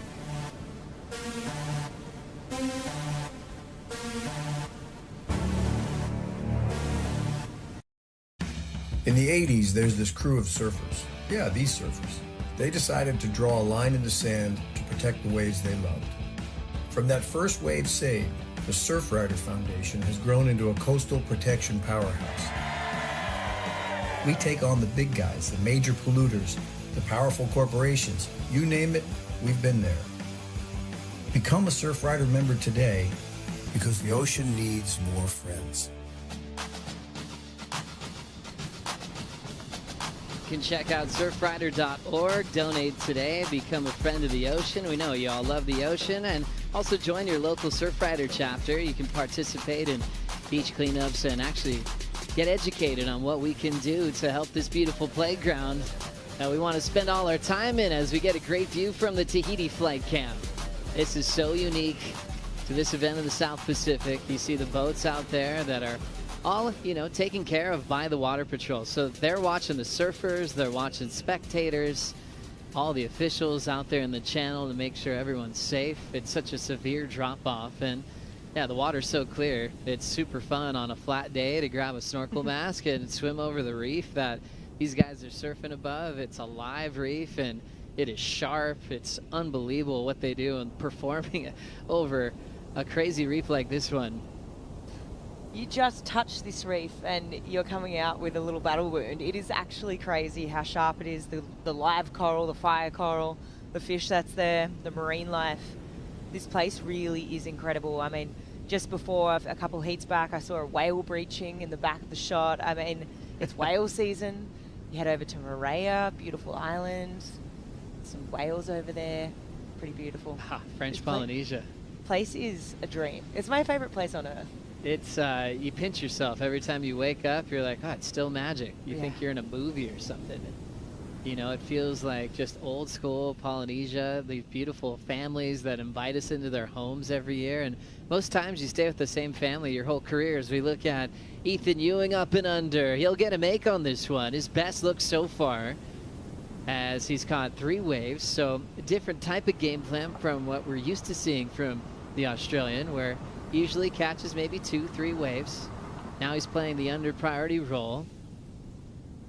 And with a heat this slow, you never know when you're just going to keep a low score. So I'm not minding this from Ewing at the moment. Yeah, I'm not either. I think as this afternoon's going on, we're definitely seeing this swell drop quite dramatically. And it's a nice in, it's nice out. It's really clean exit. Great technique. I love that first little pump just before he grabbed that rail. But yeah, still in the back of my mind is the Doug Silver play of, potentially whoever gets their hands on one of those bigger sets, they're going to end up scoring one of those, more 7 to 8 point rides, and immediately you're so far out in front. So Seth's in a tough situation because he does have priority. It's kind of like if he goes now, with 16 minutes on the clock, it's kind of, he could go and it could be the right decision on a smaller one, but also if you've waited that long, maybe you just keep waiting for that set. Last score for Ewing, 4.17. So Seth will be listening to the tower. He'll hear that number, hear his requirement of a 6.0, and he won't even move. And I'm thinking, time management. If he has to wait till the 3-minute mark, Seth's going to do it, maybe even beyond. There's no point of him chasing small waves at this moment. If you start chasing small numbers, all it takes, you lose your priority, then Ethan has his. I just think if you've waited this long, surely there's going to be a set come through, right? I mean, surely they're in the position now. They've started that priority rotation. They're positioned where they want to be on the reef. They're that bit further out. They are waiting for those bigger sets. So I think right now it's almost one of those things. Are you going to die on your sword? I think he will. I think he will, and I think he's just so smart. And he's got one thing in mind. It's waiting for a bomb and showing what he could do. And he's a smart competitor as well. At 6, he can get his head around that on a swell like this. Even though it's inconsistent, he's got some time to wait. Ethan's just going to keep racking up the scores underneath him, driving through this one, and he will punch free. Now he's hoping to get a better number to go with a 4.17. At the moment it was a 1.83, so that one's gone. All Ethan's worrying about is what's happening out the back, and so far so good, Flick. Yeah, it's so weird to see the tables turn, and Ethan hunting around so much. Obviously Ethan just loves to usually sit with that priority, super selective with his wave choice. So, I mean, he's definitely going to build on this total, and maybe push that requirement a little bit higher for Seth, but I still believe, if you can convert on one of those bigger waves, you're going to be out in front. Miguel Pupo, Marco Mignot standing by for Heat 6. We'll get into Heat 7 as well. Heat 8 off for the day, so Heat 8 will be on deck for first thing in the morning tomorrow, along with the women's opening round. Last number for Ethan, he improved slightly to a 4.23. So now with a couple of 4s back-to-back, Seth needs an 8.4. Yeah, that changes things, right? I mean, yes, Doug said, okay, those sets are 8s, but you have to ride it well, and you have to, have perfect technique. This ups the pressure with only 13 minutes on the clock. Looks like the boys are scratching. With priority, Seth Moniz, it's up to him if he wants it, and just a little out of position for that one, as you saw his blue jersey sneak through the lip line. And now he'll adjust up the reef. This could be a sliding doors moment, potentially.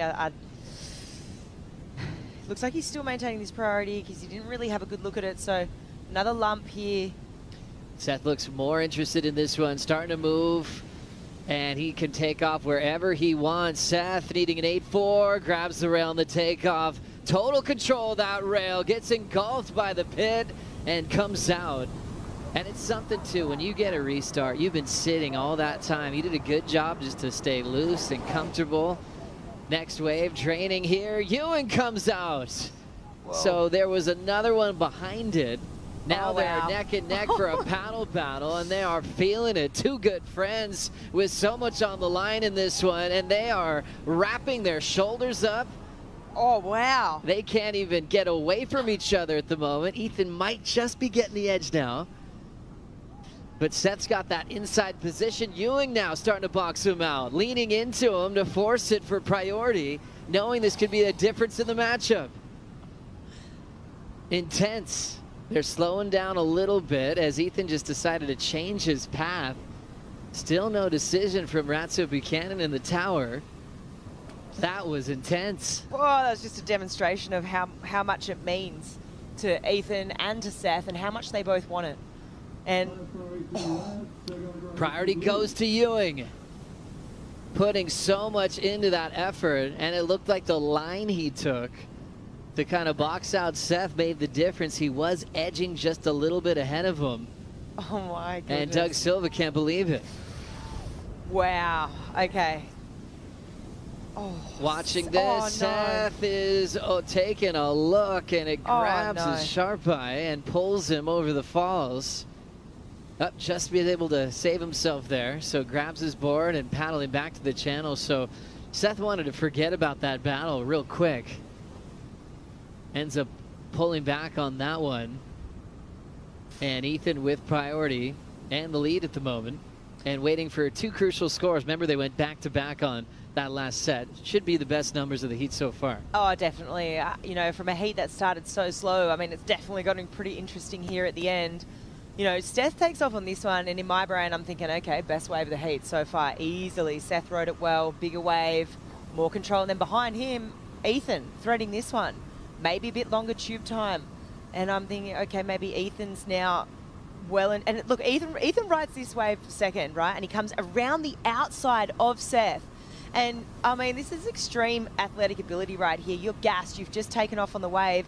Ethan does, really changes his line. This is the moment here. They're budging shoulders. Ethan decides to change his track. And when Ethan decides to change this track, this is when he kind of, essentially cuts Seth off a bit and can get the jump in front of him. And this is really, I mean, you see how much it means to Ethan. He basically was like, no way, you're not going to paddle this way, mate. I'm going to cut you off here. I think Ethan also identified he didn't want to get winged into the channel. He's like, hey, I've got to change my line, and it was effective. Smart move from Ewing, knowing everything's on the line today. He made that decision while he was still kicking off the wave. I think he just eyed off Seth, and he was like, no way, let's go. I'm going to use this speed as I kick out into this paddle battle. And It's paid off. Now the scores are in from the exchange. Seth took the first wave, 6.5. Wave behind it ends up being a point better, 7.5. Now priority with Ewing. Let's see how he uses it. Puts his head down, locks in, pulls up and under. Still traveling for a moment, and all that effort to get priority.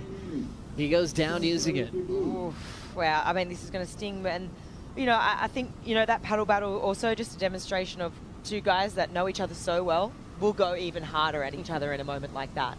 I think it just brings out this, like, inner animal in both of them, and they know that, you know, they know each other so well. They're like, no, I'm going to give it to you even harder. And I think for Ethan, I mean, maybe a slight mistake there for Ethan, obviously not converting, not improving on that 4-2-3 and leaving that door open now for Seth. And Seth is going to be fired up after that last bit, like that last exchange, the paddle battle. And he has another opportunity here, only chasing a 5.24, so.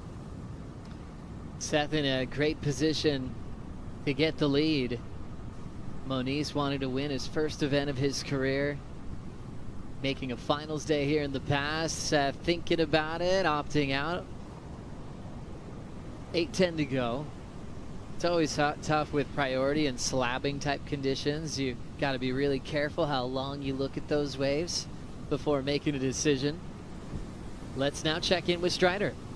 Yeah, Joe. Man, this is getting good right now, man. I'm loving this right here. This is where you pull out the chair, you put it way back, you get some popcorn, and you just like watch the drama play out. I mean, it's not a big score for Seth. You know, it's just interesting to watch the game get played. I mean, this has been such a fun heat, just sitting and waiting and waiting and waiting, and bang, the two of them just traded off the scores. And, well, looks like we got another wave coming right now. We could have a little answer from Seth here. He's looking at it. He's going to go. Pulls the trigger, pulls in. He's going to driving. Oh, he comes out. Little drama in that one. I like it. Wow, this is fun. Let's go. Seth Moniz getting that wave right in front of Strider, kicking out there. Just his second wave ridden in this matchup with a whole lot in it. Yeah, I agree, Waz. It's been a lot of fun. Paddle battles. One's got a world title race to think about. Seth's trying to win his first event of his career on one of his favorite events on the calendar. I think this could be right there. I think even review, I think it's there. I really do. I think the takeoff, the depth, the control in the barrel, the technique of just that little pump as well. I think there are a few elements there that appeal to that judging criteria.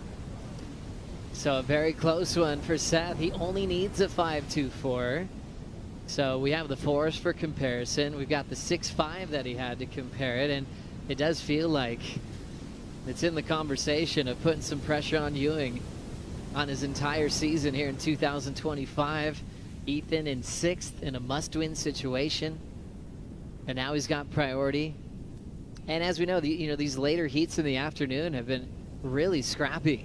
And as we wait for that number from Seth, let's watch his 6.5 again. He needs a 5.24. All right, so this 6.5 a bit bigger. I'd say it was slightly bigger, the 6.5. And this is the 5.24. Well, he's hoping it's at least a 5.24. Super similar rides in my opinion. I mean, you're splitting hairs there, really. Yeah, I'm with you, Flick. I think that should be able to turn the heat. Yeah. Getting that second look and seeing the comparison. It comes in, like you said, it looked similar, didn't it? Well, Yeah. now he's got pocket 6.5s. Carbon copies of each other, really. Like, hang on a second, is this the same wave? And the big part of that, he did get the lead. Now Ethan on an important ride. Needs a 5.5 here, locks in, nice compact stance. Easy make for the Australian, and kicks out. So didn't give Seth too much time to hang on to his lead, and Ethan already providing a decent answer.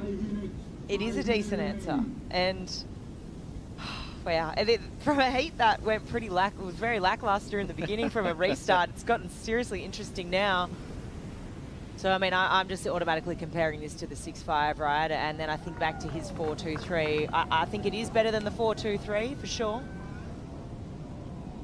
For sure. Yeah, I'm thinking he's right back at first. Yeah, I think, it's just crazy. What a battle. ding dong battle. He held his speed so well, just slowed down, and he came out flying. Just had so much control of his rail work. Judges still have to make their decisions, so they'll have more time with all their angles and comparing on their replays. They have the 6.5s to compare it to. It doesn't have to be that good. It can be a point less for the change. And Ethan in that situation because he still has the high number of the heat of a 7.5. Yeah, that's the best point, right? Like it's a point less than the 6.5. And is it a point less than the 6.5 when you rewatch that? It does look that way. I think so. Yeah, it feels like it. Wow, this is a close one. Two good friends with a ton on the line.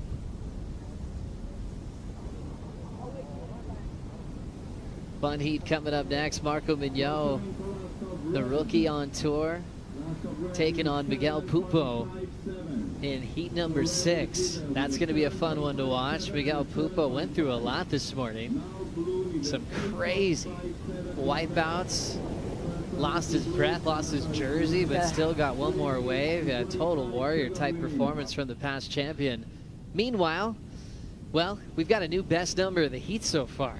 Not even just the 5.5, a 7.57 for Ewing. So now he's way out in front. Seth Moniz now needs an 8.57. So I'm trying to work it out. I think the judges obviously appreciating the length of the tube, it must be, like, and the barrel time.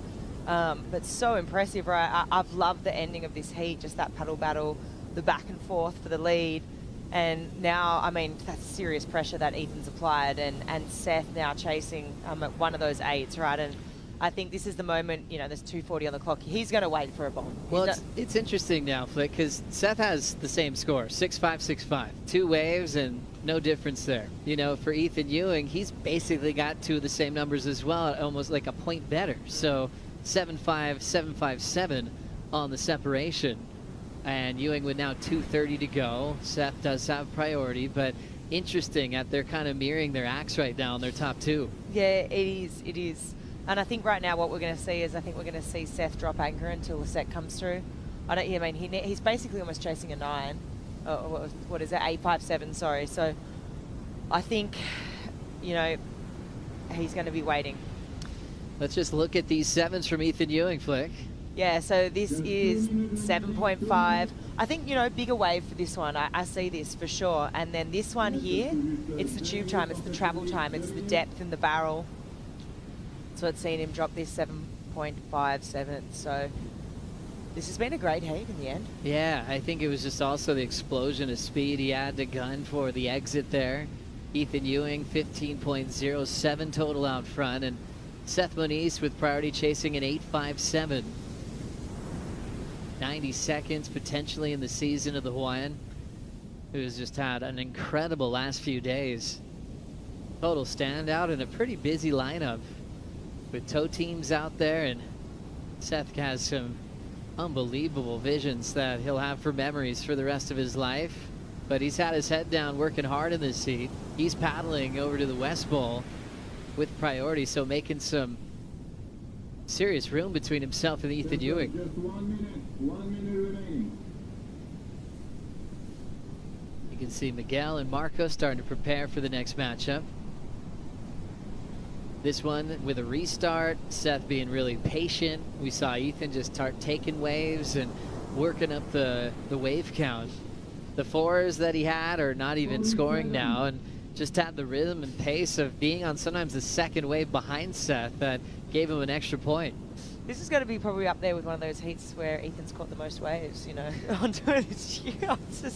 It's pretty cool to see him shift, and when it matters most too, right? This heat is super consequential. I mean, it's not over yet, but doesn't look like there's really much on the horizon. But when he needed it most, he needed to shift gears and different changes. He changed tack, and it's worked for him. 12 seconds for Seth. Kind of moving his position back towards Ewing, just fishing through this lineup, and he's going to run out of time. Seth Moniz, another fun year on tour. He'll have a great off season. He's going to high five a good friend of his, Ethan Ewing, and Ethan Ewing has got his spot back at 5th. Griffin back to 6th as this one's getting fun as they move on into the round of 16. And Miguel Pupo taking on Marco Mignot coming up next.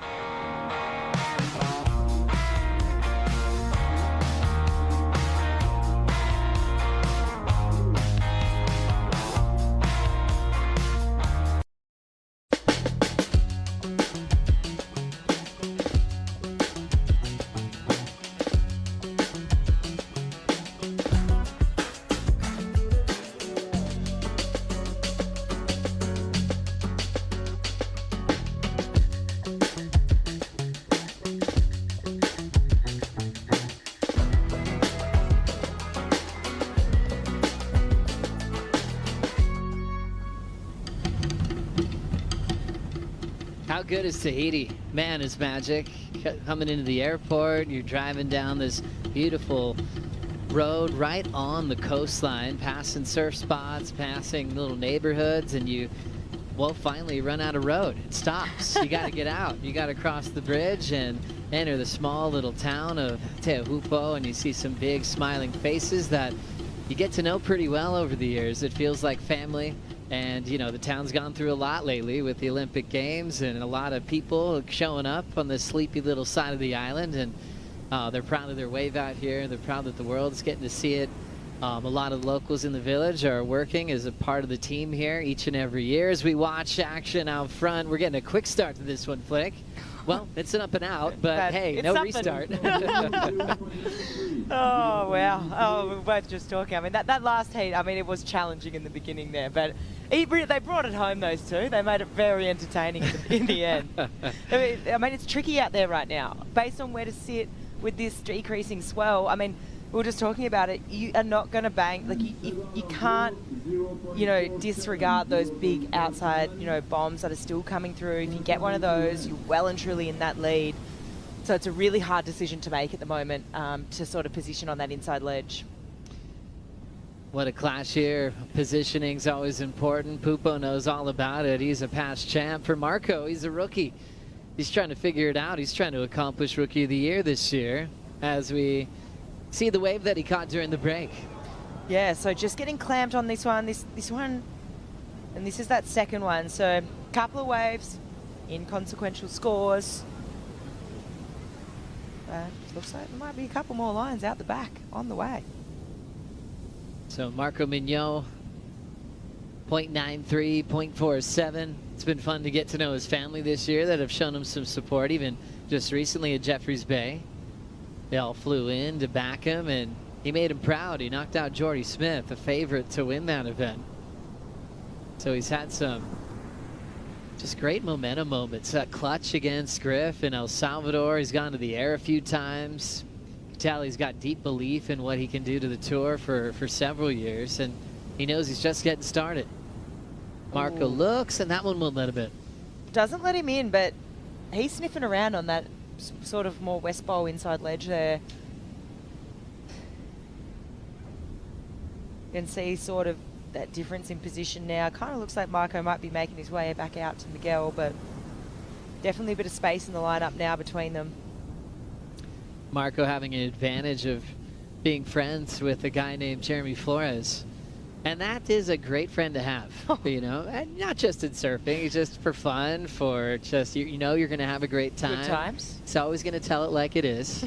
And you always love your friends that do that, right? Oh, yeah. Yeah. Well, look, you want to be friends with people that are going to give you a few hard truths every now and then. Yeah. They really are your friends. They're your true friends. Those are the ones, right? they're the real ones, Joey. Well, Marco's got one, and Jeremy, and they've been laughing together. They've been out on the big days over the last few days, and Marco's been so grateful for Jeremy just spending so much time with him. Jeremy's turned into a really incredible coach.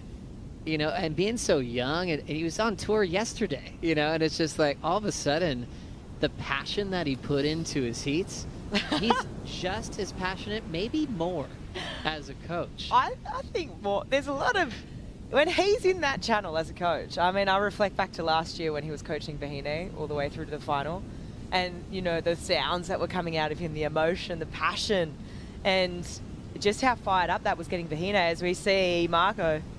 Oh, Marco, sorry. Marco trying to slow down, yeah, just a little out front. A lot of M's in the water right now. As Marco Mignot paddles back out. Not much on the scoreline there, but he's just going to stay active. We saw this kind of create a rhythm for Ewing in the previous heat. Even though he didn't keep those, you know, under priority scores, he just found a little magic that kind of surfed his way into a good rhythm. I think also there's something to be said.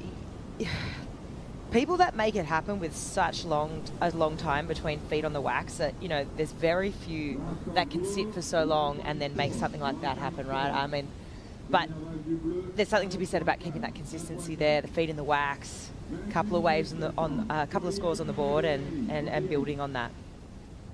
Ethan Ewing keeping his goal alive of keeping himself in the title race. He's hanging out with Chris Cote.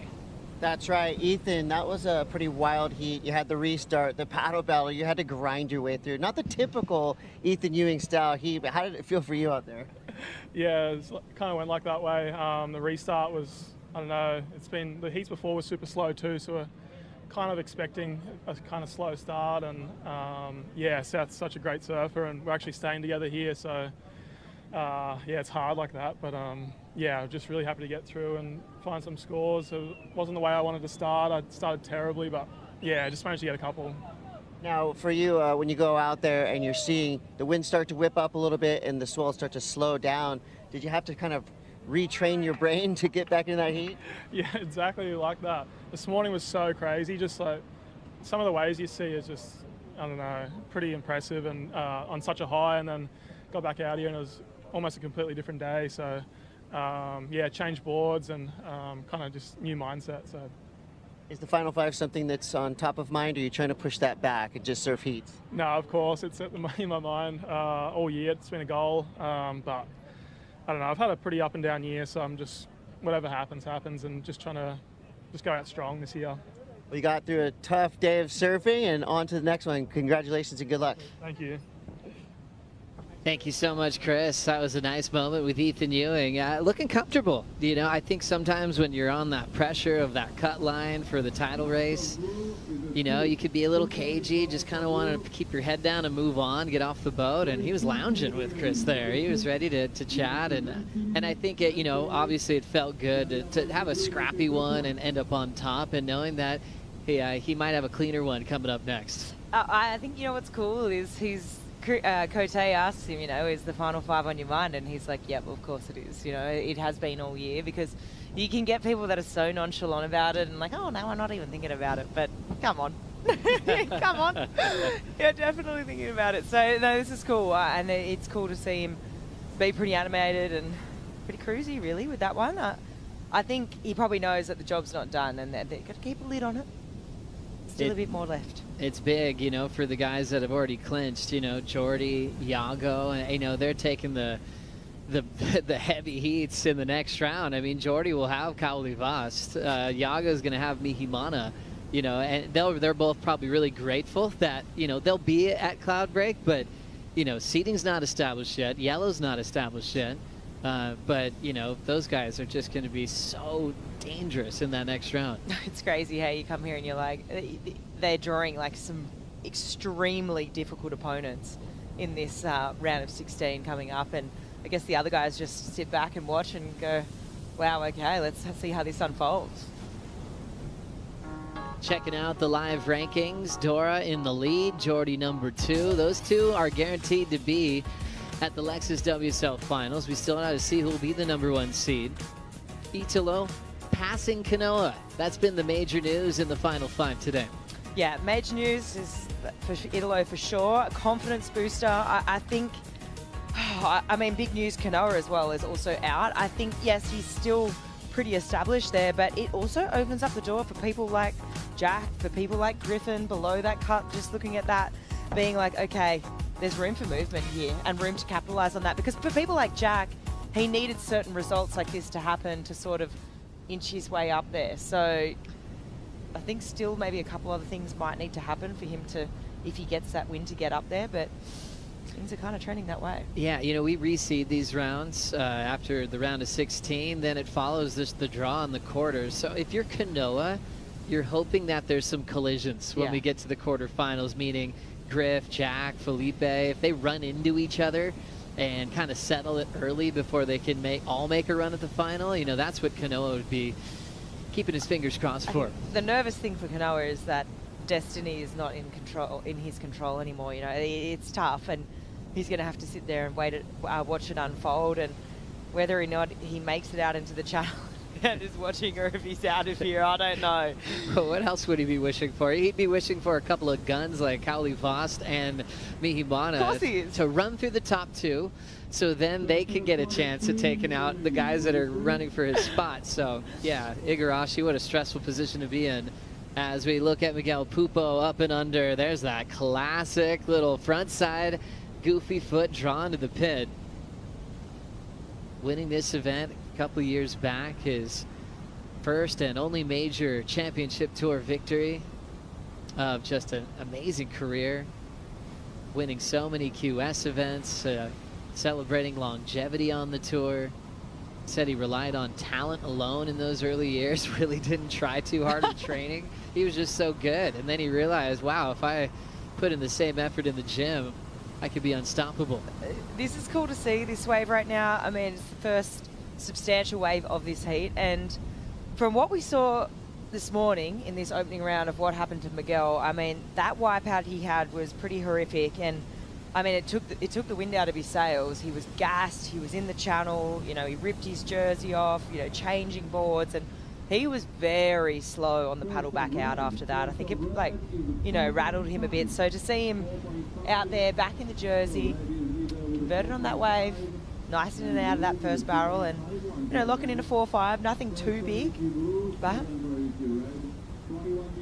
it's just good to see because that was quite rattling this morning. Gosh, what a day. Just getting smoked all morning, charging as well. Getting like flung out of the sky and basically doing the splits over like 2 inches of water. That was crazy. And then just, you know, packing it up, waiting for his afternoon matchup.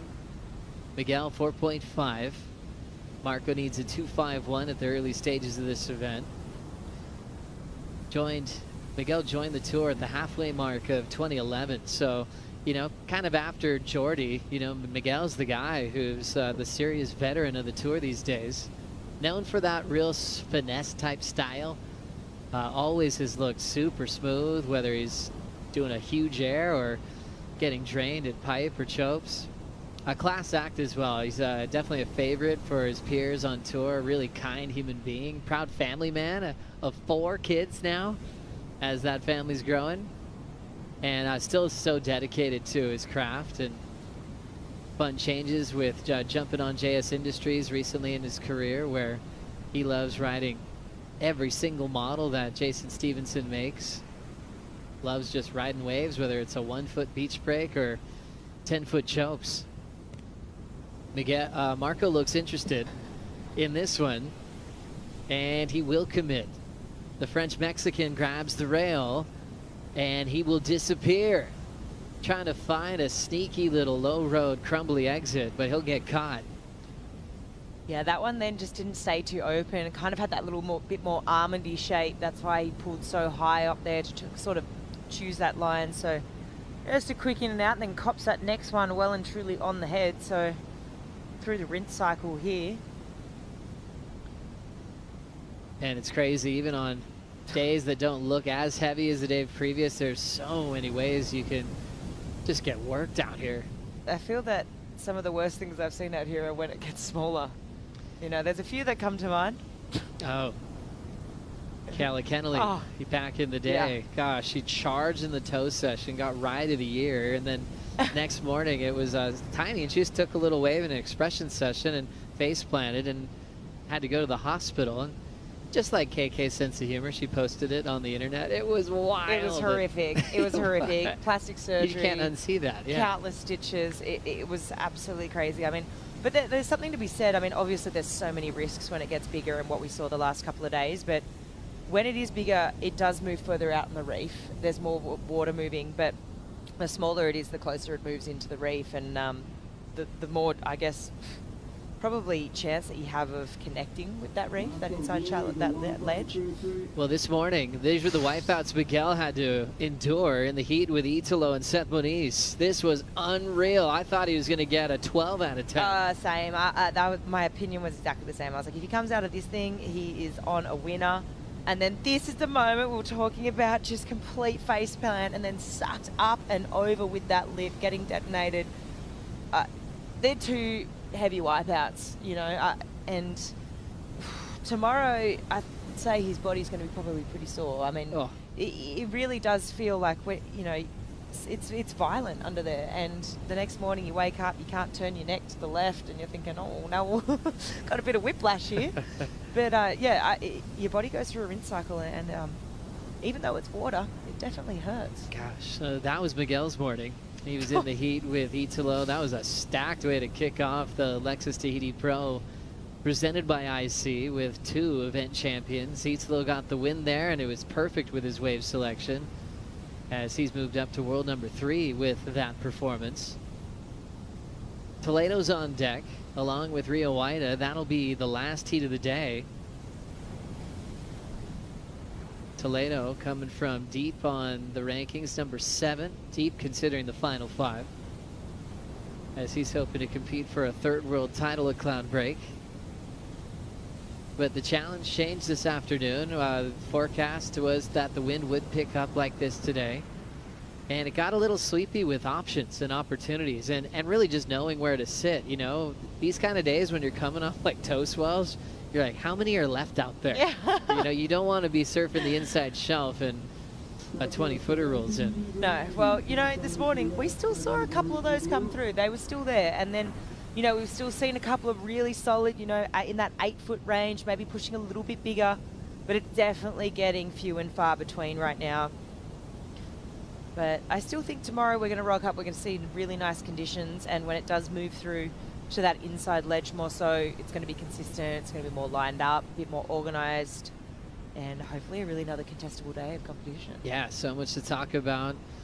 Obviously every day finishing with the Cronocero post show, as Miguel Pupo wants to be a part of that highlight reel. Still 19 to go to enter some entries there outside of his wipeouts as the ocean's starting to lift. A dark one off the reef. Miguel's going to paddle over it. Marco wants it, trying to control that rail, and he will get knocked off.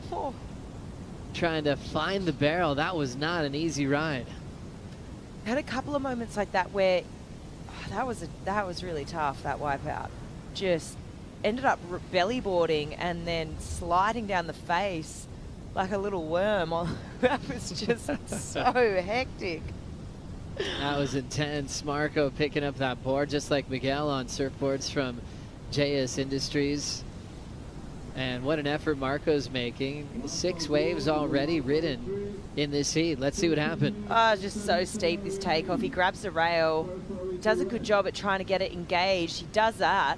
Hard work's done, then tries to stick the side of his body in the face of the wave. He body boards and then just goes down. Anytime I see someone's neck sort of connecting like that with that lip, it's just such a force. I just know that pain. It's not good. You know, and he's had a few moments like that in this heat. So, body's been through a few rinse cycles now. Marco just keeps on swinging under priority of Miguel Pupo in the Rookie of the Year race with Joel Vaughn and Al Cleveland Jr. First of all, doing a great job to get past the cut. We lost a lot of our rookie class at Margaret River, and the 3 guys just continue to improve right in front of our eyes. Al had a wild heat against Baron Mamiya, favorite at this venue. Also a guy who had an outside shot at the final 5. So Baron upset by the lower seed, but Al obviously a slab specialist, turning that one in on the buzzer. Joel Vaughn won't be surfing his heat this afternoon, but he could be out there first thing in the morning, and we'll keep a close eye on how they finish and what's at stake in the Rookie of the Year race. It did come down to Cloudbreak last year against Crosby and Cole Hauschman, and Crosby ended up getting Rookie of the Year over his good friend. Which is pretty cool, right? Because he's obviously, you reflect on last year and the results that Crosby had, and it rewards consistency because, and he did have an incredibly consistent year because you factor in Cole got a win last year in his rookie year. He won at Bells, and I mean, to come right down to the wire like that at Cloudbreak is pretty exciting to watch that go down. But between these 3 surfers now, this is going to be pretty cool.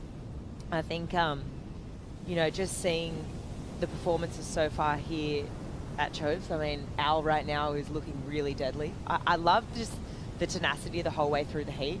You know, from the very moment that buzzer went to, you know, paddling up the inside of Baron to never saying die in the last 20 seconds. He's looking good, and just judging off past experience out here.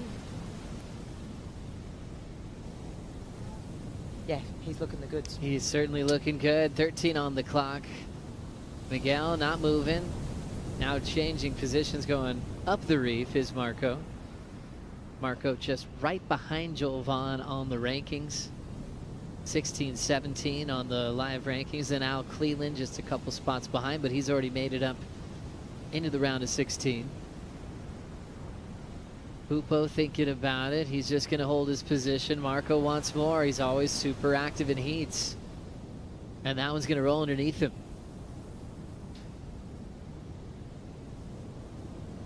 Marco's mentor, Jeremy Flores, winning this event back in 2015. Jeremy beating one of the greats at this venue, Gabriel Medina.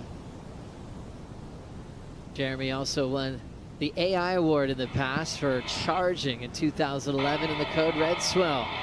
We're going to take a quick break. Rio Waida grabbing his jersey. He's taking on Toledo in Heat 7.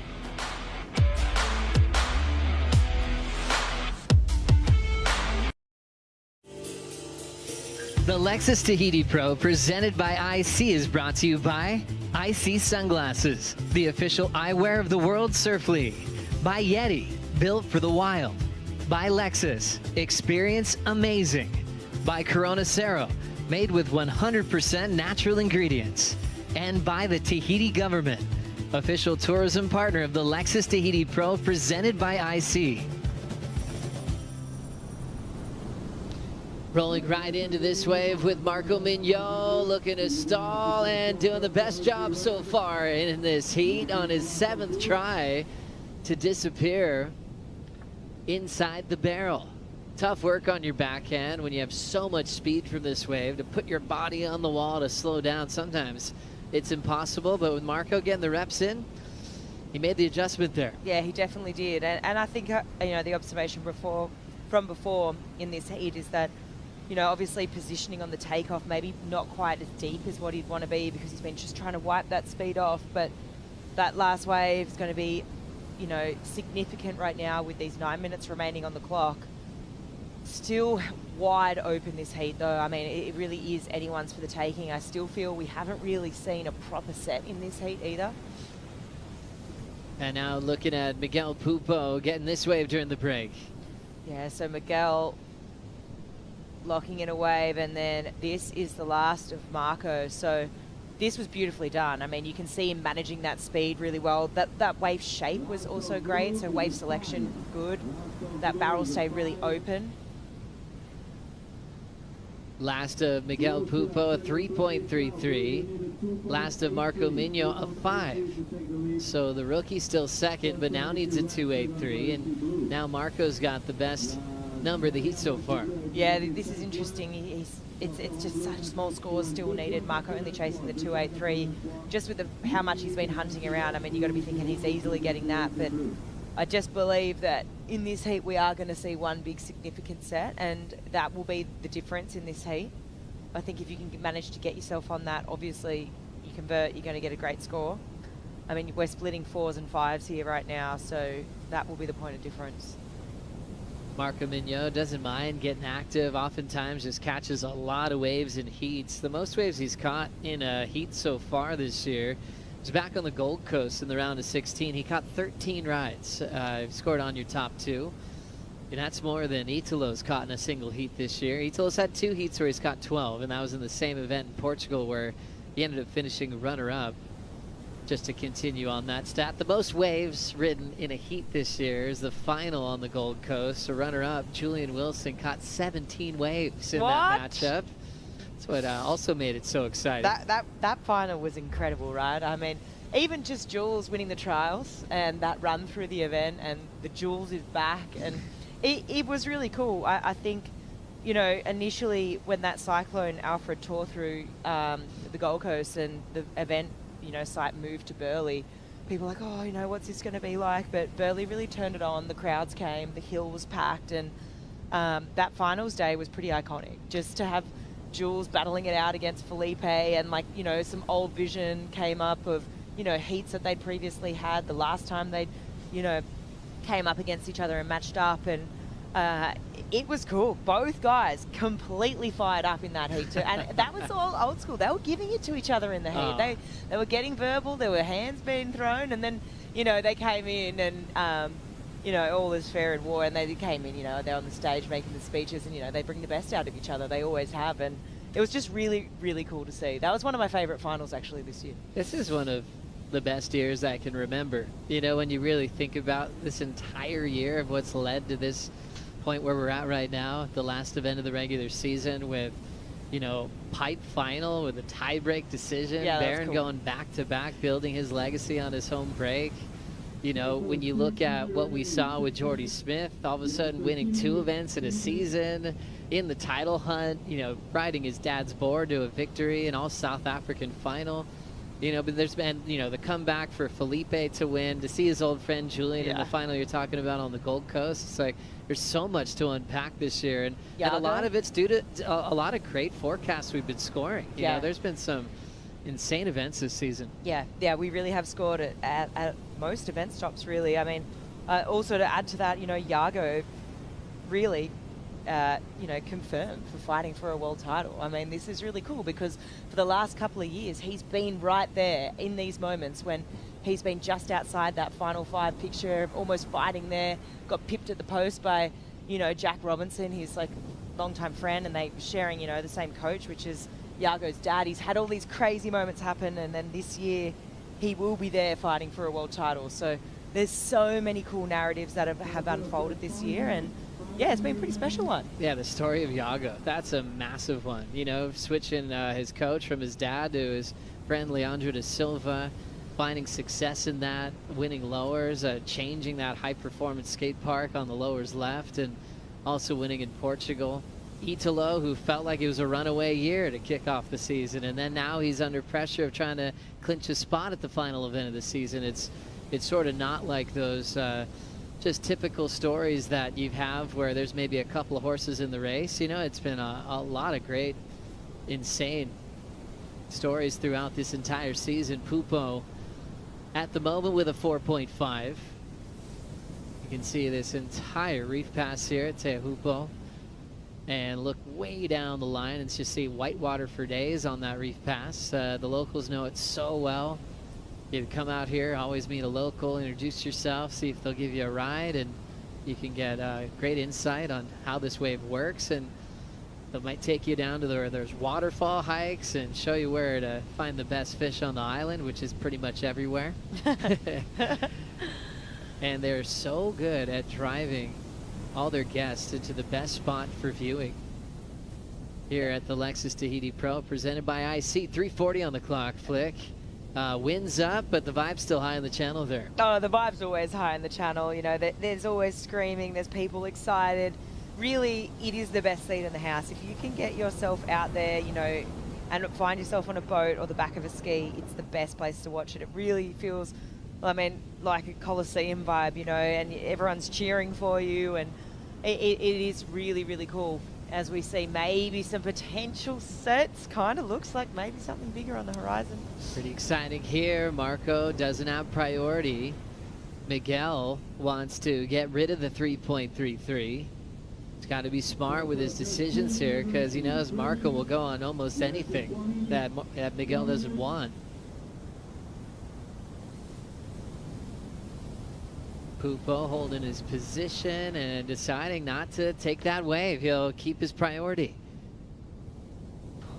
Wow, this is, I mean, time's ticking. I mean, Marco only chasing a 2.83. You've got to be thinking he's going to have a swing on. There's another set on the horizon here. So this might have been what Teahupo'o was waiting for. It's crazy how quick those sets can surprise you out here. Coming out of deep water, and you don't have a long time to watch the lines come through like at where we were at Jeffreys Bay, where you know when a set's coming. You got indicators too, you know, you can see it from up the point, whereas here, a bit harder. Just can pop up by surprise, and you got to make a split decision on if it's a good one or not. And that last set didn't really do anything for these two. Getting closer to Felipe versus Rio. Rio surfing in his last event of his season. Felipe trying to extend it to a WSL Final 5 appearance, as he is focused on this lineup. Felipe has had a semifinal out here in the past. Take a year off last year as a defending 2-time world champ, and we'll see what happens in the next one. Paddling here under priorities, Marco Mignot slamming on the brakes, pulling up and under. This thing staying open, and he comes out a low road.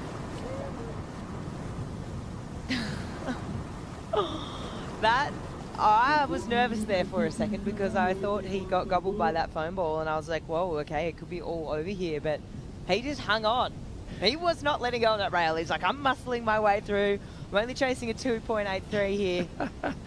This is a must-make situation. How did he do that? That low road had potholes in it. It needed to be fixed. That was crazy ability to just ride out blind, water in his face, and held onto that rail, the JS. Let's see what happened again. Yeah, I mean, this was a super interesting wave. He got really high there and then pushed really low. I really thought he was gone. He did well to hang on to that. Good job for Marco. He doesn't mind just taking waves under Prio, and his goal there was to better his 2 under Miguel's watch. Marco, not only if he invested 2, a 2.83, steals the heat off the Brazilian vet and a past champion at Chokes. Remember, Miguel beat Cowley Voss in that exciting tube shootout final just a few years ago. The rookie's been clutch this year. Only needs a 2.83 to create an upset, and Miguel ends up waiting with priority for a wave that never came. That's might end up costing him the heat. Marco Mignot finds that low road exit on the closeout, and he gets the score. Wow. 4.27.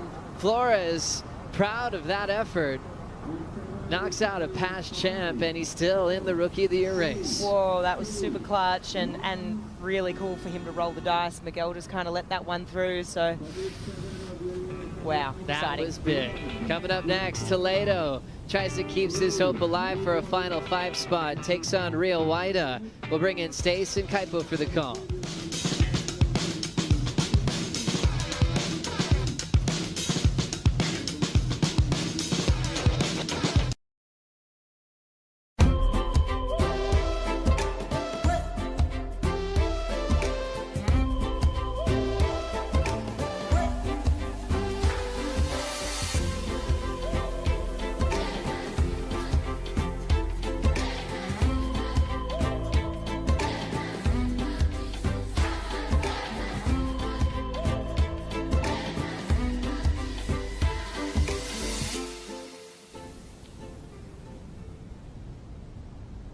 That's right. Welcome back to the Lexus Tahiti Pro presented by IC Tahiti.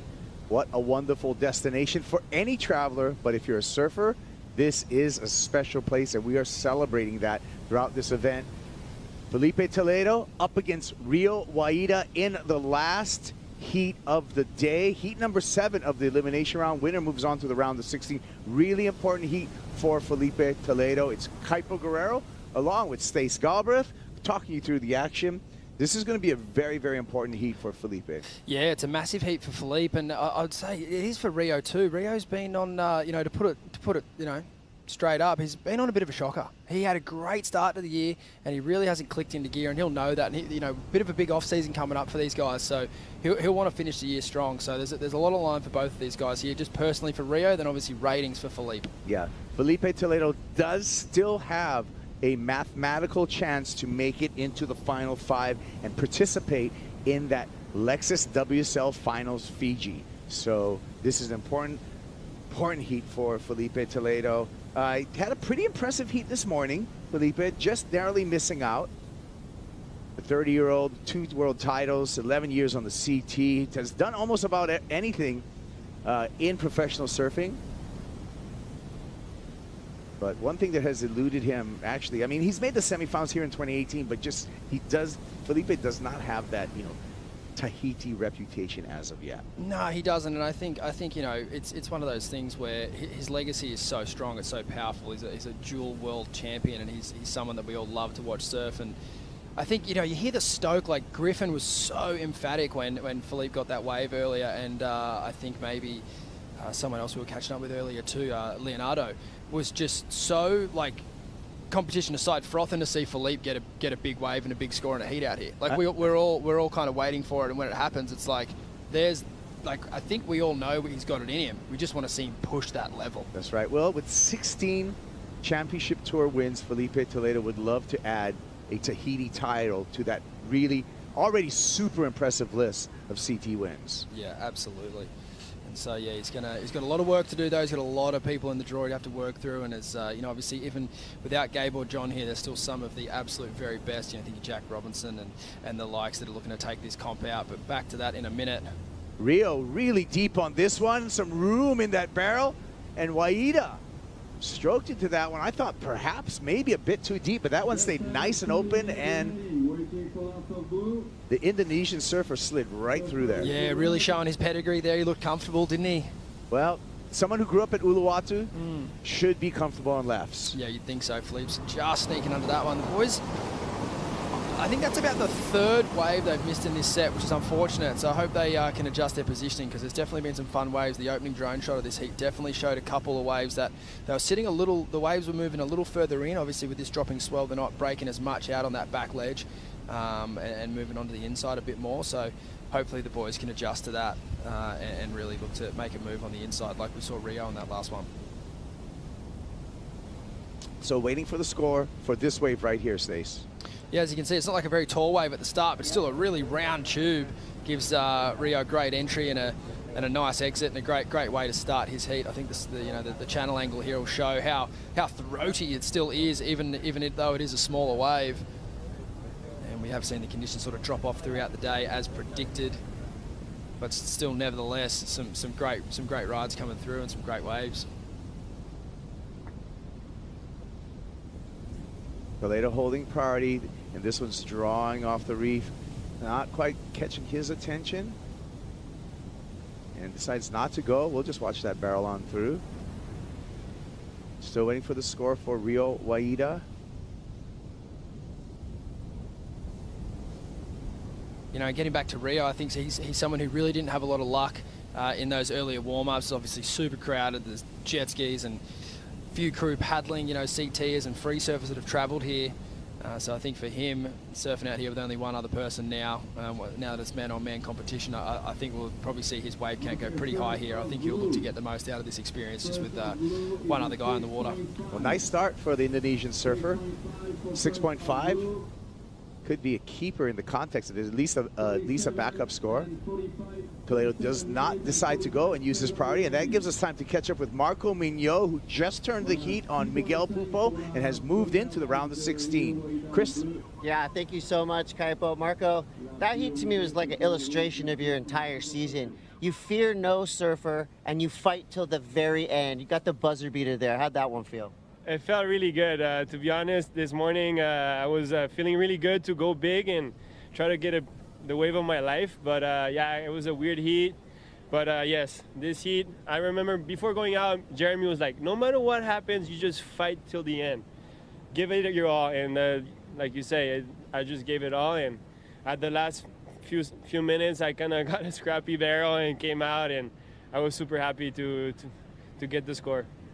Well, we're at the end of the road. We're at the end of the season. Have you had a chance to really kind of reflect and digest your entire year on the championship tour? Yeah, no, for sure. I've been looking at what I've done, good and bad, and I'm just extremely grateful because this year was just a year to experience. You know, I just wanted to have a full year to experience everything, and you know, that's what it's been. So I'm extremely grateful that it went exactly like I wanted to, and I just have a bunch of great people around me, and yeah, extremely grateful. Well, you said you wanted to get the wave of your life. Guess what? You're still in this contest. That wave could come. Let's go. I just one more opportunity, so let's go. Let's keep going. Right on, Marco. Congratulations. Thank you. Yeah, Marco Mignot enjoying a great rookie year on the World Surf League Championship Tour. The 24-year-old representing France by way of Sayulita. Coming through, I mean, last event, Jay Bay takes down a giant in the way of taking down Jordy Smith. And here in Tahiti, taking out a former winner in the way of Miguel Pupo. Very impressive stuff from a rookie. Yeah, it's you know, it's good to see. It's you know, coming on the tour as a rookie, you see a lot of people crumble to that kind of pressure, but not Marco. He has had an amazing year, firstly making the cut, and then he's had a great back half of the season as well, Kipes. Rio finds another one, another roomy barrel, and just picks him out from underneath the priority of Felipe Toledo. Chipping away at it, open up with a 6.5. I expect a similar score right there, and that should put Felipe in a, you know, I would say not a troublesome combo, but a concerning combo. Yeah, I think, you know, with Rio just looking to build, he hasn't really put himself on a huge set wave yet, and he's still getting some really good scores. So I agree with you, Kipes. It's time for Philippe to throw his hat in the ring in this heat. Check this out. Rio spent some time at Desert Point before he came here, and interesting to know, he said he didn't get any waves, which I think he might have just been being modest. I find it hard to believe that Rio doesn't get the pick of the litter wherever he goes in Indonesia. He's an absolute royalty over there. And he's been practicing for here, and as you can see, super comfortable in the backside tube, particularly at that size. He's making it look super fun right now. Proudly supporting Indonesia, and Indonesia supports him. He wears number 45 on his jersey to represent 1945, the year of Indonesia's independence as a country. And he did, as thought, put Felipe Toledo in a mild combo, 12.17. Felipe now needs 2 waves. Kind of giving me that Jack Robbo Baron vibes, like where Jack just set himself up nice and early, and no matter what way the heat goes now, Rio's kind of got that foundation. So if they start trading 8s and 9s, he'll just get his turn in that rotation, you'd think. Or if it kind of stays scrappy, he's already got a good start. But here goes Philippe. Philippe on his first wave drops in, needs to stall a bit and loses priority. That one had no wall to it, all shoulder.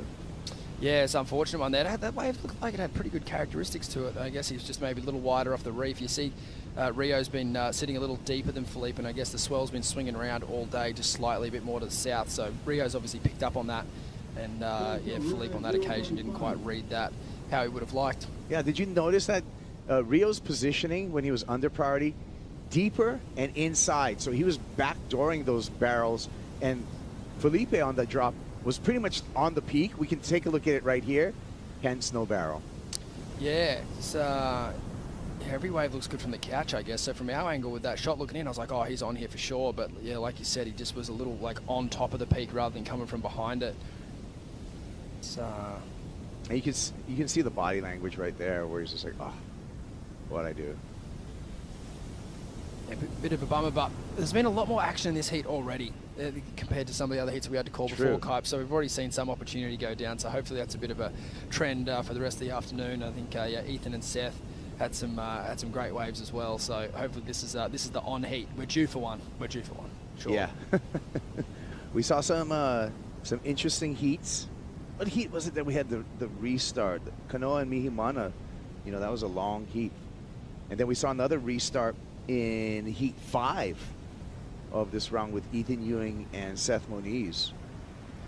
So those were the heats that came, you know, had the really slow starts. It's nice to see some numbers on the board already. Nice for Rio Waida, not so nice right now for Felipe Toledo. Waida with heat control, he's got the lead, Felipe in a combo, and priority. Turning to golden hour right now. Yeah, it is. It's looking beautiful out there. Wind is clocked a little bit more offshore. It was more of a side offshore, and conditions starting to improve. Good to see the swell sticking around. Good signs for tomorrow and to resume competitions. We will finish off first thing. We'll finish off this round with heat 8 of the elimination round, Jake Marshall and Joel Vaughn. We will not get to that heat today. Yeah, yesterday afternoon, I think we were expecting the swell to kind of dip out a little bit, but it certainly didn't. In the afternoon, it was still absolutely bombing. So, yeah, it's good to see the swell sticking around the Savo, and hopefully we're in for another big day tomorrow. Yeah. 7 a.m. start tomorrow. Check World Surf League for the call and all the updates. And even after this heat, stick around because you're going to want to watch the Chronocero post show. Stace, yourself, Ed Strider, and Joe will be breaking down all the action. Yeah, it's hard to believe how much action we've got through today, but yeah, certainly the opening round this morning and the first half of the elimination round looked like another day. Rio drops into this one, drops down low, and he's going to hand priority back to Felipe Toledo. So, interesting play right there, and that just kind of illustrates on how hard it is to read these waves. I feel. Sun in the eyes, you reckon? Maybe. It's kind of rare to see two pro surfers of this high level on a day like today sort of do that. So I'm thinking that maybe the sun might be wreaking a bit of havoc there. Yeah, golden hour, hey, you're nice and frontlit, but being frontlit means you're staring straight in. Your eyeballs are straight into the sun on these left-handers. Yeah. pretty good explanation because you can see the sun right there and the glare when you're looking down the line. Yeah, yeah. Good pickup, Stace. The few waves around the world that do that. See a small score here for Rio, be inconsequential in the grand scheme of the heat. You got any waves in Hawaii that have that? Pipe is kind of behind the left. Yeah. Shoot. Pipe in the morning, maybe? Pipe in the morning. Morning time in where I'm from, Macau, you're surfing a right-hand point. You're staring into the sun. Kind of glary, but it's a point. No excuses. No excuses. you blow it, sir. It's an easy surfing wave too. You blow it. It's 100%. I got all the excuses under the sun. Yeah. Tide, wind, board. Never blame the board. No. It's always. It's not the wand, man. It's the magician who proves that over and over again. Tom Curran. That guy. Those boards shouldn't even be rideable. You ever picked up that foam board that he was getting around on for a bit? Thing's like 10 pounds. That thing's so heavy. It's so heavy. It's like 10 pounds. The rails aren't even even. No, nothing in it is even. And then TC goes out there and does his thing, and you're just like, what the heck? Yeah, he's magic. I love that. Kira in the winter kind of has that, like sun down in the afternoon. Well, 18:45 on That's my excuse anyway. Yeah. I thought you just go straight at Kira. Kinda, yeah, straight into the sun. Oh. Again. The boys are loving the fade fest out here. I'm gonna see him pack one. Again. So, either the swell is just, this is a tide and a swell thing right now, or your theory of glare is coming into play. Because that's the third exchange of priority for absolutely no reason. And, from above, we've been entering all these shots from this flight cam angle, right? And it's hard. They look good because it looks like they're drawing off the reef. It looks like all the ingredients are there. Yeah. But 3 times and just shoulders. Yeah. And I guess that just goes to show, like, the Rio start's so important. He's put a really good total on the board, and if those kind of things are wreaking havoc on your afternoon, you'd be stoked to have 12 points and out in front if you're having a hard time reading the lineup right now. Yeah, that's true. Sets coming through here. Rio Waida in the blue with priorities a little bit deeper than Felipe Toledo. 6.5 and a 5.67 for the Indonesian surfer. He's happy to hold court and just sit there and command the lineup, which is probably a good move strategy-wise because he does have heat control. Yeah, absolutely. He probably won't let Felipe have too much free range out there. You do see at this size, though, like a lot of the locals, I think, of guys like Cowley and even kind of Jack Robbo, too, at that same size, they do move around a lot. And they move to kind of the inside, almost closer to the boats, and you kind of think, is there even anything kind of in there? But they definitely, they find it. They find those little nooks and crannies where the West Bowl still just stands up enough. Like inside West Bowl waves. Kind of saw it on Rio's, like 5, 6, 7. He kind of raced through and... you can see the bend in that. Yeah, you can see the bend from the west, and you can also see the south breaking there as well. Rio paddling up the face, sees something on the horizon. Both surfers a little bit more pep in the paddle. They go over the first one, maybe 2 waves in the set, maybe 3 waves in the set. First wave just rolls through in the afternoon glare. Rio takes a look down the line, decides not to go. Felipe sniffs it out. Neither of them going through, nearing right at the halfway mark in this heat, 16 minutes and 5 seconds on the clock. 16 minutes remaining, 16 minutes. Yeah, like you mentioned, Kipes, it's going to be the last heat of the day. It's been a massive day of action. It's been some amazing rides, and unfortunately, Kanoa Igarashi bowing out of competition. Like you mentioned, this is a massive heat for Felipe. The door is left slightly ajar. He's in a similar situation to Griffin Colapinto and Jack Robinson, where he's a part of this chasing pack that are trying to get into that final 5.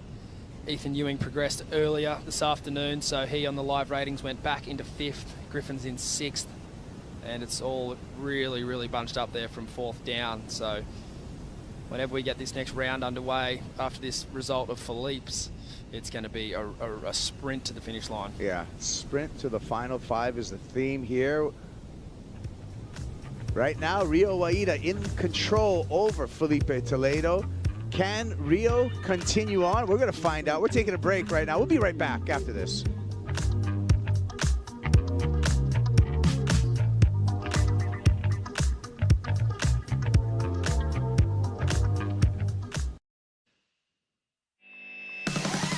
Let's get you caught up with day 1 action. Lexus Tahiti Pro presented by IC. Jordy Smith finds himself in the elimination round against a dangerous wild card, Tevai Tairoa. But bucking Bronco ride 9.5 for Jordy Smith. He backed it up with this 6.5. Jordy on to the round of 16, still looking to be the #1 seed in Fiji. He's still putting up a fight. Alan Cleland Jr. was in a high-scoring affair with Baron Mamiya in the elimination round. Al Jr. coming through. Baron Mamiya leading the pack, but this was it. At the end, 8.5 for Al Cleland Jr. with the buzzer beater. Jr. on to the round of 16, ran over Strider on the way. Men's elimination round, heat number 4, Joao Chianca showed he was very comfortable here at the end of the road, Tahiti. Joao overcame Connor O'Leary. Big barrels for the Brazilian. He's on to the round of 16. Hugs in the channel too. Ethan Ewing coming up against good friend Seth Moniz. Elimination round 5, heat 5. Ewing comes through. That's a 7.57. Paddle battle on the way back out with Seth Moniz. Ewing again, a 7.5. Double E continues to fight to clinch his spot in the final 5 in WSL Finals. He's on to the round of 16. Now you're all caught up. That leads us to the last heat of the day, Stace. Wow, that was a great catch-up, Kaipo. I'm fully informed. I forgot about half of those rides. What about Jordy's wave? And when he needed it too, from behind, that was sick. But yeah, live action, Kaipo. Yeah. This is a 3-point ride that happened during the break for Rio Waida. So that was just for some good surfing form. Not going to count his top 2. He's got 6.5 and a 5.67. Felipe Toledo still in a 2-wave combination, now has priority, and he's out the back. Takes a look at this one. Here we go with Toledo. And he's showing a bit of disappointment. That's 3 misfires for the 2-time world champ.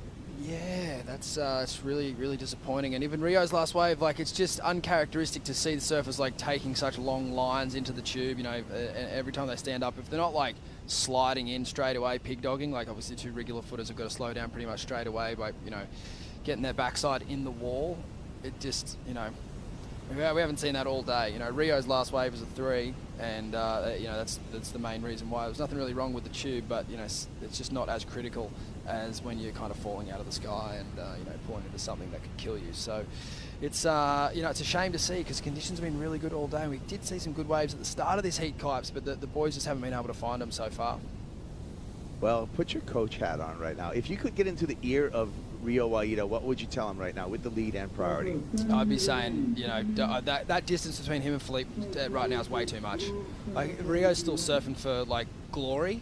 I think with 10 minutes to go and 12 points on the board, you can just surf to win the heat now. Yeah. It's almost done because he's got priority, and if you take the next best wave off Philippe that comes through, you know, say that winds another couple of minutes off the clock, I'd say that's pretty much going to be close to being done. Oh, there you go, 9 minutes, 35 seconds. Let's go to the channel with Chris Cote. Yeah, check it out. We're about to see the world's best women take to this lineup.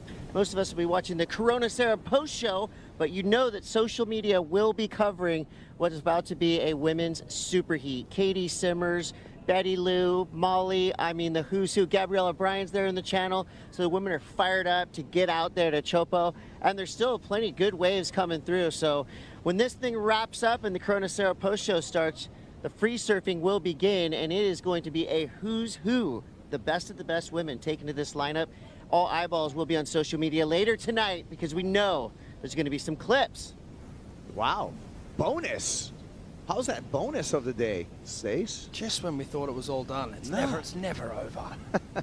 We're milking this Swell. We're milking this day, getting as much as we can in the Tahitian Sunside, South Pacific Swell, all this stuff. Oh, Mike Tairo. Well, 8:30, and Rio Waida's happy to just wind down the clock, sit, control the lineup, take a look at this view, the hues of blue, the shades of green, the tropical glory that is Tahiti Island and Tahiti Iti District. Teahupo'o, the small village right here at the end of the road, the rivers that create these passes, so scenic, so beautiful. Things grow overnight, by the way, over here. Here we go with Rio Waida, and just the two balloons him on that one. So he does use priority, maybe a defensive move to keep Felipe Toledo off of that wave. Yeah, I mean, you'd think so. It's, unfortunately, wasn't defending much, though. There didn't seem to be much scoring opportunity on that wave. And it's an interesting situation when you kind of have the combo over someone like that, you know, irrespective of like what you think score is available on that particular wave, they're still going to need two. Like, even if you think that wave's at 10, you're obviously going to go.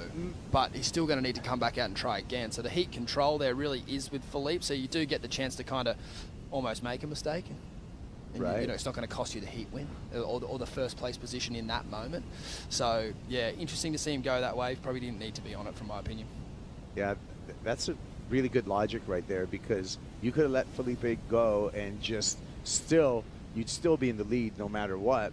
And you would still control the clock, basically, at the end of this heat. Yeah, like if I'm Rio right now, unless I'm super confident there's like a 5-5 plus, I'd be, you know, I've had my time again in Rio's situation. You'd think to probably let that wave go. Yeah. Well, 6 minutes and 40 seconds for Felipe Toledo to do his thing. He needs two waves. He basically needs two sixes. Two sixes, you know, two 6.2s, and he's moving on into the next round. We still, like at the start of this heat, we still saw some really quality waves. So it's like, like you mentioned it, doing it kind of in two medium waves. There still might be the chance for a 7+ ride to come through and kind of just do it in one big one and one smaller one. But it's, you know, like the Barron heat earlier today, just the time just becomes your biggest enemy. The wave action's still there, and looks like this Swell should be sticking around throughout the evening, so looking really positive for more surfing to continue tomorrow. And we've just been spoiled rotten, haven't we? Well, now the waves are getting a little bit more to human size. Yes, regular sort of surf trip with your mate size. Still intimidating because it's still super shallow, super powerful, super sketchy. I mean, this place at 4 foot still is concerning. Definitely. Especially on the west ones. Rio swinging late. Oh, and just a straightens out. It's going to take a beating right there, test the leash. And the construction on the Sharp Eye. Kind of friendly fire in this heat for Sharp Eye. It is, yeah, and it's definitely a surfer for Rio too. I know he's looked a lot up to. I know a lot of people have looked up to Felipe for their, surf craft choice over the years, and yeah, it's always a bummer for the teams when they match up against one another. But good news is they'll get one through. Yeah, Felipe Toledo has the 77 model with Sharp Eye surfboards, one of the most popular models that they make, and you see even other CT surfers utilizing Felipe Toledo's signature model. Think of Sharp Eye, think of fast surfboards, neutral rails, and just quick surfing. And it's illustrated actually when you look at the overall surfing of both Rio Waida and Felipe Toledo. They're fast surfers, right? Yeah, big time. And I think like to Kanoa, when he obviously had a big stint on Sharp Eyes as well, he's moved over to JS now, but you think of like the style of surfing and stuff. And yeah, and I think the biggest hallmark for those, all the brands really, because they all have it, is that like variety of surfer on their team too. Like if I think of how Jack Robinson surfs and I think of how Felipe Toledo surfs, it's such contrasting styles, just hit their stance on the board and kind of everything. And to see that equipment working across a different variety of surfaces and different conditions, you know, I think that's what's so impressive about all the modern board builders. They just have just got it so dialed, all of them. Yeah, and with Sharp Eye, I just looked at a good board experiment is when you have a controlled environment. So the Surf Abu Dhabi Pro for both Felipe Toledo and Rio Waida, those guys were going the fastest in the basin. They were doing the quickest turns in the basin, both on Sharp Eyes, and that's, to me, that's really an illustration of a performance surfboard because you have this just constant playing field, you know? Yeah. It's always the same thing. So you really get to see board speed and surfer talent because you have that baseline. There's no real variables out there. No, yeah, like you said, everyone's getting the same chance. So yeah, it's a good place to test boards and see what's working for sure. Well, 3 minutes now for Felipe Toledo, and he needs 2 waves. Your assessment, Stace? It's going to be tough. It's going to be really tricky. I don't think the score level's outside of his range, and I also don't think you know, there's been, you know, it hasn't been a perfect heat positioning-wise for these guys. And you know what is just Felipe has these on heats, and then this place has these shocker heats. He hasn't broken a 1 yet. Yeah. This is in the column of shocker heats for the 2-time world champion. And unfortunately, he cops more heat than anyone for that. But that's just the nature of the wave. Yeah, I feel like he's been very unfortunate with the waves that have come through while he's holding priority. I'd be critical of both these guys so far in this heat. I think there was some pretty good waves at the start, and unfortunately they both missed him. But 2 minutes on the clock's enough time to do it, and here we go. There he goes. This is more like it. Pulls up under the curtain, Felipe Toledo. But he doesn't look excited. But now he's going to need that, you know, 9.5 plus, most likely, and he knows that. Well, slow heat, and unfortunate for Felipe Toledo, the quick start by Rio Waida really paying off. I think you identified that at the beginning of this heat, Stace. Yeah, it was just reminding me of how Jack Robinson got his heat underway and how he kind of was able to control it from there. And, you know, Jack's heat did turn into fireworks, but he still ended up keeping the high 6 at the end that he built on at the start, whereas Rio's keeping both of his scores. And, yeah, very, very professional heat here from Rio. Like, his very first 2 waves were completions. And, you know, it's easier said than done, but that's such a great way to start the heat, and he's really controlled it from there. Yeah, Toledo needing a 9.5 under the guard of Rio Waida with just a minute 20. Rio obviously is going to exercise his priority over Felipe Toledo. Maybe a couple of wave sets. Force the hand right here. Here goes Toledo. Rio's going to let him go. And Toledo looks down the line and says, that thing is... not the quality that I'm looking for. One more set. This next one might be Kibes. This is... Give us something to finish the day. Let's go. This is the one right here, and both surfers paddle over that one. Way too south, actually. And with 48 seconds, there's enough time for this next wave to come through. We got miraged. Yeah, that was a full mirage. Well, 9.5 and... I don't know if there's a 9.5 coming through here, and Rio Waida with 30 seconds. This should be an easy lead to defend. Just like that. Yeah, he's playing the game well, the youngster here, over his more experienced competitor, but... yeah, and all he has to do is take off on this one. Got to watch the buzzer. There you go. Takes off. Comes around the corner. Big hanger. Hack on the top, stay out of trouble there. Does so. And that's going to be enough to eat up the time and earn Rio Waida a spot in the round of 16 as the women scurry into the lineup. Unfortunately for Felipe Toledo, this will be the end of his season, and we will see Felipe Toledo with some well-earned off time with his family, and then we're going to see Felipe in 2026. Look forward to that. Yeah, I mean, it's a real bummer. He had an opportunity this year to join a pretty exclusive club of crew that have won 3 world titles, but unfortunately this year not to be. And his campaign to look for that ultimate goal has faded away. But nonetheless, it was a great year. He did have some big wins, and you know, an amazing performance this morning. So he'll be upset for sure.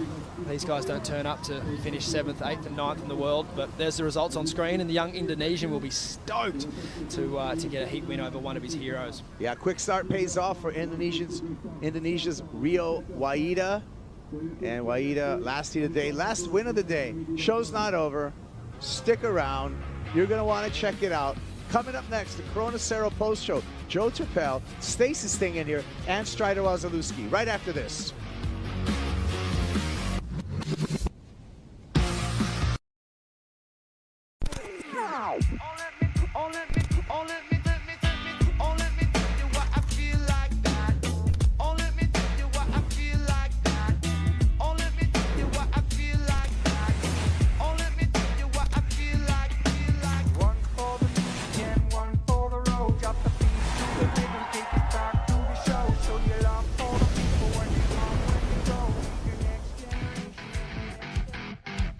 Hi, everybody. We're still hanging out in paradise. It's time for the Corona Cerro Post Show.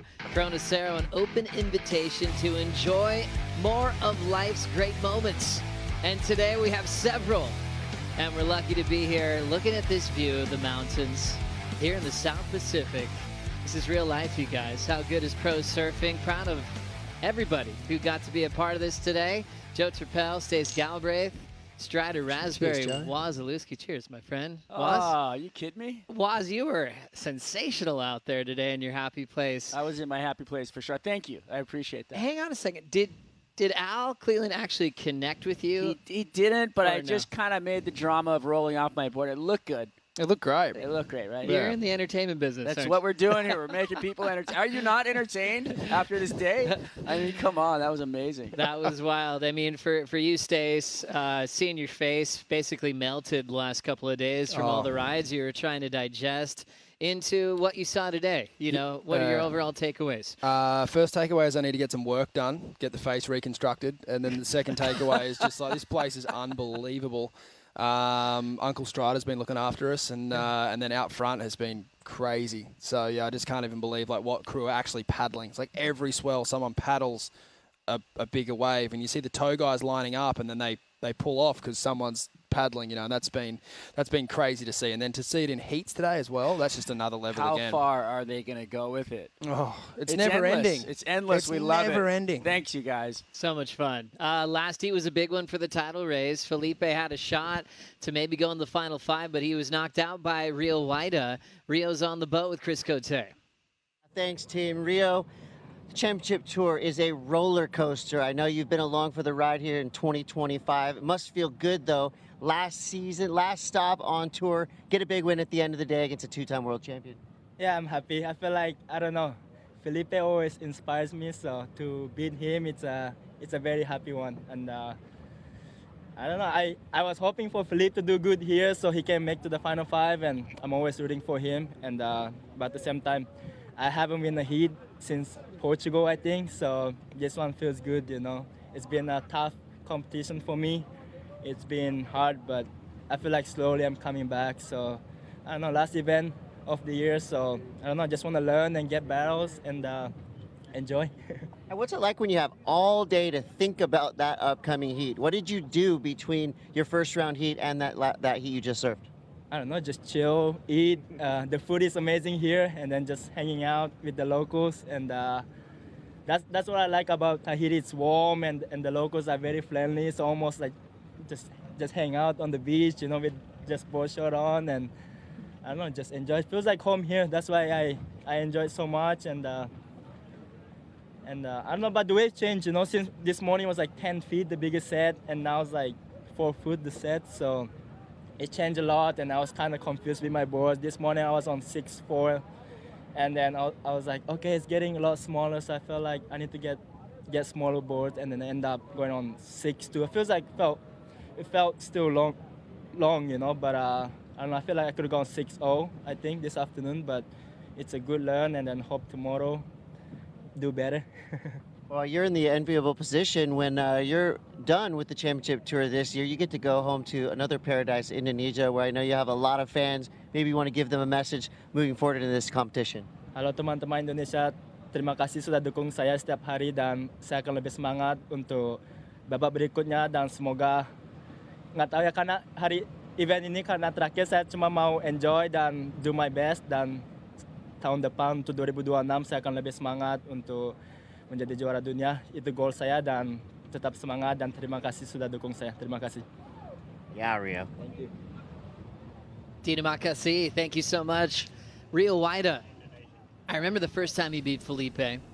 We were in Mexico, and Rio was shaking because he had beat his favorite surfer in the world. You know, that's when he was just kind of showing up and, you know, playing CT surfer. Now he's matured. Now he knows the game. Now he knows he belongs, and he's got bigger goals coming up in the next round. Yeah, the posters are off the wall now.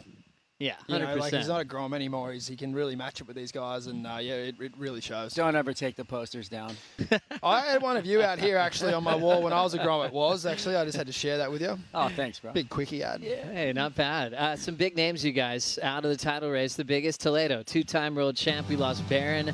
Also today, out of the title hunt, Connor O'Leary as well. And then the biggest name as far as the high seeds are concerned, Kanoa Igarashi went down in a wild heat to Mihimana.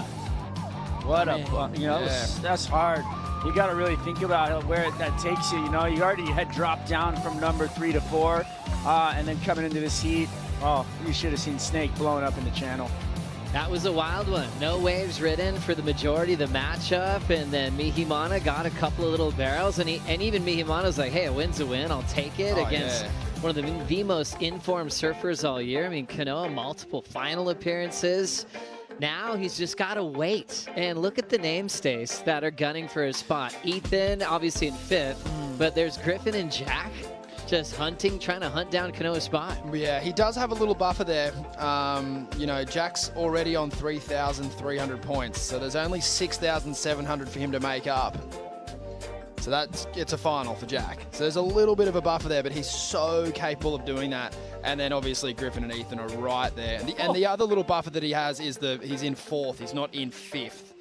But there's a lot to digest there. Wow. The round's not seeded yet because we still have to finish Heat 8 of the elimination round. But, I mean, if you just focus on Ethan and Griff, if they're both in the quarters, that means Kanoa's out of the mix. And that's highly likely the way that they're surfing out here. It's been insane. Watching Griff today was a pleasure. You know, it was beautiful to see him kind of ramp through his heat, started out slow, but then just turned it into a moneymaker. Well, Ethan does have Al Cleland Jr. in the next round. Ooh. Griffin has Joao Chianca, who's very sendy.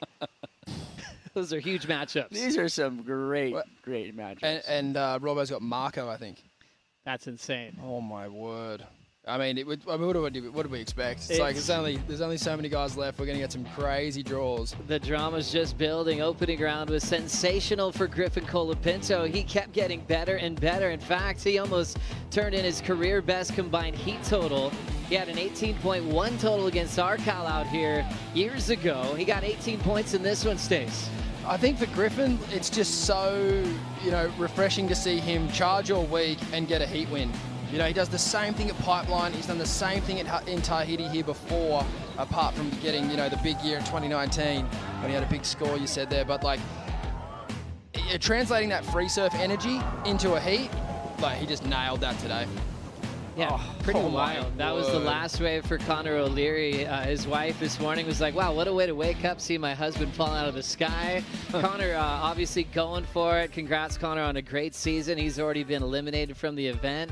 Al Cleland in the mix. He'll have Ethan Ewing in the next round. And Colapinto, man, a 9.33, 8.67, coming off an amazing week. He's tapped in for a lot of reasons. He's been through the pressure of the heartbreak of falling out of the mix in the Final 5 here at Chopes when Kanoa got it off him, and then also losing the world title a couple of times on his home break. Now he's realizing what it's all about. He's like, hey, getting the wave of my life is just as meaningful to me as winning events and world titles. That's that pure surfer in him that is never going to go away, and he's leaning into it right now, Waz. Yeah, I feel like, the conversation in the lineup, you get to talk to all these guys, and that feeling of understanding that the world's putting something in front of you, and you have to either make the decision to, you roll up the windows and you go back a little bit and you say, oh, whoa, wait a minute, I might not need that because I want this, or you live in the moment right then and there, and that's exactly where Griff's at the moment. And I feel like when you live that and you enjoy that, there's success, and that's where he's at. Cole Hausman for a moment opened up the door for Griff to hop into 5th for a moment. Ethan got it back, so Griff's back to 6th. But Hausman said he dreams of heats like this. It happened in real life as he sent Ethan Ewing into round 2, Stace. Oh, I'm going to let the goofy footer call this one, was. You must have been frothing. That was the first wave of the heat. I mean, come on, this was ridiculous. Get a wave like that, your first wave, to muscle everybody out of the way, too. Oh, speaking of muscle, Ethan Ewing just manhandling that one. The wild part about this, he went to the elimination round, but this was Ethan's best combined heat total that he's had at Chope. 16.57 total, but Hausman wasn't done. A 9 to start, 8.73 at the end. That was a seesaw battle. We love these ones. That was all that time hanging with Gabby and Uluwatu. Well, I'll tell you what, he was behind the door quite a bit. That was a solid effort from Cole Hausman. Moving on into the next round, the round of 16. He's got big goals here. IC, presenting sponsor, makes a signature shade for him. Ethan Ewing was able to survive in the elimination round, a stressful heat that he had against Seth Moniz. So he's back into that 5th spot, but an absolute super heat that we got to enjoy in the opening round of competition. And it's cool to see people's goals, you know, even the guys that, you know, they don't have a world title on the line. But to be a part of the legacy of an event like this, you know, they're going all out to finish their season off with a win. Yeah, big time. And there's all kinds of different little storylines. Rookie of the Year, top 10 finishes. Even guys like, you know, looking to finish inside the top 15, or someone like Rio who might have finished high last year. You know, can he match that? Even though he's had a bit of a rough middle part of the year, can he finish strong? And yeah, there's so much going on just outside that final five conversation. And how long does your role last here? Like Joao Chianca, that guy's been on fire for 3 days or 2 days before. Now today he had a kind of a rough go, but still overcame, you know, a couple of you know, maybe mistakes and falls, and just he was still sending it. But he talked about it in his post heat, where, you know, 9 times out of 10 he's going to make those waves. You know, does that roll end, or does it just keep going? Does the train just keep going faster and faster and faster? Yeah. What did he say about that fall? He said that he was off. And he'd been falling, and he got rattled, and he said this is the heaviest wave in the world, and the punishment that you take is a lesson after every time. But it's just like to see it right there that close, and just like you can feel it almost in the wave when it compresses and it drops out the bottom, and it just goes, and it just completely unloads. The whole place feels it, and everybody goes quiet for that moment. And it literally, I get chicken skin just thinking about it, because you are literally watching a life and death situation. True. Joao said he fell on the best waves today. And if he cleans that up, he'll be dangerous. He wants it to be as big as it gets. Yeah. He also said that in his interview. Yeah. He wants there to be toe sets out there. He's got that kind of headspace where his eyes are going to roll back and he's going to go. Joao does have Griffin in the next round as we get to the Mophie Charger contender of the event, showing up big time, representing the local crew. He knows what gold feels like. Callie Voss doesn't wear leashes out here. He knows he's going to pack big bombs and make it, Stace. Wow. And it paid off for him. You know, like he did have the fall and he just swam straight back to Jeremy with his other board like it was nothing. And it's, it was awesome to call that heat with Kai Lenny. So much great insight from Kai, and like it's such a unique position that Callie finds himself in. He's absolutely untouchable out here. Yeah, you know, for a guy that's had giant waves towing with his siblings out here to, you know, finaling with Miguel Pupo, winning a gold medal. I mean, we know the wild cards are dangerous in Tahiti for the last 25 years. You know, but maybe he might be the most dangerous, and he looks that way, Strider. Yeah, I think the gold medal, you know, kind of just puts it just right on top with the weight of how much he can bring. But him sharing his ability and his knowledge with his sister and his little bro on those tow days, and then turning it around and getting some for himself, like, hey guys, my turn, and then ramping into this event and coming out there, no leash, just the freedom that you felt from him and his dominance, and then knowing what he can do out here is going to be. There's not a guy in the draw that thinks, oh, this is an easy heat with him. Nobody. And he's just got so many tricks, and he knows exactly where to go on the reef and when and what to do. I mean, I feel like he's a shoo-in for the finals here. Well, when we were at J Bay, we were like, yeah, we're going to finish in 3 days. We jinxed it. I don't know. Did we do it again? We'll see. Let's bring up the Surfline forecast. We had a lot of calls that were finishing in Where are you 3 going with this? days, Don't dude. say it. I don't know. But let's bring it up. It was pumping today, 10 to 15 foot. It dropped, throughout the afternoon. But we know it's still going to be pumping tomorrow, Stace. Yeah, but I don't know, like, where's the date on this? Like, look at what's coming. It's just, we're not going anywhere, Joe. And it's okay. I think yeah, we'll be we're okay going to with Morea. another few days here. That purple blob just going underneath New Zealand and just going straight for this beautiful island of Tahiti. That's where we're sitting at Teahupo'o and seeing that south-southwest angle today.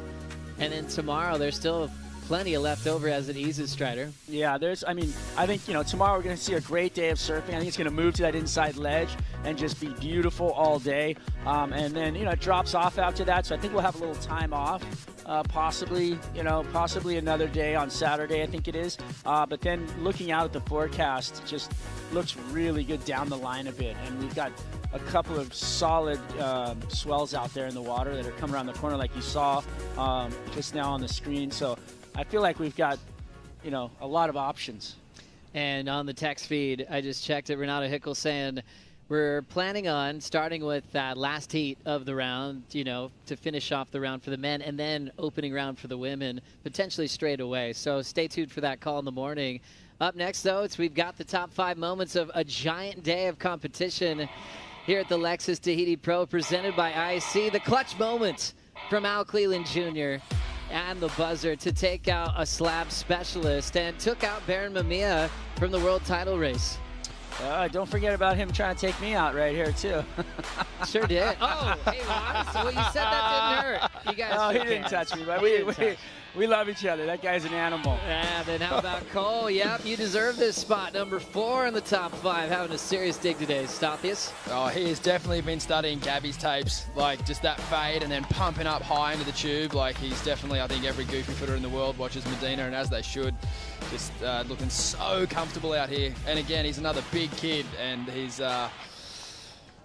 still standing tall in those waves. Just reminds me of a freight train coming down the tracks. Number 3 on the daily top 5, always the wipeouts at Chopes was. Oh, well, I got to see most of these, and they just hurt watching. You see that?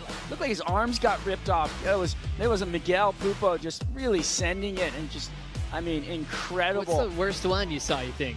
Oh, you know what? Ja Chianca, I think. He had a pretty wild wipeout where his board hit and he went sideways and just everything. This one right there. Oh my gosh, that was brutal. Ow. Talk to me, guys. And this is what an animal. He just flagged the ski and went, no, I'm swimming. Yeah, that was insane. This foam ball always causing disasters. The trip upside down above the reef and a ride around the lagoon. Wow. Great job to the Water Patrol today. Number 2, Jordy gets his best number of his career at Chopes, a 9.5, matching his best number of the season. Oh my, and he needed it too. He was behind. Teva had a great score, and George needed these waves, and he crushed it. That was big for George. We know that he's going to be at Cloud Break, but he wants a good seed. Said he wants to surf as least as possible to try to go for that title. And congrats, Griff. You won the post show. Number 1. All that hard work paying off. Dude, this was so sick, so deep, behind it all, pushing through. Really this is all after a bad start, too, but this wave turns him into the 9s, and this right here opened up so wide right there and beautiful. Just great surfing, great technique, and absolutely just feeling that, and he said it, trust. There was a moment before he went out where he said, you know what? Just need to trust it. Scary when someone catches fire late in the year. Gabby Medina, famous for that in a lot of his world title runs. Griffin's kind of in that same type of run where for him, his season started kind of late for his standards. He's got so much left in the tank, and that is a dangerous run that he's on, looking for a spot in the Final 5. Yeah, it's sort of Mick Fanning-esque. 2009. Ooh, the year he stole it from Parco? Yeah. Ouch. Ooh. That was a big one. They stopped talking to each other during that time. That was heavy for the boys. That's good entertainment. Yeah, they still fight over the trophy when they had their final here. Oh, that hit. Yeah, that's a good story, though. Parco wants it back. Well, let's talk about that tomorrow on the show. What do you guys think?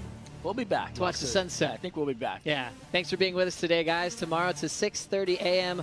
local time call for a 7 o'clock start. Probably starting with that last heat for the men, then into the women. We'll see you bright and early. Take care.